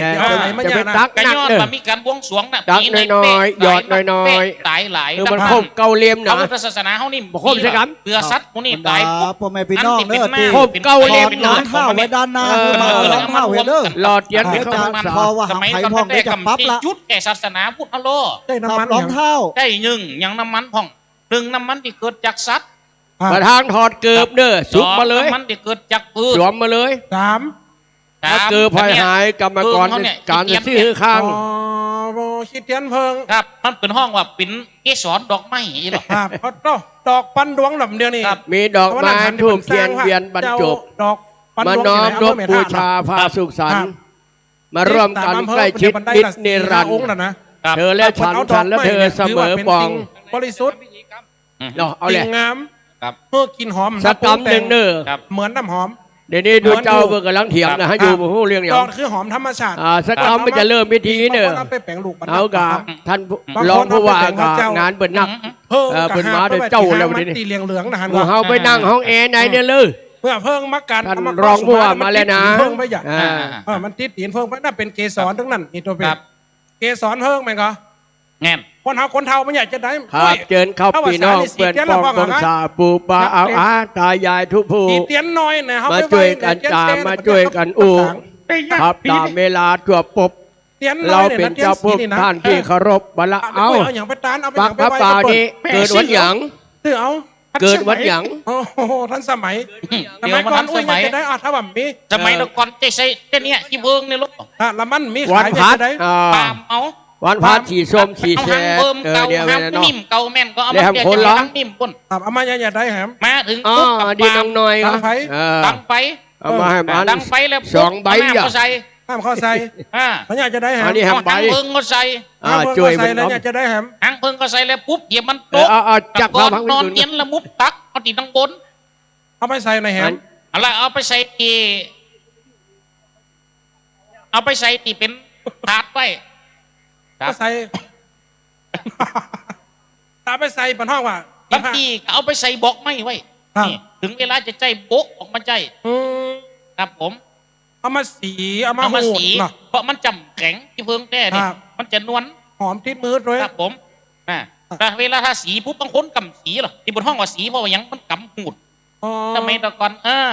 สีนี่จะเป็นกิริยาจะสำรับกะลิกอย่างเดียวหรอกครับบนห้องเอาไปหูดนี่ครับเอามาหูดก่อนเอาได้เป็นเส้นแม่นก็อีปออีแม่คนเท่าไม่ยิงปันไฟปันไฟคนเท่าปัจจัยไปต้มขี้เพิงสามัคคีกันลูกหัวกับเมียกูสิงกูยังอ่ะแน่นหัวกับเมียป้ากันเข้าวัดเมียกำขันดอกหัวกับกำขันดอกมันเพิ่งกันหนุ่มไม่ยิงในกำสลุงถ้าปัจจัยนี่ลูกปัจจัยนี่พานได้ในกำพานกันเอวของปัจจัยเลยนะมันดึงเปิ้งหมดหรอไม่ยิงที่ใส่สลุงสปายไปทั้งข้างปาดอีเนี่ยคนเท่าไปวัดนะเป็นเรื่องปาดเราคนสมัยเดียวกันปายิงกับปาดใจกับปาดนะแล้วก็ไปวัดเป็นไปไวมีดอกละมีเตียนละแล้วมีอย่างแหมมีดอกมีเตียนแล้วมีข้าวตอกนี่อย่างคนเท่าถึงใจข้าวตอกภาคกลางมันมีเหรอมีวะมีพิธีกรรมมันมีผมหันนะข้าวตอกนี่นะครับตามเป็นพุ่มก็มีภาคกลางครับผมอีสานเรามีเหรอมีราคาว่าเป็นแผงข้าวตอกคนนี้จะได้ก็ไปยากยังเห็นก็คนเท่าบนหูมดจะได้เอาเขาเปียกมาใส่หม้อขางใส่หม้อขางไม่ใช่แหมใส่หม้อขางแล้วปุ๊บเอาใบตองตืดไว้ใบตองเขาตืดแล้วไฟมันดังโอ้ดังจะดอนี่มันดังไฟแล้วห้ามต้องกูเลี้ยงดังไฟมันตะกี้ดังตะกี้บนรถแล้วก็คั่วแล้วมดทำมันแตกแล้วปุ๊บยูกดออกยูไหนยูหน่อยก็ได้ยูกดเฮี้ยนนะเอี่ยมใช่ไหมผมได้ ผมจังหันไม่อุ้ยผมไม่หลวงผมในเปิ้นเนี่ยสมัยตะก่อนล่อของบนครัวแล้วปุ๊บมันจะมีอยู่ในน้อยแป๊บๆนี่อันกูกวดออกกวดลงไปตกใส่ดีในโดงครับผมกวดลงตกใส่โดงแล้วปุ๊บกะเก็บเอานั่นน่ะเอาไปพัดไปเหิงไปพัดครับผมพัดคนเมียงแต่ไปคนละยังนะพัดคนไทยในแหมยังแหมครับเพราะฉะนั้นอันเนี้ยเนอะฟังมาครับตอนนี้ก็ใกล้จะได้เวลาแล้วกะครับผมครับเพราะจะไปได้ย่างก็ทำย่างไปจะเอาขันเอาลงเดี๋ยวดินะไปปะกันพูดนั่นเนอะครับอันนี้ก็ทุเจ้านะครับเสน่ห์การหลงกับทุเจ้าเก๋เนาะเปิดออกรายการวิทยุก็ขอไปเก๋กับต้อมหรือว่าเสน่ห์การหลงตอนนี้ก็ขอต้อนรับนะครับท่านผู้ว่าราชการจังหวัดลำปางนะครับท่านชัชวาลสายบุตรนะครับได้เมตตาได้เดินทางมาถึงบริเวณหอประชุมนะครับคณะสงฆ์จังหวัดลำปางหรือวิไลสงฆ์นครลำปางนะครับตั้งปีเดียวนะจ๊ะเขาก็มาปากับเดียวนะครับท่านรองผู้ว่าราชการจังหวัดวันนี้เปิดมากันนะครับสนับสนุนส่งเสริมน้องแอมเนาะดีเจแอมนะครับวิการเลวมาพอเลยนะได้ยินแค่ชื่อไม่ก็จะแอมนะครับหรือว่าพัชริยาฟองจันตาที่สถานนี้จะดังได้ก็คือน้องแอมนี่แหละครับกับน้องนัดของคนหนึ่งเนาะเขาจะได้ฟังรายการนี่แหละครับหุ่นจัดดีพอเรายังเดียวกันนะเดี๋ยวมานี่เหรอเดี๋ยวอันดีเจเดี๋ยวมาก็เดี๋ยวคอยเจอปอลุงโบกับน้องบัวตองมาตั้งนานในกำเปิดไข่ป๊อปไข่ปะบนว่าเสียงปอลุงโบนี่ไข่หัวปั๊ดพอยังมาเฮิร์ดด้วยสวัสดีครับผมดีเจหุ่นกินข้าวล้ำครับผมดีเจติวครับพอจะหุ่นดีเจนี่สีกินข้าวล้ำก็จะครับร้านผ้าสมุดตุ่มผ้าเหลียงเขาก็จะว่าเป็นตุอันอย่างก็เสน่ห์การหลงนะครับมายืนตะกี้ยืนแพ้กันนี่เน้นไอ้นะครับเน้นไอ้ครับแต่ลูกไหนมาก็000ครับผมเอาลูกสถาบันศูนย์จ้างครับเอาให้แม่ลุงโบให้จะแนะนำลุงโบครับครับผมพอลุงโบกกำลังเคยหันหน้าแล้วครับมาเลยครับรอก่อนเปิ้ลบอกว่าเปิ้ลเป็นคนหนุ่มครับชายหนุ่มในร่างแก่ขอบคุณทุกท่านครับที่ติดตามฟังรายการเราตลอดนะครับสนุกสนานกันไปตามภาษาของสวเนาะสวนี่ท่านส่วนใหญ่โทรศัพท์มาเสียงใสครับเหมือนกับอายุ18เมื่อ50 ปีที่แล้วครับอันนี้คือเสียงลุงโบต่อไปพี่บัวตองแนะนำตัวครับครับสวัสดีเจ้าแม่พี่บัวตองไม่ก้านสวัสดีเจ้าเสียงมันจะแดงขาดหายเนี่ยค่ะสวัสดีแม่ทุกคนนะเจ้าข้าเจ้าบัวตองเจ้าสวัสดีเจ้าพี่หนาลากมีตังใดเหี่ยพี่ไหนแฮมพี่หนาลากมหานิกรรมนุรักนะครับนุรักวงเขียวมหานิกรรมนะอันนี้เดี๋ยวจะฮืดตายว่าหนาลากเป็นคนบ้านใดเอาตับเต็มทักทายครับสวัสดีครับขออภัยที่แนะนำขอโทษถึงเป็นแม่งานครับงั้นโครงการอนุรักษ์ศิลปะวัฒนธรรมเนี่ยเดี๋ยวก่อนกันครับตอนช่วงนี้ก็เขาก็จะรอวิธีการประมาณบ่ายโมงจะเริ่มเนาะตอนนี้เขาทักทายประสัยกันตามอัธยาศัยก่อนนะครับผมก็เป็นลูกหลานคนบ้านกล้วยนะครับเนี่ยข้อบ้านกล้วยยกมือนะครับผมโนโอ้นะครับบ้านกล้วยนะครับขอบคุณพ่อแม่พี่น้องบ้านกล้วยที่มาเป็นคนบ้านกล้วยครับอันนี้ลืมเจ๊จางอันนี้ก็เลอะบ้านกล้วยเป็นใครกล้วยบ้านกล้วยไหนกล้วยหอมโอ้เหรอครับช่วงนี้ดีเจผมดีเจหนารักนะครับเนาะค่อยได้จัดเถอะครับช่วงนี้นะเพราะว่าเปิดอพยพย้ายสมโนครัวทุกตำแหน่งย้ายห้องใหม่แล้วก็ตอนนี้ได้ทำห้องอยู่เรียบร้อยแล้วครับก็เดี๋ยวหลังจากเสร็จภารกิจต่างๆนะครับก็จะจัดรายการกับดีเจน้องแนทวันนี้ดีเจน้องแนทติดเรียนภาษาอังกฤษครับอาจารย์เป็นขึ้นลุกจากเก้าอี้แล้วครับผมครับดีเจน้องแนทอีกหนึ่งคนด้านหลังสู้ตังบนนี่คือน้องนัทนะครับนี่คือช่างเทคนิคนะครับน้องนัทนี่ช่างเทคนิคนะครับที่ดูแลนะครับเชื่อมสัญญาณออกอากาศต่างๆนะครับเนาะก็จะอยู่เบื้องหลังกันนะฮะตั้งหลังครับดีเจดิวหุ่นกินข้าวล้ำครับแม่พอหุ่นได้เลยครับอันเดี๋ยวก่อนเขาแนะนำนี่ก่อนทำได้แนะนำเตื้ออันนี้ อันนี้ท่าน ดีเจอย่าง ดีเจอย่างก็ เจอย่างก็ เช่นนั้น นานอย่างก็ บ้านไหนบ้านไหน ก็ขอบคุณนะครับ ผมเองก็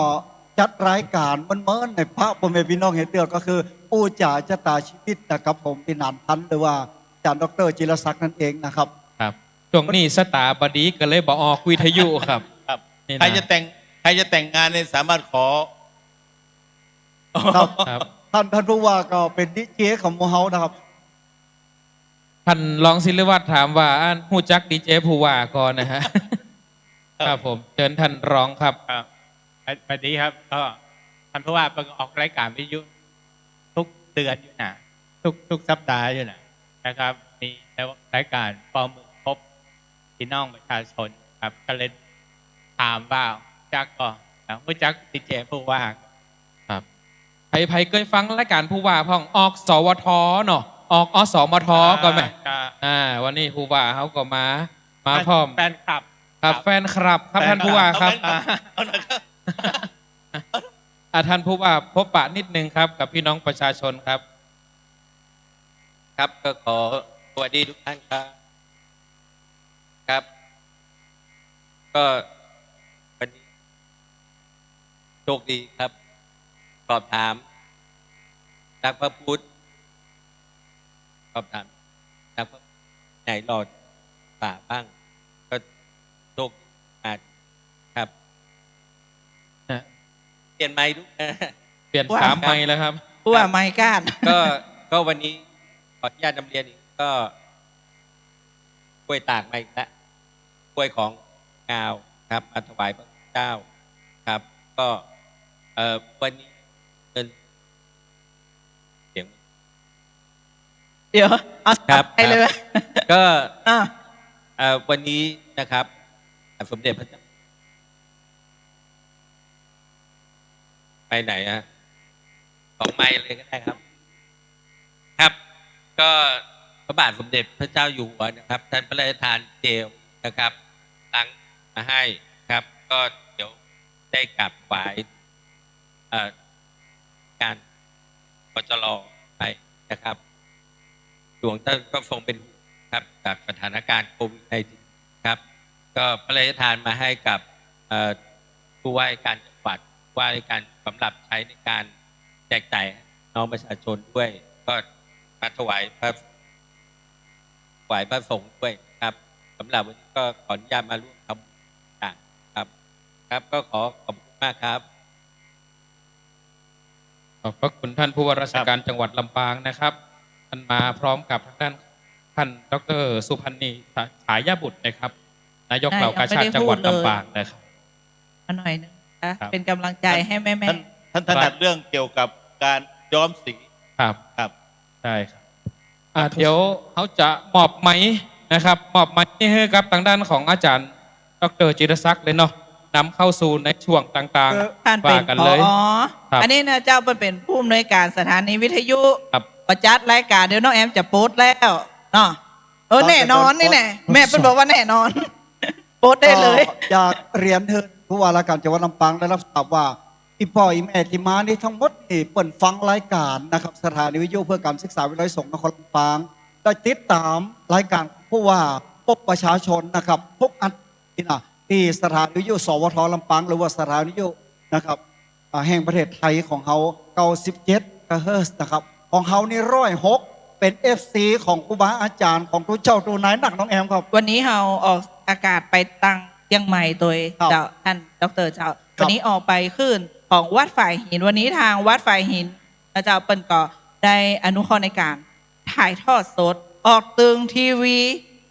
YouTube Facebook ตู้เย็นนี่ไม่ได้ออกเตื้อ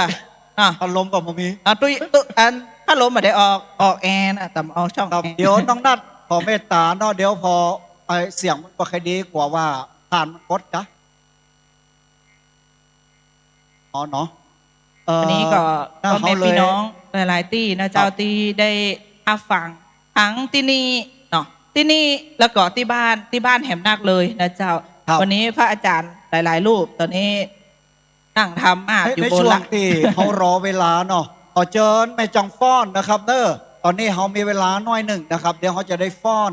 นะครับเป็นการต้อนรับนะครับถวายต้อนรับตลอดถึงคณะสงฆ์ตลอดถึงท่านผู้ว่าราชการจังหวัดลำปางท่านรองผู้ว่าราชการจังหวัดลำปางวันนี้ท่านเมตตาธรรมนะครับมาที่หอประชุมคณะสงฆ์จังหวัดลำปางของเขานี่หรือว่าวิไลสงฆ์ของลำปางได้เมตตาธรรมจากท่านผู้ว่าท่านรองผู้ว่าจากผู้อำนวยการสำนักงานพุทธศาสนาท่านวัฒนธรรมจังหวัดลำปางนายกพุทธสมาคมจังหวัดลำปางวันนี้มานักหนาปะปานแล้วก็ดีเจของสถานีวิทยุของเขาปอลุงโบโหลน้องบัวตองก็มีนะครับจากนายกสมาคมนักจัดรายการวิทยุกระจายเสียงนครลำปางแต่อันนี้ก็จะเป็นเกาอยู่นะเจ้าเป็นตึงเกาตึงเบาหวานความดันไขมันมีหันหมดนะเจ้านี่นะ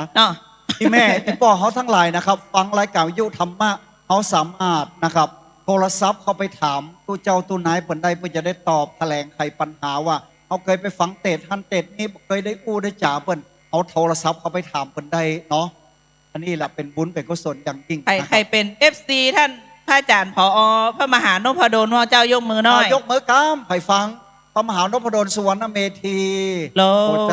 เดี๋ยวเราจะพอเรตติ้งก่อนนะเดี๋ยวจะพอเรตติ้งก่อนอาจารย์พระมหาปวรวิทย์พระอาจารย์ปวรวิทย์ดูมิไหนนะพระอาจารย์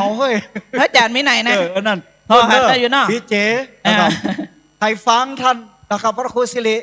ธรรมบัณฑิตศิริธรรมกำเมืองใครเป็น FC ศิริธรรมกำเมืองว่าเจ้าดูนี่นะนั่งด้วยกันนะเจ้าอันนี้เนี่ยนะวันนี้เอายึดไม้ก่อนได้เรียนคือท่านผู้ว่าได้ทราบว่าวันนี้เขาลิงก์เชื่อมทั่วจังหวัด8จังหวัดภาคเหนือนะครับนี้ขึ้นสีขาวขึ้นสีขาวไปแถวเชียงใหม่ลำพูน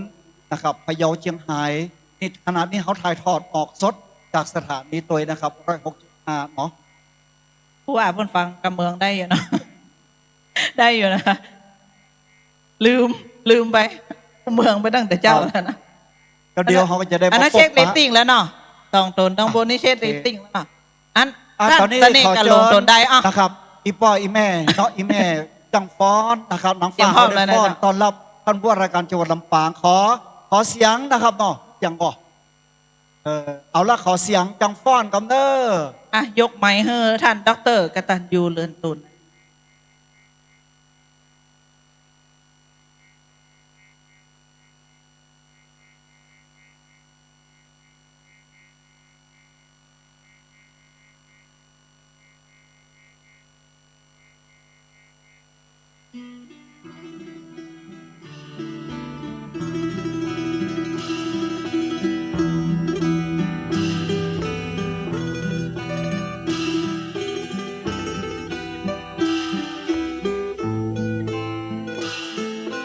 ใช่ไหมครับเพลงนี้ครับใช่ถูกต้องไหมครับ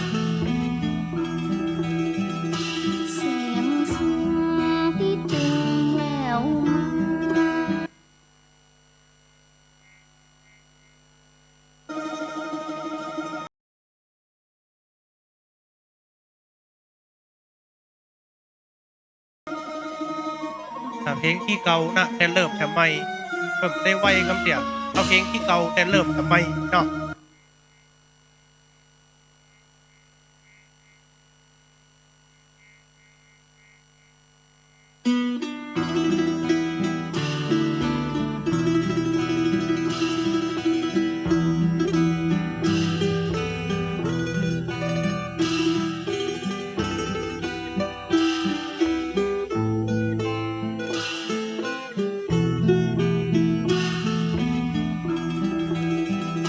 ส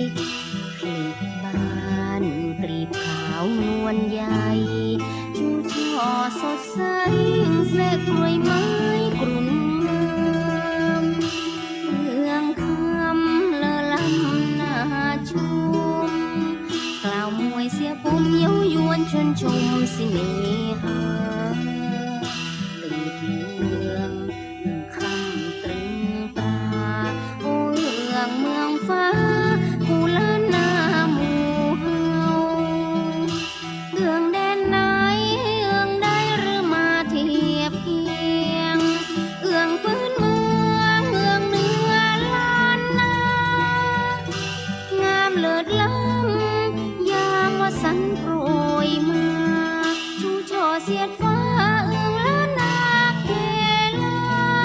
งเอื้องหลวงสามปอยเลิศฟ้าอยู่ดงพนาแปลงลำกาควนเมืองเอื้องหลวงขุนตาลเลืองโอเอื้องปืนเมืองภูเวียงเขลาง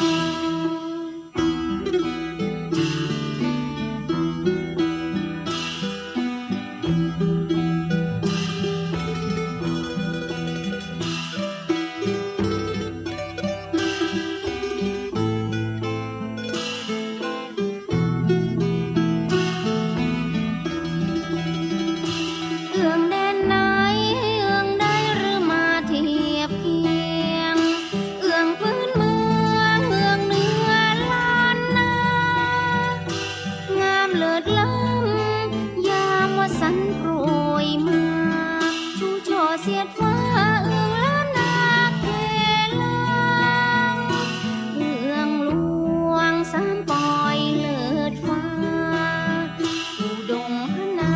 แปลงลำกาควนเมืองเอื้องหลวงขุนตาลเลืองโอเอื้องปืนเมืองภูเวียงเขลาง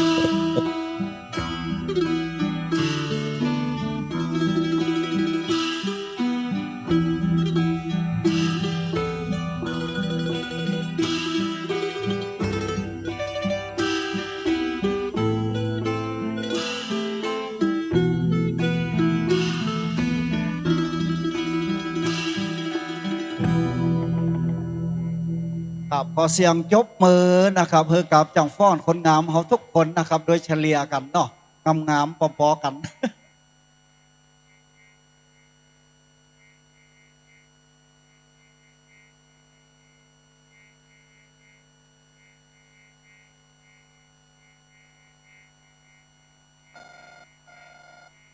ครับวันนี้อุ่นอกอุ่นใจนะครับแหเพิ่งมาเปิดนี่เด้อเปิดกำลังมอบนะครับห้องหอประชุมนี่คือกับวิไลสงฆ์นครลำปางนะครับเขาก็เลยใจเลยต้อนรับท่านผู้ว่าราชการจังหวัดลำปางท่านรองผู้ว่าราชการจังหวัดลำปางพ่อแม่พี่น้องประชาชนที่ได้เสียสละหอมเงินหอมทองกันสร้างหมดไป50 กว่าล้านนี่แม่เขาจะเป็นสถานที่ประชุมคณะสงฆ์จังหวัดลำปางตลอดถึงการอบรมสัมมนานะครับวิปัสสนากรรมฐานนะครับกินนะครับเรื่องแต่งงานอย่างก็ว่าเข้าไปในอนาคตจะใจให้มันเกิดประโยชน์ที่สุดที่นี่นะครับขอเสียงเพลงหน่อยครับ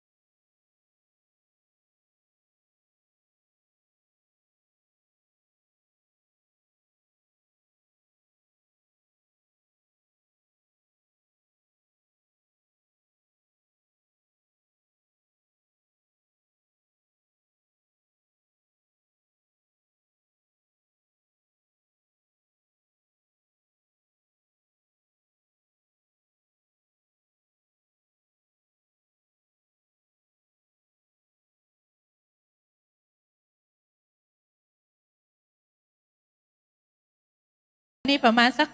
3,000ได้อยู่เนาะท่านดอกเตอร ครับ 3,000ได้อย่างนะ ถ้าอยากอายุกัน ครับตอนนี้นะครับทางผู้ว่าราชการจังหวัดลำปาง ท่านนายกเหล่ากาชาติจังหวัดลำปางนะครับ จะได้มอบนะเป็นของขวัญเธอครับอย่างฟ้อนคนงามนะครับเนาะเอาช่างภาพกำเนาะ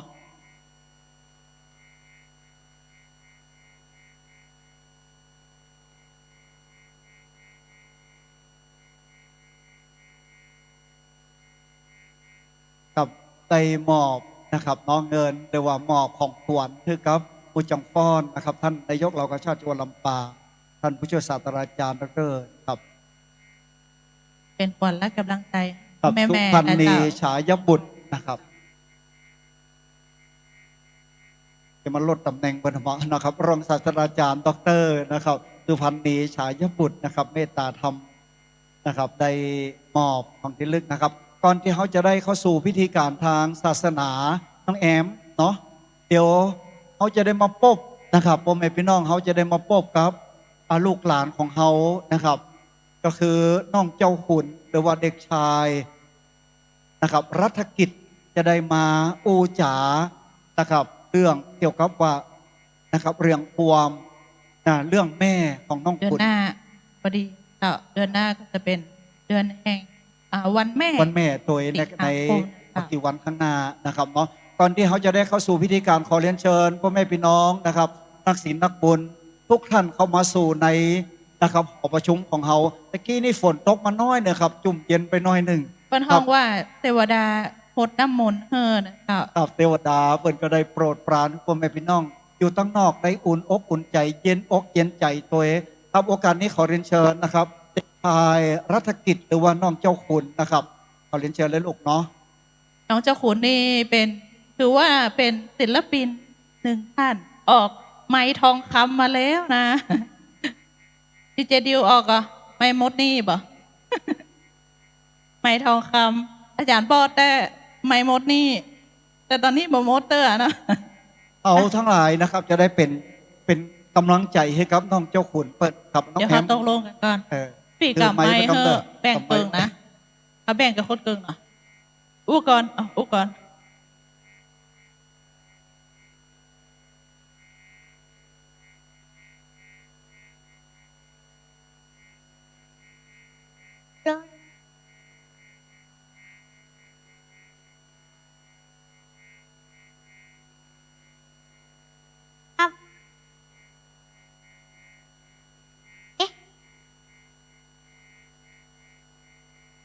เลยอ่ะนะน่าจะฟังบนเวทีเนาะพระอาจารย์อนุญาตเอาไปนอกจากไปเอาคืนมีนี่อย่างจะนอกจากกรรมจะแบ่งกับคนเกิงวันนี้นะ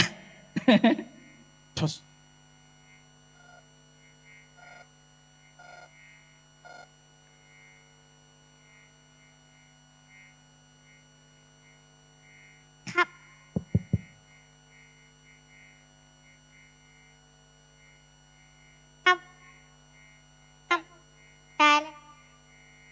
ครับ 2 3 2 1 2 1 2 ดูครับ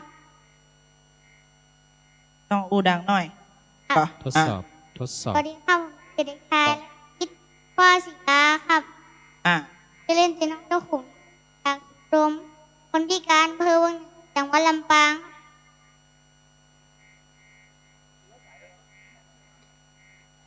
2 3 2 ทดสอบเช็คทดสอบ เพลงนี้เหมาะ ปล่อยลำโพง แต่ครับตะกรรมแม่ปอมแล้วก็ปอบอันร้องผู้ว่าแล้วอันว่า ปอบเฮอท่านผู้ว่าแล้วก็รองผู้ว่าตัวเองกล่าววันนี้อาจจะทำบุญ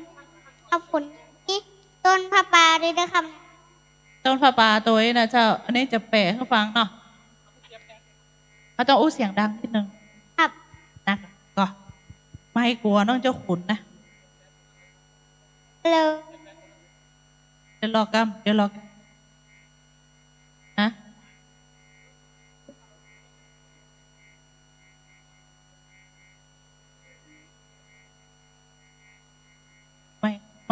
ไม่กลัวน้องเจ้าขุนนะคะไม่กลัวโล1 โล 2 โล2 โล24ไปว่านะเดี๋ยวมันได้หลายเลขนะอันนี้นี่อันต่างที่เปิดเอาลูกอัน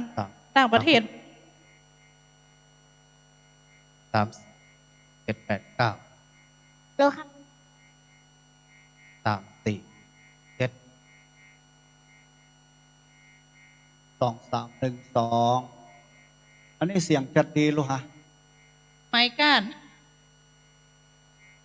อยู่ในช่วงของการทดลองขนาดทดลองมาเกินวันแล้วนะอ่ะเอาตังใดไหนเอาประเดี๋ยวนี้อันไปยืมไม้วิทยุมากำบ่มันใหญ่ๆนะไม่เครื่องเสียงตั้งนอกมันจะดังเข้ามาข้างในก็ครับได้ก่อนเดี๋ยวแล้วเวลาน้อยอู้ดังนะถ้าน้องจะขุดอู้บ่ดังไม่ค่อยหมายความว่าจะได้ทดสอบปล่อยเข้าเสียงลำโพงนี่นะครับไม่ได้ไม่ออกสวัสดีครับเองครับเองมาเลยครับผมเพลงแล้วนะเช็ค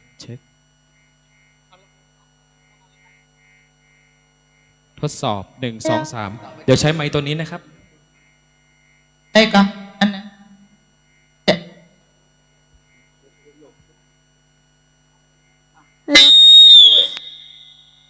โลต้องผ่านนักร้องรุ่นปีก่อนนะครับเนาะอ่ะตัวไปได้ขึ้นครูเมื่อไหร่เดี๋ยวปีกลับมือเนาะครับสวัสดีครับเพลงมาเลยครับโลเทสเพลงมีตั้งไหน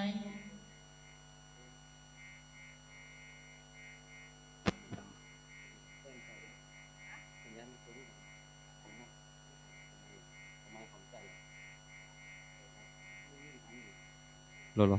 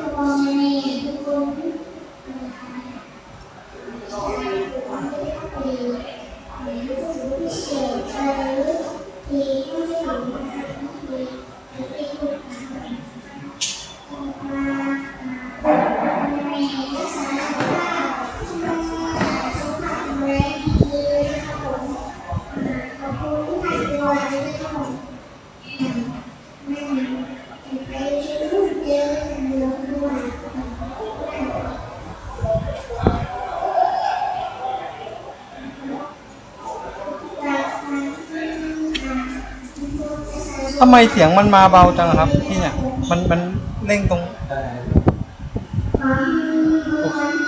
มันไม่ต้องเร่งนี้เสียงมันไม่ออกที่ดีระบบป่วยหมดเลยสรุปคือไม่ใช่ระบบมั่วอยู่ไหนโอ้ย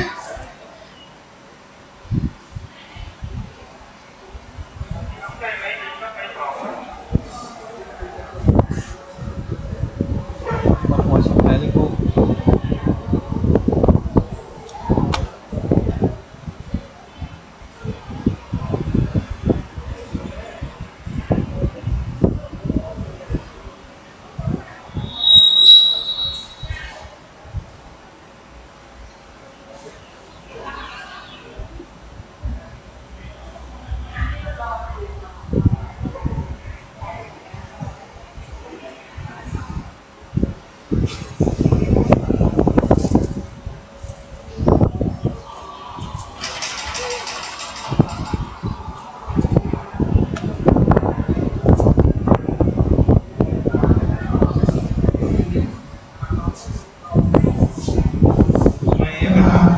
เดี๋ยวบนน้องตั้งก็เลยไปตั้งที่บนแล้วเรานี่เอาของผมไปสำรองก่อนวันนี้เรามาแค่ผมลองกันเต็มเสียงมหาวิทยาลัยมหาจุฬาลงกรณราชวิทยาลัยวิทยาลัยสงขลาการด้วยความเคารพอย่างสูงเรียนท่านผู้ว่าราชการจังหวัดลำปางท่านผู้ในการสำนัก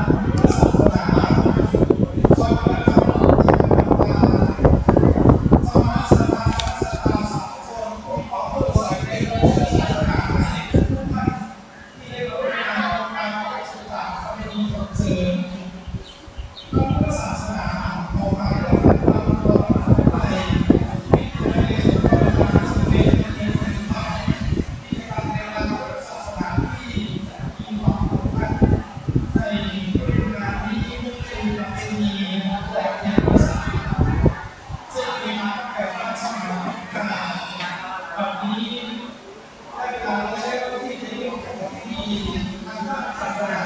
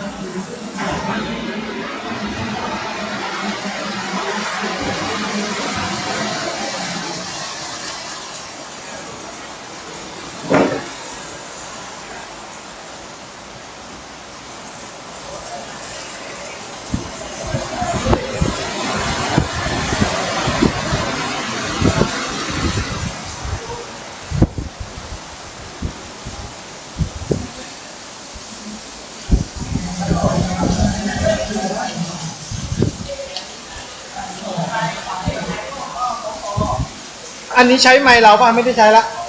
ของเขาแล้วเนาะปิดไมค์เราเลยครับแล้วเร่งเสียงให้พี่หน่อยท่านผู้ว่าราชการจังหวัดลำปางราชการเตรียมกลุ่มเดินทางได้เกียรติเป็นประธานเป็นฝ่ายคารวะตามราชการผู้มาร่วมกิจกรรมในวันนี้นอกจากที่จะได้รับข้อมูลข่าวสารตามช่องทางเอาไปที่ในขณะเดียวกันขณะนี้เรามีการสดอันนี้เรียบร้อยแล้วก็มึนเลยสถานีวิทยุ FM 106.5วิทยุเพื่อการศึกษาพัฒนาชุมชนท้องถิ่นวิทยาลัยสงขลาลำปางสถานีวิทยุภาคีเครือข่ายตีข่าวขั้วภาคหนึ่งนะครับตอนนี้นะครับกำลังถ่ายทอดสดทางช่องทางเพจของทางวิทยาลัยสงขลาลำปางและผู้ที่กำลังสดับรับฟังอัดเครื่องวิทยุอัดบ้าน ในโอกาสนี้กล้าวขอโอกาสกราบรัตนาพระมหาพระบรมสุวรรณเมธีผู้ในการวิสุทธิลำปางได้ทำเกียรติสถาบันเล่มที่ 1กราบนิมนต์ด้วยความเคารพกัน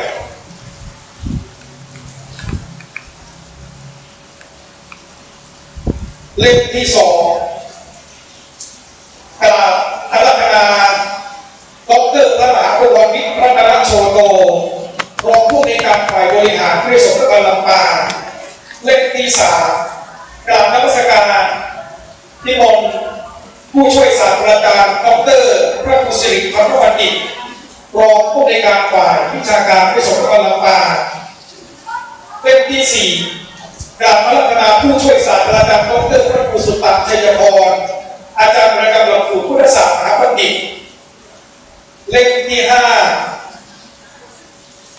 กราบอาราธนาพระสมุขกิติพงศ์กิติวงโสอาจารย์ประจำหลักสูตรสังคมศาสตร์สาขาวิชารัฐศาสตร์วิทยาศาสตร์ลำปางเล่มที่ 6กราบอาราธนาพระอธิการวันโดสุทธโชเจ้าอาวาสวัดเขาแก้วเล่มที่ 7กราบอาราธนาพระเกียงไกรทิตมโนเทียนสัตพันธ์นั้นถือว่าเป็น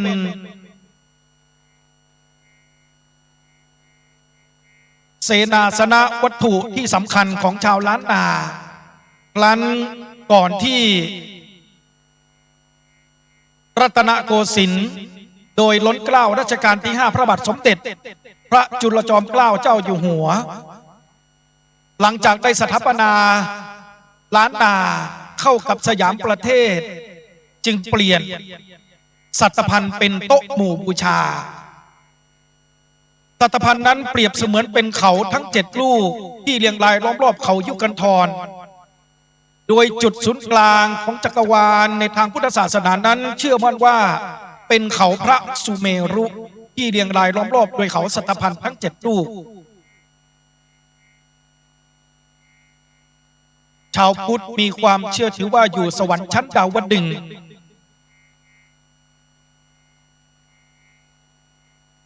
ลำดับต่อไปจุดเทียนนวหรคุณ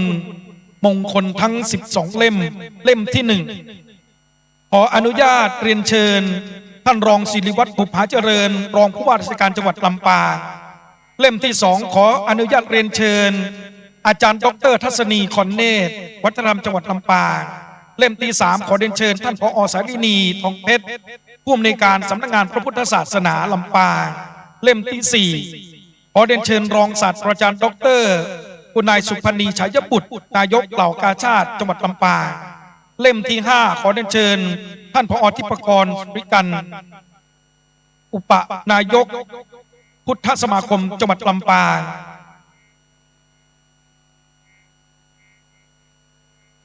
เล่มที่ 8ขอเรียนเชิญอาจารย์ดร.จุฑามาศเด็ดประทุม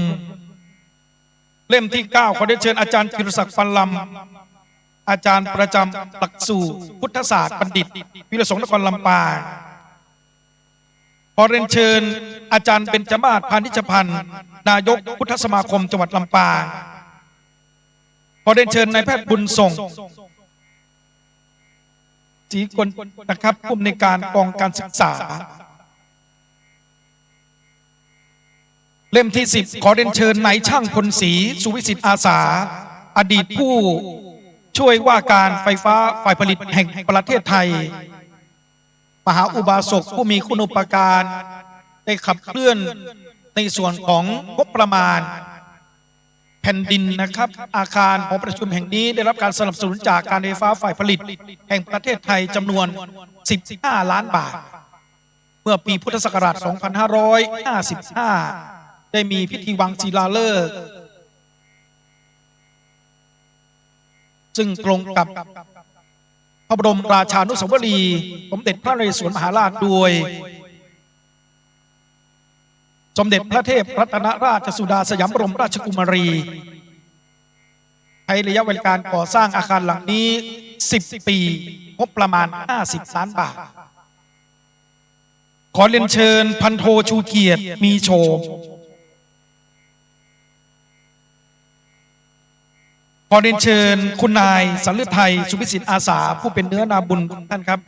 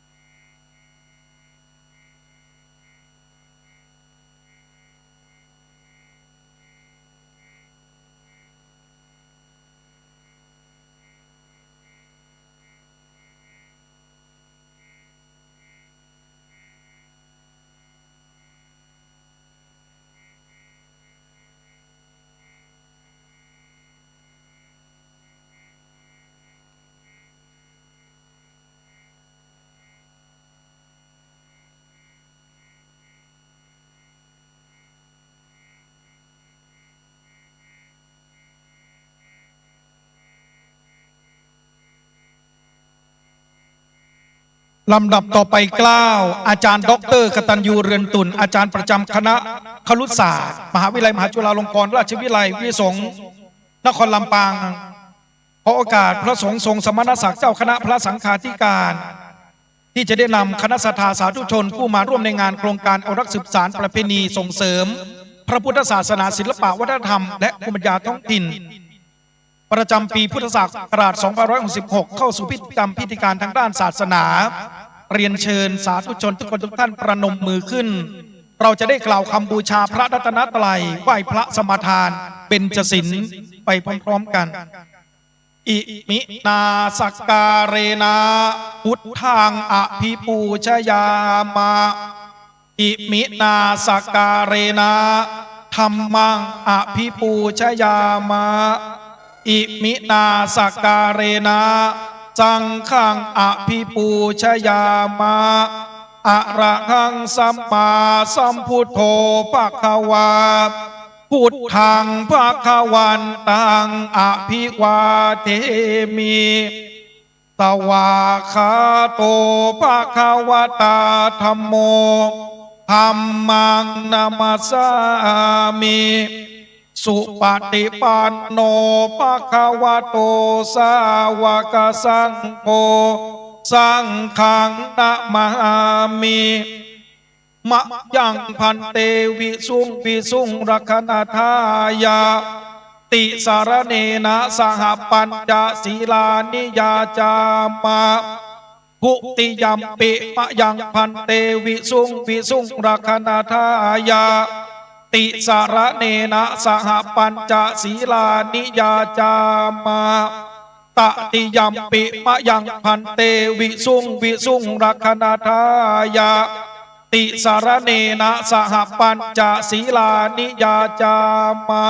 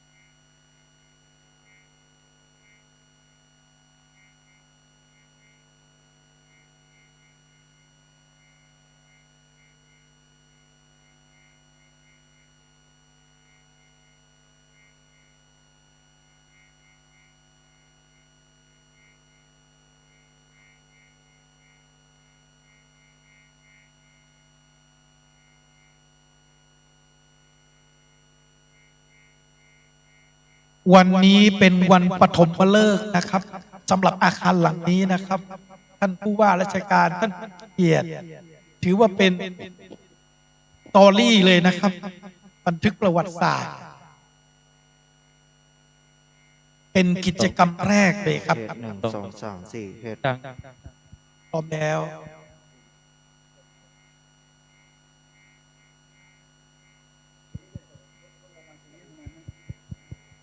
ทดสอบ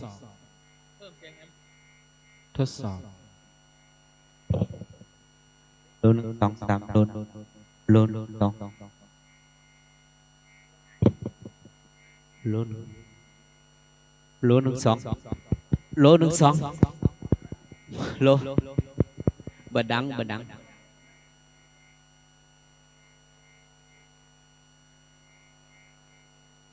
นะโมตัสสะภะคะวะโตอะระหะโตสัมมาสัมพุทธัสสะนะโมตัสสะภะคะวะโตอะระหะโตสัมมาสัมพุทธัสสะนะโมตัสสะภะคะวะโตอะระหะโตสัมมาสัมพุทธัสสะนะโมตัสสะภะคะวะโตอะระหะโตสัมมาสัมพุทธัสสะนะโมตัสสะภะคะวะโตอะระหะโตสัมมาสัมพุทธัสสะนะโมตัสสะภะคะวะโตอะระหะโตสัมมาสัมพุทธัสสะพุทธังสรณังคัจฉามิ พุทธังสรณังคัจฉามิ ธัมมังสรณังคัจฉามิ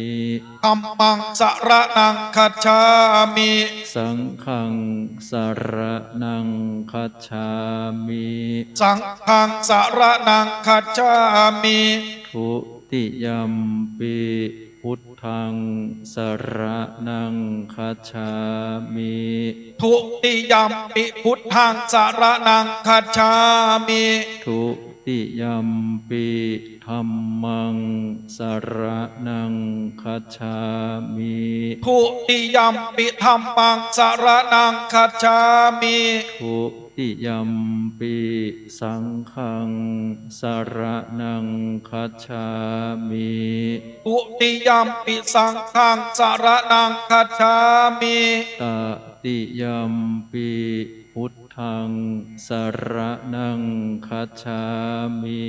ตติยัมปิพุทธังสรณังคัจฉามิ ตติยัมปิธัมมังสรณังคัจฉามิ ตติยัมปิธัมมังสรณังคัจฉามิ ตติยัมปิสังฆังสรณังคัจฉามิ ตติยัมปิสังฆังสรณังคัจฉามิ ปานาติปาตาเวระมะณีสิกขาปะทังสมาธิยามิ ปานาติปาตาเวระมะณีสิกขาปะทังสมาธิยามิ อะทินนาทานาเวระมะณีสิกขาปะทังสมาธิยามิ อะทินนาธนาเวระมะณีสิกขาปะทังสมาธิยามิ กาเมสุมิจฉาจาราเวระมะณีสิกขาปะทังสมาธิยามิ กาเมสุมิจฉาจาราเวระมะณีสิกขาปะทังสมาธิยามิ มุสาวาทาเวระมะณีสิกขาปะทังสมาธิยามิ มุสาวาทาเวระมะณีสิกขาปะทังสมาธิยามิ สุราเมรยะมัชฌะปมาตัฏฐานาเวระมะณีสิกขาปะทังสมาธิยามิ สุราเมรยะมัชฌะปมาทัฏฐานาเวระมะณีสิกขาปะทังสมาธิยามิ อิมานิปัญจสิกขาปทานิสีเลนะสุขติงยันติสีเลนะโภคะสัมปทา สีเลนะนิพุติงยันติตัสมาสีลังวิโสทะเย สาธุลำดับต่อไปกล่าวขอโอกาสกราบอาราธนา อาจารย์พระมหานพดลสุวรรณเมธีผู้อำนวยการวิทยาสงฆ์นครลำปางได้เมตตากล่าวต้อนรับท่านผู้ว่าราชการคณะศรัทธาสมณศรัทธาสาธุชนผู้มาร่วมในงานโครงการอนุรักษ์สืบสานประเพณีส่งเสริมพระพุทธศาสนาศิลปวัฒนธรรมและภูมิปัญญาท้องถิ่นกิจกรรมหล่อเทียนพรรษาประจำปีพุทธศักราช 2566 วิทยาสงฆ์นครลำปางมหาวิทยาลัยมหาจุฬาลงกรณราชวิทยาลัยกราบอาราธนาด้วยความเคารพอย่างสูง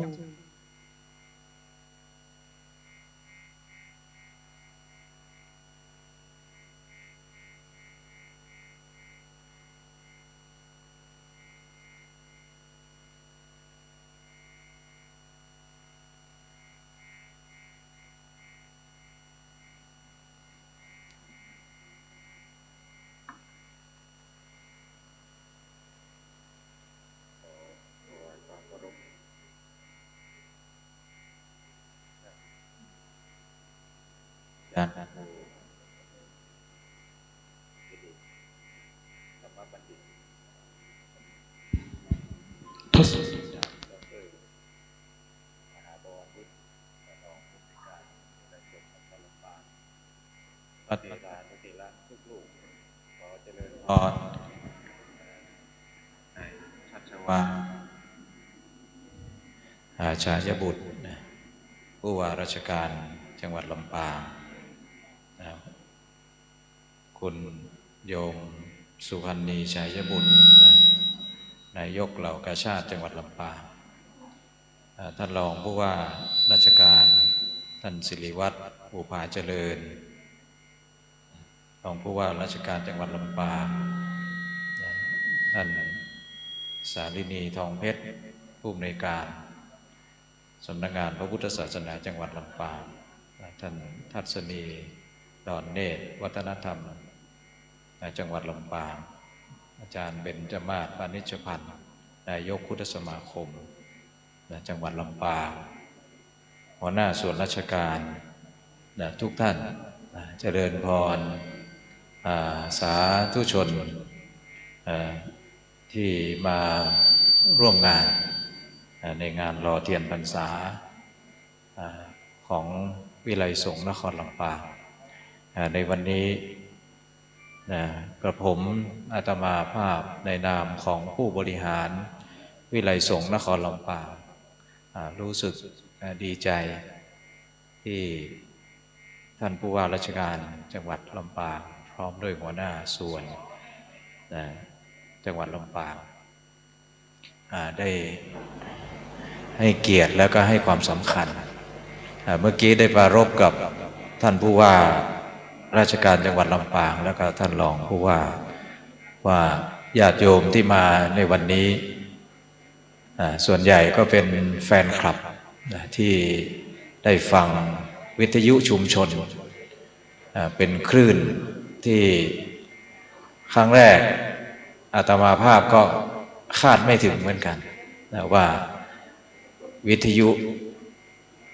ซึ่งเป็นยุคสมัยใหม่เนี่ยวิทยุก็ยังเป็นที่พึ่งทางจิตของพี่น้องชาวลำปางและเครือข่ายวิทยุคลื่นสีขาวซึ่งแต่ละวันที่พระอาตมาภาพในฐานะเป็นประธานคณะกรรมการฝ่ายเผยแผ่ก็ได้ระดมพระนักเผยแผ่อำเภอต่างๆได้ประชุมปรึกษาหารือหลังจากที่ได้รับมอบหมายจากหลวงพ่อเจ้าคณะจังหวัดลำปางให้ดูแลงานเผยแผ่ก็เห็นว่าได้รู้จักครูบาอาจารย์ที่เชียงใหม่ซึ่งมีคลื่นสีขาวพอดีท่านไปศาสนกิจที่อำเภอวังเหนืออาตมาภาพก็เป็นเจ้าคณะอำเภอวังเหนือที่นั่นก็ได้คุยกันที่ ได้เจอกับน้องเจ้าขุนด้วยวันนั้นนะเพราะว่าน้องเจ้าขุนเนี่ยก็เป็นที่เอ็นดูของพระอาจารย์หลายรูปที่เชียงใหม่พอดีรู้สึกว่าพ่อของเจ้าขุนได้เสียก็ได้เจอครูบาอาจารย์เครือข่ายวิทยุคลื่นสีขาวเนี่ยท่านก็บอกว่ายังไงก็ฝากพระเผยแผ่ทางลำปางถ้าเป็นไปได้ก็อยากจะลิงก์ไปสถานีคลื่นสีขาวที่เชียงใหม่ซึ่งอาจารย์ผู้เป็นผอ.พระอาจารย์ก็คือพระครูอภิวัตธนวิกรมนะอยู่ปากทางเจริญดอยหล่อพระอาจารย์ก็ได้ความยินดีนะก็เรียกประชุมพระนักเผยแผ่ที่ลำปางแล้วพอดีว่ามีคลื่นของวิไลสงฆ์นครลำปางเราเป็นเครือข่ายอยู่แล้วคล้ายๆว่าพอพระกลุ่มนี้ได้ทำงานนะเหมือนพลุแตกเนาะพระอาจารย์ว่าเหมือนพลุแตกซึ่งพระอาจารย์ก็คาดไม่ถึงญาติโยมที่อยู่วังเหนือโทรมาหาว่าข้าเจ้านอนติดเตียงมาหลายปีแต่ก่อนคิดอยากฆ่าตัวตายอยากฆ่าตัวตายเพราะมันหมดหวังในชีวิตแต่ต้องขอบคุณพระที่ออกรายการคลื่นสีขาวเนี่ยซึ่งส่งธรรมะไปถึงบ้านเขาบอกว่าทุกวันนี้เขาไม่คิดตัวฆ่าตัวตายแล้วเขามีความสุขถึงแม้จะนอนติดเตียงอยู่ที่บ้านก็ได้ฟังธรรมะก็อยากจะเล่าบางมุมก็เป็นคลื่นที่เป็นที่พึ่งของชาวบ้านจริงๆเนาะอย่างแม่พระอาจารย์เนี่ยอยู่คนเดียวนะอยู่วังเหนืออยู่คนเดียวนะอายุ85แล้วนะแต่พระอาจารย์ก็ใช้วันพุธนะแม่พระอาจารย์ก็ซื้อทรานซิสเตอร์ทานินนะให้วันพุธมาแม่พระอาจารย์อ่านหนังสือไม่ออกโทรศัพท์ไม่ได้นะดังนั้นจะฟังท่านเวลาพระอาจารย์เวลาพระอาจารย์ออกวิทยุเนี่ยแม่ก็ฟังอยู่ที่บ้านเนาะฟังอยู่ที่บ้านดังนั้นก็อยากจะเล่าให้ท่านผู้ว่าฟังว่าจริงๆแล้วถึงแม้เราจะผ่านยุค 5G แล้วนะแต่ก็ยังมีพลังพิเศษที่เป็นคลื่นสีขาวแล้วก็วิทยุชุมชนของวิทยาลัยสงฆ์เป็นเครือข่ายก็มีน้องนัทน้องแอมนะแล้วก็ดีเจดิวนะที่คอยปิดทองหลังพระไปสร้างสถานีลงโปรแกรมให้พระแต่ละรูปให้มีลิงก์สามารถจัดสดที่วัดได้อันนี้ต้องยกทีมงานที่จิตอาสาของน้องดิวซึ่งเป็นนิสิตที่นี่นะซึ่งก็ใช้ความสามารถในเรื่องนี้เนาะพ่ออุ้ยแม่อุ้ยนะวันนี้ต้องขอบคุณท่านผู้ว่ามากแล้วก็ทุกภาคส่วนว่าเราจะได้เห็นว่าสังคมผู้สูงอายุเนี่ยก็ยังได้รับประโยชน์จากคลื่นธรรมะนะที่ไม่เหงานะอาจารย์ไปคุยแล้วไม่เหงาพร้อมที่จะมาบางคนมาจากลำพูนด้วยนะเมื่อกี้อาจารย์ไปถามมาจากไหนมาจากลำพูนเอาลงทานมาเนาะนะเนี่ยก็แฟนคลับโทรมาหาตอนเย็นๆเนี่ยก็โทรนะมาที่พระอาจารย์จัดกับโน่นมาจากแม่ขจารย์บางทีโยมบางคนทางฟังทางอินเทอร์เน็ตโน่นอำเภอเชียงของโน่นก็ยังโทรมานะอำเภอพานอะไรพวกเนี้ยเนาะไปไกลมากนะวันนี้ก็ชื่นชมพวกเรานะอยู่กันมาทั้งลงทานแล้วก็อิ่มบุญบางคนก็มาอยากเห็นหน้าพระอาจารย์ได้ยินแต่เสียงอย่างพระอาจารย์ในนานๆออกทีไม่เหมือนขั้นเสน่ห์กาหลงเนี่ยรูป1 2 3 4 5 6รูปนี้ดังและติดลมบนพระอาจารย์แนะนำให้มาออกวิทยุเดี๋ยวนี้ดังกว่าพระอาจารย์ละนะไปไหนในพระอาจารย์คนไม่รู้จักเสน่ห์กาหลงโยมเตรียมซองให้นะไม่ได้อิจฉานะยินดีมากเลยเนาะเนี่ยบางคนได้ยินแต่เสียงท่านกาหลงนี่ท่านเก่งเป็นพระหนุ่มแต่ว่าแต่งจ้อยแต่งซอนะแต่งซอเพราะว่าแล้วก็ให้เด็กตัวเล็กๆเนี่ยไปประกวดชนะเลิศหลายที่เนาะอันนี้อยากจะเล่า ที่ภูมิปัญญาที่อยู่ข้างหลังนะเป็นพระอาจารย์ก็ในฐานะที่เป็นพระนักเทศน์ก็จะรู้ว่าพระเก่งอยู่มุมไหนของลำปางนะพระอาจารย์ก็เลยใช้เครือข่ายนะก็มาเนาะวันนี้ก็ในนามของวิไลสงฆ์นครลำปางขอต้อนรับท่านผู้ว่าแล้วก็หัวหน้าส่วนแล้วคุณหมอด้วยนะคุณหมอคุณหมอมาอันนี้ก็โยมอุปถัมภ์วิไลสงฆ์นะคุณหมอดร.สยมพรนะอันนี้ก็อุปถัมภ์วิไลสงฆ์เป็นผู้ขับเคลื่อนก่อตั้งวิไลสงฆ์นะก็ขออนุโมทนาทุกท่านด้วยนะก็ขอดีใจเนาะขอให้ทุกท่านได้ใช้ช่วงเทศกาลเข้าพรรษาเข้าวัดฟังธรรมจำศีลกินทานผ่านกิเลสสร้างเหตุแห่งความดีเพื่อเป็นสิริมงคลแก่ชีวิตทุกท่านทุกคนเถิด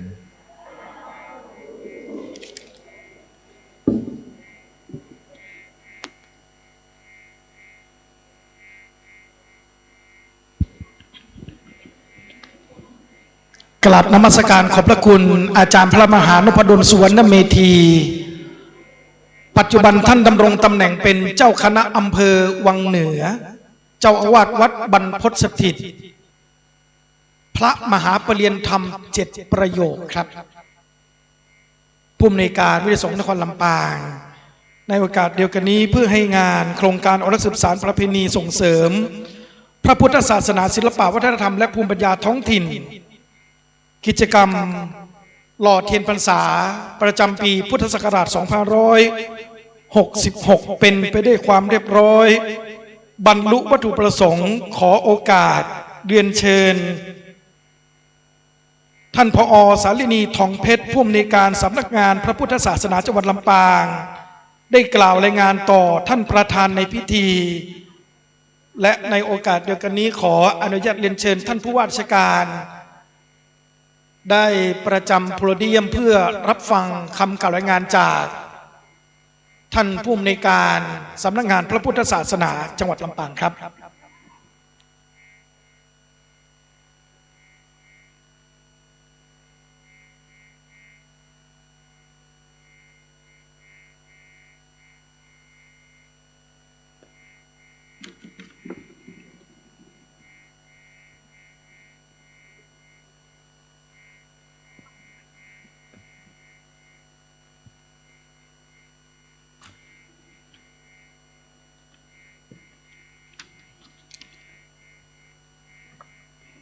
กับนมัสการพระมหานพดลสุวรรณเมธีผู้อำนวยการมหาวิทยาลัยจุฬาลงกรณราชวิทยาลัยนครลำปางนะคะแล้วก็กับเรียนท่านผู้ว่าราชการจังหวัดลำปางท่านชัชวาล ชัยบุตรก็หัวหน้าส่วนทุกท่านนะคะในนามของคณะกรรมการดำเนินงานโครงการอนุรักษ์สืบสานประเพณีส่งเสริมพระพุทธศาสนาศิลปะวัฒนธรรมและภูมิปัญญาท้องถิ่นกิจกรรมจัดนิทรรศการเนื่องในวันสำคัญทางพระพุทธศาสนาและวันสำคัญของชาติประจำปีงบประมาณ 2566 วิทยาลัยสงฆ์นครลำปางขอบพระคุณท่านผู้ว่าราชการจังหวัดลำปางท่านชัชวาล ฉายบุตรที่ท่านได้กรุณาให้มาเป็นเกียรติเป็นประธานในพิธีเปิดโครงการอนุรักษ์สืบสานประเพณีส่งเสริมพระพุทธศาสนาศิลปะวัฒนธรรมและภูมิปัญญาท้องถิ่นเนื่องในวันประจำปีงบประมาณ 2566 วิทยาลัยสงฆ์นครลำปางในวันนี้นะคะด้วยวิทยาลัยสงฆ์นครลำปางมหาวิทยาลัยมหาจุฬาลงกรณราชวิทยาลัยตระหนักถึงความสำคัญของพระพุทธศาสนาในวันสำคัญของชาติโดยเฉพาะวันที่มีความเกี่ยวข้องกับพระรัตนตรัยเช่นวันมาฆบูชาวันวิสาขบูชาวันอาสาฬหบูชาและวันเข้าพรรษาซึ่งในปีนี้นั้นวันมาฆบูชาตรงกับวันที่ 6 มีนาคม 2566 วันวิสาขบูชาตรงกับวันที่ 3 มิถุนายน 2566 วันอาสาฬหบูชาตรงกับวันที่ 1 สิงหาคม 2566 และวันเข้าพรรษาตรงกับวันที่ 2 สิงหาคม พ.ศ. 2566 ชาวพุทธส่วนใหญ่ก็จึงถือว่าเป็นวันสำคัญและเป็นวันที่พุทธศาสนิกชนต้องทำความดีทั้งทางกายวาจาและก็จิตใจโดยการ ประกอบพิธีทางศาสนา เช่นการสวดมนต์การฟังพระธรรมเทศนา การเวียนเทียนการถวายเทียนเข้าพรรษาแล้วก็การถวายผ้าอาบน้ำฝนถวายเป็นพุทธบูชาแล้วก็เป็นการส่งเสริมพุทธศาสนิกชนให้มีคุณธรรมจริยธรรมอันนำมาซึ่งความสุขถาวรตลอดไปดังนั้นวิทยาลัยสงฆ์นครลำปางมหาวิทยาลัยจุฬาลงกรณราชวิทยาลัยจึงได้จัดทำโครงการจัดนิทรรศการเนื่องในวันสำคัญทางพระพุทธศาสนาและวันสำคัญของชาติประจำปีงบประมาณ 2566 โดยมีการจัดนิทรรศการวันสำคัญทางพุทธศาสนาประกอบด้วยพิธีหล่อเทียนพรรษาการถวายเทียนพรรษาและก็ถวายผ้าอาบน้ำฝนในการจัดโครงการในครั้งนี้มีวัตถุประสงค์ที่สำคัญดังนี้ 1. เพื่อเป็นการเผยแผ่ประวัติความเป็นมาของวันสำคัญทางพระพุทธศาสนา 2. เพื่อทำนุบำรุงพระพุทธศาสนาและอนุรักษ์วัฒนธรรมประเพณีเนื่องในวันสำคัญทางพระพุทธศาสนาในวันสำคัญของชาติ 3. เพื่อสร้างเครือข่ายความร่วมมือกับภาคประชาชนในด้านการเป็นผู้นำในการทำนุบำรุงศิลปวัฒนธรรมประเพณีนะคะลักษณะกิจกรรมก็มีดังนี้กิจกรรมที่ 1ก็เป็นการจัดนิทรรศการวันสำคัญทางพระพุทธศาสนาได้แก่วันวิสาขบูชาวันอาสาฬหบูชาและวันเข้าพรรษากิจกรรมที่ 2เป็นการกิจกรรมถ่ายทอดสดทำวัดสวดมนต์ปฏิบัติธรรมฝึกสมาธิทางสื่อออนไลน์ได้แก่วันวิสาขบูชาวันอาสาฬหบูชาและวันเข้าพรรษากิจกรรมที่ 3ประกอบด้วยพิธีหล่อเทียนพรรษาถวายเทียนพรรษาถวายผ้าอาบน้ำฝนแก่คณะสงฆ์กรรมการผู้ทรงคุณวุฒิวิทยาลัยสงฆ์และโรงเรียนพัฒยธรรมในเครือข่ายความร่วมมือทางวิชาการกิจกรรมที่ 4กิจกรรมถวายพระพรเนื่องในโอกาสวันสำคัญต่างๆดังนี้วันที่ 3 มิถุนายน 2516 วันเฉลิมพระชนมพรรษาสมเด็จพระนางเจ้าสุธิดาพัชรสุชาพิมลลักษณ์พระบรมราชินีวันที่ 18 กรกฎาคม พ.ศ. 2566 วันเฉลิมพระชนมพรรษาพระบาทสมเด็จพระปรมินทรมารามาธิบดีศรีสินธรมหาวชิราลงกรณ์พระวชิรเกล้าเจ้าอยู่หัวรัชกาลที่ 10วันที่ 12 สิงหาคม พ.ศ. 2516 วันเฉลิมพระชนมพรรษาสมเด็จพระนางเจ้าสิริกิติ์พระบรมราชินีนาถพระบรมราชินีปัญปีหลวงและวันแม่แห่งชาติในรัชกาลที่ 9 บัดนี้ได้เวลาอันสมควรแล้วฉันขอเรียนเชิญท่านผู้ว่าราชการจังหวัดลำปางท่านชัชวาลฉายบุตรได้กรุณากล่าวเปิดโครงการอนุรักษ์สืบสานประเพณีส่งเสริมวัฒนธรรมศิลปะวัฒนธรรมและภูมิปัญญาท้องถิ่นประจำปีงบประมาณ 2566 และเรียนเชิญท่านหล่อเทียนพรรษาเป็นลำดับต่อไปค่ะขอเรียนเชิญค่ะครับนมัสการพระคุณเจ้าพระเถรานุเถระทุกรูปท่านรองผู้ว่าราชการจังหวัดลำปางท่านศิริวัฒน์บุภาเจริญท่านนายกเหล่ากาชาติจังหวัดลำปางนะครับรองศาสตราจารย์ดร.สุพันนีฉายบุตรแล้วก็ท่านผู้มีเกียรติเคารพทุกท่านตลอดจนหัวหน้าฝ่ายการคณะกรรมการจัดงานโครงการอนุรักษ์สืบสานประเพณีส่งเสริมพระพุทธศาสนาศิลปะวัฒนธรรมและภูมิปัญญาท้องถิ่นครับผมมีความยินดีเป็นอย่างยิ่งนะครับที่ได้มาเป็นประธานในพิธีเปิดโครงการอนุรักษ์สืบสานประเพณีส่งเสริมพระพุทธศาสนาศิลปะวัฒนธรรมและภูมิปัญญาท้องถิ่นนะครับในการจัดกิจกรรมนิทรรศการเนื่องในวันสำคัญทางพระพุทธศาสนาและวันสำคัญของชาติประจำปีงบประมาณพ.ศ. 2566 ในวันนี้นะครับจากคำกล่าวรายงานของท่านผอ.พระพุทธศาสนาทำให้ทราบว่าวันเป็นการจัดกิจกรรมการหล่อเทียนพรรษาและการถวายผ้าอาบน้ำฝนนะครับซึ่งถือว่าการถวายเทียนเข้าพรรษาในพระพุทธศาสนาอันเกิดเป็นเทวดาจะมีรัศมีกายสว่างนะครับทำให้บรรลุมรรคผลจะเป็นบุคคลที่เป็นเลิศนะครับอย่างพระอนุรุตนะครับที่ท่านได้ถวายเทียนพรรษาตลอดมาถวายพระประทีปโคมไฟวัดไหนนะครับมีถวายตะเกียงบ้างน้ำมันบ้างให้มีแสงสว่างนะครับต่างๆนะครับดังนั้นเนี่ยการถวายเทียนพรรษานั้นจึงถือว่าเป็นโบราณประเพณีที่สืบกันมาอย่างช้านานนะครับเมื่อถึงฤดูเข้าพรรษาพระภิกษุทั้งปวงจะต้องจำพรรษานะครับในอาวาสของตนนะครับ3 เดือนพุทธศาส นิกชนทั้งหลายนะครับจักได้ทำให้เกิดกุศลขึ้นนะครับเมื่อได้นำเทียนพรรษามาถวายพระสงฆ์แล้ว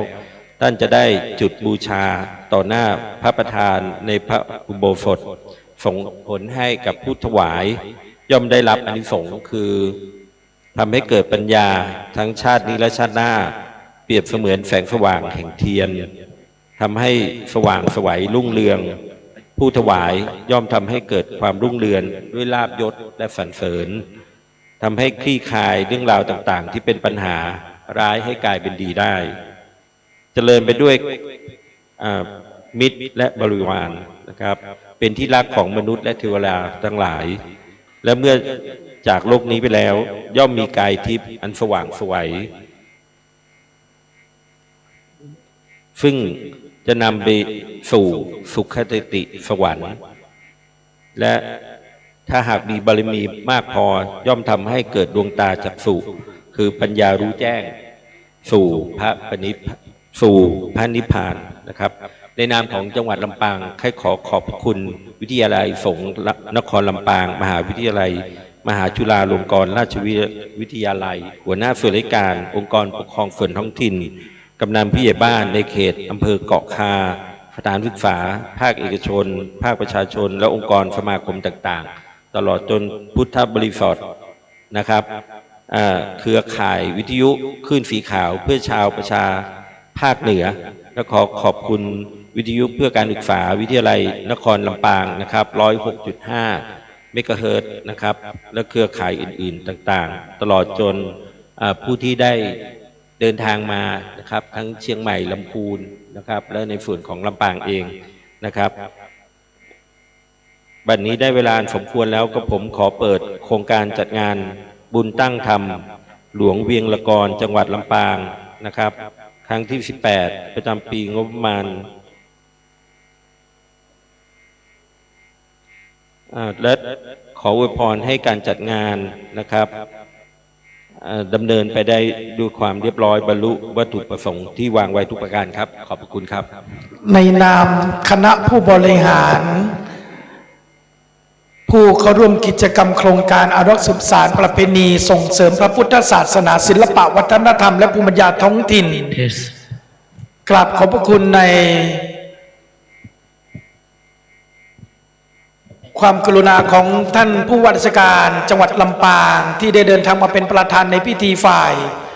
คฤหัสถ์และในโอกาสเดียวกันนี้คณะศรัทธาสาธุชนผู้มาร่วมงานหล่อเทียนพรรษา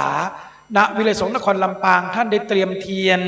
ที่บูชาและนำมาจากบ้านเพื่อที่จะได้ร่วมเป็นเนื้อนาบุญกับท่านผู้ว่าราชการ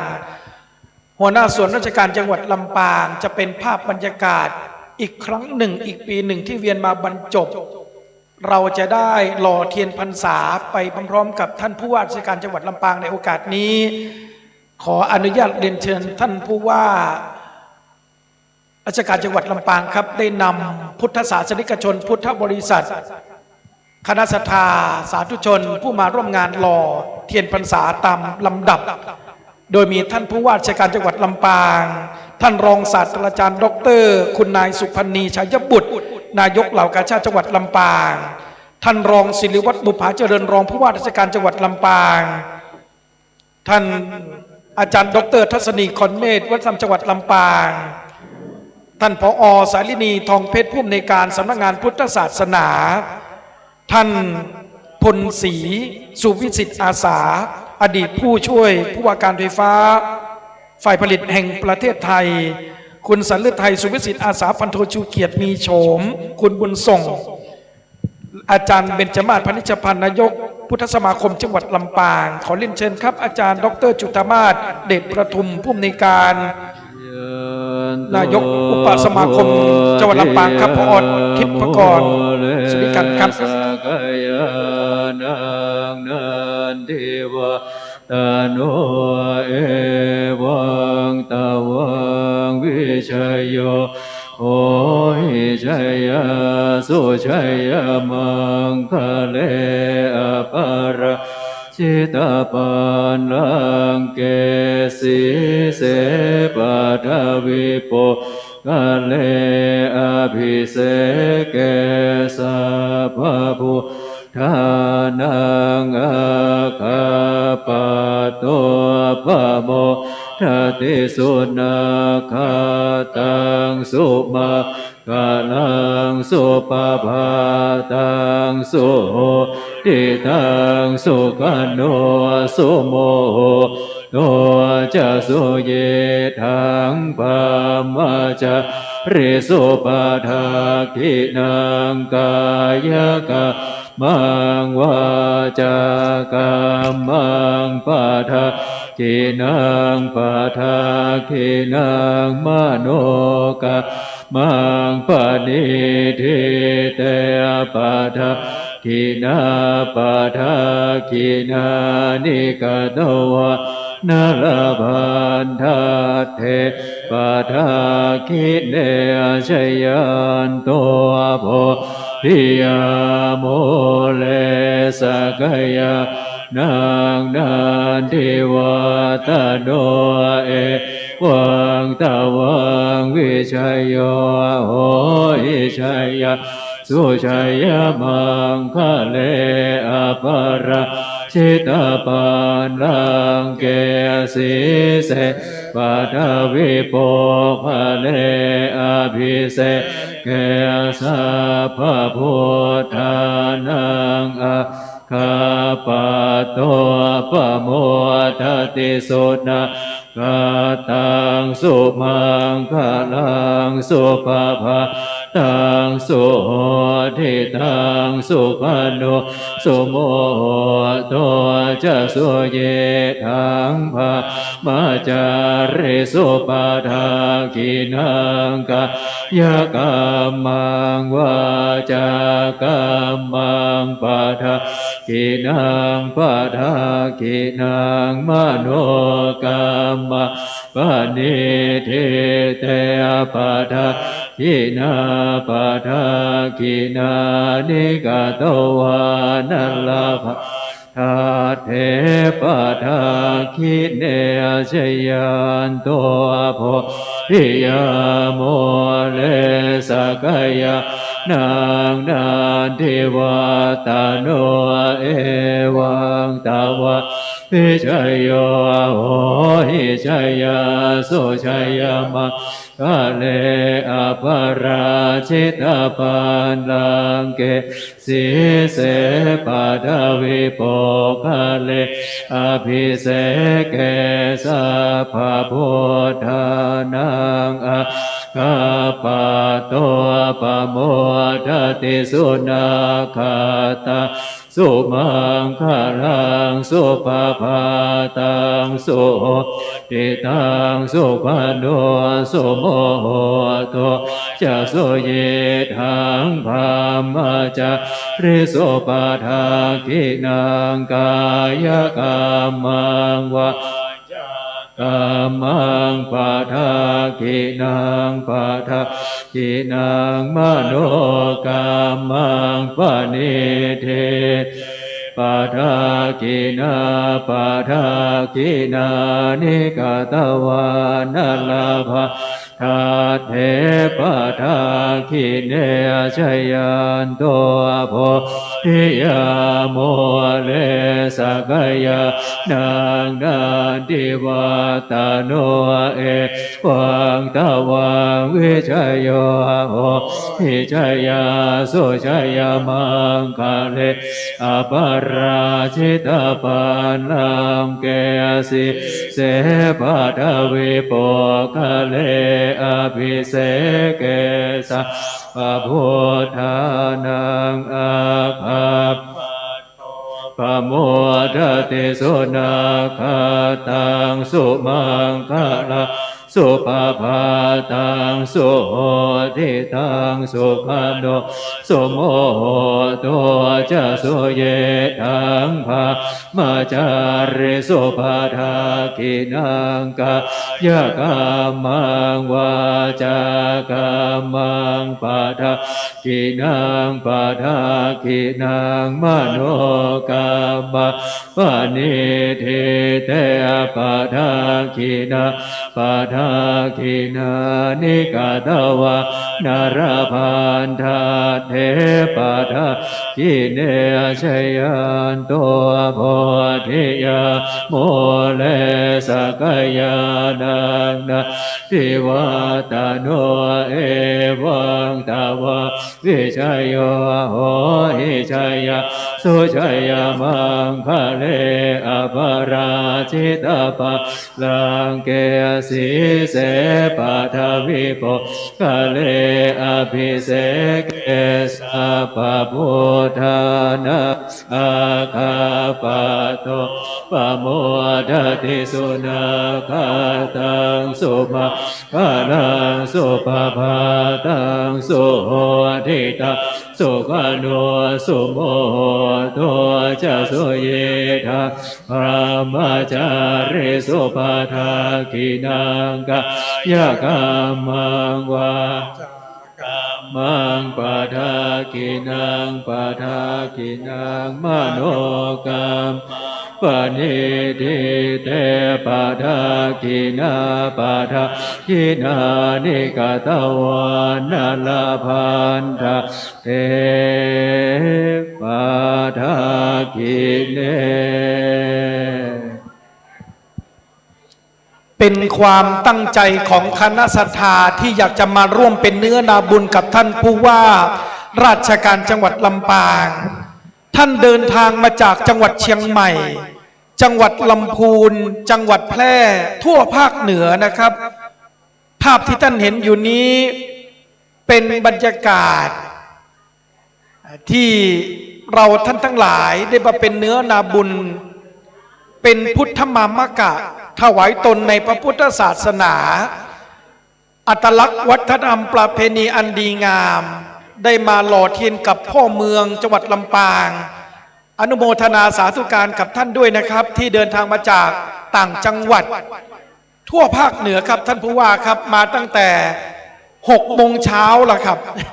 มาเป็นเจ้าภาพโรงทานเจ้าภาพน้ำปานะท่านรองศิริวัฒน์บุภาเจริญนี่ท่านมาตั้งแต่10 โมงครึ่งนะครับแล้วก็มาร่วมลงทานกับเราด้วยเรียนเชิญครับเอาจอมกระลอกเข้าไปตั้งในแล้วกลับมานั่งที่เดิมเดี๋ยวเราจะได้ถวายผ้าอาบน้ำฝนนะครับจอมกระลอกลงไปแล้วกลับไปนั่งที่เดิมขณะนี้เรามีการถ่ายทอดสดทางช่องทางการรับข่าวสารสดๆเลยนะครับสถานีคลื่นวิทยุสีขาวทั่วภาคเหนือนะครับและของจังหวัดลำปางก็หล่อเทียนแล้วกลับมานั่งที่เดิมนะครับเดี๋ยวเราจะได้รับพรจากท่านพระคุณเจ้าโอ้คุณหมอ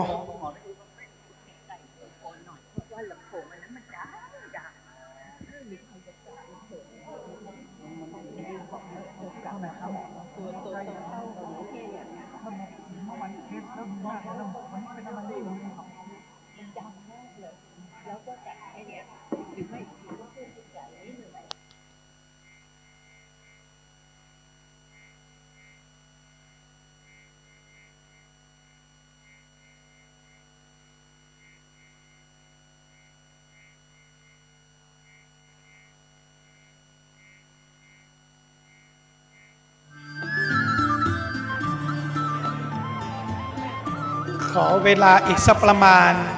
3 นาทีนะครับเนื่องจากว่าเดี๋ยวเราจะได้ถวายผ้าอาบน้ำฝนผ้าอาบน้ำฝนนั้นมีมาตั้งแต่ครั้นสมัยพุทธกาลหลังจากที่นางวิสาขาได้กลับมาจากวัดพระเชตวันนางได้ลืมชุดลักดาไว้ที่ศาลาเมื่อมาถึงบ้านแล้วจึงให้นางทาสีกลับไปเอาชุดละดาที่ศาลาวัดพระเชตวันด้วยสติปัญญาอันเฉียบแหลมของนางวิสาขาขณะนั้นฝนก็ตกจึงใช้นางทาสีไปเอาชุดที่วัดอะไรครับพอแล้วครับอีกสวัสดีครับอีก1 นาที เดี๋ยวค่อยมาจอมไม่แม่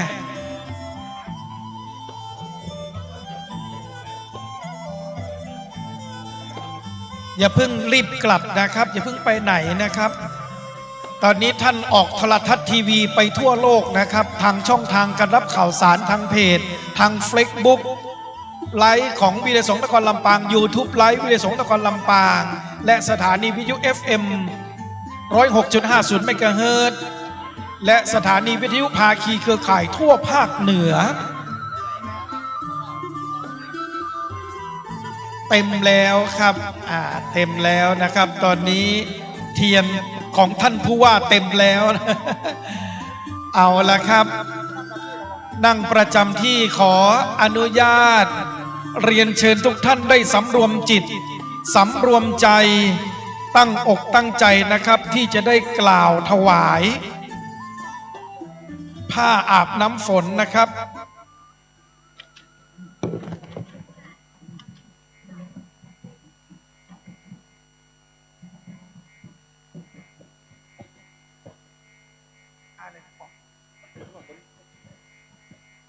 ขอโอกาสคณะศรัทธาสมณศรัทธาสาธุชนทุกท่านนะครับได้สำรวมจิตสำรวมใจเราจะได้ถวายผ้าอาบน้ำฝนพระสงฆ์ผู้เป็นสมณะสักยบุตรผู้เป็นเนื้อนาบุญของพระพุทธศาสนาด้วยอานิสงส์ผลบุญในการเป็นเจ้าภาพร่วมทำบุญในวันนี้ขอเรียนเชิญทุกท่านประนมมือขึ้นเราจะได้กล่าวนะโมพร้อมกัน3 ครั้งนะครับนะโมตัสสะภะคะวะโตอะระหะโตสัมมาสัมพุทธัสสะนะโมตัสสะภะคะวะโตอะระหะโตสัมมาสัมพุทธัสสะนะโมตัสสะภะคะวะโตอะระหะโตสัมมาสัมพุทธัสสะอิมานิมะยังพันเตวสิกสาธิกานิสัปริวรานิภิกขุสังคัสสะโอโนชยามะสาธุโนพันเตภิกขุสังโฆอิมานิวสิกสาธิกานิสัปริวารานิปฏิคันหาตุอัมหากังทีคารตังหิตายะสุขายะข้าแด่พระสงฆ์ผู้เจริญข้าพระเจ้าทั้งหลายขอน้อมถวาย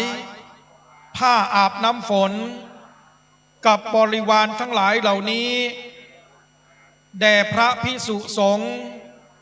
ขอพระภิกษุสงฆ์จงรับผ้าอาบน้ำฝนกับทั้งบริวารทั้งหลายเหล่านี้ของข้าพเจ้าทั้งหลายเพื่อประโยชน์และความสุขแก่ข้าพเจ้าทั้งหลายสิ้นกาลละนานเทินสาธุลำดับต่อไปจะได้เข้าเทียบถวายผ้าอาบน้ำฝนพระสงฆ์พิธีทั้งนั้นรูปที่1ขอโอกาสเรียนเชิญท่านผู้ว่าราชการจังหวัดลำปางถวายพระพุทธ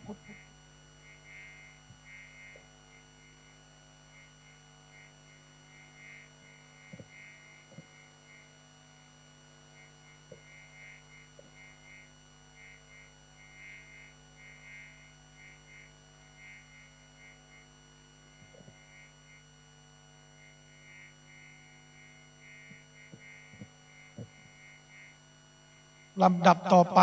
ผ้าอาบน้ำฝนรูปที่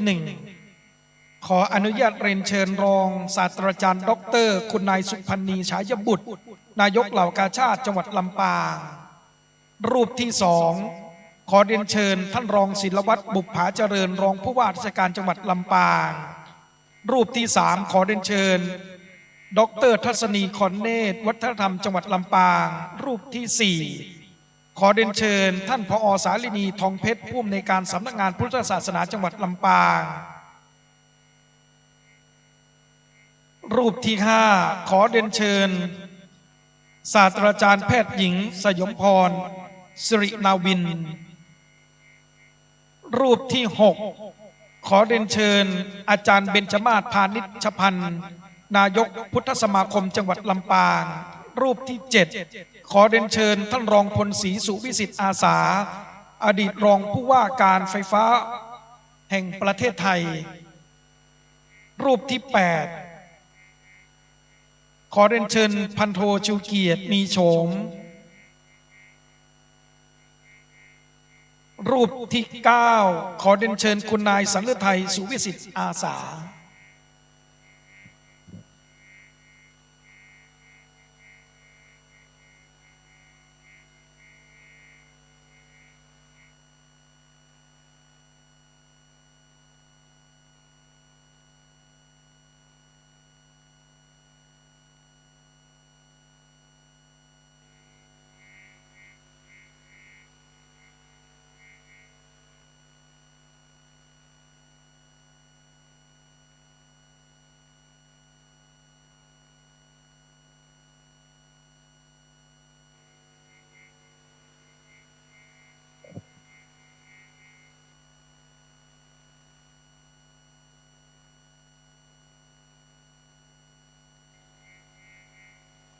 พร้อมแล้วที่จะได้เข้าเทียบถวายผ้า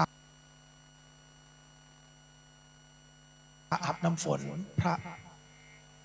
สงฆ์ทรงสมณศักดิ์เจ้าคณะพระสังฆา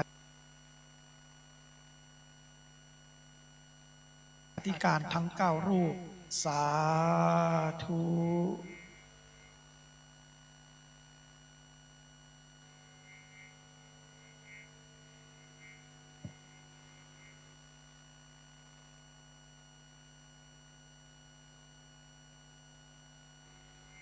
ลำดับต่อไปพระสงฆ์พิธี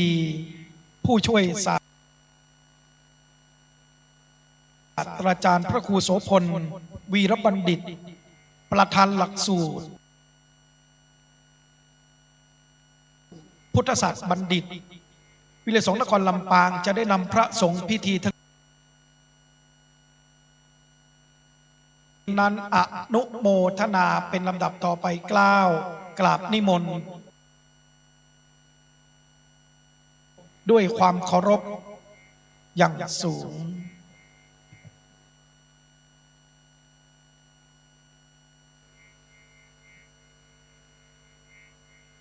ยะถาวาริวหาปุราปริปุเรนติสาคารังเอวะเมวะอิโตทินังเปตานังอุปกัปปติ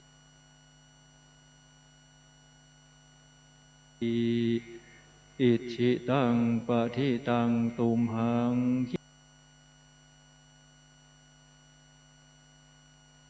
อิปะเมวะสมิจฉตุสัพเพปุเรนตุสังกปาจันโทปนระโสยถามณิโชติระโสยถาวิวัจจันตุสัพพะโรโควินาศตุมาเตภวัตวันตรายโยสุขิธิอายุโกภวสัพพิติโยวิวัจจันตุสัพพะโรโควินาศตุมาเตภวัตวันตรายโยสุขิธิขายุโกภวสัพพิติโยวิวัจจันตุสัพพะโรโควินาศตุมา เตภวัตวันตรโยสุขีทีขายุโกภวะอภิวาทนาสิเรสนิจังวุธาปัจจายโนจาโรธรรมวัฏันติอายุวันโนสุขังภาลังกาเลทาทันติสัพพยาทันโยเวตามัชฌาลากาเลนาทินังอริเยสุชุปุเตสุตาทิสุเวปัสสะนามานาตัสสะเวปุลาโหนติทาคินาเยตาทาอนุโมทันติไวยาวาจังกโรติวานาเตนะทาคินาโอนาเตปิปุญญาสัพพะคิโนตัสสมาทะเทอาปาติวะนาจิตโตยะถาทินังมหาพลังปุญญานิพพานโลกัสมิงปฏิตาโหติปานินันติภวตุสัพพมังคลาราคันตุสัพพเทวตาสัพพพุทธานุภาเวนัสธาโสทิภวันตุเตภวตุสัพพมังคลาราคันตุสัพพเทวตาสัพพธรรมานุภาเวนัสธาโสทิภวันตุเตภวตุสัพพมังคลาราคันตุสัพพเทวตาสัพพสังฆานุภาเวนัสธาโสทิภวันตุเต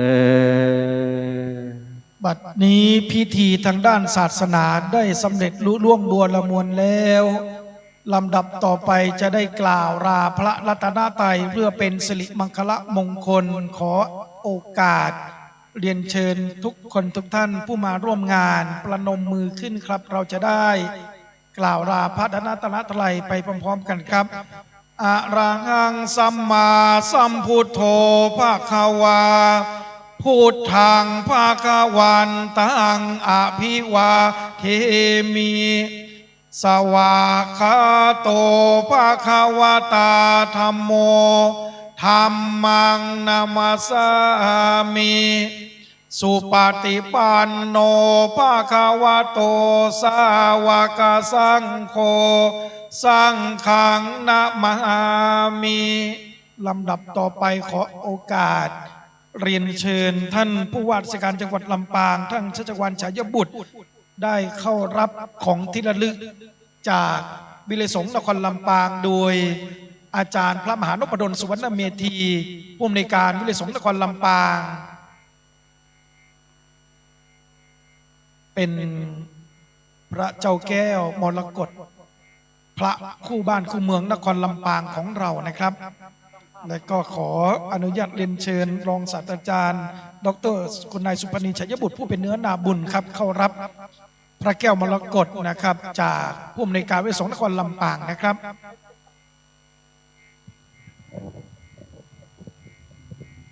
ครับลำดับต่อไปนะครับขอเรียนเชิญท่านคณะกรรมการและก็ท่านผู้มีเกียรตินะครับตามที่เมตตาได้มาร่วมพิธีในวันนี้นะครับ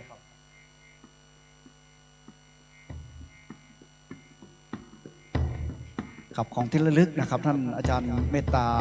มอบให้กับท่านคุณนายนะครับเนาะนะครับท่านนายกเหล่ากาชาติจังหวัดลำปางขอเมตตาท่านรองศิริวัฒน์นะครับบุภาเจริญท่านรองผู้ว่าราชการจังหวัดลำปางรับของที่ระลึกจากท่านผู้อำนวยการวิไลสงฆ์นครลำปางเมตตาธรรมนะครับจากทาง ดร.ทัศนีดอนเนตรนะครับวัฒนธรรมจังหวัดลำปางท่านสารินีนะครับทองเพชรผู้อำนวยการสำนักงานพระพุทธศาสนาท่านนะครับอาจารย์เบญจมาศพานิชพันธ์นายกพุทธสมาคมจังหวัดลำปางท่านบุญส่งนะครับศรีดอนตินะครับท่านผู้อำนวยการกองการศึกษาท่านรองพลศรีนะครับสุวิสิทธิ์อาสาท่านรองผู้ว่าการนะครับรองผู้ว่าการไฟฟ้าฝ่ายผลิตแห่งประเทศไทยท่านนะครับพันโทชูเกียรติมีโฉมนะครับ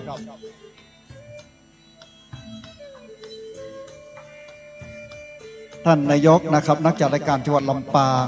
ท่านประธานนะครับคุณนายนะครับสันฤทัยสุวิสิทธิ์อาสาครับขอเรียนเชิญเลยนะครับท่านอาจารย์ดร.จุฑามาศเดชปทุมคุณธินกรสุริกันนะครับอุปนายกพุทธสมาคมจังหวัดลำปาง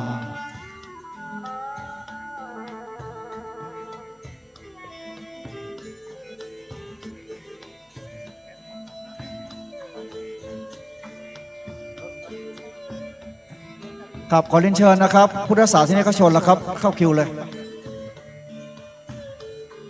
ครับขอเรียนเชิญแล้วครับคุณแม่รับเอาของที่ระลึกเลยครับเนาะวันนี้ท่านผอ.ดีอกดีใจจะแจกพวกเราทั้งหมดเลยนะครับครับอย่าเพิ่งกลับนะครับเราจะได้แจกของที่ระลึกเดินออกมาข้างหน้าเลยครับอาจารย์มาด้านนี้เลยเดินออกมาเลยเนาะ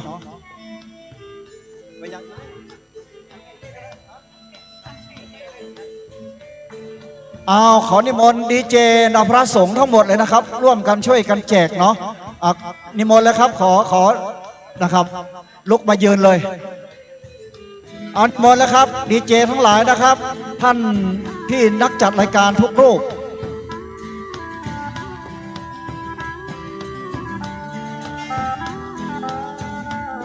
นะครับในนามของวิทยาลัยสงฆ์นครลำปางต้องขอกราบขอบพระคุณท่านผู้ว่าราชการจังหวัดลำปางนะครับ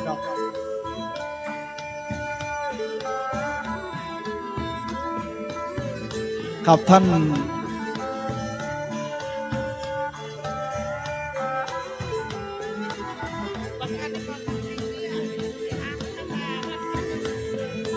ครับสำหรับนะครับคณะศรัทธาสาธุชนนะครับอาจจะได้ตานนะครับเนื้อพระป่าร่วมสมทบนะครับในการรอเทียนวันนี้ตัวเองครับเจ้าพ่อแม่พี่น้องเจ้าเดี๋ยวขอช่วยกันหอมนะเจ้าหอมต้นผ้าป่าหอมพัตตาหารเพนนะเจ้ากับครูบาบุญปิงนะเจ้าท่านครูบาบุญปิงวัดป่าอุทุมพรนะเจ้าเปิ่นได้ประวารณาในการถวายพัตตาหารเพนพระภิกษุสามเณรที่มาห้ามมาเฮียนที่วิทยาลัยสงฆ์นครลำปางทุกวันอังคารกับวันพุธนะเจ้าครูบาเปิ่นจะแม่ออกแม่ครัวเนี่ยกับข้าวนะเจ้ามาห่วมหอมกันนะเจ้าทุกวันอังคารกับวันพุธประมาณ130 ลูกนะเจ้านิมนต์ครูบาบุญปิงเจ้าครูบาอยู่ตังใดเจ้าครูบาหาน้องแอมกัมเนาะครูบาเจ้าเนาะคู่กับสถานะครับเนาะขอกับความจังหวัดขอบรบแต่พระเถรานุเถระทุกรูปนะครับทางวัดพระเจ้าอุทุมพรโดยมีคณะศรัทธาญาติโยมไม่ออกศรัทธาผู้ภาวนาในจิตอาสาทำกับข้าวถวายแด่พระนิสิตมจรหลายท่านเข้าใจว่าทั้งวัดพระเจ้าอุทุมพรมีปัจจัยมีกองกลางในการที่จะทำอาหารทั้งวัดก็ได้มีเงินกองกลางได้อย่างใดนะครับขออนุโมทนากับคุณแม่ยังครับแม่ลำไยบุธิธนูทองนะได้ถวายปัจจัย500 บาทสมทบกองทุนกับข้าวทานอาหารแด่พระนิสิตนักศึกษาโมทนาสาธุครับปัจจัยทั้งหมดนี่เนอะคุณแม่ทั้งหลายที่ได้ให้หอมมาจะได้เอามาสมทบเป็นอาหารเป็นกับข้าวนะเพื่อจะประกอบอาหารใครมีพักมีไข่มีข้าวทั้งบ้านปลูกพักทั้งบ้านมีข้าวก็เอามาห่วมถวายได้เอามาห่วม โครงการใดนะครับเนอที่วัดพระเจ้าอุทุมพรหรือที่มหาลัยสงฆ์ที่นี่นะครับ ศรัทธาไผ่ลืมโทรศัพท์เนอะแม่ฟังไปเจ้าหนาไขลืมโทรศัพท์มาฮับที่น้องเนนที่ตัวน้อยๆนี่นะเจ้ามาไทยเอาหนาเครื่องละ500ไผ่ลืมโทรศัพท์นะครับเนอะฟังปิ๊กเนี่ยนะเดี๋ยวเขาตานต้นด้วยกันเนาะอันนี้นี่ได้บุญหลายต่อนะเจ้าวันนี้นะวันนี้เราเอาตู้เจ้าวิทยาลัยสงฆ์นครลำปางนี่มีนักกว่า9 วัดแม่9 วัดนี่มันต้องไปการได้เดินทางวันนี้มาที่เดียวเลยเจ้ามาที่เดียวเป็น50 หัววัดบุญละวันนี้นะมาร่วมบุญด้วยกันอันป้าหนานเดี๋ยวเขาจะตานพระป่านี่ครับถวายพระป่ากับครูบาป้าหนานด็อกเตอร์เมตตาครูบาครับต้นพระป่าด็อกเตอร์เดี๋ยวมานำตาลพระป่าใครได้บุญแหมรอบศรัทธาใครได้บุญแหมรอบพังพิกจะหนาตะกี้บุญรอเตียนเดี๋ยวนี้บุญพระป่าถวายพระทหารเนอะจะแล้วละยังหำน้อยเดียวเนาะยังหำน้อยเดียวมาเอาศีลเอาปอนด้วยกันแฮมรอบหนึ่งไม่เอาไม้มาเฮากำอันลองออมศีลขอไม้เสียบตังกำไม่เสียบสตังเอาไม้เสียบตังเฮากำหกกำเอาไม้กำตอบในน้ำของตังนอกเอาไม้มาเฮือตังไหนเพ่กำเนอไม่เสียบสตังเดี๋ยวอันวัดป่าเดี๋ยวเขาอันนี้โมนั่งฮับตานกับเนาะเจ้าเนาะขอสุมาเถอะเนาะศรัทธาบ่ได้หอมเด็กกระจายเนอมาหอมใจกันตามเจตนาศรัทธานะครับ10 บาทก็ตา20 บาทก็ตามมาร่วมทำบุญเป็นพระทหารเพลเนาะแด่พระชิตวิไลสงฆ์นครลำปางอันตอนนี้เพิ่นบอกว่าขอลารายการวิทยุกรรมขอลารายการไม่ใช่ลาในนี่ตัวหนาลาที่ออกอากาศก่อนเนาะลารายการวิทยุขออนุโมทนาศรัทธาติดตามเนาะคลื่นสถานีวิทยุของวัดฝายหินแล้วก็วัดพระบาทอุดมแล้วก็ศรัทธา106.5เฮาก็ลาเลยกันเนาะ